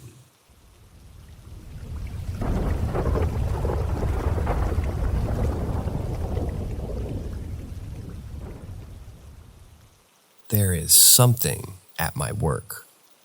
Allow me to elaborate on this eerie and spine-tingling experience that the author has shared with us. The story begins when the author started working at a restaurant half a year ago. Everything was normal and the author was not expecting anything unusual to happen. However, he had numerous paranormal experiences in the past and a firm believer in the existence of the supernatural. A few weeks after starting work, he began seeing black shadows moving from the corner of their eye. The shadows were not stationary, but they were moving, either running or walking away. Although he wasn't frightened by these shadows, as they knew that they were not just shadows and could have been attributed to being maybe really tired, and they couldn't shake the feeling that something was amiss. They began to notice broken glasses and plates around the dining area of the restaurant. Even though the author could see the cameras and always asked their colleagues if they had broken anything, the broken pieces kept appearing. The author mentioned this to their boss, but they seemed to brush it off and not take it very seriously. As time went on, the occurrences became more frequent and alarming. Just yesterday, when he was closing up the restaurant, and as they were shutting down all the machines, they heard the sound of a chair moving. They didn't see the chair move, but they heard it. They were alone in the restaurant with no guests, and the chef was in the kitchen, so no one could have moved the chair. In addition to this, smaller but equally strange things have also happened, such as the author hearing their female boss talking to them when she wasn't even working that day, or the front door randomly opening. The author is now left with the unsettling thought that something supernatural is happening in the restaurant, and they're wondering what to do next. They're worried that something might happen to them, or worse, to the guests who come to the restaurant.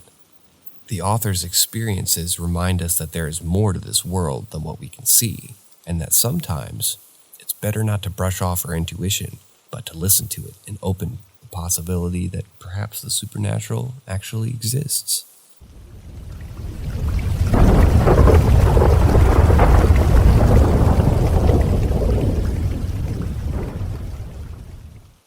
Did you have an inexplicably weird and impossible thing happen to you as a kid? The individual's memories of teleportation and flying may seem fantastical and unbelievable, but there have been other cases of people claiming to have experienced similar phenomena. One such case is that of Carlos Castaneda, a controversial writer and anthropologist who claimed to have learned shamanic techniques from the Yaqui Indian named Don Juan Matus. Castaneda wrote extensively about his experiences, including his ability to teleport and to transform into a bird or a coyote. While Castaneda's claims have been widely criticized and debunked, his writings have inspired a whole generation of seekers who believe in the possibility of accessing higher states of consciousness and transcending the limitations of the physical world. Another case worth mentioning is that of the so-called Philadelphia experiment, a supposed secret experiment conducted by the U.S. Navy during World War II, in which a warship, the USS Eldridge, was said to have been made invisible and teleported from one location to another. While there's no concrete evidence to support the claims, the story's become super popular as an urban legend and has been the subject of numerous books, films, and TV shows. Perhaps the most intriguing aspect of these stories is not whether they're true or not, but what they reveal about our deepest desires and fears.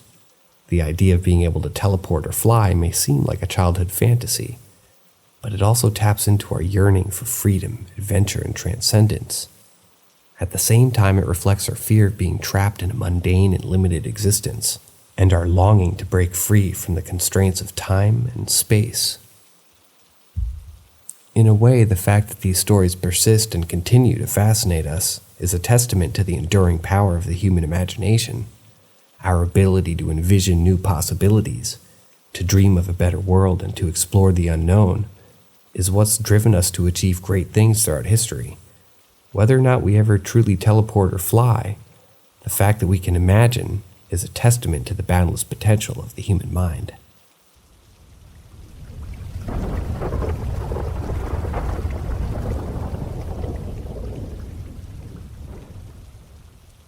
Encountered ghost of horse walking through busy street in the middle of a medium-sized city.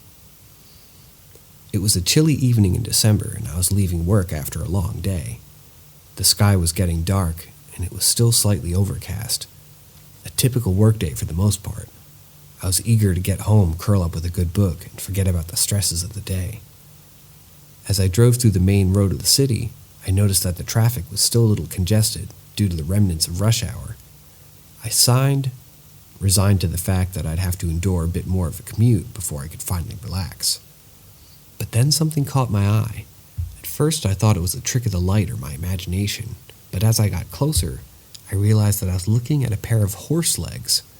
They weren't solid, but they were definitely horse legs, and I could see them clearly in the light of my headlights.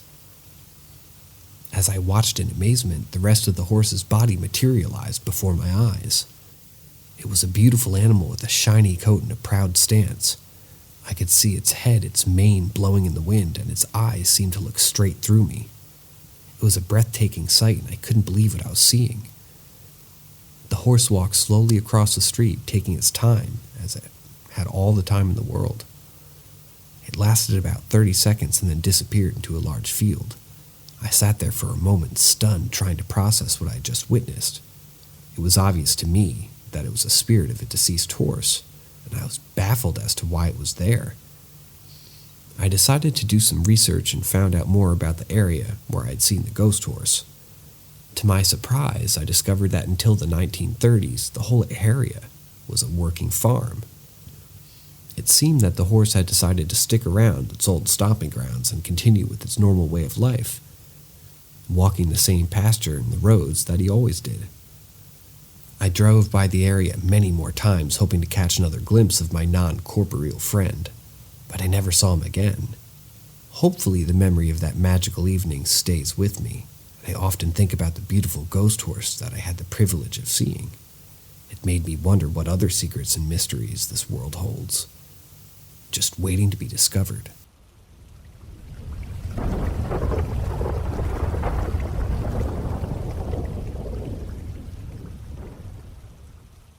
The eerie tales of my haunted workplace are enough to send shivers down anyone's spine. Countless co-workers over the years have reported strange occurrences, subtle yet unmistakable enough to confirm the presence of something supernatural. As for me, I have my own story to share, one that's left an indelible impression on my psyche. As a night shift worker, I often find myself alone, trying to stave off the boredom and fatigue that comes with the job. My go-to activities include scrolling through Reddit and YouTube, or taking laps around the office to stretch my legs. One particular night, I was feeling especially restless and decided to indulge in a little dance party by myself. With my headphones on and a blanket draped around my shoulders like a makeshift cape, I was feeling invincible, channeling my inner Darth Vader and belting out his famous lines.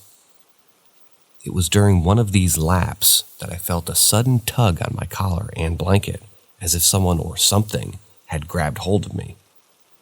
Assuming it was just a co-worker catching me in the act, I turned around with a sheepish grin ready to play it off, but there was no one there. Confused and a little unnerved, I checked to see if I had snagged on something, but there was nothing in sight. Then, as if to further spook me, a stack of printer paper inexplicably toppled over at the other end of the room. Needless to say, I scurried back to my workstation and never danced again. But that wasn't the only strange encounter I had in my life. As a child, walking to school on a foggy day, I saw a small black terrier walking a few yards ahead of me. At first, everything seemed normal, until I realized that the dog was not walking on the ground, but rather hovering a few inches above it. The sight of this ghostly dog threw me off balance. But it didn't seem to notice and continued trotting along on its own way. These experiences, along with the stories of my coworkers, have left me wondering, is my workplace truly haunted? And what other paranormal encounters await me in their strange and mysterious world?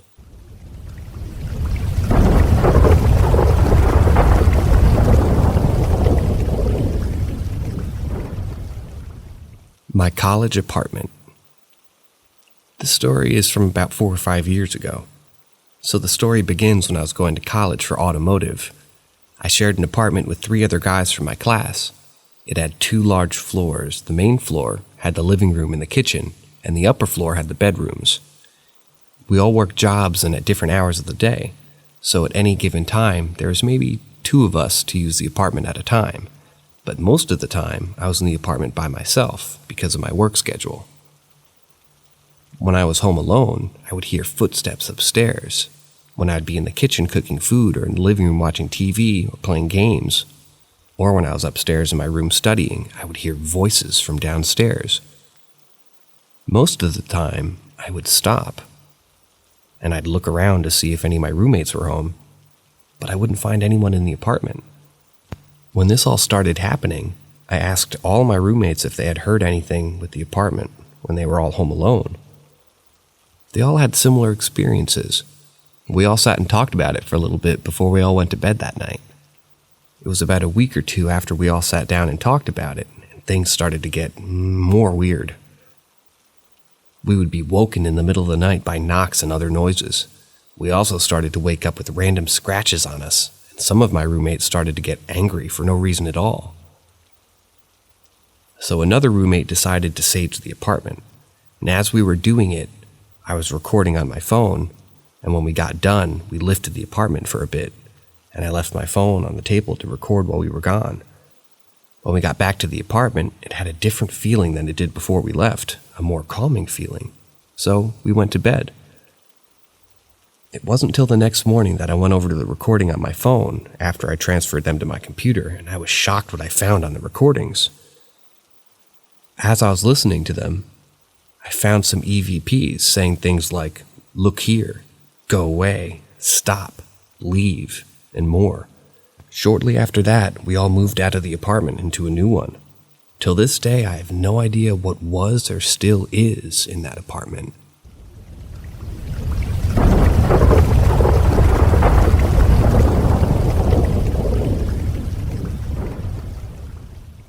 Have you seen those yogurt commercials with Jamie Lee Curtis?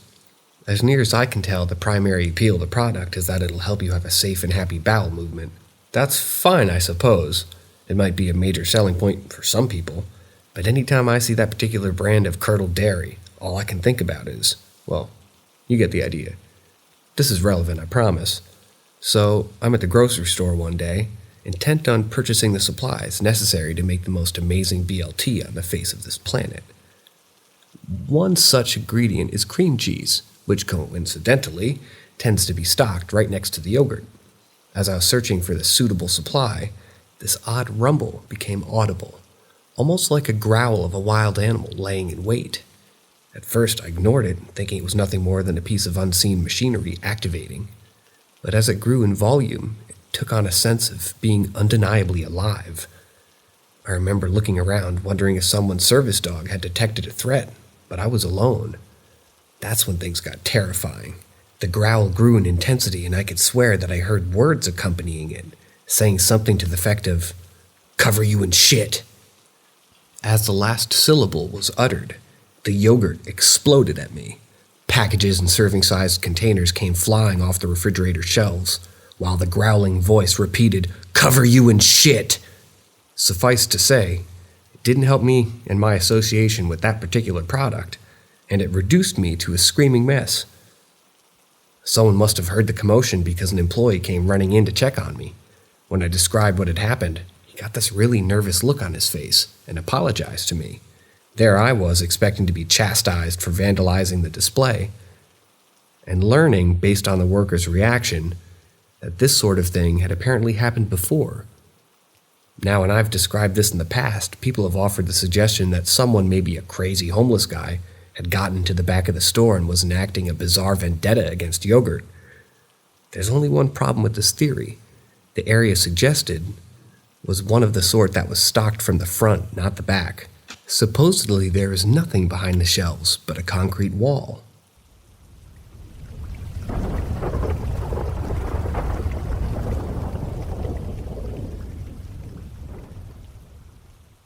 Cemetery experience.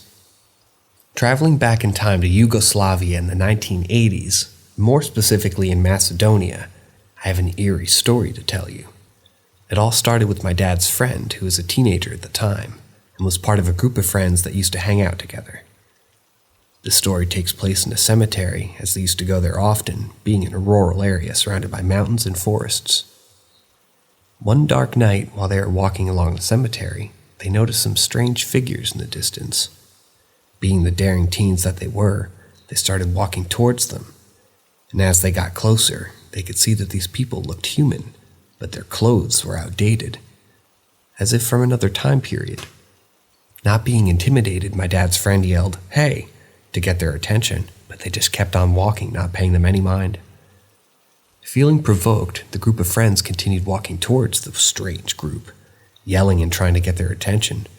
The strange group continued to walk slowly and deliberately, and even started laughing at their group of friends, as if they were playing with them.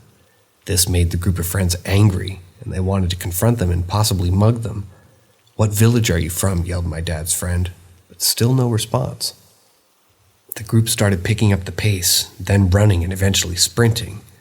They just couldn't catch up to the strange figures, even though they were walking slowly. It was then that they realized that these people weren't human. Fear set in and they ran for their lives, eventually escaping to the cemetery. It was only after that they left the cemetery that they realized that the strange figures had disappeared, as if they were never there to begin with. For years, my dad's friend and his group of friends tried to make sense of what had happened that fateful night. They couldn't find any explanation for the strange figures they encountered in the cemetery. It was as if they'd stepped into a different dimension, one where time was irrelevant and things were not what they seemed. This story is a reminder that there's still many mysteries in this world that we've yet to uncover. Perhaps there are things out there that we can't comprehend, and things that we should leave alone and not provoke. This tale is a chilling reminder that there are some things that should remain a mystery.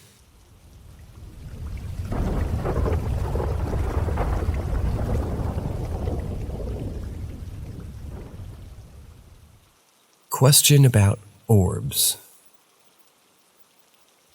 Let me tell you about an experience that occurred many years ago. during my college days. Although some of the details have become a bit hazy over time, I remember it quite vividly. It happened to me in my third year of pursuing my engineering degree, and it involved an encounter that left me feeling both perplexed and intrigued. It was an experience with an orb. It was a semester where getting to bed before midnight was a rare luxury. However, on this particular night, I managed to hit the early hay. But then, I suddenly woke up in the middle of the night around 3 a.m. to an unusual sound. The noise was so high-pitched that it sounded like a combination of tinnitus and a screeching violin. As I opened my eyes to look around the room, I saw something that I will never forget. A white orb with a red aura radiating from it, right at the foot of my bed. I tried to shout out in an alarm, but for some inexplicable reason I couldn't. As soon as I caught sight of the orb, the high-pitched noise stopped, and the orb started to fade away. It was an incredibly surreal experience, and at that moment, I was left feeling equal parts bewildered and scared. At the time, I chalked it up to stress and possible minor sleep paralysis. After all, I was able to sit up in my bed and look around my room. My roommate, who was sound asleep throughout the ordeal, appeared to be completely unaffected by it. However, this strange event that occurred in 2014 has stayed with me all these years. I've never had any similar experiences since then, but for some reason, came back to me during my lunch today. As I did some research, I found that orbs are indeed a thing. I must confess that I'm not very experienced when it comes to paranormal activities, but I consider myself to be an open-minded skeptic, willing to explore and learn more about these phenomena. I've been trying to find more about these orbs, and what they could possibly be, aside from just being a hallucination. Most of the information I came across pertained to the meanings of their different colors, but I'm hungry for more. I want to delve deeper into this fascinating world of orbs and to see what other mysteries it might hold.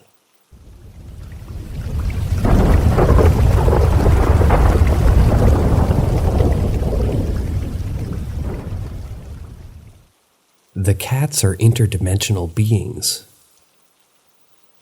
As the days passed, I couldn't shake off the feeling that there was something strange about Simon's disappearance. It wasn't just the fact that he had vanished without a trace, but the eerie sense that I was being watched. It was as if someone or something was observing me from the shadows, waiting for the night, the moment to reveal itself. Then one night I had a vivid dream, which I was walking through a strange otherworldly landscape. The sky was a deep shade of purple, and the ground was made of a soft, spongy material that gave way beneath my feet. In the distance, I saw a figure that resembled Simon, his eyes glowing like two embers in the darkness. As I approached him, he turned and scampered away, disappearing into the shadows. When I woke up, I was filled with a sense of unease. Was it just a dream, or was it something more? I couldn't help but wonder if Simon had somehow led me into a different dimension, one that had existed parallel to our own. As I continued to research the topic of teleportation in cats, I came across a wealth of information about the mystical and supernatural properties of felines. According to ancient legends, cats were revered as sacred creatures that possessed magical powers, including the ability to cross between worlds and communicate with spirits. One theory suggested that cats were capable of harnessing a form of energy known as quantum entanglement, which allowed them to move more freely between different dimensions without being constrained by the laws of physics.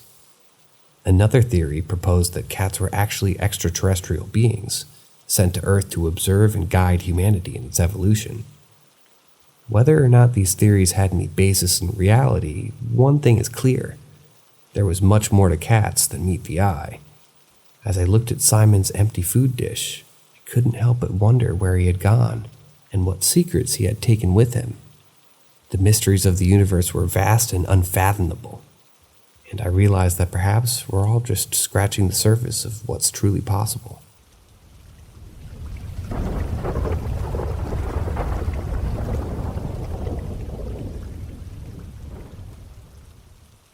Devil in the ICU. Once upon a time, there was a hospital where my mother worked on the night shift. It was a place that was always bustling with activity, especially in the ICU where the most critical patients were cared for. My mother had been working there for many years, and during that time, she had seen and heard many things that would make most people's skin crawl. One night, my mother had a patient who was an elderly woman in the final stages of her life. The woman was in a lot of pain and was crying, so my mother sat with her and held her hand to comfort her. The woman started talking about someone who was in the room with her, but my mother couldn't see anyone. The woman said that it was her husband, and that he was an evil man when he was alive, and he was still just as evil now as he was dead. My mother was confused and asked the woman to explain what she meant. The woman said that her husband had made her life a living hell when he was alive, and now on her deathbed, he had been in her room for days tormenting her. He told her that he was here to take her with him to the afterlife. The woman said that her husband had been standing in the corner of the room since she was admitted into the ICU. My mother was shocked and didn't know what to do, but she wanted to help the woman in any way she could. She offered to pray with the woman, and the woman accepted. As they prayed, my mother felt a sense of peace come over her, and the woman's crying stopped. The woman eventually passed away, but before she did, she told my mother that she no longer saw her husband, and that she was able to go in peace. This experience had a profound impact on my mother, and she never forgot it.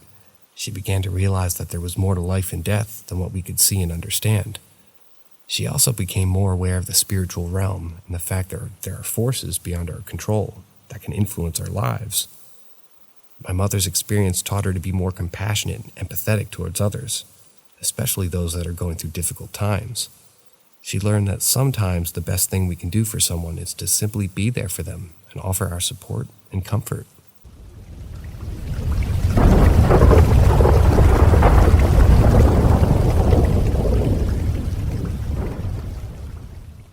My paranormal encounter with the installers. My first post here. For as long as I can remember, I've been plagued by paranormal occurrences, from apparitions in the night to strange noises and inexplicable events. I've experienced it all, and these encounters have left me with a sense of unease, and I often wonder if I'm particularly vulnerable to such phenomena. One of the reasons why I believe I'm so susceptible to these experiences is due to the near-death experience that I've had. One such experience occurred during my childhood when I passed away in the hospital. It was a harrowing ordeal that left an indelible mark on me. Since then, I've been convinced that I have a connection to the supernatural realm. Despite my lifelong fascination with the paranormal, I've kept my experiences to myself, and it wasn't until recently that I decided to come forward and share my story. The incident that prompted me to do so happened last year in my new home. It was a typical day, and I was in my bedroom when I saw 2, perhaps 3 foggy humanoids opening my closet door. Although the figures were semi-transparent, the closet door moved and opened. I watched in fascination as they mounted a strange device on the closet shelf near the top of the wall.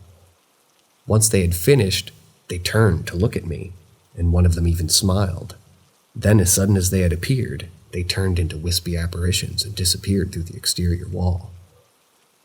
The experience left me shaken, but it wasn't the first time I had encountered these installers. I had a similar experience in my previous home, which I may share at a later time. Although I couldn't see a physical device mounted on the shelf, I knew that something was there. I tried to place an item on the shelf to test my theory, but it was as if an invisible force prevented me from doing so. I remain on edge waiting to see if something similar happens in my new home, since I recently moved yet again. Perhaps they are following me, or maybe I'm drawn to places where the veil between this world and the next is thin.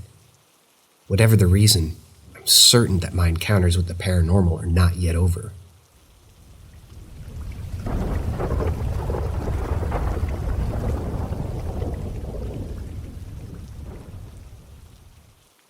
Unusual experience in my secluded cabin. It was a few years ago when I decided to rent my father's second property, nestled deep in the woods off a small 2-lane dirt road. The place was serene, surrounded by lush trees and greenery. But little did I know that a bizarre and unsettling experience awaited me there. It was just another typical night, with me lounging on the recliner in the main room, engrossed in some random YouTube video, and the only source of illumination was the dim light from the outside deck. Suddenly I began to feel a strange sensation creeping up in the back of my neck, that unexplainable feeling of being watched or the presence of something unsettling. The next 10 minutes were a blur, and my memory of the events that unfolded is hazy at best. I vaguely recall stepping out the front door, descending the deck steps, and looking up to see a massive white light hovering above the cabin. As soon as I laid my eyes on it, I felt a jolt of electricity coursing through my body, and I collapsed at the bottom of the stairs, my mind reeling. Despite my confusion and dizziness, I managed to pull myself up and begin crawling up the stairs. It was as if some unseen force was pulling me back, with every inch of my body fighting against it. The area around me seemed to be bathed in an ethereal glow, though I couldn't tell you if it was from the light or just a figment of my imagination. The rest of the events are lost in a haze, and I can only remember coming to my senses, standing at the kitchen sink with hot water running over my head and every single light in the house blazing to life. I was left to ponder the disturbing possibility of having experienced something truly inexplicable and frightening. Was I going crazy, or did I truly have an encounter with something out of this world? The question gnawed at my mind for days and weeks to come, leaving me with a profound sense of unease and apprehension. The experience left me questioning the very fabric of reality, and I was never quite the same after that fateful night.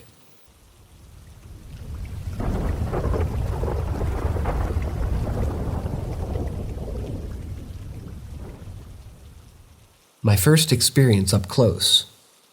To start, I've been helping my mom move places for about 2 weeks now, and one thing I'm currently still working on is flooring. She decided to reuse her previous hardwood flooring in this house, so it's up to me to use as much in this transfer without wasting a single wooden plank. All that was left to do today was a single room, hall on the top of the stairs. It's just a 2-floor house, so the second floor can also be considered as the attic. I realized I forgot some tools at my own place, so I went back down preparing to leave when I noticed something upstairs. But it was too brief to make out what it was. I thought I had seen the light flickering. I did switch off the lights to save energy, so I thought maybe I didn't operate the switch properly. Turns out that wasn't it, because when I came back, I noticed I only switched off the light in the hallway downstairs, but not upstairs. Both switches are next to each other. So I was still thinking, and I imagined things. When I went back up to do some other chores, clean up and move most things downstairs so it's easier to lay the wooden floor. I just got downstairs when I noticed the light out again at the corner of my eye. It does flicker, not with the same pace or interval like a strobe light, but like it was struggling to stay on, like how a fluorescent tube flashes for a moment when you turn it on. So I just stare in disbelief, because it was working fine for the last 2 weeks. In my mind, it couldn't be broken, at the verge of dying, but it was indeed flashing. Just when I wanted to take a closer look by turning around and attempting to climb the stairs, it stopped. When I got back upstairs and went back to work, it happened again a couple times. The light was flickering from the top just briefly for maybe a minute and a half, sometimes less, then it would stop for a while. Only when I said something about it out loud, or asked or demanded it to stop, it stopped. And it didn't happen again. I was there for maybe 5 hours in total today, and the crazy thing is that another light is connected to the same switch and wiring. But that was totally fine. As if the flashing happened because I was working, while normally it would be quiet, or I wasn't allowed to be there.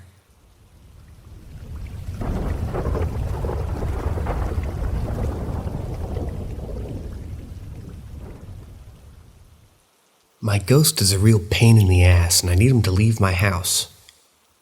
Approximately 3 days ago, I started noticing a series of footsteps and vibrations that seemed to originate from someone walking around my house.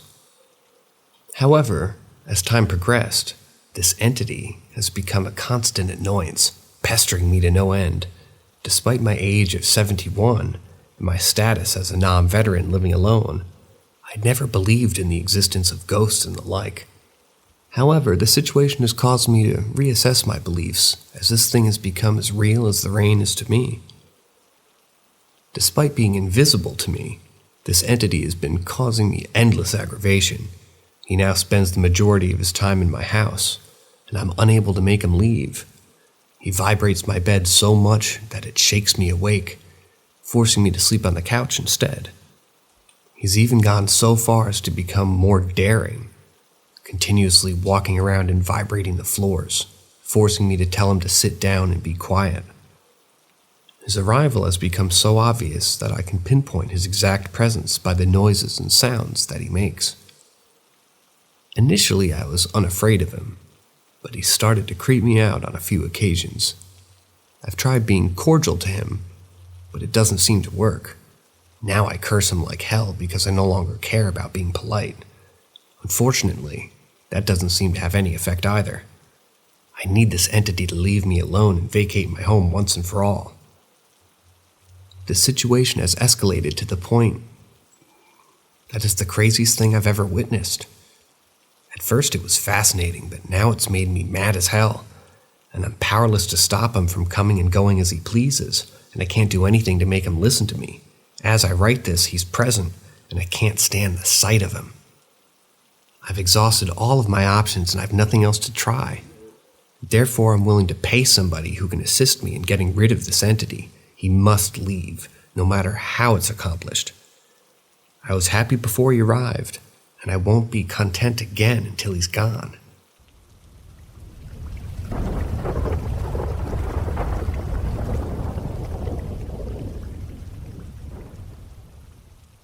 I saw my dead uncle, who I never met.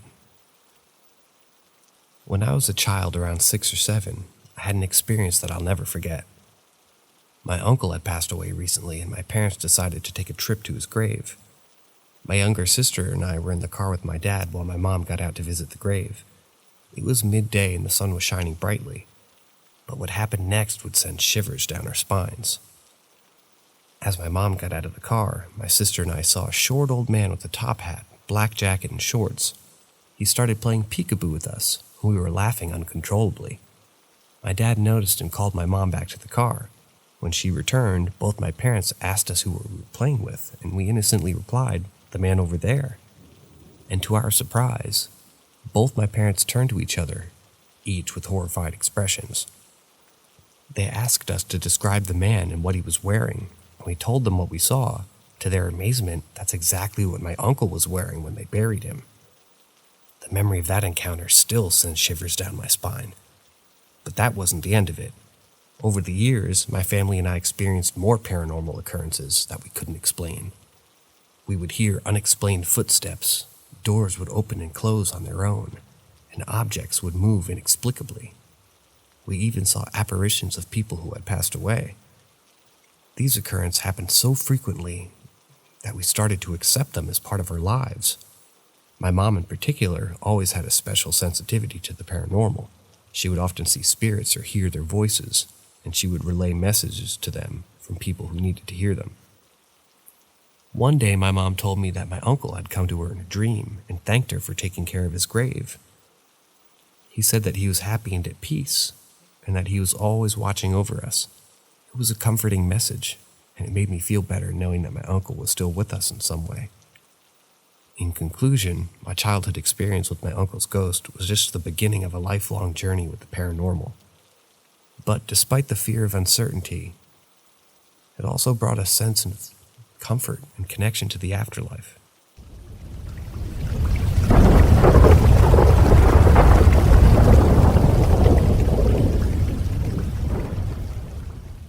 Granny Says Hi, 1800s Garden House. When I reflected on the experience of my childhood, there's one particular incident that always sends chills down my spine. It happened when I was around 11 years old, and my nephew and I were walking home from the park one night. It was just after 9 p.m., and we only had to walk 2 blocks, but the road we took was dirt one, and it was surrounded by trees. As we approached the field just before our house, we noticed that it was foggy that night, And that's when my nephew asked, "Do you see a lady out there?" I was confused and asked him, "Where?" "To our left?" He pointed to the right, toward a white house with a white picket railing, and said, "No, by that house in the field." I was surprised because I never noticed a house there before. I squinted to see if I could spot the lady he was talking about, and then I saw her. She was an old lady around 80-something with white hair, looking straight at us. My nephew and I were spooked, and he said, "This is the empty field. There's no house here." We began to run, and I ran after him, trying to keep up. We kept asking each other what we had seen, and to our amazement, we both described the exact same thing. The next morning, we woke up to find that there was no house in that field. Just like my nephew had said, we were both puzzled, and we wanted to know more, so we went to the library and looked up what house was there. To our shock, we found a picture of the same house we had seen that night, and the old lady we had spotted had died in a fire many years ago. It was a haunting realization for us, and we vowed never to walk through that field at night again. To this day, I still think about that incident, and it sends shivers down my spine. The memory is so vivid in my mind, and I wonder if the old lady's spirit still haunts that field to this day. Nevertheless, it's a memory I'll never forget, and one that's taught me to trust my instincts and be aware of my surroundings, especially when it's dark and foggy.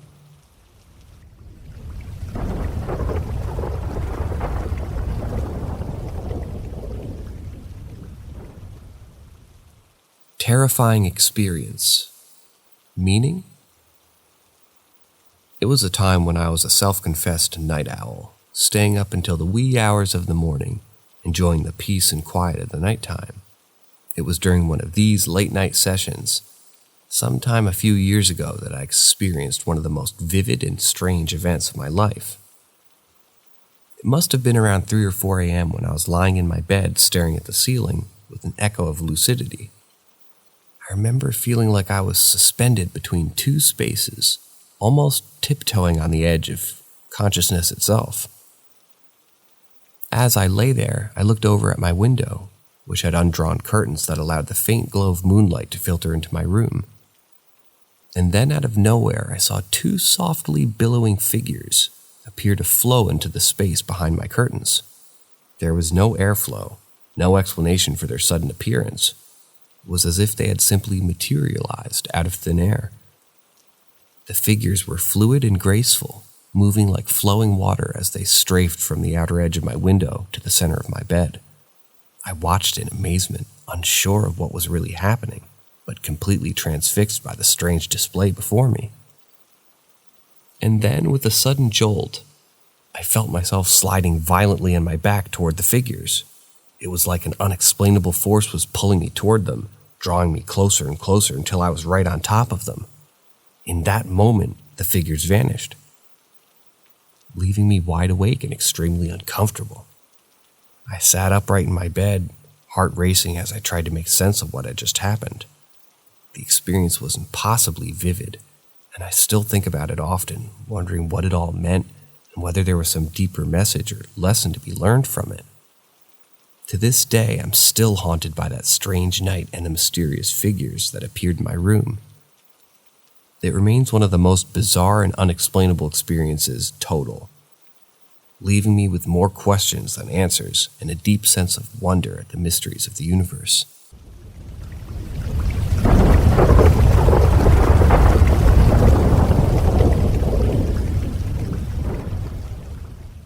My experience about living in a haunted house in a ghost town, and I want to hear other scary experiences.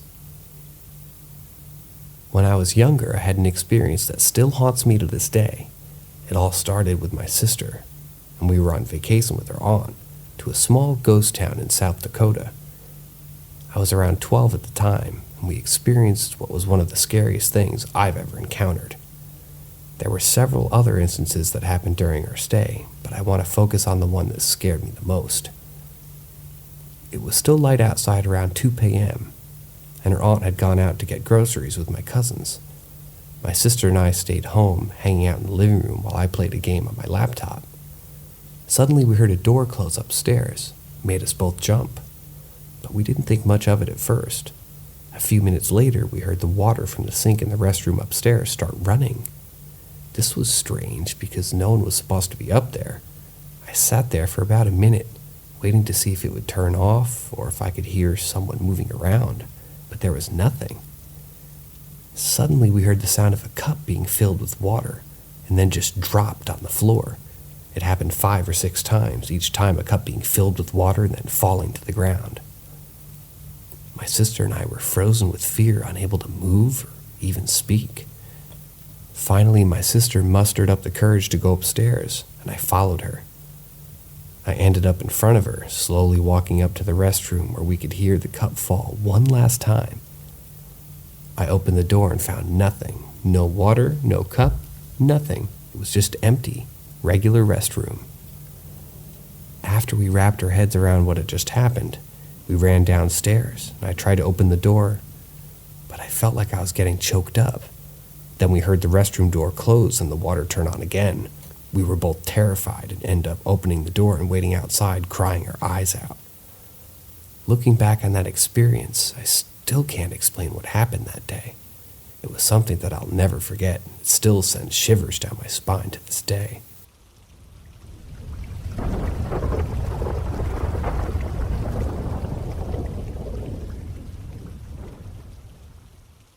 The Old Man at the Top of My Stairs. Allow me to recount a bone-chilling tale that'll send shivers down your spine and keep you awake at night. This eerie occurrence took place several years ago, but the memory of it still haunts me to this day. I'm an 18-year-old female, and I lived in the same house for almost my entire life. My parents had bought the house when I was just a baby, unaware that it came with a supernatural presence that had taken up residence there. When my younger sister and I were between the ages of 3 and 5, we would occasionally see a ghost at the top of the stairs. It was an apparition of an old man, and he waved to us in a friendly manner and always seemed quite gentle. We also spotted him near our bedroom doors in the evenings. At that age, I didn't remember much of it and believed that my mom was just making up stories to amuse us, but over time, I too saw him with my own eyes. One day, our next-door neighbor asked me to babysit their kids, who were all aged 3 to 6 at the time. As I was getting a snack ready for them in the kitchen, I came back to find them waving at something upstairs. I asked them what they were doing, and they both told me that they could see an old man up there. I was horrified. 2 different children who had no prior knowledge of the ghost had seen the same old man that my sister and I had seen years before. As I grew older, I came to realize that any child between the age of 3 and 6 who visits our house can see the ghost, but only once. I still can't explain why my sister and I were able to see him multiple times. Regardless, the idea of a ghost occupying our home still terrifies me to this day. The thought of a spectral entity that had been sharing the same space with us for 3 years is enough to make my blood run cold. Despite being able to share this experience with others, the presence of the ghost continues to unsettle me. The unexplainable nature of this phenomenon and the fact that it defies all rational explanation continues to keep me on edge. The memory of the old man's friendly wave still sends shivers down my spine. Even though it's been years since I last saw him, the memory still lingers, and the thought of encountering him again fills me with dread.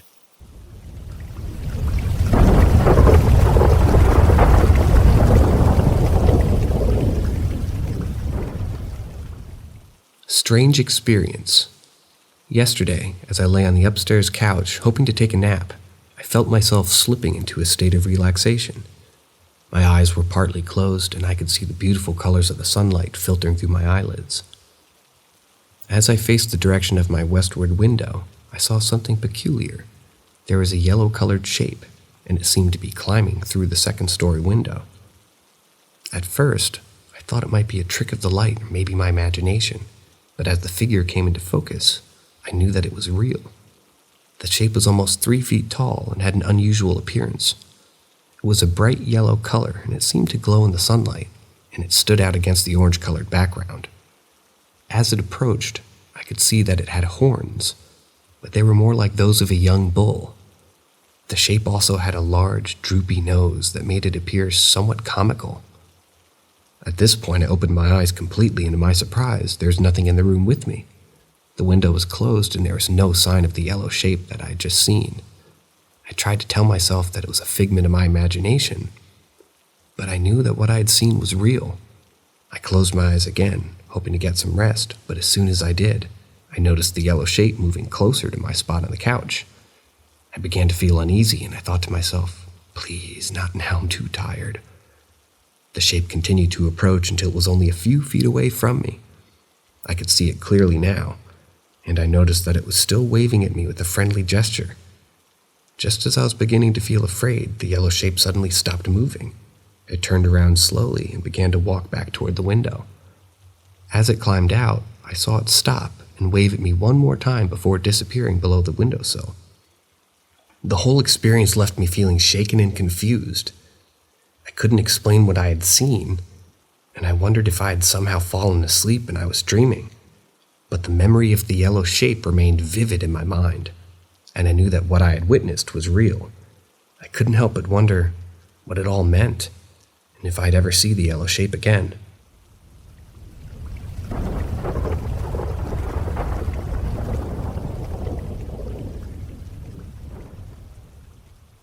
My husband's grandmother keeps coming to visit. The bond between a granddaughter and a grandmother is one of the most special and cherished relationships in the world. For me, that bond was even more profound because I took care of my husband's grandmother until the day she passed away, just 50 feet from where I am now. She was a kind and loving woman, and we developed a close relationship. During the time I cared for her, she always told me that when she got to the other side, she would still visit me from time to time. As someone who is partially a medium, I have proven this many times by walking up to someone I just met and calling them a nickname, only for them to say that only their dead loved one called them that. I've always been sensitive and able to see and hear things that others can't, and so it wasn't surprising when I began to notice strange things happening after she passed away. It started with my dog, who walked over to the couch where my grandmother-in-law always sat. She smelled the couch, sat down, and immediately began wagging her tail, just like she always did for Mama. Things that she used to often began to fall over, seemingly for no reason. It was as though she was still trying to communicate with us from far beyond the grave. I put on a ring that she had given me and felt someone's hand on my shoulder afterwards. I knew it was her way of letting me know that she was still with me. My husband, who's a total skeptic, has also heard her voice and laughter. Even he can't deny that something strange is happening. The other day I went to use a cup of coffee that she used all the time, only to find that the time the coffee finished brewing, the cup was back where she kept it, not where I had left it 10 minutes before. There are many more strange things that happened since she passed away. I hear her walker moving around the house, and sometimes I can even feel her presence. But despite the strangeness of it all, I take comfort in the fact that she's still with us, even if it's in a different form. Her love and kindness will always be with us, and I'm grateful for the special bond we shared, both in life and death.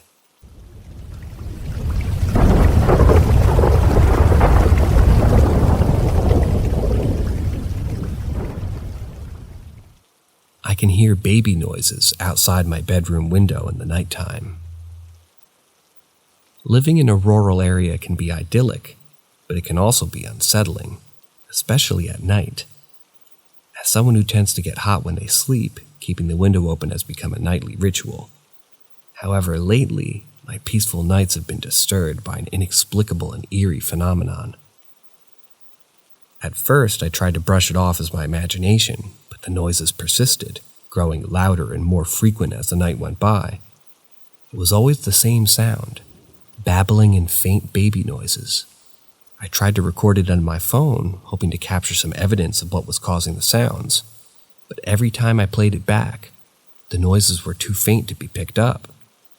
What made it even more mysterious is that none of my neighbors had young children. The youngest one was in grade 4, and none of them lived within hearing distance of me. So what could have been causing these sounds? One night my boyfriend stayed over, and I finally had someone to share my unsettling experience with. As we were getting ready for bed, the babbling sound started up again, louder than ever. My boyfriend could hear it too, and we were both just laying there, frozen in fear and confusion. We tried to rationalize it, thinking it could be a prankster or someone outside with a baby. But who would be outside at 1:30 a.m. in the morning during the winter with a baby, making noises so close to my window? As someone who's lived in this area for a while, I can say with some certainty that it's unlikely anyone that's died here, since it's recently developed. So what could be causing these sounds? Is it a wild animal with vocal abilities that mimic human babies? As the days go by, the sounds continue to unnerve me, and I can't shake off this feeling of unease. Is it possible that something or someone is trying to communicate with me? Or is it something far more sinister and unexplainable? Whatever it is, it continues to remain a mystery, and I can only hope that it'll eventually stop.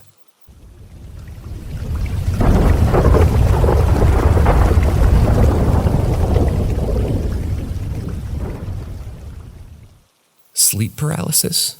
Witnessed a lady in white sitting next to me. Let me recount for you a tale that'll leave you with chills running down your spine. It happened a few years ago when I was staying over at my grandparents' house for the night. I woke up suddenly in the middle of the night, and as I looked around the room, I saw a lady sitting in a rocking chair next to me. She appeared to be in her 90s, with wrinkles etched deep into her face, and an air of otherworldliness about her. To my astonishment, she was staring straight at me. I lay there sleeping. Her eyes were piercing. I could feel her gaze bear into my very soul. At first I froze, unsure of what to do. Was I dreaming, or was this a real person sitting in the chair next to me? As I lay there trying to make sense of what was happening, the lady suddenly disappeared into thin air. I was left alone in the dark with nothing but my thoughts and fears for company. My mind raced as I tried to come up with an explanation for what I had just witnessed. My grandparents' house was situated in a neighborhood with a large number of elderly residents.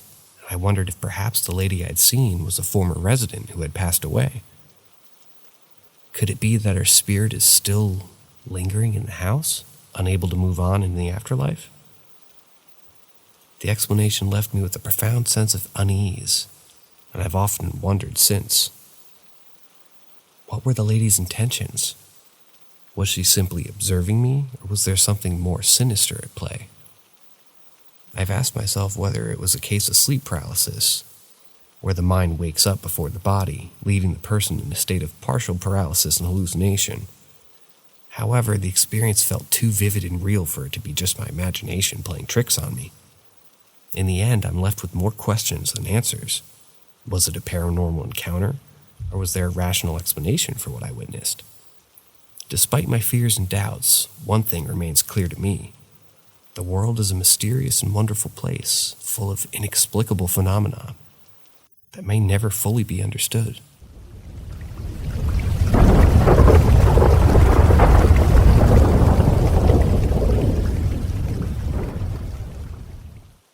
I lived in a haunted house for 28 years.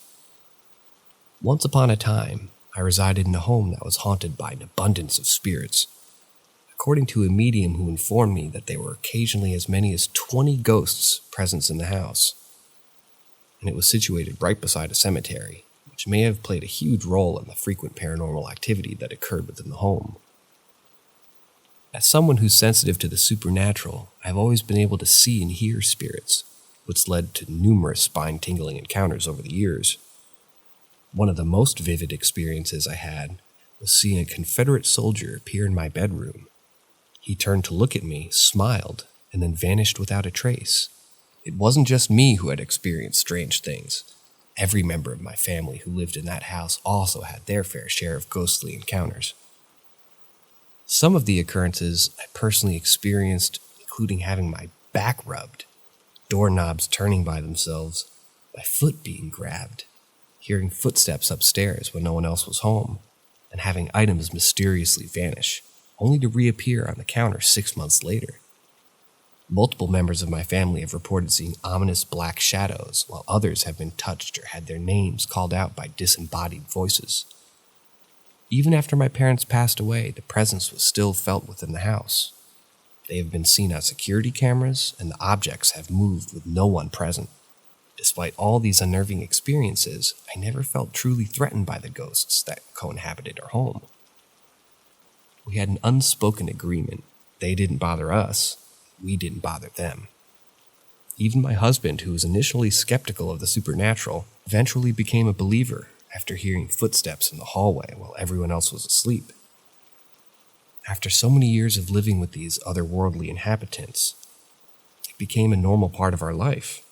People would often ask me if I was bothered by the presence of ghosts in my home, but the truth is that they became part of my everyday existence, and their presence no longer frightened me.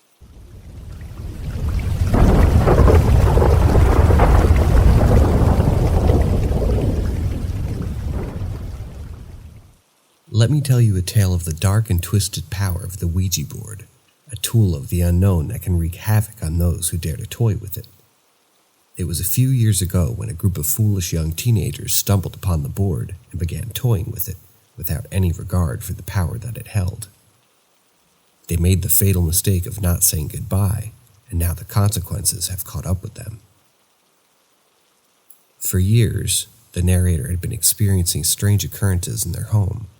Things out of place, unexplained noises, and a feeling of unease that wouldn't go away. But it was only in the past month that the activity escalated to new heights. Shadows moved across the walls, whispers echoed in empty rooms, and objects began to fly off shelves as if propelled by an unseen force. The narrator was terrified, feeling as though they were losing their mind. But then they remembered the Ouija board, and the pieces began to fall into place. This was no mere coincidence, no mere figment of their imagination. This was the work of something sinister. Desperate for a solution, the narrator turned to anyone who would listen, seeking advice on how to rid themselves of this particular curse. They knew that the only way to banish this malevolent entity was to face it head-on, and summon the courage to confront it and banish it from their life forever. But how does one go about banishing a demon from their home? There's no easy answers, no quick fixes. Some recommend seeking the help of a professional exorcist, while others suggest performing a ritual, a cleanse, to clear the space of negative energy. Whatever the solution, the narrator knows that they must act fast before this dark force consumes them entirely.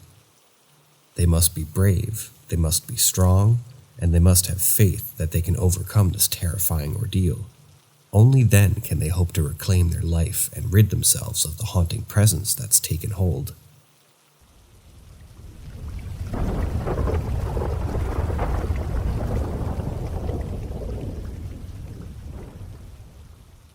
Shadow Dog opened my door. As I drifted off to sleep, little did I know that I was about to experience a harrowing and inexplicable encounter that would leave me questioning the very fabric of my reality. In the midst of my slumber, I saw a dark and ominous figure, a large black shadow dog with piercing red eyes, chasing something across my path. It was a surreal and terrifying sight, one that would have shaken anyone to their core. But what followed was even more perplexing. Suddenly, I was jolted out of my sleep by a loud slam and the gust of cold air rushing into my room. To my shock and horror, I found out that my patio door, a door that's never used at all due to its stickiness, was wide open. I was utterly perplexed, as there was no rational explanation for how the door could have been opened. I live alone, and there was no way anyone could have accessed the balcony from outside, and there were no stairs leading up to it. The wind was also not strong enough to have opened the door, let alone with force required to move such a sticky door. As I sat there stunned and bewildered, I began to contemplate the possibility of paranormal activity. Could it have been the shadow dogs that I had seen in my dream? Why would they need to open the balcony door in such a manner? What were they chasing? And what could these shadow dogs signify? These questions plagued me, and I was left with an overwhelming sense of fear and unease. I never experienced anything like this before, and I didn't know how to make sense of it. I turned to the internet hoping to find others who had shared similar experiences, but no avail. As I delved deeper into the world of the paranormal, I realized that there were many theories and beliefs surrounding shadow dogs. Some that spoke of them as guardians, while others portrayed them as malevolent entities. The more I read, the more confused and scared I became. In the end, I was left with more questions than answers. What had I witnessed, and why had it happened to me? The experience shook me to my core, and I couldn't help but wonder if there was more to this world than what met the eye.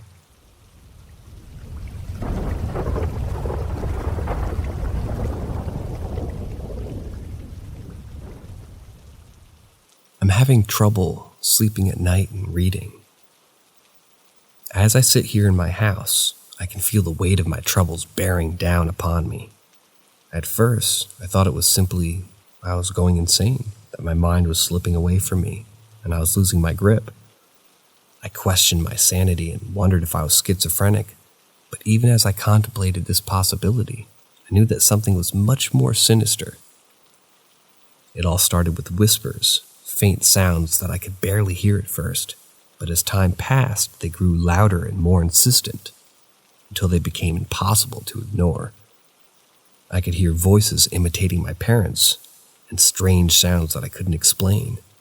Every day it seemed like something new was happening in my house, something that made me question my own sanity. I knew that I needed help, but I didn't know where I'd turn. I was too scared to talk to anyone about it. And what was happening to me, I was too afraid of being labeled as crazy. But as the days went by, I realized that I couldn't keep living like this. The floor would creak and crack at odd hours of the day, and I would hear laughter coming from my bedroom, even when I was alone in the house. One night, something whispered out to me, but I couldn't make out what it was saying. It was too faint, too muddled, and I was too terrified to listen any further. I knew that I needed answers, and I couldn't continue to live in fear of whatever was haunting my house. I tried everything to make it stop, but nothing seemed to work. I consulted with experts, tried to cleanse the house, even moved to a different location. Nothing seems to shake this feeling of dread that haunts me day and night. So now, as I sit here and write these words, I'm pleading for anyone to help me. I need answers, I need guidance, and most of all, I need someone to tell me that I'm not crazy. Please, if you know anything that might be happening to me, reach out to me. I'm scared and I don't know how much longer I can take it.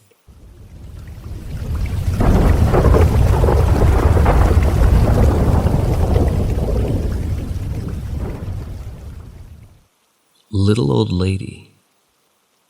As the warm sun shone down on our backs, we unloaded the final box from the moving truck and looked up at our new home. It was a quaint bungalow with a charming exterior and a cozy atmosphere.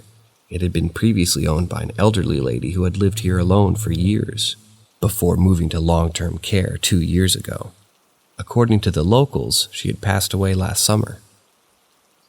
Despite the sadness surrounding the previous owner's fate, there is a palpable sense of warmth and love emanating from the walls and the house. As we stepped inside, we were greeted with the sight of all the furniture and kitchen supplies that the previous owner had left behind. It was as if she had lovingly prepared the house for its next inhabitants. We quickly settled into our new home and felt like we had always belonged here. Our toddler ran around the house giggling with delight as he explored every nook and cranny. However, strange things began to happen soon after we moved in. One night while I was brushing my hair in the bathroom at the back of the house, I felt a sudden tug on the back of my shirt. It wasn't forceful, but it was enough to make me stop in my tracks and turn around to see who or what was touching me. But there was no one there. The incident shook me up, but I dismissed it as my imagination playing tricks on me.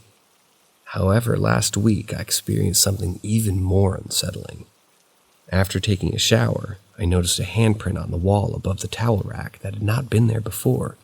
It was the wrong size to be either mine or my fiance's, and it was too distinct to have been caused by condensation or steam. These events left me feeling uneasy and unsure about what to make of them. Was it just my imagination playing tricks on me, or was there something more sinister at play? Only time will tell, but for now, We are content in our cozy little bungalow, hoping that whatever is causing these strange occurrences will soon leave us in peace.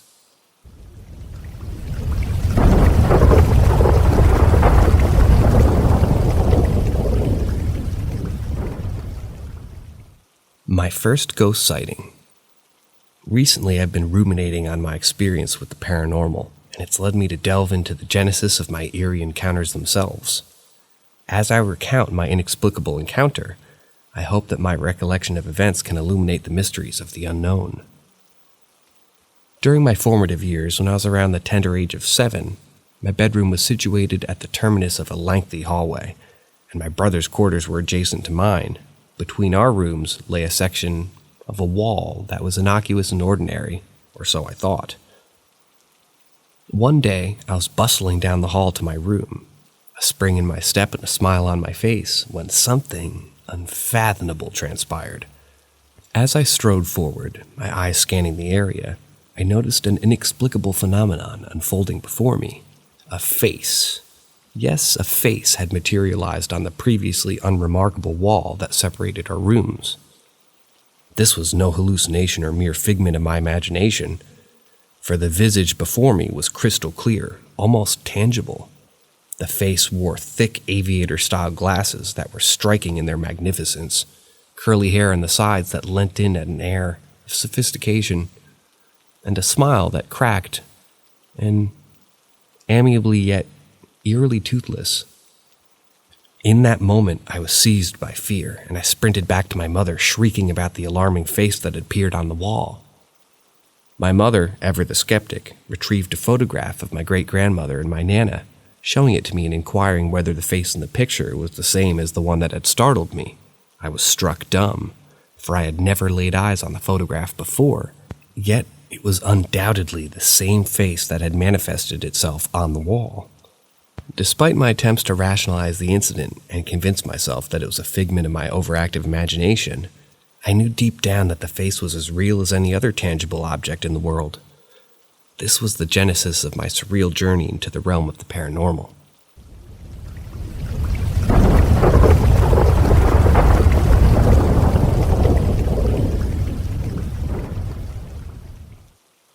My friend was messing with me from beyond the grave.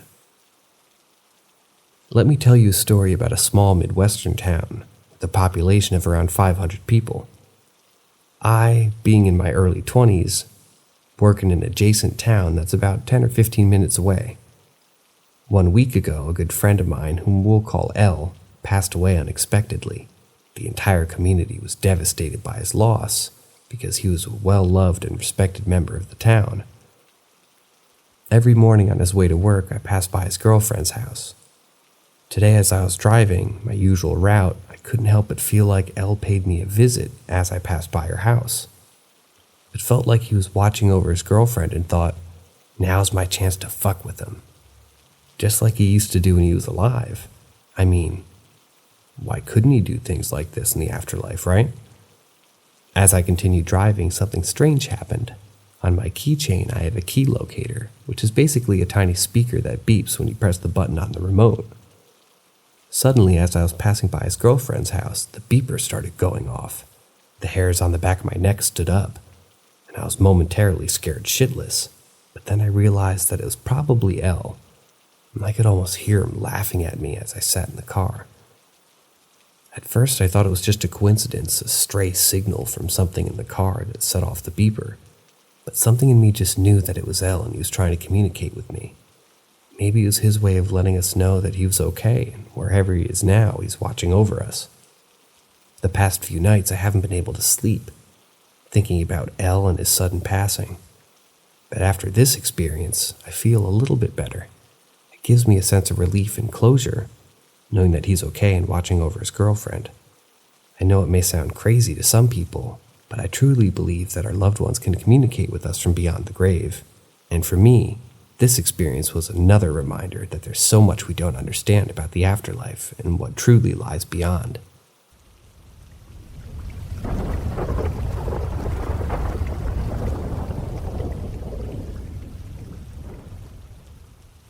I just want to share a funny and strange experience over a decade ago. plus a discussion question. When I was around 8 years old, I was staying over at a friend's house for the night, and it seemed like an ordinary evening. I was heading up with my friend to the bedroom to settle in for the night. However, what happened next would stay with me for years to come. In the middle of the night, I was awoken by a familiar tune of the theme song of What's New, Scooby-Doo, playing in my head. This might not have been unusual in and of itself, as the song was catchy and it often played on TV shows. However, the time is what made it strange. It was around 1 a.m., and the song was playing loudly and clearly. At first, I assumed it was just my imagination, as I know the song well, and I could easily imagine it playing in my head. However, the song just kept playing and repeating without any interruptions.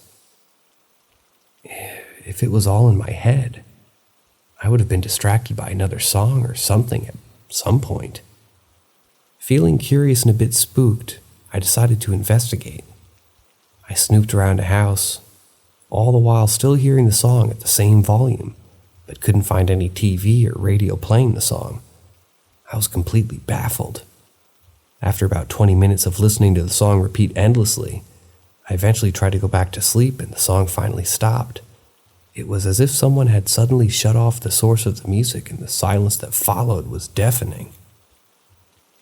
While I had experienced other paranormal events in the past, including things moving on their own, in particular, the experience of a song poltergeist was unlike anything that I've ever encountered before. To this day, I wonder what exactly caused that eerie and inexplicable playing of the Scooby-Doo theme song in the middle of the night. I admit that I almost wish it would happen again, just so I could relive the surreal experience one more time.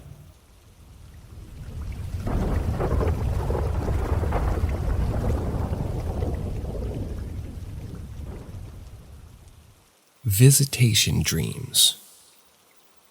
Once upon a time, there was a peculiar and haunting story that revolved around the marriage of two individuals, M6 and their spouse.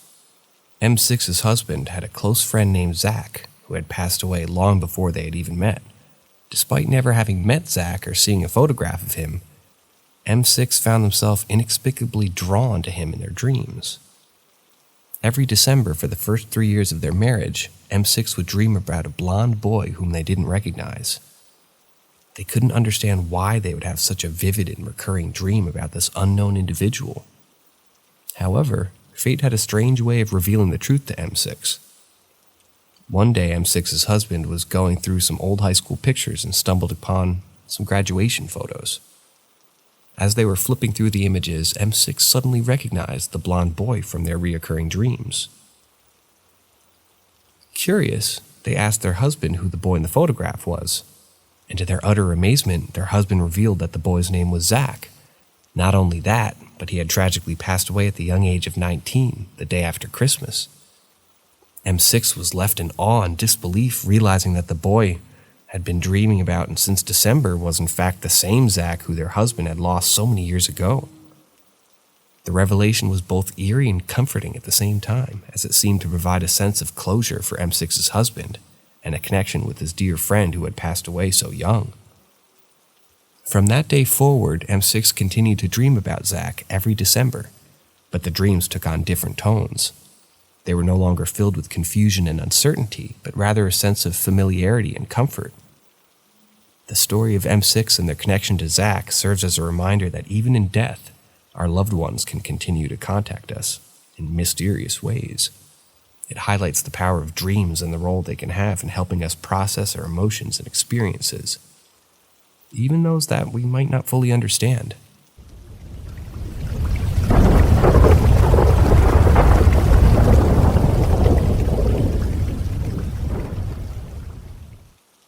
Ghost has been mimicking me twice now, maybe more, I don't know.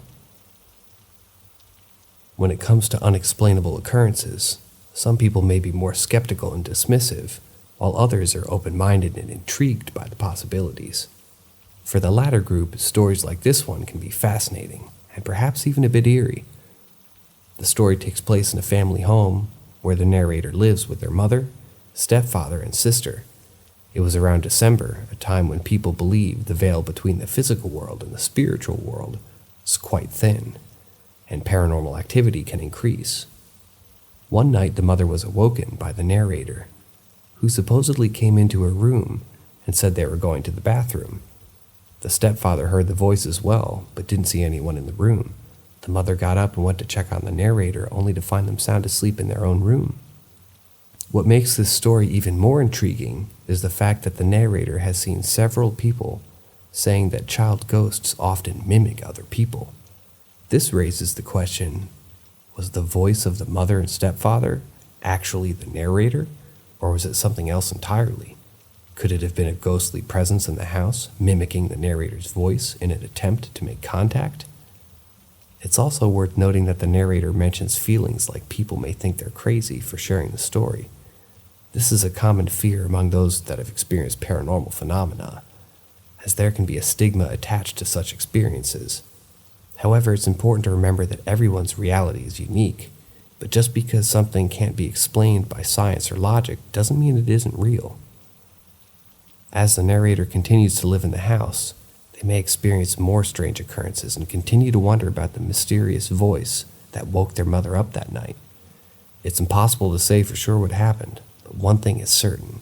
Stories like this one will continue to captivate and intrigue those who are open to the idea that there may be more to the world than what we can see and touch.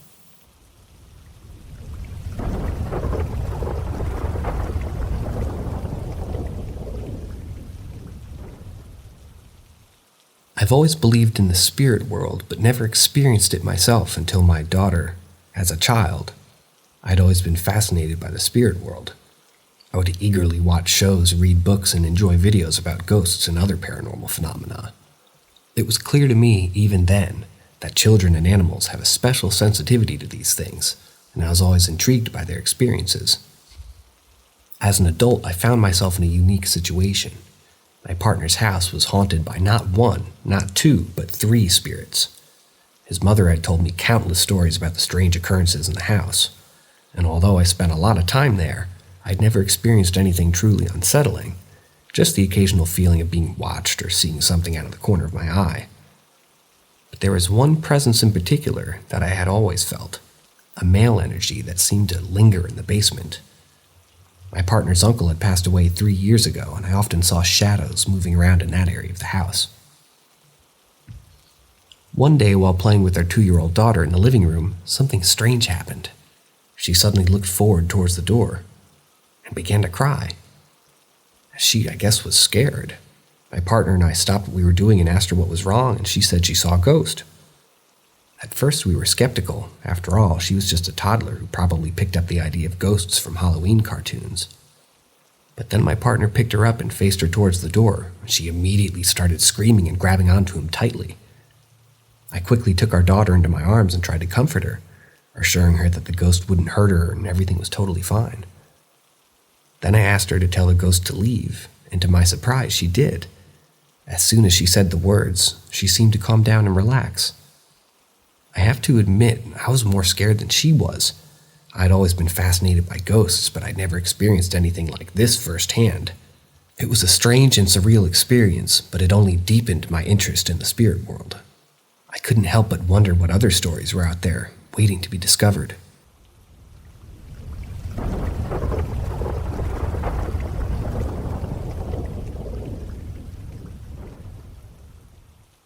Shadow figure. When I was 9 or 10 years old, something truly strange and frightening happened. I was walking down the stairs in my house when I suddenly felt compelled to look up, and as I did, I saw a tall black figure moving quickly across the room. It had no limbs, just a dark, ominous shape that moved too quickly to be seen. My brother was downstairs at the time, and the figure certainly wasn't him. I told my mom about the experience, but she brushed it off and said nothing. It wasn't until I was 14 that my mother revealed a shocking truth about our home. Apparently, before our family moved in, someone had used a Ouija board in the house and left it open. This had apparently made the spirit of an old man who had died in the house more active. The spirit was said to have thrown clothes on the floor and scratched my mother.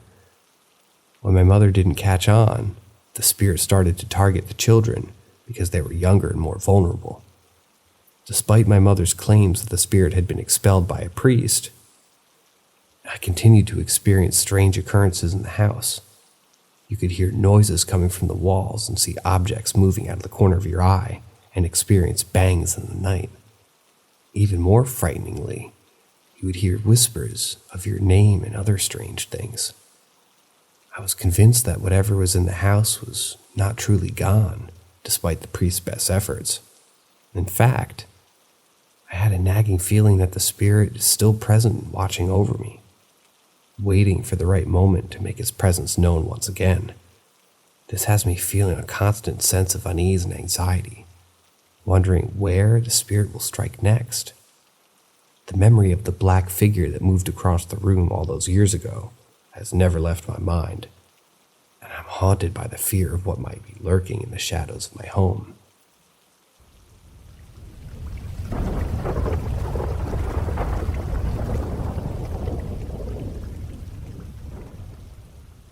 Ghost encounter. Once upon a time, my wife, who was my girlfriend at the time, and I decided to embark on a trip to Mexico. As we were not quite familiar with the place, we were offered to crash at a friend's home for a few days. The first couple of nights passed without any major incidents. However, it was on the third night when things took an unexplainable and terrifying turn. We were both lying on a mattress in the living room, trying to catch some much-needed rest after a long day of exploring the city. Suddenly, we both began to feel uneasy. It was as if someone was watching us from a distance. At first, we tried to brush it off, thinking it was just our imagination playing tricks on us. However, we couldn't shake off the feeling of uneasiness that had developed around us. As we lay there facing each other, I felt the slightest touch run down my spine. It was an eerie feeling, and I couldn't quite figure out what was causing it. And then, without warning, I felt something move around the bed to my wife's side. She started shaking uncontrollably, and I knew something was terribly wrong. I asked her what was wrong, and she replied, "It was on your side, but now it's behind me." We both felt a sense of dread wash over us as we realized that something sinister was at play. It was almost as if there was an invisible entity in the room with us, and it was moving around trying to make its presence known. To this day, we can't get over how we both felt the same thing at the same time. It was as if we were both connected to each other, and we could sense the presence of the entity together. We still wonder if anyone else has experienced something similar with another person. It left us with a deep and lasting impact. It was a reminder that there is so much more in this world that we don't understand, and sometimes the things that scare us the most are the things that we can't see. It was a chilling reminder that the world is full of mysteries, and sometimes those mysteries can be downright terrifying.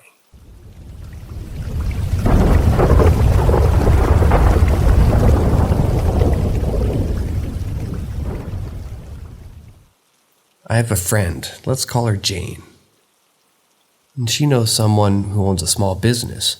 This business is located in an old house, and there had been reports of strange occurrences happening within the office. The owner, suspecting that the place was haunted, decided to hire a team of ghost hunters to investigate. Skeptical Jane asked to join, and so she was present when the ghost hunters arrived. The ghost hunters went through the business with their instruments, pointing out the hot spots and cold spots in the building. Jane was unimpressed by their methods, but things got interesting when the ghost hunters decided to put a radio on scan and ask questions to the supposed ghost. They received clear responses to their queries, even though the radio was scanning through static and intermittent talking. The first question asked was, "Has anybody died in this house?" And the voice on the radio answered, 6 people. The ghost hunters continued their line of questioning, and the answers became more and more specific. When asked how they had died, the voice on the radio responded with a chilling answer, "Fire." The business owner then asked, "Why are you messing with my staff?" To which the voice replied, "My staff." As the session went on, the ghost hunters noticed that the voice on the radio was getting agitated. They suggested stopping, but the business owner wanted to ask one more question. However, when he did, the voice on the radio shouted, "No more questions," in a loud and clear tone. Jane, who remained skeptical throughout the experience, was genuinely frightened and disturbed by what she had heard. She admits that there must be some sort of explanation for what had happened, but she, along with everyone else, remains completely clueless as to what it could be. The mystery of the haunted office continues to creep them out.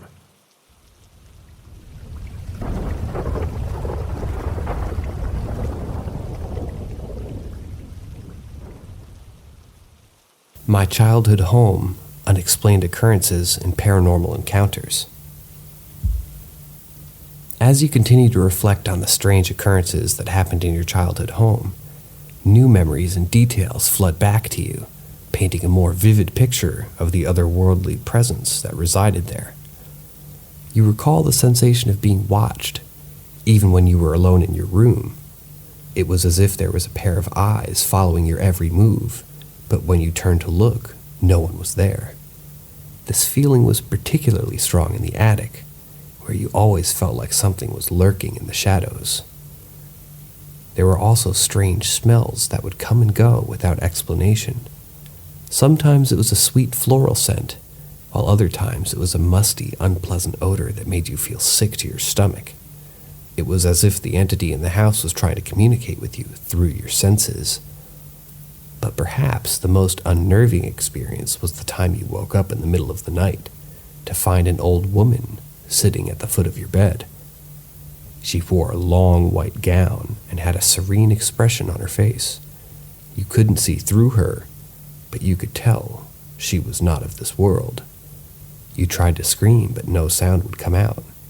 Eventually, she disappeared, leaving you trembling in fear.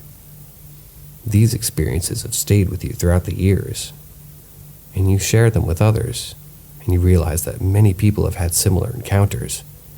You wonder what it all means and why these entities choose to reveal themselves in such strange ways.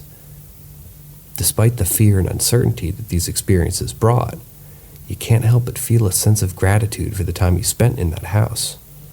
It's as if the entity was trying to tell you something, to show you that there's more to this world than what meets the eye, and even though you may never fully understand what happened in that house, you know that it'll always be part of you.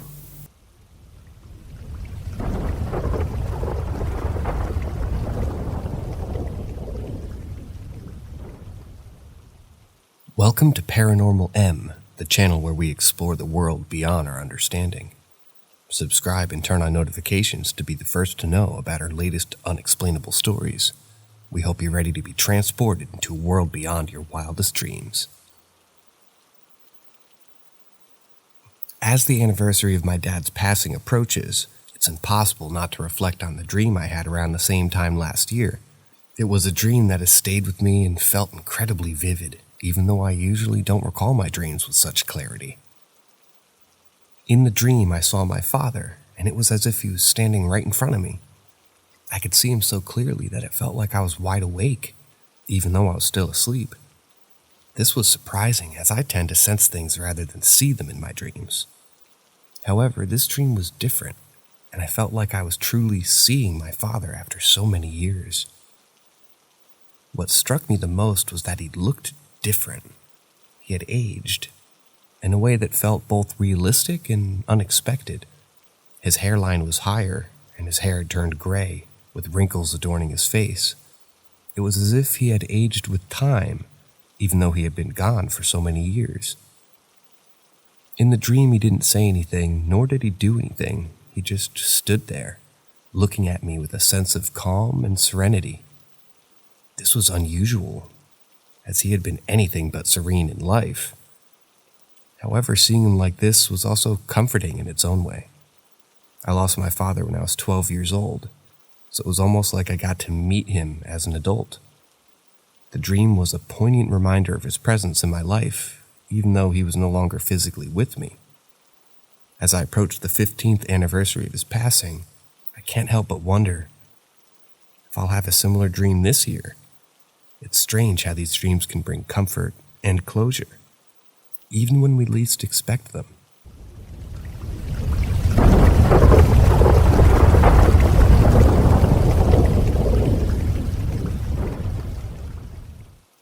A question for a certain type of person. The phenomenon of disbelief in the paranormal, even after experiencing something inexplicable, is a complex and an intriguing one. It raises questions about the nature of belief, skepticism, and the human's mind and the ability to comprehend the unknown. For some, disbelief in the paranormal may stem from a desire to maintain a sense of control and rationality in their views. Admitting the existence of paranormal phenomena could shatter their carefully constructed worldview and leave them feeling vulnerable and unsure. Others may simply be unwilling to accept anything that cannot be easily explained by science or rational thought. However, it's important to remember that everyone's experiences and perspectives are different. What may seem like an undeniable paranormal encounter to one person may be easily dismissed by another. Additionally, people may change their beliefs over time, and they gain more information or have new experiences. It's also worth noting that some people may claim to disbelieve in the paranormal as a way to avoid ridicule or judgment from others. The fear of being labeled a gullible or irrational can be a powerful motivator to deny experiences that don't fit into mainstream beliefs. Regardless of the reasons behind disbelief, it's important to approach the paranormal with an open mind and a healthy dose of skepticism. While it's easy to get caught up in the excitement of a mysterious encounter, it's crucial to consider all possibilities and all explanations and not just jump to conclusions. Ultimately, the paranormal remains a fascinating and enigmatic subject, one that will continue to captivate and confound us for years to come. And while we may never fully understand the mysteries of the unknown, the pursuit of knowledge and understanding remains a worthy endeavor.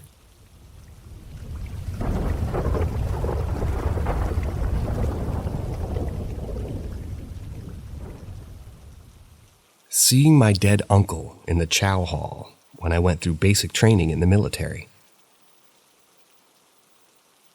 Let me tell you a story. It happened about 5 years ago when I was a mere 21 years old. At that time, I was young, restless, and eager to test my mettle by undergoing basic training. However, as luck would have it, my training didn't quite go according to plan. In fact, I was sent home before I could even graduate. But that's neither here nor there. What I want to talk about is a strange and eerie experience that occurred while I was waiting in line with my division to get my food. You see, at this time, I wasn't allowed to talk or even look around due to some strict rules that I don't quite recall the specifics of. But that didn't stop me from trying to sneak a peek over the counter to see what was going on. And that's when I saw him, my dead uncle, or at least someone who looks exactly like him. The facial features, the skin tone, and even the hair. It was all identical to my beloved uncle. Now, my uncle has passed away some time ago from what I believe was liver disease or some ailment. He had always been a drinker, you see, and would start his day off with a cold beer. You can imagine my shock and horror when I saw this man who resembled my uncle so closely. I went pale and couldn't even bring myself to speak with the cooks. My instructors noticed that I wasn't myself and asked if I was okay, but I couldn't bring myself to tell them what I had just seen. I was too spooked, too scared, and too overwhelmed by the experience. In truth, I was more spooked than sad, though I must admit I nearly cried when I saw him. My love for my uncle was so deep and strong, and to see someone who looked so much like him was both a comfort and a terror. To this day, I'm not entirely sure what I saw or why I saw it, but the memories of that strange and eerie encounter still haunts me to this very day.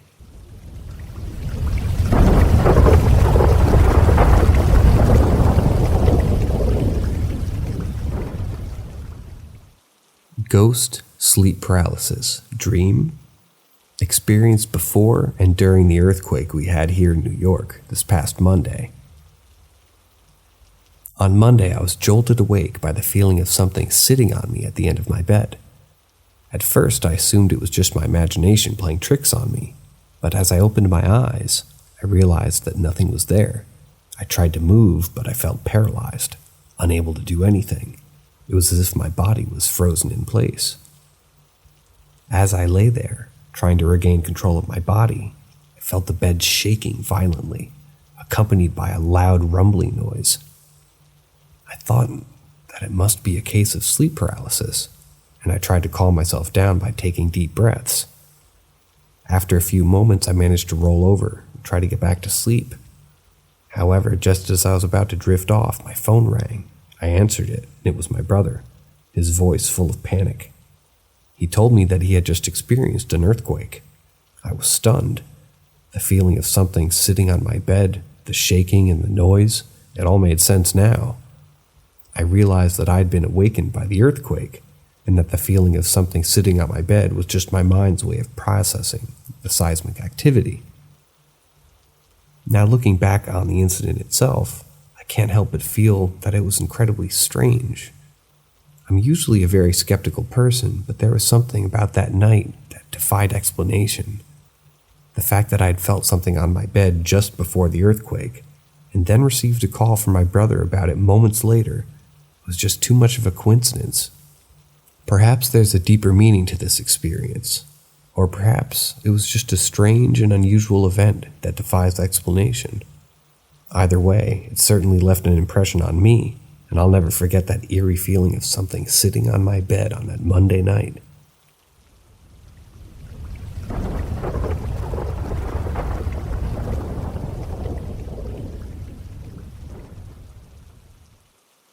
My kids report discomfort in one bedroom of our home. Throughout my life, I've encountered countless instances of paranormal activity, but none have perplexed me more than at my current abode. This is the one home where I don't experience any eerie occurrences, which makes the experience of my family members all the more bizarre. About a year ago, my 11-year-old son was staying in one of our rooms, and he refused to sleep there. He wouldn't even hang out there during the day. He reported experiencing nightmares, feelings of being watched, hearing strange noises, and even seeing unexplainable things at night. To put his mind at ease, we changed his room, and he's been fine ever since. I casually mentioned this to my 14-year-old daughter, who now stays in that room, and she immediately responded, "Oh, I know exactly why." She proceeded to tell me about seeing a person in her room, hearing things talking to her, hearing knocking under her bed, feeling of being watched and experiencing nightmares. A few months ago, we attempted to bunk my 4-year-old daughter in the same room with her older sister, but it was a colossal failure. She wouldn't sleep and begged for the door to stay open and frequently woke up with nightmares in the middle of the night. Despite being the head of the household, I don't experience any of these eerie occurrences. I've checked all the outlets and fixtures for electromagnetic field dumps, but there was nothing out of the ordinary. I've ordered white sage and Palo Santo, but I'm at a loss as for what I should do. Recently, my daughter emerged from her room claiming that she heard me yelling to her. However, I was sitting in a quiet room scrolling through TikTok. This incident has left me feeling perplexed as I'm not sure what to make of it. So my fellow readers, what are your thoughts and advice on how to deal with this paranormal activity?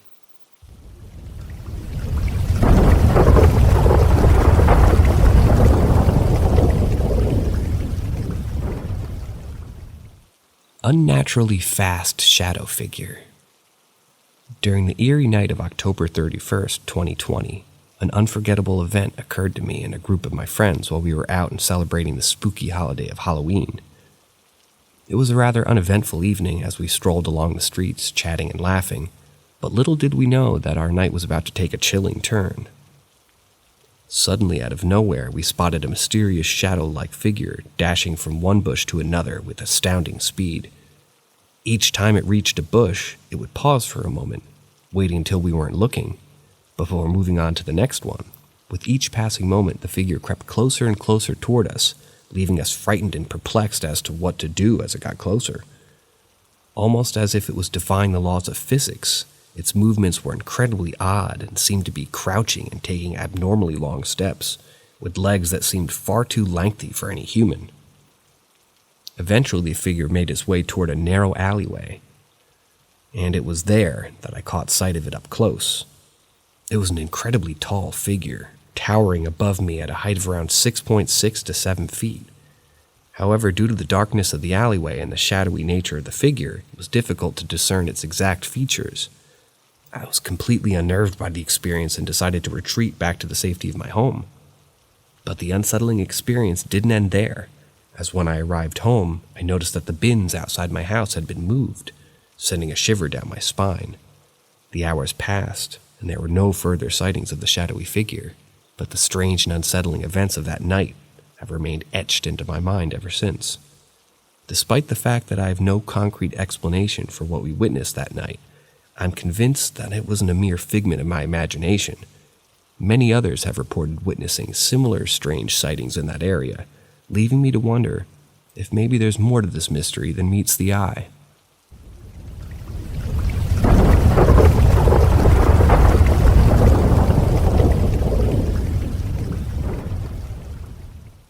Antique mirror.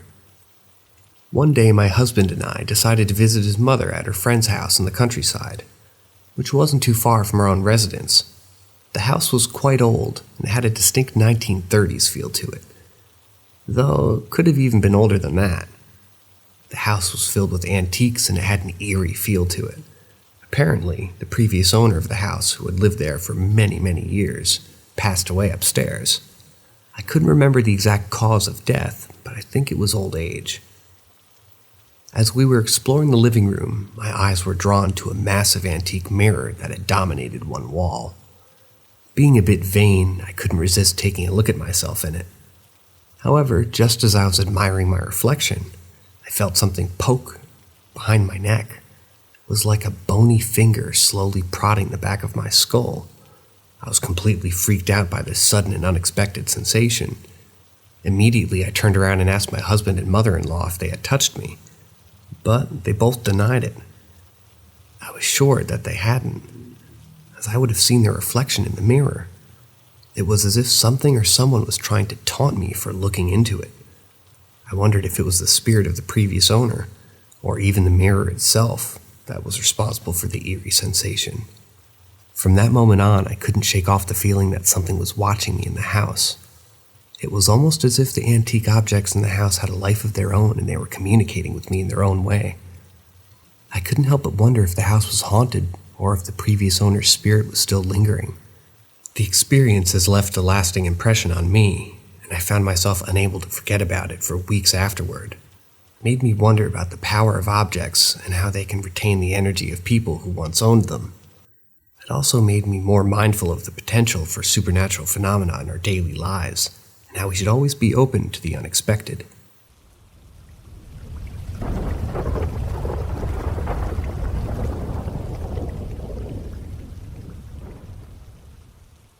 My only experience with the paranormal, and it's been stuck in my head every day for over a decade. This happened in the summer of 2009, during the storyteller's junior year of high school. It's a vivid recollection that's seared into their memory. They weren't under the influence of any substances, nor were they sleep deprived. In fact, they were both on their way home from a summer job at a fast food joint. They rode in an open Jeep with the top off and the doors removed to fully embrace the summer weather. As they turned onto the road that was a frequent shortcut home, the storyteller was playing Tetris on their flip phone.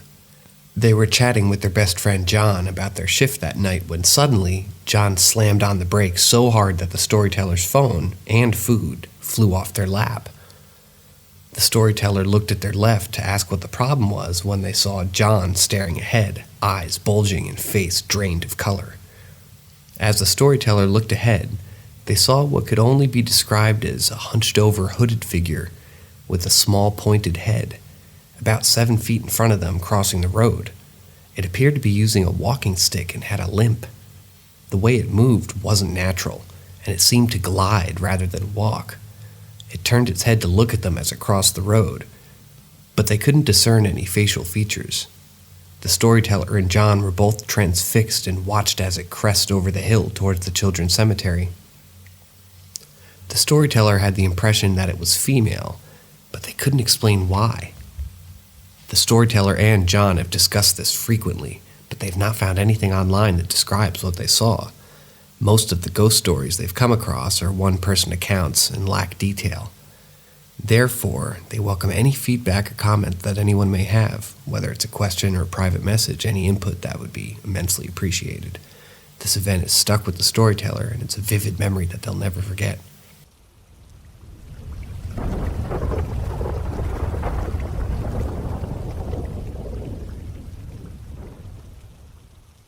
My earliest experience with the paranormal.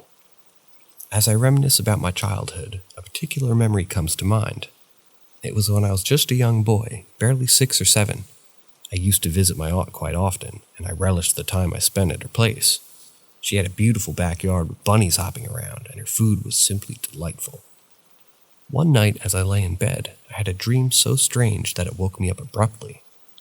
In this dream, I saw myself sleeping peacefully from outside the window. It was a surreal experience, to say the least.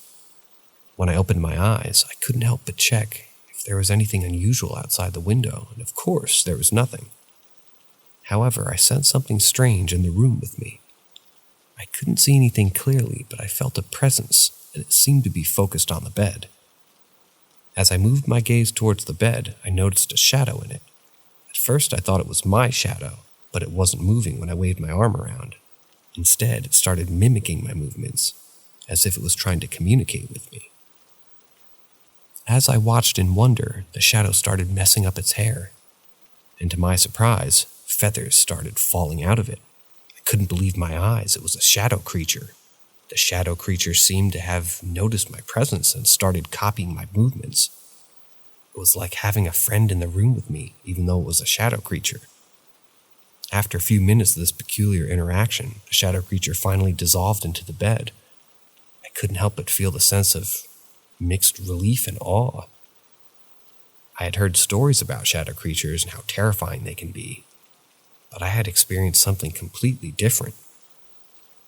As I grew older, I still thought about that night often. I realized that sometimes the things that scare us the most can turn out to be friendly after all. My encounter with the shadow creature was a reminder that we should always keep an open eye and embrace the unknown with curiosity and wonder.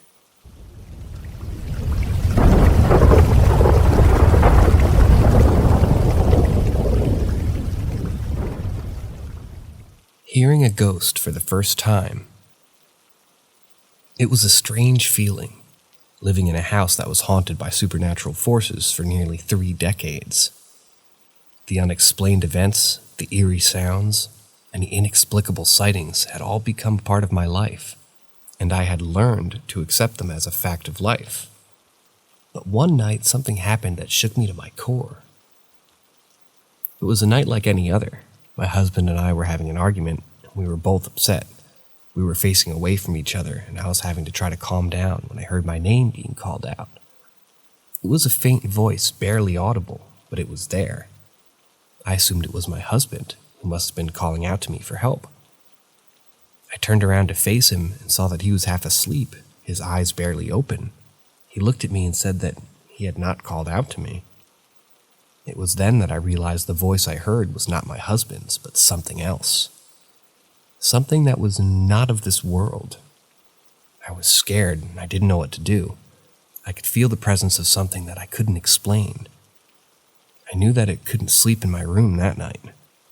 I could feel the chill in the air, and the hairs on my back started standing up. The next day, I decided to confront the presence. I stood in the middle of the room and said out loud that the only help I could give was to go into the light.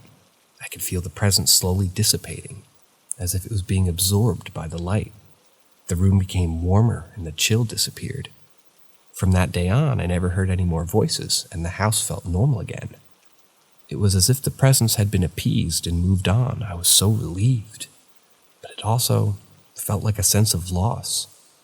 The house had been part of my life for so long, and now it was just another ordinary house. But I was grateful for the peace that had finally come to the haunted house that I'd lived in for nearly 28 years.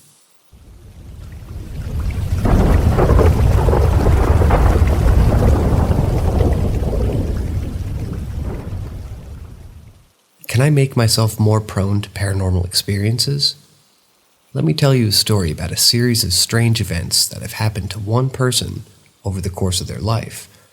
It all started with a woman who appeared in the park near their house for 2 summers in a row. She was always wearing a hijab, completely black, and would stand still on the path for hours on end.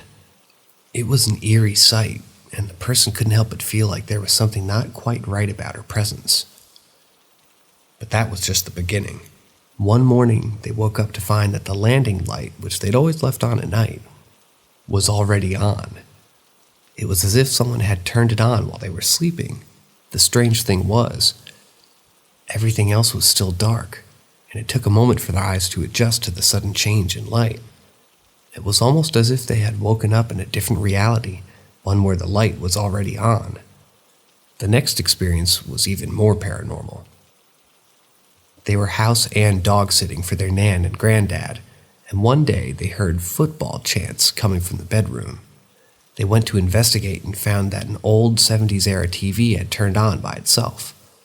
It was a spooky experience, but the person felt a strange sense of comfort in knowing that spirits might be real. This feeling was especially poignant because of the person's own history with loss and grief. Their father had passed away when they were just 4 years old, and they'd carried the pain and trauma with them their whole life. They longed to know if they could somehow connect with him, if there was a way to make themselves open to the possibility of his presence. These strange occurrences may seem unrelated, but to the person experiencing them, they all seem to be connected in some way. It's as if the universe is trying to send them a message, or maybe just trying to get their attention. Whatever the reason, they're left with a sense of wonder and curiosity about the unknown and a deep longing to connect with the spirits that might be out there.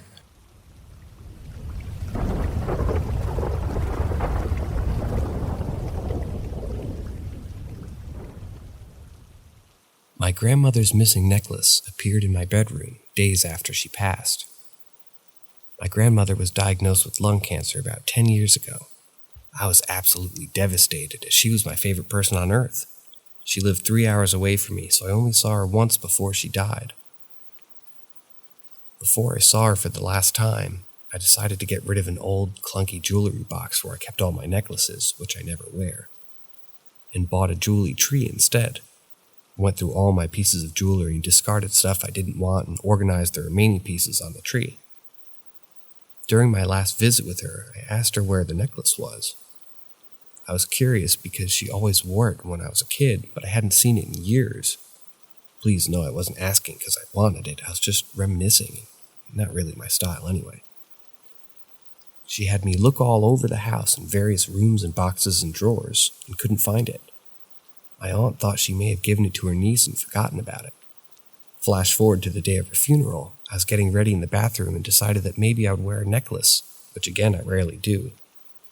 I went to my jewelry tree, and sitting right there on the branch was the necklace. It wasn't even buried behind anything. It was right in front.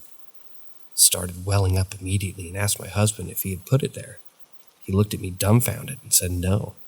I hadn't even told him about the necklace or the conversation I had with my grandmother a few weeks prior, so I believed him.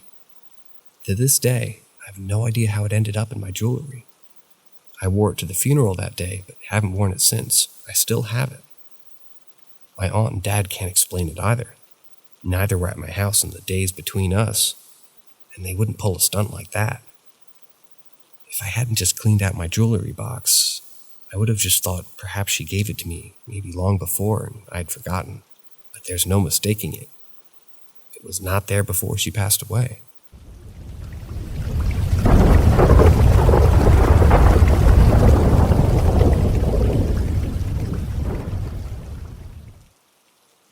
Do you know God? A strange encounter last night.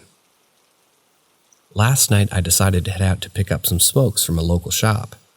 The shop was situated at the end of a Walmart parking lot with no other businesses nearby. As I drove into the parking lot, the sun had already set, and the dimly lit surroundings gave me a little bit of an eerie feeling. I tried to shake it off and I proceeded to park a few feet away from the shop's entrance. As I walked toward the shop, I noticed a young man standing outside. He'd appeared to be maybe in his early 20s and he had a huge grin on his face. It was evident that he was high. I could tell from his red eyes and slurred speech. Initially, I paid him no mind and continued walking to the shop and grabbed my smokes. After I got my stuff, I turned to leave the shop and I was greeted by the same young man. He was still standing outside and the grin on his face had only grown wider. I tried to avoid any interaction with him and began walking to my car. However, he spoke up and said, "Jesus loves you, sir." I ignored him and continued walking toward my car, but he wasn't done yet. He followed me and asked, "Do you know God?" By then, I was starting to feel uneasy and just wanted to get into my car and leave. I quickly got in the car, locked the door, and looked out the window to make sure the young man wasn't following me. As I looked out the window, I was surprised to see that he had vanished into thin air. It was as if he had never even been there in the first place. I scanned the parking lot, but nowhere to be seen. I even looked back at the door of the vape shop, and it appeared that it had not even been opened since I left. The whole encounter was extremely bizarre. I couldn't shake the feeling that something was totally off. Who was that young man, and how did he disappear so quickly? It was a strange and unsettling experience that left me with more questions than answers.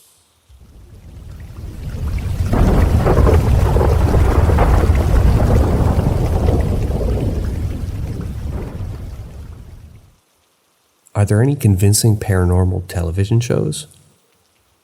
The debate over the authenticity of paranormal shows has raged on for years, with believers and skeptics constantly at odds.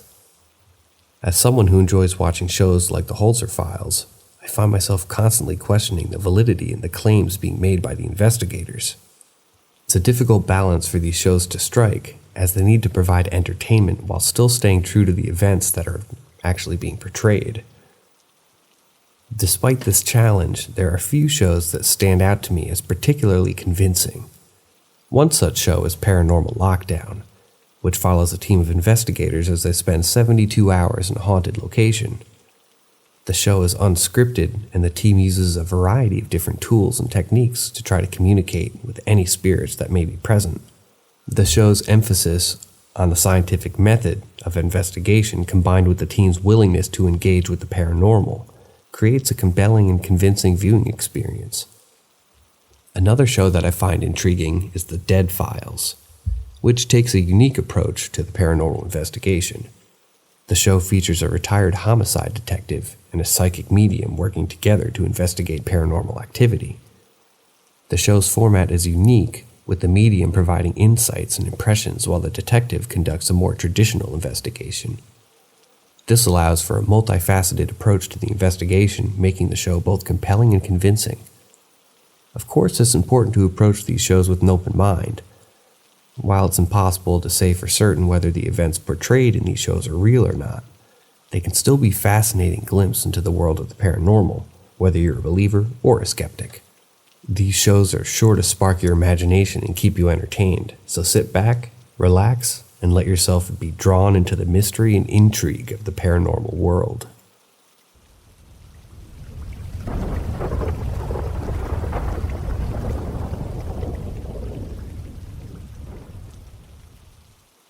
The weirdest thing happened to me the other day. It was a dark and stormy night, and the protagonist had just drifted off to sleep with their trusty canine companion by her side. She had been listening to her favorite podcast through her trusty AirPods, a habit that had helped her fall asleep more easily. However, something strange happened in the wee hours of the morning that shook her to her core. At around 4 a.m., the protagonist awoke to find that her phone call with her boyfriend had abruptly ended. She was disoriented and confused, wondering why he had hung up on her without warning. She quickly texted him, eager to get to the bottom of this mysterious development. To her surprise, her boyfriend responds, and it was even more unsettled by the sudden hang-up. He explained that he had heard a woman screaming in the background, as if she were being violently attacked or murdered. He had initially thought that it might be the protagonist, but upon closer inspection, he realized that it couldn't be her. She wasn't even facing toward the phone, and the scream sounded too close to be coming from anywhere else in the apartment. He had also ruled out the possibility that it was the protagonist's mother, who lived across the way, as the scream was too loud and intense for that to be the case. She was left feeling deeply disturbed by this news. She had no idea what could have caused such a blood-curdling scream to emanate from her apartment in the middle of the night. Could it have been a home invasion? A murder taking place right under her nose? Or was it something even more supernatural in nature? Despite her fears, she never did get to the bottom of what had happened that fateful night. The incident remained a mystery, haunting her for years to come. She eventually moved out, though, but the memory of that bone-chilling scream stayed with her for the rest of her days.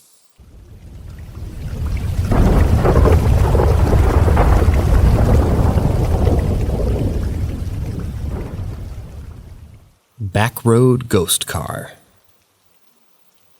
Let me tell you a story that happened to me a couple years ago.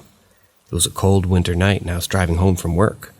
As usual, I decided to take some back roads as shortcuts, since it was the quickest way to get home. The roads were a bit icy due to snowfall, but I was driving cautiously, much slower than I usually would. There is a long stretch of road that I take every day, which has hills and can be rough sometimes. It has no houses, hunting camps or turn-offs, and it's about 3 or 4 miles until the next intersection. I had driven halfway up the first hill when I noticed a car, or maybe a truck behind me in my rearview mirror. As I was driving up the hill, they passed me, and I was expecting to see their taillight as they went down the hill, or on the short straightaway to the next hill, but I saw nothing. And I assumed that maybe they'd gone off on a road or crashed, so I slowed down and scanned the sides of the road to look for any evidence. I couldn't see anything, so I stopped at the bottom of the hill and put my 4 ways on. I got out of my truck with my flashlight and started walking up the hill, scanning the sides of the road to see if I could find anything. I reached the top of the hill, and to my surprise, there was no trace of a vehicle that had even passed me. I found no tracks, no skid marks, no evidence of a vehicle going off the road or even driving on except for me. I thought to myself that maybe this car or truck had gone off the road on the other side, so I went across the road, but I still found nothing. It was strange because the accidents on this road were quite common, but there was no sign of any actual vehicle that night. I couldn't believe what I had seen, and I was convinced that what I had witnessed was a ghost car that was stuck in a loop, repeating the night it had crashed. It was a haunting experience, and I still get shivers down my spine whenever I think about it.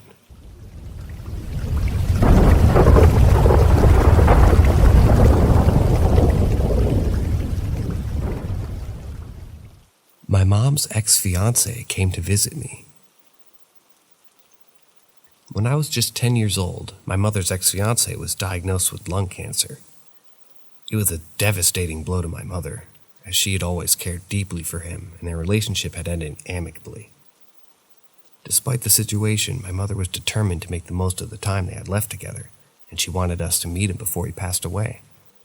So we went to visit him a week before he died. Even at such a young age, I could tell that he was truly a remarkable person. Kind, generous, and full of life. Despite his illness, I could see why my mother had loved him so much. After our visit, we went home, grateful for the opportunity to spend time with him. A few nights later, my mother came to my room to tell me a heartbreaking news. He had passed away, and that night I couldn't sleep, so I went to stay at my friend's house. But as I lay in bed, I was suddenly woken by a strange feeling. When I opened my eyes, I saw him sitting at my friend's piano waving at me.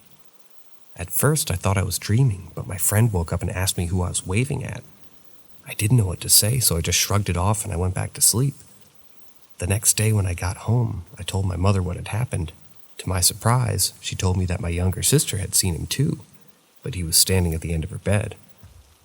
It was such a surreal experience, and I still think about it to this day. I'm convinced that it was him visiting us from beyond the grave, but I can't help but wonder why he didn't go see my mother. Maybe he did, and she just didn't say anything. After all, my mother has always had a special sensitivity to the supernatural, as has my grandmother. Regardless of what explanations may be, the night will always be etched in my memory as a reminder of the incredible person my mother's ex-fiancé was, and how he touched our lives in ways we could never have imagined.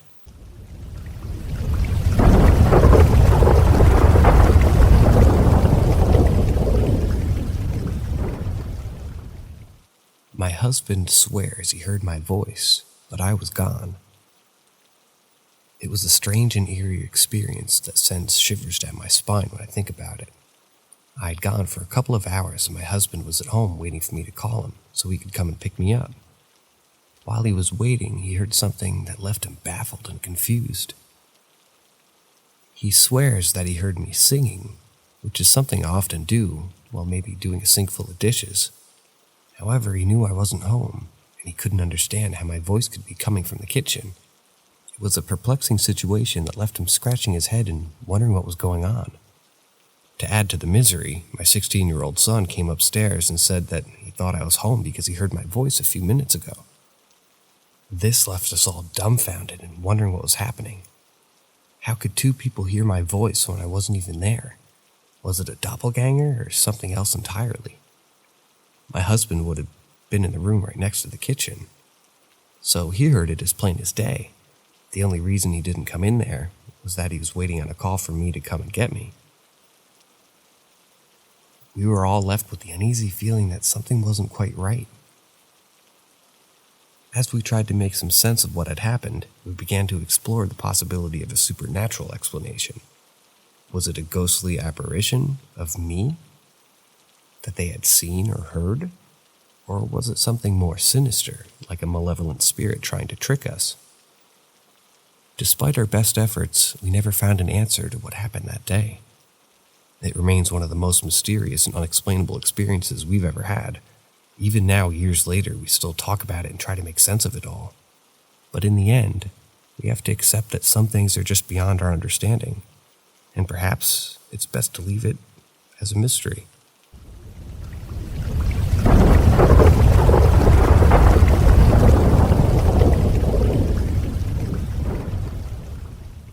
Had a strange experience walking home through the woods one night. About a month ago on a Saturday evening, after finishing a long day at work, I hopped off the bus to buy some beer from a large superstore, which was nothing out of the ordinary. As I walked towards home, I was faced with 3 possible routes, 2 of which involved walking down a busy main road. However, the quickest and most appealing option was to stroll down an old, disused wooden path that was used to be a Victorian railroad track, which was surrounded by vast fields, and I resided in a rural area of England. As I made my way down the track, I heard a group of owls hooting away, which piqued my interest, of course. I decided to record some audio of the sound, as it was usually quiet down there. I continued walking, and as I approached a clearing, I saw the moon shining brightly through the trees with an eerie reddish tint to it. Without hesitation, I took out my phone to capture the moment. However, in order to take a clear picture of the moon, I had to switch off my torch, leaving me in total darkness. Just as I was about to snap the photo, I heard a loud and solid thud, as if something heavy had fallen from a tree behind me. The sound was so loud that it felt like it had hit branches on its way down before finally landing on the ground with a thud. The incident startled me, and although I'm not easily scared, I couldn't help but feel uneasy. Without looking back, I began walking back home at a quicker pace. The track I was on is a very old one that stretches for miles, and I had heard stories of people hanging themselves down there in the past. I couldn't help but wonder what had caused the sound. Was it a ghost of someone who had taken their own life on the track? Was it a petrified owl that had lost its footing? Or was it a peeping Tom who had dropped their camera from a tree? The possibilities were endless, and I couldn't shake off the feeling of unease as I walked back home.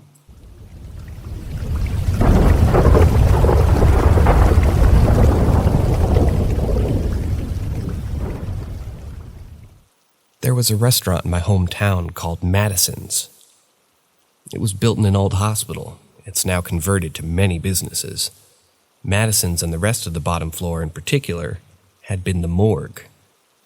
After ordering our food, my sister and I got into the habit of exploring the stairwells and empty hallways of the abandoned upstairs hospital. When we would get to the second flight of stairs, it was often taped off, warning the customers not to adventure any further. We would often jump this tape and sneak around, our little hearts beating in our throats for fear of being caught. One night we had jumped the tape, and we were peering around the corner of the hallway. We could hear someone coming. We quickly hid ourselves but continued to watch the hallways from the little sliver of view we had. Along comes this nun. We only saw the back of her. She was methodically walking the halls and doing her rounds. We waited for her to get far enough away that we could run downstairs without being heard. I had assumed for years that there must have been some sort of religious or Catholic daycare or something of the sort on that floor.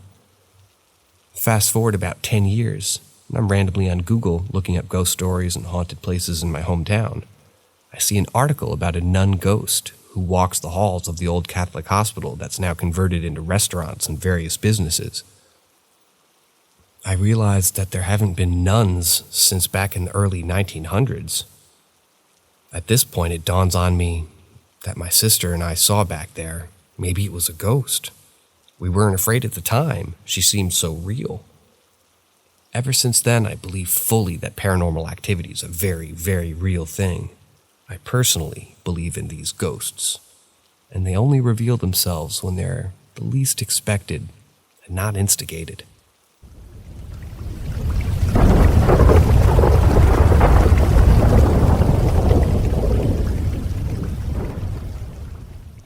Lifted by legs in bed, dragged to window.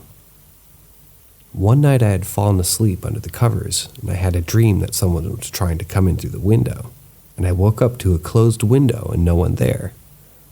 Moments later, I felt someone clutch my legs together under the blankets and begin to lift me. I clenched my arm as hard as I could think, and I was still in a dream, but I could feel the pain in my fingernails digging in. I began to kick and squirm as I lifted my legs to the ceiling about 4 feet above my bed and slowly dragged me to the window.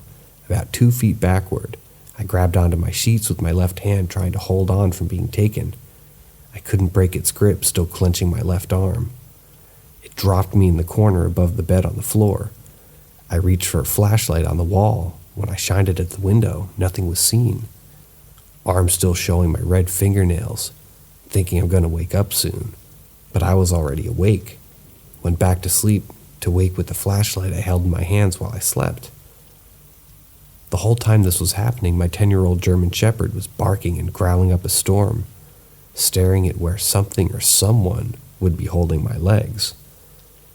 She was about 4 or 5 feet away, hackles up, acting like something was actually there. The dog was as spooked as me. Was playing with some forces that didn't like what I was doing, altering their reality. I've had precognitive dreams of the future since I was a child. First I could remember was about 8 or 9, a few a year. I found out as I got older, you can alter these events, good or bad. I'm starting to find out sometimes other forces react to how you alter their reality. I never would have believed it if I didn't experience it myself.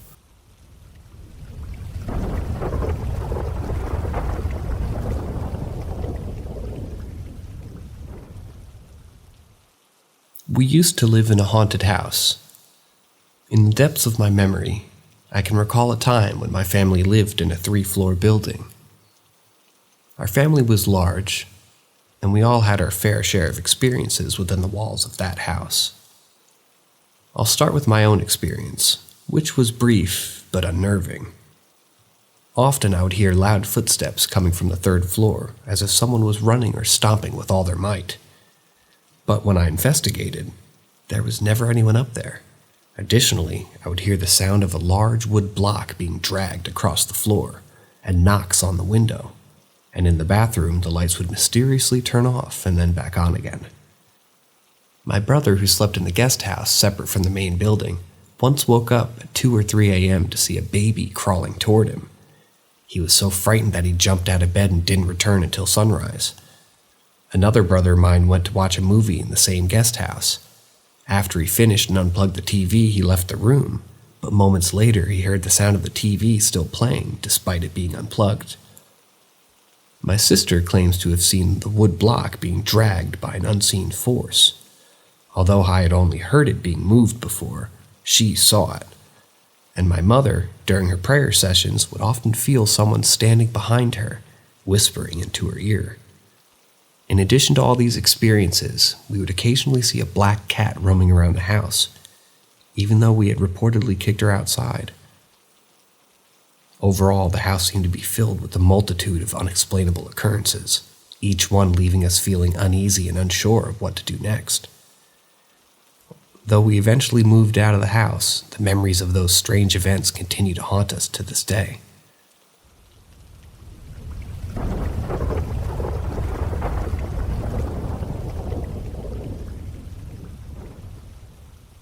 Pregnancy, spiking activity.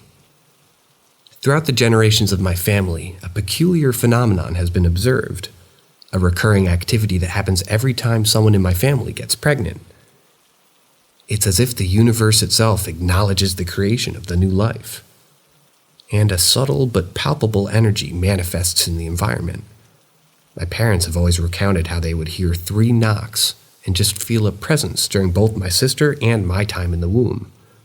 But in recent times, there's been a significant increase in the paranormal occurrences in my household, and it's left me questioning the connection between the pregnancy and the spiritual realm itself.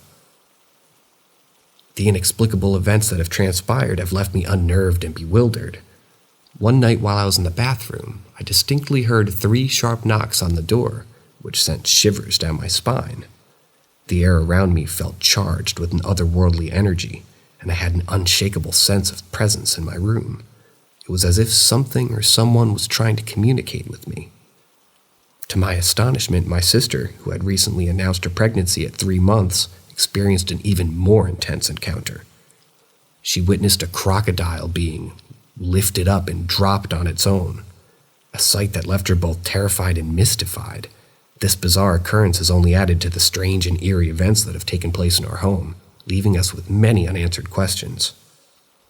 As I pondered on this surreal turn of events, I couldn't help but wonder if there was a deeper meaning behind it all. Was pregnancy somehow connected to the paranormal world? And if so, what was the significance of the 3 knocks?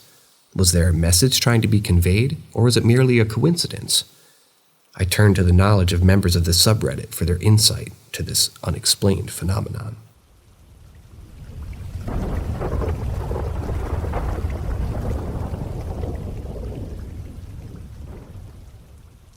What is this creature, half deer and half dog?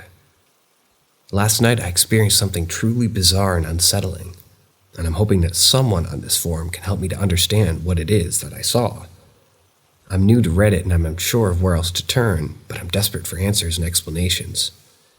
I live in a house with a 2nd-story bedroom that has a deck outside the window, and it was on this deck that I saw the creature that has been plaguing my thoughts ever since.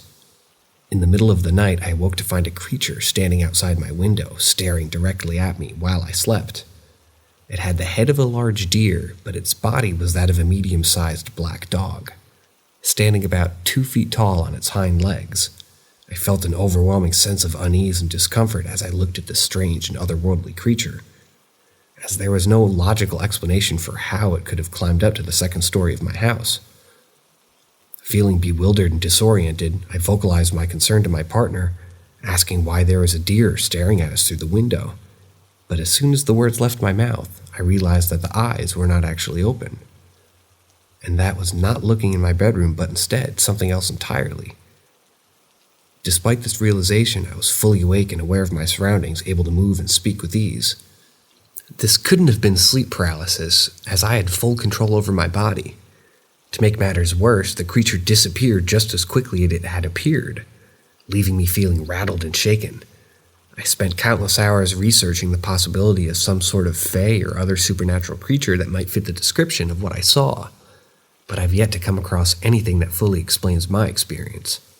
The more I think about it, the more convinced I am that what I witnessed was not of this world, and that I may never be able to fully understand or explain what happened to me that night.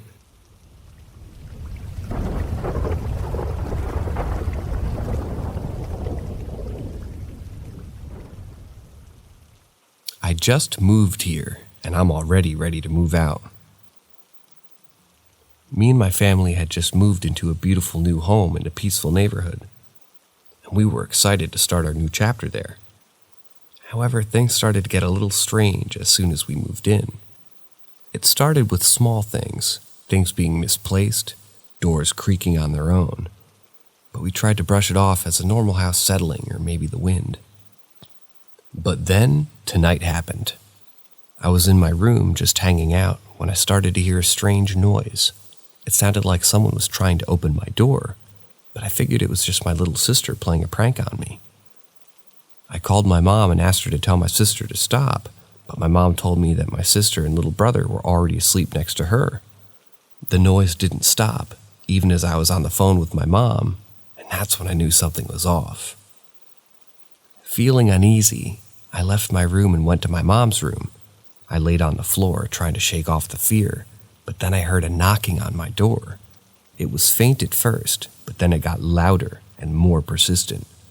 I was too scared to investigate, so I just stayed put in my mom's room.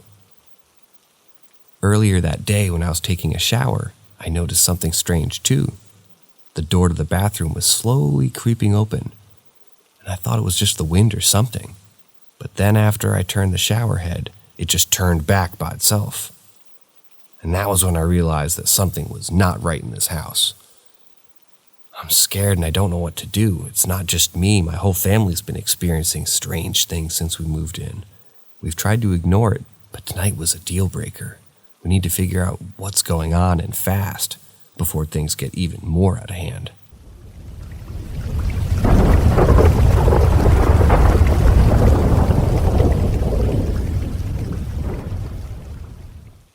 Thoughts about the movie The Night House.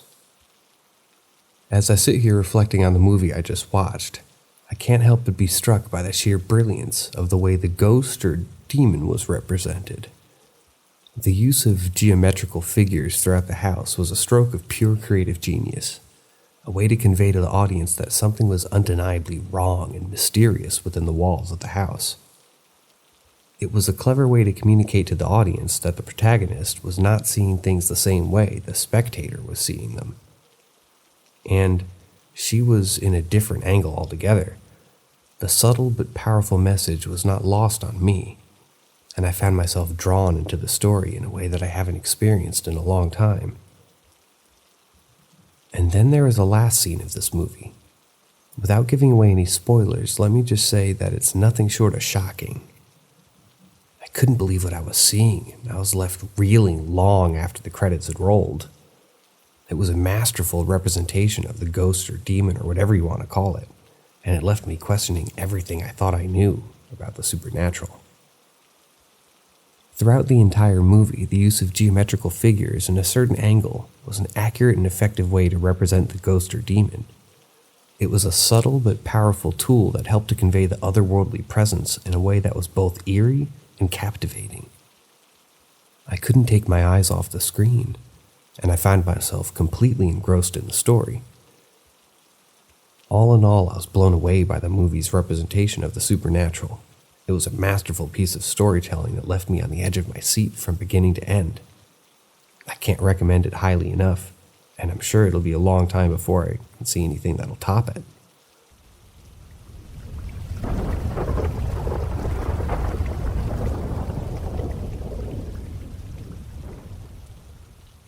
Ghosts operate under the laws of physics.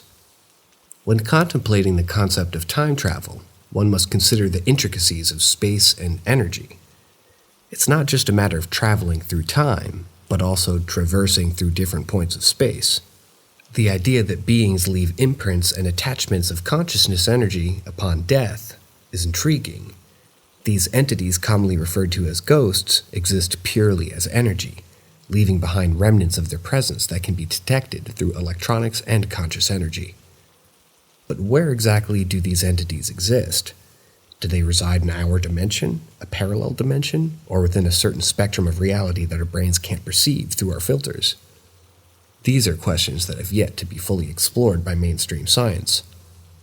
As our planet and solar system move through space at an incredible speed of 500,000+ miles an hour, it's important to consider how these entities are bound by the laws of physics. Gravity, for example, is a force that can influence their movement as they travel through each space. But what other law of physics are they bound to? Which one do they transcend? The perception of time is another factor to consider. People from all over the world have used tools such as Ouija boards to communicate with these entities, summoning them from various points of space and time. including lower dimensions of existence. This raises questions about the existence of time as a linear construct and the potential for time travel through the manipulation of energy. It's fascinating to consider the possibilities and implications of this untapped field of knowledge, and it begs the question, why hasn't mainstream science explored this further? Perhaps it's time to open our minds to the mysteries that surround us and delve deeper into the unknown.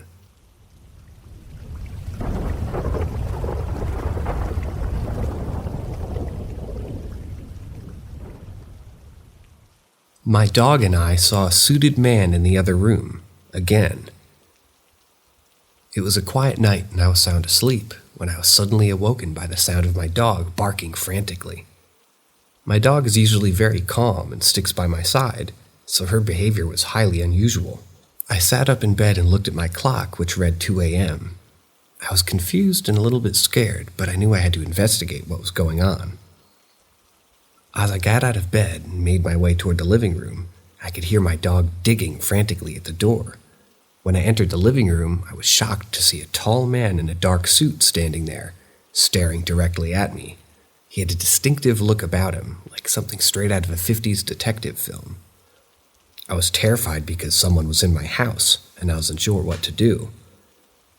Quickly searched for my pepper spray and slowly moved toward the man, but before I could reach him, he suddenly vanished into thin air. My dog, however, kept digging and barking frantically as if she could still sense the presence of the mysterious intruder. I was confused and scared, so I went over to my dog to see what she was fixated on. I didn't hear or see anything unusual, but my dog continued to dig and bark at the same spot repeatedly. I tried distracting her with toys and treats, but she was completely disinterested, fixated only on the spot where the man had stood. It was strange and unnerving, especially given the 2 a.m. in the morning part. As I tried to calm my dog down, I couldn't help but feel an eerie feeling in the room. It was as if the man had left a lingering presence, and I couldn't shake the feeling that something unusual had just happened. My dog's unusual behavior and the strange man in the dark suit had left me shaken and scared, wondering if I was safe in my own home.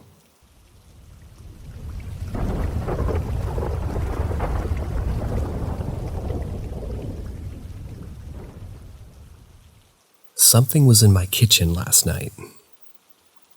Last night was supposed to be a simple dinner for me and my husband, a night of bonding over a home-cooked meal. I decided to use my pressure cooker to prepare the food, which usually makes for a quick and easy meal. After serving my husband, I lift the lid off the pot to let it cool off. It wasn't until around 10 p.m. when I started cleaning up the kitchen that I placed the lid back on the pot and left it on the counter. Fast forward a few hours later, it's around 2 in the morning, and my husband and I are in bed, talking. Suddenly, we hear a loud noise coming from the kitchen like something had fallen. I sent my husband and our dog to investigate, and our dog started softly barking, as if she sensed something. But after a while, they hadn't returned, so I decided to check it out myself. To my surprise, the lid of the pressure cooker was laying across the kitchen floor. I was bewildered as to how it had gotten there, considering that there was no pressure built up in the pot. And even if there was, the valve was open to release any excess pressure. The entire incident had me questioning if there was something else at play.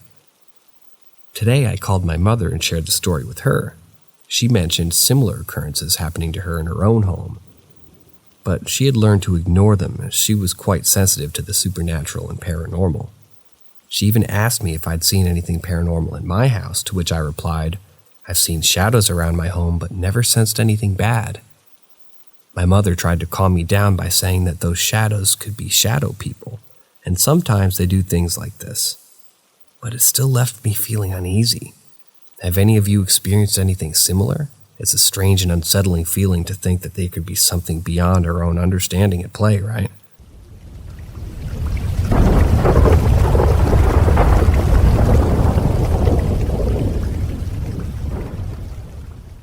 The Funeral Crasher. It's with great sorrow that I share this heartbreaking story of my son's untimely death. As fate would have it, neither I nor my ex-husband had many friends or close relatives, so when it came time to bid farewell to our beloved child, there were only about 10 people in attendance. The funeral was held at my ex-mother-in-law's house, where her son was cremated, surrounded by those who had known him for years. However, something strange happened at the funeral that still haunts me to this day. About a week after the event, numerous people started asking me about a strange lady that they had claimed to have seen at the funeral. According to their accounts, she was incredibly tall and didn't introduce herself by a name. She spoke briefly to a couple of people and then vanished without saying goodbye. Shockingly, some of these people even swore to me that they had spoken to her, but couldn't remember the details of the conversation. At first, I thought that the strange lady might just be my adoptive mother, but when I showed them her picture, it became clear that it wasn't her. She also confirmed that she had not attended the funeral based on the people she had spoken to. I stayed in the kitchen almost half the entire time, barely interacting with anyone due to obvious reasons, and only stepped out for the 5-minute outdoor event. Even then, I only answered a few questions about the food and service timing. To this day, I still have no clue who the strange lady was, or why she showed up at the funeral. It remains a mystery, and I can't shake the feeling that I might have missed out on an important conversation that could have brought me some closure in the aftermath of my son's death. Despite my best efforts, I'm left with more questions than answers, and the memory of that day still haunts me.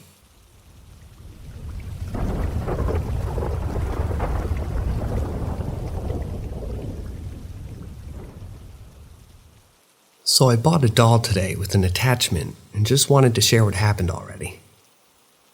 Let me tell you a story about an incredible experience that I had recently. It all started when I acquired a new addition to my collection, a doll with an unusual history.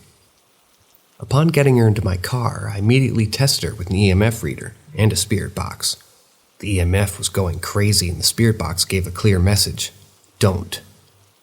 I stopped and apologized to the spirit, hoping to make it feel more comfortable.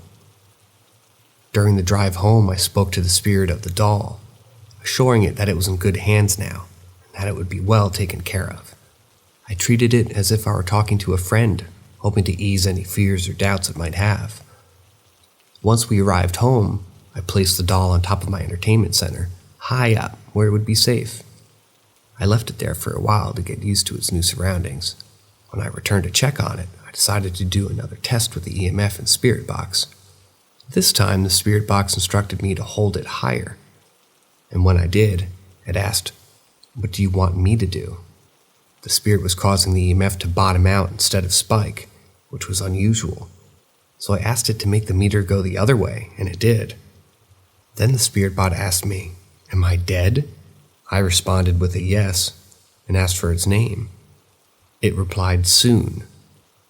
And then everything stopped. It was almost as if the spirit was in shock, realizing that it was dead and needed time to process it. I was amazed by this experience and wanted to share it with you all. It just goes to show that sometimes the unexpected can happen, and we should always be open to new experiences. Who knows what other incredible things might be out there waiting for us to discover.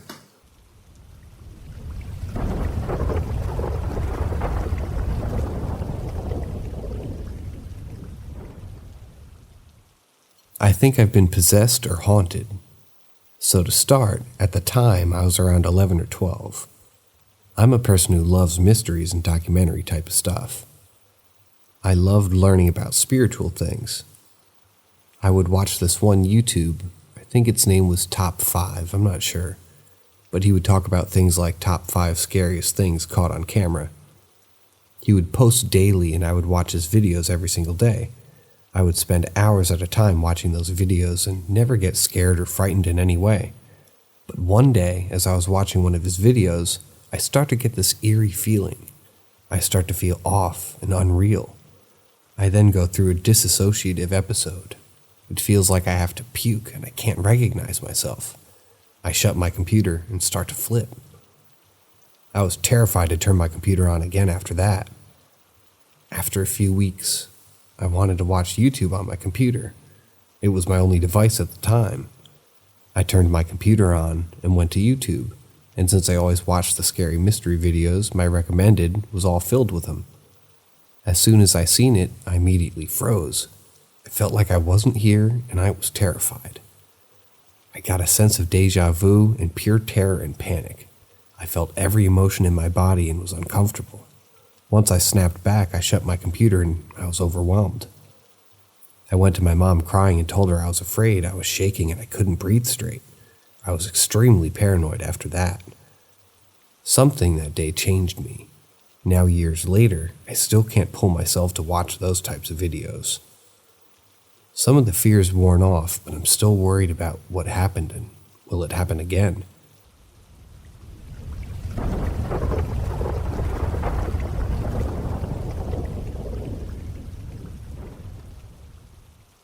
Slowly increasing paranormal activity.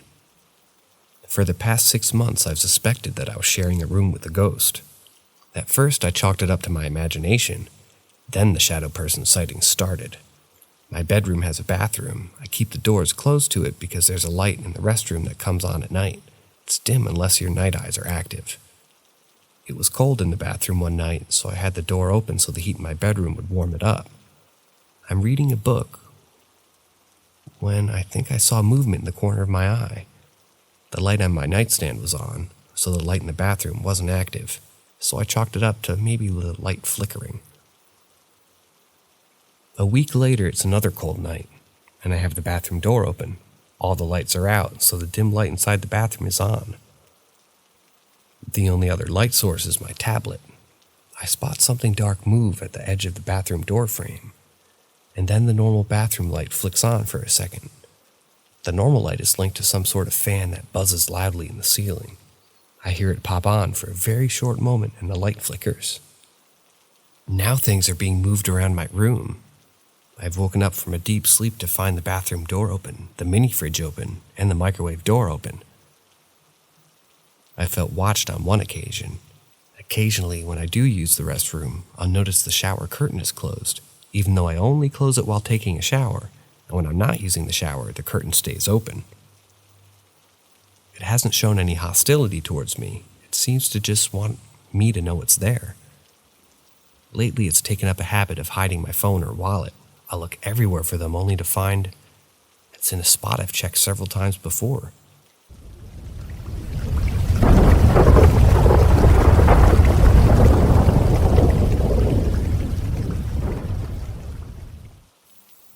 My dad called after his death. In the year 2020, a year that would be forever etched in my memory, I lost my beloved father. The pain of his absence was overwhelming, and I missed him dearly each day. It seemed as though life had lost its color and everything was bleak without him. However, on one seemingly uneventful day, while sitting in the car, waiting for my husband to come out of a store, my cell phone suddenly started ringing. As I reached for my phone, my husband asked if I was going to answer it. I quickly glanced at the caller ID and recognized the number. But before I could even press the answer button, the phone stopped ringing. The sudden interruption left me confused and bewildered, but an inexplicable feeling began to take over me. I immediately called my mother, who lived alone, and asked if she was at home. Her reply sent a chill down my spine. No one is here. As my heart raced, a question popped into my mind. Did my dad just call me? For a moment, I couldn't comprehend what just happened. Was it a sign from him? Was he trying to tell me something? The dreams I had of him were always a source of comfort, a reminder that he's still with me in some way. But now, with my mother gone, those dreams were gone too. I was left with an unexplainable void, a sense of loss that seemed to grow with each passing day. The memory of that day still lingers in my mind, and I can't help but wonder if it was my dad trying to reach out to me and let me know that he was still with me in some way. The thought brings me comfort, and I hold on to it tightly, hoping that someday I'll be reunited with him once again.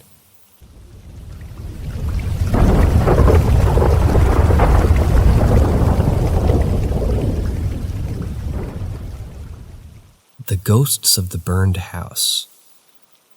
For the past decade, I've been experiencing something that I can only describe as clairvoyance. While I can't see every little detail of future events, I get these strange twitches and flashes of words and images that seem to be foretelling what's to come. At times, these mental visualizations can be so vivid that they send me into a state of extreme panic. When I first started experiencing these episodes, they were so rare that I hardly paid them any attention. However, as time went by, they began to occur more frequently, happening every other week or so. And with each new occurrence, I find myself becoming increasingly apprehensive about what the future holds. The most recent episode happened just last night. It was particularly distressing. I saw myself in the midst of an argument. While I can't be sure of all the details, I can assume who it was with. What's troubling is that I don't know if there's any way to stop it from happening. The whole experience left me felt incredibly isolated and alone. I tried to talk to others about it, but most people are skeptical or dismissive, writing it off as more coincidence or paranoia. I'm left to wonder if I'm the only person who's experienced these episodes, and if there's any way to control them or even use them to my advantage. Perhaps there's a reason for this gift, and it's up to me to figure out how to harness it. Or perhaps it's a curse, and I'm doomed to live a life in a perpetual state of anxiety and fear, always dreading the next time, and twitches when the visions come true.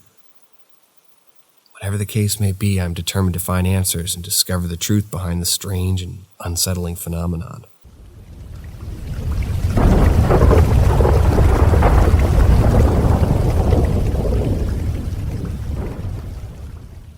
I don't believe, but just had my first unexplained experience, a few minutes ago too. Thoughts? So let me start by saying that I've never been one to believe a paranormal thing. I've always been a skeptic, and I've never experienced anything that could convince me otherwise. However, that all changed today. I was at work, just minding my own business, when I decided to take a quick trip to the bathroom. Everything seemed perfectly normal as I walked in and made my way over to the urinal. I walked past the mirror, which was clean and unremarkable, but when I finished using the bathroom and went to wash my hands, I noticed something that stopped me in my tracks. There were two very clear handprints on the mirror. They were smeared down as if someone had just touched the surface, and the water was still dripping down from them. What was most unsettling about the handprints was that no one was in the bathroom with me when I walked in, and no one came in while I was in there. I was the only one in the bathroom, yet there were these strange, unexplainable handprints on the mirror. To make matters even stranger, I work in a fine dining establishment. This isn't the kind of place where people just mess around in the bathroom, especially not during business hours. And the hands were much too large and too high up to be those of a child, ruling out the possibility that this was some kind of prank. Needless to say, I was shaken by this experience. It's not every day that something happens that defies explanation, especially not something as inexplicable as what I saw in that bathroom. I don't know what to make of it, but I know one thing's for sure. I'm straight up not having a good time.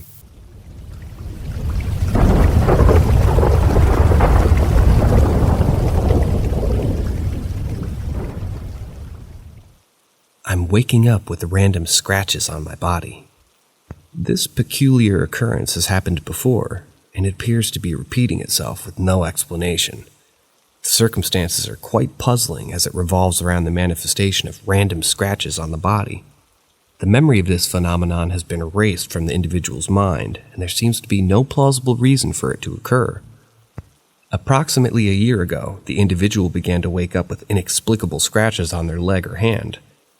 In an effort to understand this perplexing situation, they reached out to someone who was purportedly knowledgeable about the manipulation of energy. However, the person simply shrugged off the issue, suggesting that perhaps it was just a matter of clumsiness and maybe shouldn't be overanalyzed. The scratching eventually stopped, and the individual was left to move on, free from this eerie experience. However, just a few days ago, the individual had a troubling dream. In the dream, the same individual who had previously advised them on the matter was attempting to locate them, and they were compelled to hide from him out of fear. This person has been cut off from the individual's life for several months, but they still attempted to reach out. Recently, however, their attempts at communication have ceased altogether, and it's causing the individual to become increasingly anxious. To make matters worse, the individual discovered 2 fresh scratches on their tummy on the very same day that the unnerving dream occurred.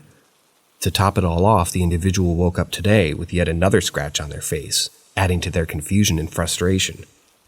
The perplexing nature of this phenomenon has left them at a loss, and they're unsure if there's any point at attempting to unravel this enigma.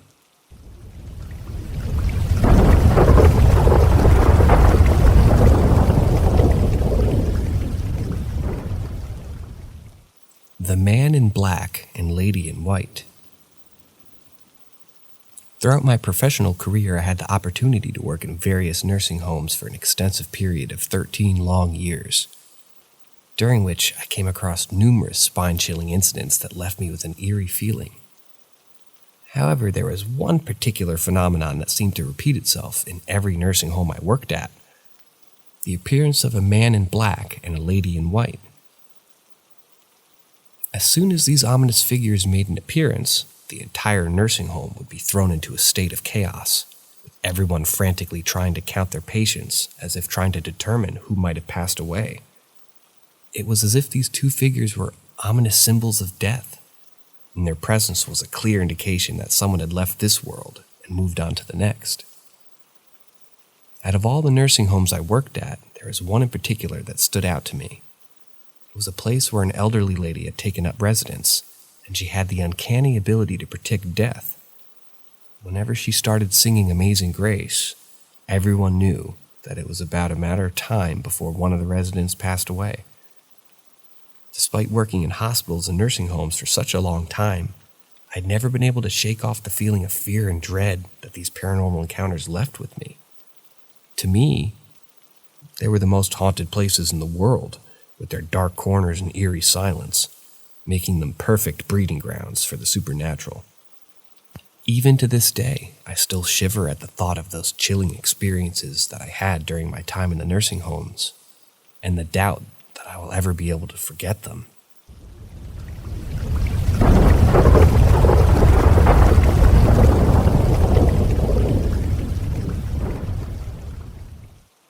I really need help. The following is a story that I've been grappling with for the past decade, and it continues to impact me on a daily basis. I was 18 years old when I stumbled upon a Ouija board in my basement. At the time, I was unaware of the potential dangers of using such a board or the existence of demons and spirits. Out of sheer boredom, I decided to give the board a try. To my disappointment, nothing happened. However, what I didn't know at the time was that I failed to properly close the session by moving the indicator to goodbye. That night I went to sleep and woke up the next morning. I was experiencing extreme psychosis. I immediately went to the hospital and the doctors couldn't explain what was happening to me. From that day forward, I've been plagued with severe psychotic episodes and other sinful tendencies. Deep down, I knew that it was the Ouija board that caused this, even though I had no prior knowledge of the risks associated with using it. Despite my certainty, no one believed me, and I felt alone in my struggles. It wasn't until later that I learned about the workings of demons and how they could infiltrate our lives through objects like the Ouija board. As the years went on, my condition only worsened, and I felt like I was losing control of myself. It has been a decade since that fateful night, and I'm now 28 years old. The impact of that experience continues to weigh heavily on me, and I'm losing hope in myself and who I want to be. I'm reaching out for advice, because I don't know what else to do. I'm in desperate need of help, and any guidance would be greatly appreciated. This is a battle that I can't fight alone, and I'm willing to do whatever it takes to overcome it.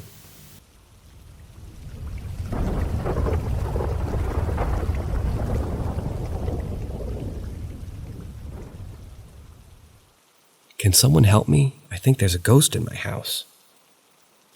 It's been nearly 2 weeks since the paranormal activity began to unravel, and I'm still grappling with the inexplicable events that's left me questioning the very fabric of reality. It all commenced with me awakening from a deep slumber to find the closet door shut, and there was no one else in the room except for me. This was out of the ordinary, for I don't usually close the door, owing to its tendency to get stuck and become impossible to open afterwards. However, this time it was particularly silent. As if that wasn't eerie enough, a few days later, on a seemingly uneventful Thursday, I was engrossed in an episode of Ghost Adventures, propped up in the middle of my bed with my covers pulled up to my chest. Suddenly, the covers began to slip down, and I reached out to pull them back up.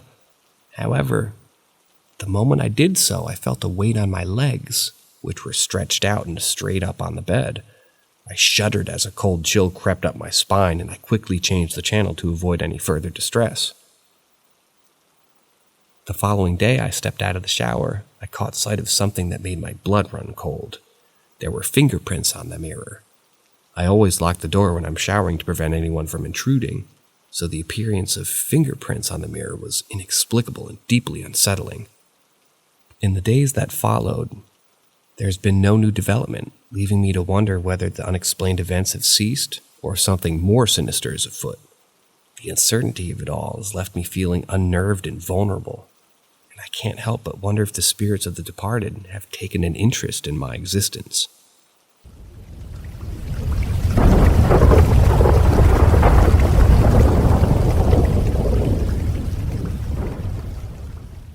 Life after death. As human beings, we're naturally inclined to ponder about the mysteries of the universe, and one of the most profound enigmas that continues to bewilder us is the nature of life after death. Recently, while pursuing the vast subreddit of unexplained phenomena, I stumbled upon a video that captured an eerie sighting of a malevolent spiritual entity. This ominous footage has reignited my curiosity and contemplation of the subject matter at hand. It's evident that each one of us have been drawn to this forum because of our personal experiences with the unexplained or inexplicable occurrences that have taken place in our lives. Therefore, I pose the question to my fellow members. Do you believe in the existence of an afterlife? Is there a spiritual realm beyond our physical reality that we cannot fathom or understand? For me, the answer is a resounding yes. The intense surge of activity and inexplicable happenings that I've witnessed in my own home has left me with an unshakable conviction that entities and the spiritual realm are indeed a reality. Objects being hurled at me without any plausible explanation and a long random scratch that appeared out of nowhere on my forearm, while I was simply sitting and relaxing, serve as an irrefutable evidence of the existence of the spiritual realm. I can't fathom any counter-argument that could dispute the plethora of sightings and experiences shared by fellow members of this subreddit. Therefore, I would be grateful to receive any insight or perspective from those that share my beliefs, or those who hold a divergent viewpoint. Let us delve deeper into this fascinating and enigmatic topic and explore the unknown realms of the existence beyond our mortal existence.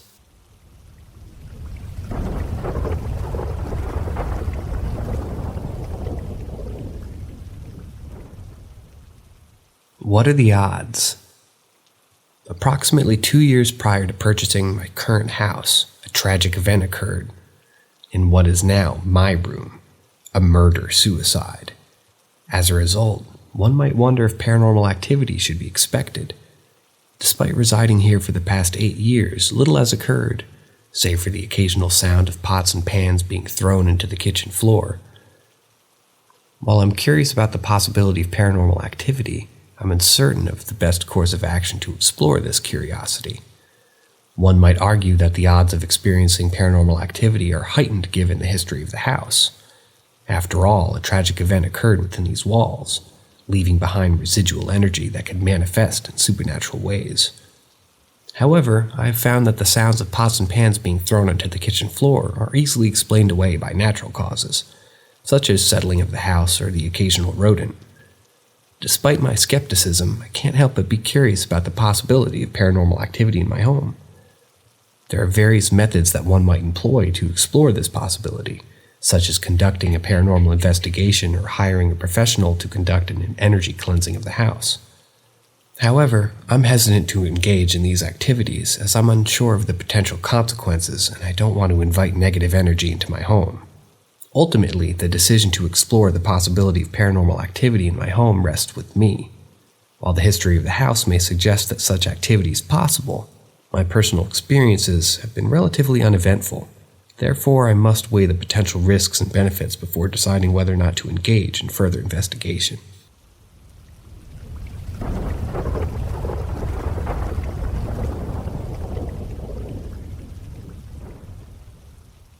I got scratched. So this happened over the summer. But I've only just started to talk about it because it freaks me out because I'm a skeptic. I don't believe in ghosts, spirits, or entities, or demons, whatever you want to call them, but I can't explain it without using the paranormal. Basically, I was at home. The only other person in the house was my younger sister, who was in her room. I was in the kitchen, and I had that feeling that something was looking at me. I turned around to see who or what was looking at me, and saw what appeared to be a full-bodied shadow figure of sorts, and it ducked behind the counter. It was pretty tall, not inhumanly tall, which makes me hopeful that it might not be a demon, since they're usually described as being unnaturally tall, kind of translucent, and had a clear figure of a human. I naturally freaked out. I told whatever I was going to go away, and I flipped it off, partially because I thought it might have been my sister trying to scare me. I don't know which one of those things it was, but I angered it. I felt a scratch on my back, which promptly started bleeding. I didn't touch my back, and there was no one behind me who could have done it, and no object close enough that could have scratched me. I'm fascinated by the paranormal despite being a skeptic. I watch so many paranormal investigator videos. Sam and Colby, Seth Borden, Exploring with Josh, Mackie and Amanda, Destination Fear, and I always try to debunk and justify everything using logic. This one I can't. And the more I think about it, the more convinced I start to become, because I know what I saw and I know what I felt.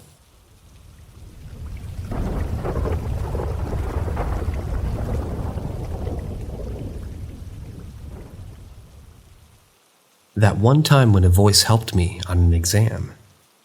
Once upon a time, not so long ago, I found myself in an unfamiliar situation. I had to take a highly significant exam at a different school under the supervision of teachers I'd never met before.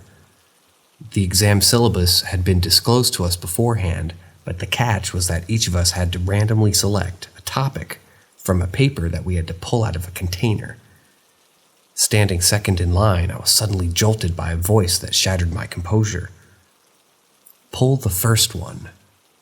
My senses went numb and I tried to act cool, as if nothing had happened. However, the voice persisted. What are you waiting for? Pull the first one. My mind raced with questions. Who was this person? Why was he or she so insistent? What was the significance of pulling the first paper? With trepidation, I blurted out, "But why? Can't you tell me the reason?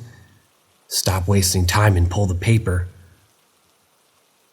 Thinking to myself that I was better to comply than to create a scene, with trembling hands I reached for the first paper. And as I unfolded it, a sense of incredulity engulfed me. The question was so straightforward and uncomplicated that I felt as if I was engaged in a casual conversation rather than a crucial exam. To my surprise, I realized that this topic was not part of the curriculum that had been shared with us. Incredibly, I found myself answering the question with ease and scoring a perfect 100%, something I'd never imagined. This experience taught me that sometimes the unexpected can lead to pleasant surprises, and that things are not always what they seem.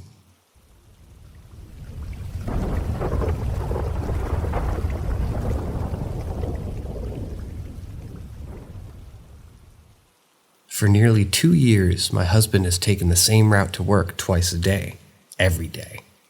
We've become so accustomed to the scenery along the way that we hardly pay attention anymore. But one day we noticed something out of the ordinary. A large house, squeezed between two smaller houses, looking completely out of place. We briefly discussed it, but then forgot about it. A few days later, on our way home from work, we remembered the strange house and decided to take a slow drive past it. But when we reached the spot where it should have been, it was nowhere to be seen. We drove up and down the road 5 or 6 times, but it was as if the house had vanished into thin air. The 2 smaller houses that had been sandwiched between were still there, but the large house was gone. Days went by and my husband passed the spot again, alone this time. He took more time to look around, and to his surprise, the house had reappeared. This time he noticed some distinct features. Large columns and a specific-looking witch window. There was no mailbox or address number anywhere in sight, and there was never any furniture, and the porch curtains and the windows were drawn. It was unlike any of the prefab houses around it, and it gave us an eerie feeling.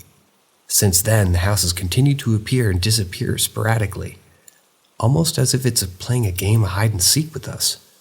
We've never been able to catch it at the same time twice, and we still haven't managed to snap a photo of it. But tonight we'll try again, since it was there and we drove by earlier. This mysterious house has become a constant source of fascination and intrigue for us, and we can't help but wonder about its origins and its purpose.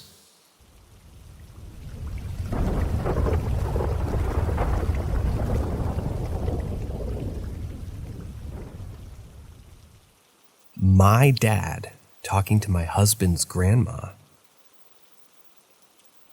There was a time when my husband's grandmother was suffering from a thyroid condition, which would cause her to go wonky whenever it went either high or low.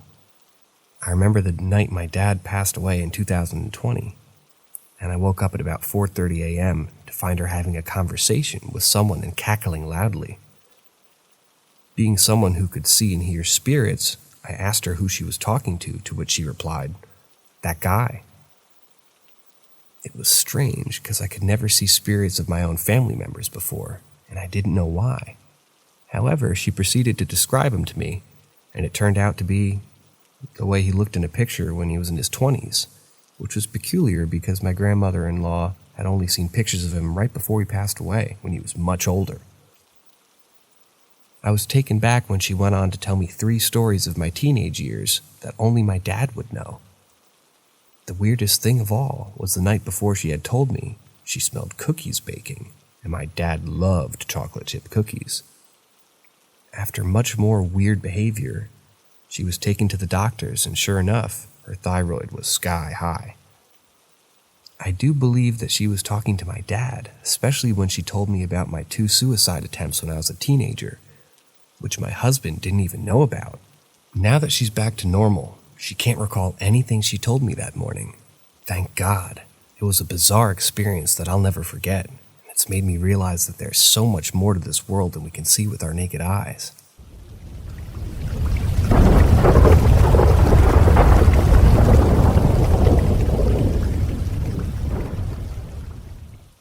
The Ghost and Demon from the Garden. As I sat perched on the kitchen counter, gazing outside and lost in my own thoughts, I noticed something out of the corner of my eye. Turning to face the source of the disturbance, I saw a dark, ominous shape looming in the distance. It seemed to be watching me with a malevolent glint in its eyes. It grinned, stretching unnaturally wide across its shadowy face. At the time, I assumed that it was merely a person who had come to visit, perhaps a friend of my parents or a neighbor dropping by for a chat. However, as I approached the door to investigate, I quickly realized that there was no one there.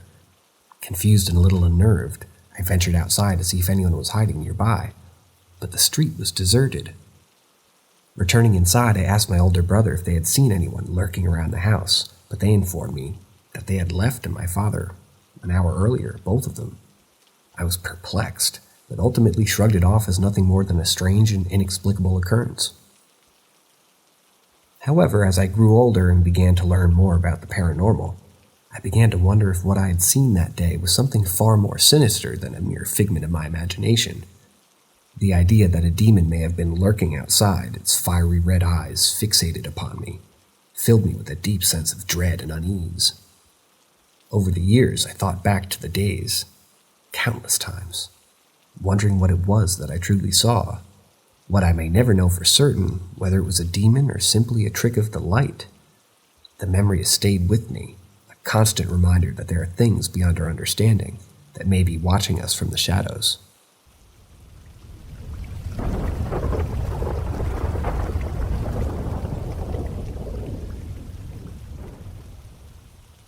My haunted apartment. As a child growing up in South Africa, I always had a fear of the dark. However, this fear was amplified when my mother and I moved into our apartment from my grandma's house. It was strange because at my grandma's house, I had no fear of sleeping alone. But in this new apartment, I couldn't even bear the thought of being alone in the house. Every time I left the bedroom, I would close the door because I always had an eerie feeling that something was watching me.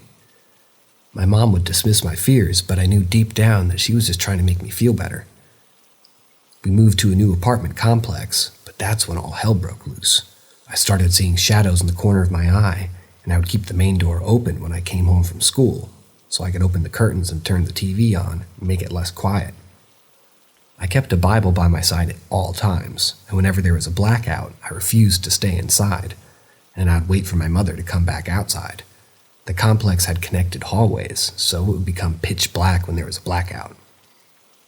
Even the bathroom scared me, and I would always ask my mom to close the door after using it. One day I overheard my mom talking on the phone, and she mentioned that the previous owners said that the place was not spiritually clean. One day during a blackout, I was getting ready for school when the washing machine started shaking violently. I finished getting ready and booked it to school, refusing to go back inside until my mother came home later that day. I lived in that apartment for 3 or 4 years before moving back to my grandma's, but the paranormal experiences didn't stop there. To this day, I still have more stories to tell.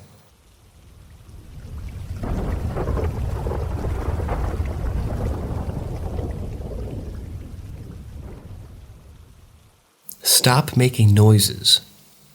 I must say that the paranormal has been a constant presence in my life, from my earliest memories as a child to my present state as a 23-year-old adult.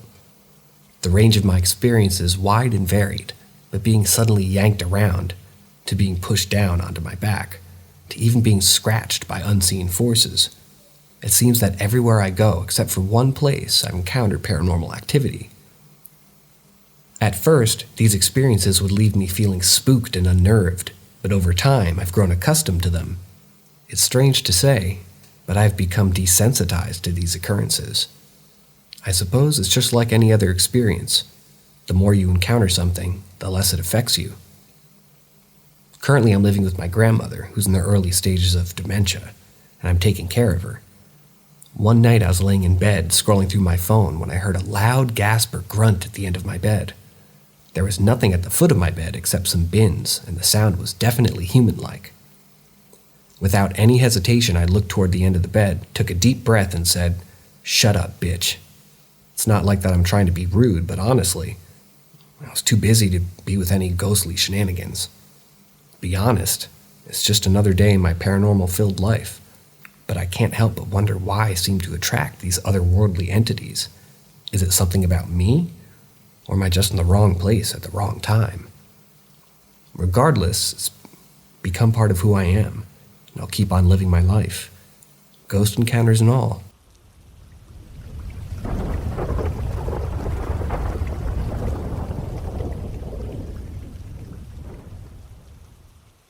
Can someone tell me what this means or is? During my childhood, specifically when I was around 8 or 9, I used to wake up early in the morning and watch television. However, on one particular night, something strange happened that I couldn't explain. As I was descending down the stairs, I heard a faint giggle from the living room, and I immediately assumed that it was my younger sister playing a prank on me. Despite the darkness that surrounded me, I continued to walk down the stairs, expecting to see my sibling's playful face. To my surprise, there was no one in the room, and neither the television nor the lights were on. It was a strange feeling of fear mixed with curiosity that engulfed me as I tried to investigate what was going on. Suddenly, a little girl who I believed to be a ghost ran past me, holding a stuffed animal in one hand and an unidentifiable object in the other. The girl's laughter echoed through the house as she darted from the living room into the kitchen, and within a few seconds, she had disappeared entirely. The little girl had curly hair and was dressed in old-fashioned attire that I'd never seen before. It was an unsettling experience, and for a while I kept it to myself, wondering if anyone else had ever witnessed anything similar in the house. However, I later found out that nobody had ever died in that house or the neighboring houses, and it was built by my great-grandparents. Despite my investigations, I couldn't find any rational explanation for what I saw that night. It remains a mystery to this day, and I often wonder if it was a ghost or just my imagination playing tricks on me.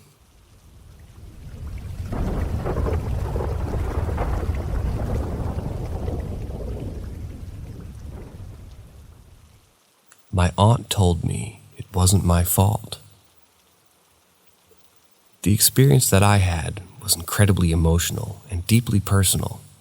It was a dream, but it felt so real that I woke up feeling like I had truly spent time with my aunt. who had passed away almost 2 years ago. Her death was sudden and unexpected, leaving me with a lot of guilt and regret. In my dream, she appeared to me and told me that her passing was not my fault, and that she loved me very much. The words that she spoke to me were so comforting and reassuring that I felt a sense of peace wash over me. It's hard to put into words how much this experience meant to me. It was like having a chance to say goodbye properly, to have closure and to know that my aunt was okay, even in death.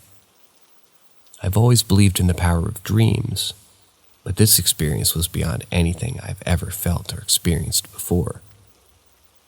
It was like my aunt was there with me, holding my hand and letting me know that everything was going to be okay. Of course, I still miss her every single day, but having this dream gave me a sense of comfort and closure that I didn't even know I needed. It reminded me that even though we may lose the people we love, they can still be with us in different ways, and that their love for us is never truly gone. It was a beautiful and powerful experience that I'll never forget.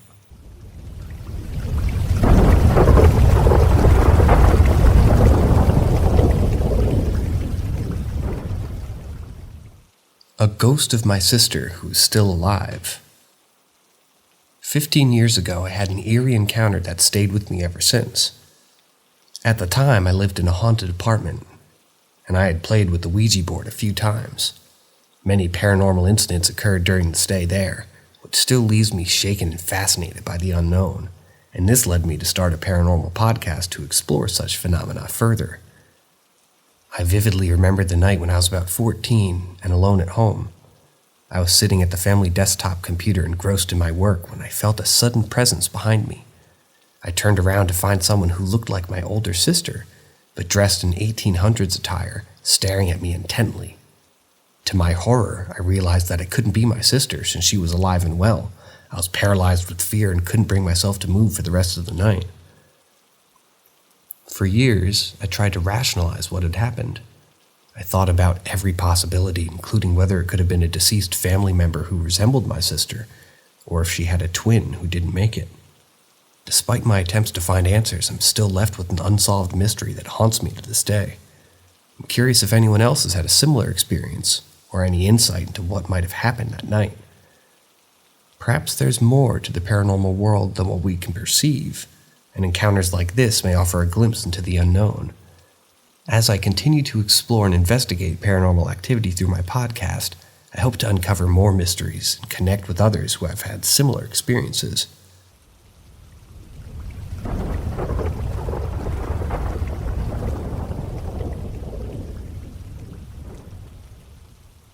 Please explain this. I think this ghost gave me a hickey. A long time ago, when I was on a cruise with my family for my 15th birthday, something bizarre happened that still baffles me to this day. It was 2019, and we were traveling from Australia to the southern parts of New Zealand and back again. During the first week of the trip, I spent a lot of time in the youth programs with other teens and didn't return to my cabin until almost midnight or 11. My cabin was connected to my parents' room, and my brothers and I shared a room.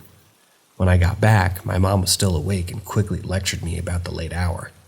My brother was already fast asleep, and I was fine in the shower, but when I looked in the mirror to brush my teeth, I noticed a dark red hickey on my collarbone. It was about the size of someone biting into an apple. It freaked me out. I remembered shaking and freaking out, but I went to bed anyway. The next day I told my mom about it, and she was just as startled and confused as I was. We didn't mention it to my dad or brother and left it to rest, continuing to enjoy our trip. It's been 4 or 5 years since that incident, and I've started thinking about it again recently. I've tried to retrace my steps and think of everything that's happened prior to the incident, but I'm left with nothing that makes sense. Even though I try to be a skeptic and find a reason for what happened, I can't explain it. I'm hoping that someone reading this, or hearing this, in this case, might be able to shed some light on this strange and unsettling event that's stuck with me all these years.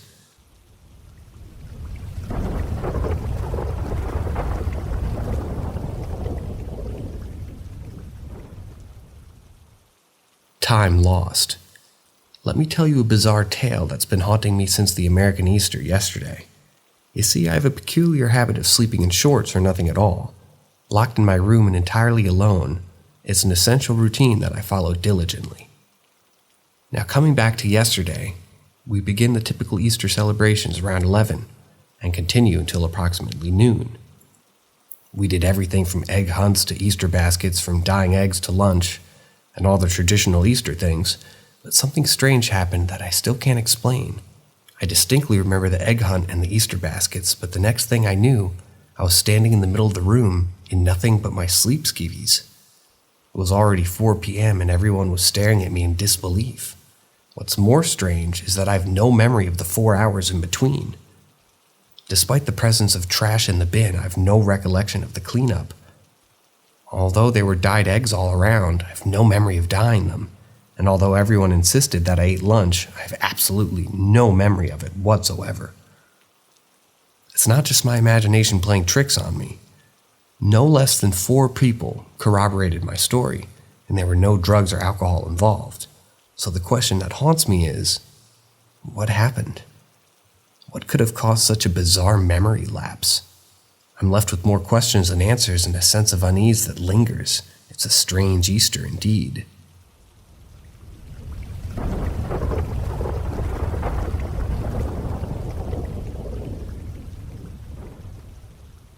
Research. I'm wondering if anyone knows where or if I could find old records from my childhood home. Are there any online sites where I could access the records for it?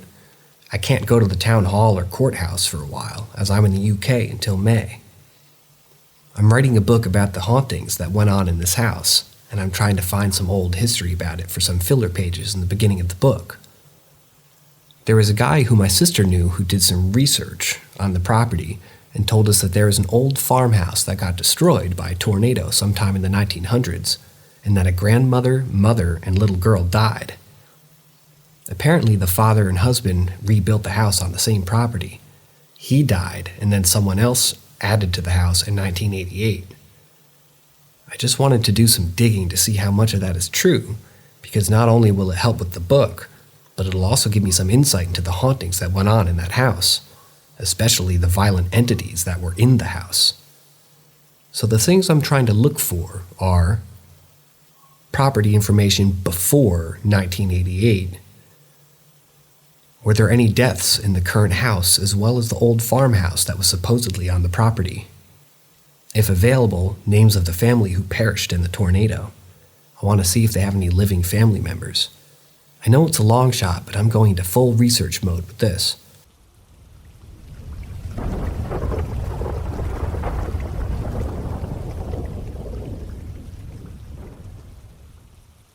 Gifts from the universe. There have been instances in my life where I've intentionally given away items, only to have them reappear in my possession in unexplainable ways. The first occurrence was with the blanket and a pillow that my mother had made for my daughter. Knowing I would never see her again, I only gave her the pillow and kept the blanket for myself. Recently, while thinking about my departed son and daughter, I retrieved the blanket only to find the pillow with it, despite having no logical reason to be there. Another experience involved a baby bed and a mobile that I had carefully selected for my younger son. After he outgrew it, I gave it away to a stranger in need. Months later, during a particularly difficult time while in a custody battle with my ex, I found one of these 3 bears from the mobile sitting in my washing machine. I can't explain how it got there. The most perplexing occurrence was with a decorative belt that belonged to my grandmother. Though I was not particularly close to her, I ended up with the belt and gave it away multiple times, even throwing it away, only to have it reappear in my possession again and again. While I'm saddened by these events, I can't help but wonder if there's any sign or something greater. Perhaps these items are returning to me as a message that I need them more than I realize. I'm also curious if anyone else has had similar experiences and what their opinion is on the matter.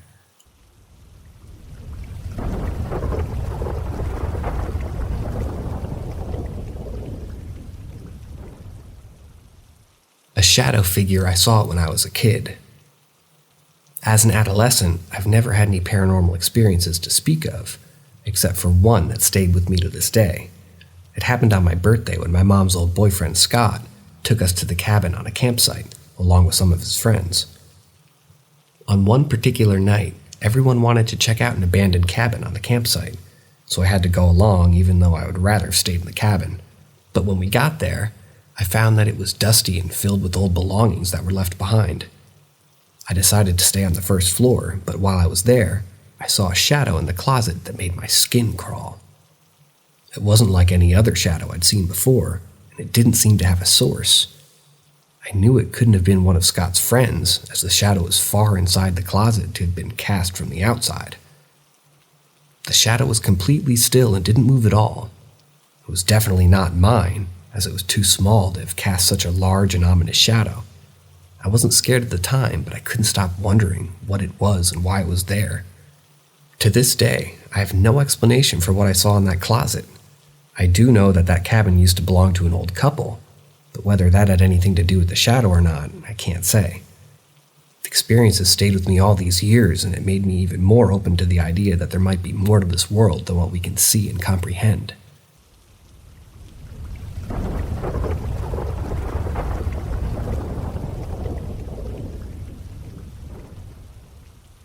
Throughout my life, I haven't had too many paranormal experiences.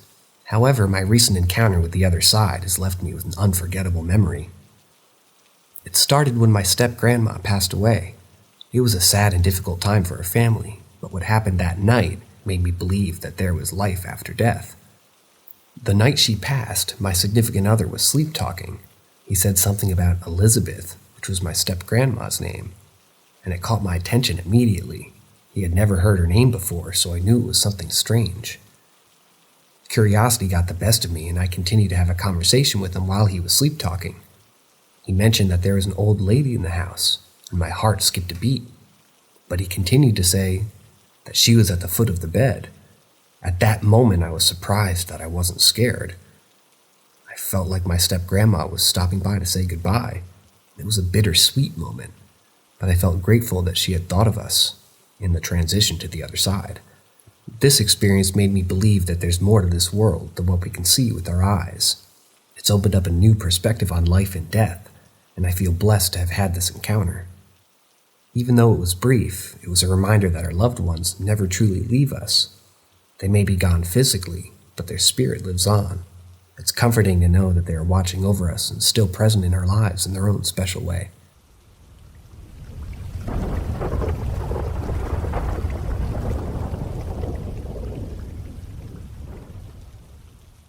So the fridge did a thing. Let me share with you a rather unusual incident that happened to me this morning while I was preparing breakfast in my kitchen. Everything seemed normal until I heard a strange fiddling sound that seemed to be coming from behind me. I didn't pay much attention to it, and I assumed that it was just my fridge making its usual noises. However, the sound persisted, and suddenly I heard a loud click. I quickly turned around to see what was happening, and to my surprise, the little door of my fridge was wide open, but this little door is something we hardly ever use. It's only big enough to store cans or bottles, and we don't even keep our eggs in the fridge. But if you need to use it, you just have to press a button and it'll open. To close it, you push it until it clicks into place. I was taken back by this sudden occurrence, and as I turned back towards the kitchen door, I saw it slowly lowering down until it was completely open. I pushed it closed and walked out of the kitchen, feeling perplexed by what had just happened. It was as though the fridge and the door were conspiring to get my attention. This event reminded me of another time when something equally bizarre had happened to me. It was almost impossible, like defying gravity. I can't help but wonder if there's some sort of supernatural force at work here, or if it's just a strange coincidence. Either way, it left me with feeling unsettled and perplexed.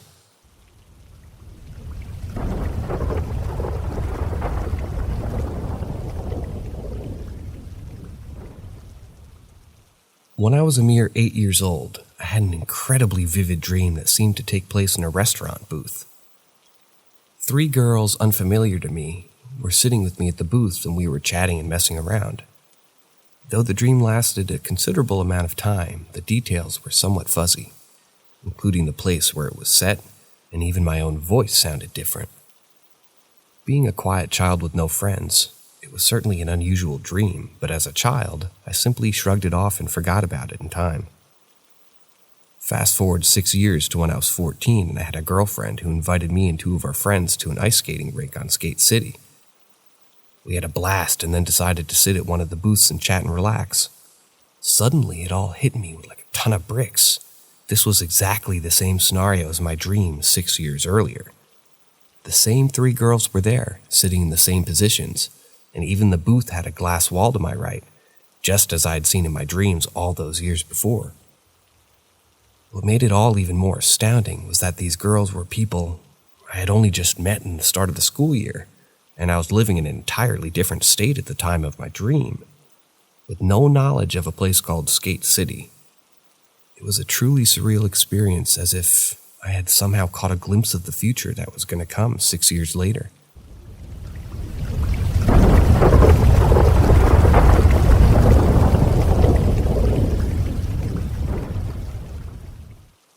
Ghost at my mom's house. When I was growing up, odd things would happen in my childhood home. It wasn't until I was an adult that I realized there was a ghost in my bedroom. This man would stand at the end of my bed and follow me around the house, sometimes scratching and hitting me in the night.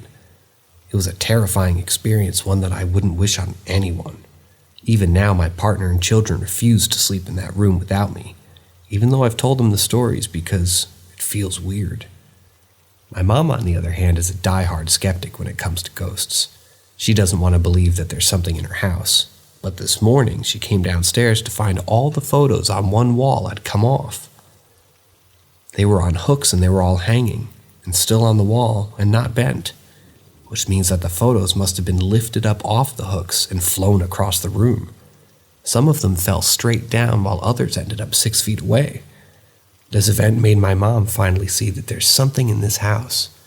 She freaked out, understandably so. We've never had this kind of activity in the house before, and it's unsettling to think that there might be something lurking in the shadows. Despite her skepticism, my mom's now open to the idea that there might be a ghost in the house. Who knows what other strange things might happen in the days or weeks to come.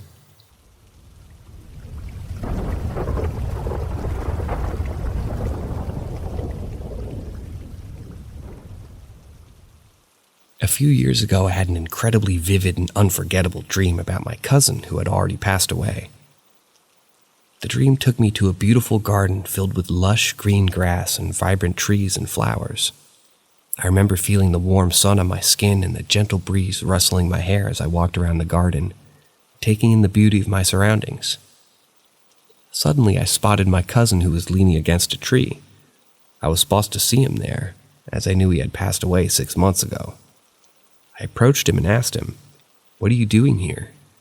He replied, "I'm resting." At the time, my son was sick and only 4 months old. My cousin asked me about my baby, and I told him that he was sick. Then, to my surprise, my cousin asked if he could take the baby with him. In that moment, I felt an overwhelming sense of fear and remembered that my cousin had already passed away. When I woke up from the dream, tears streamed down my face and I hugged my baby tightly. Although I couldn't see my cousin's face in the dream, I felt a sense of peace and happiness knowing that he was finally resting after a long, difficult battle with the illness and frequent hospital visits. But to this day, I remember that dream with incredible clarity, and it remains poignant and a reminder that there's a deep connection we share with our loved ones, even after they passed away.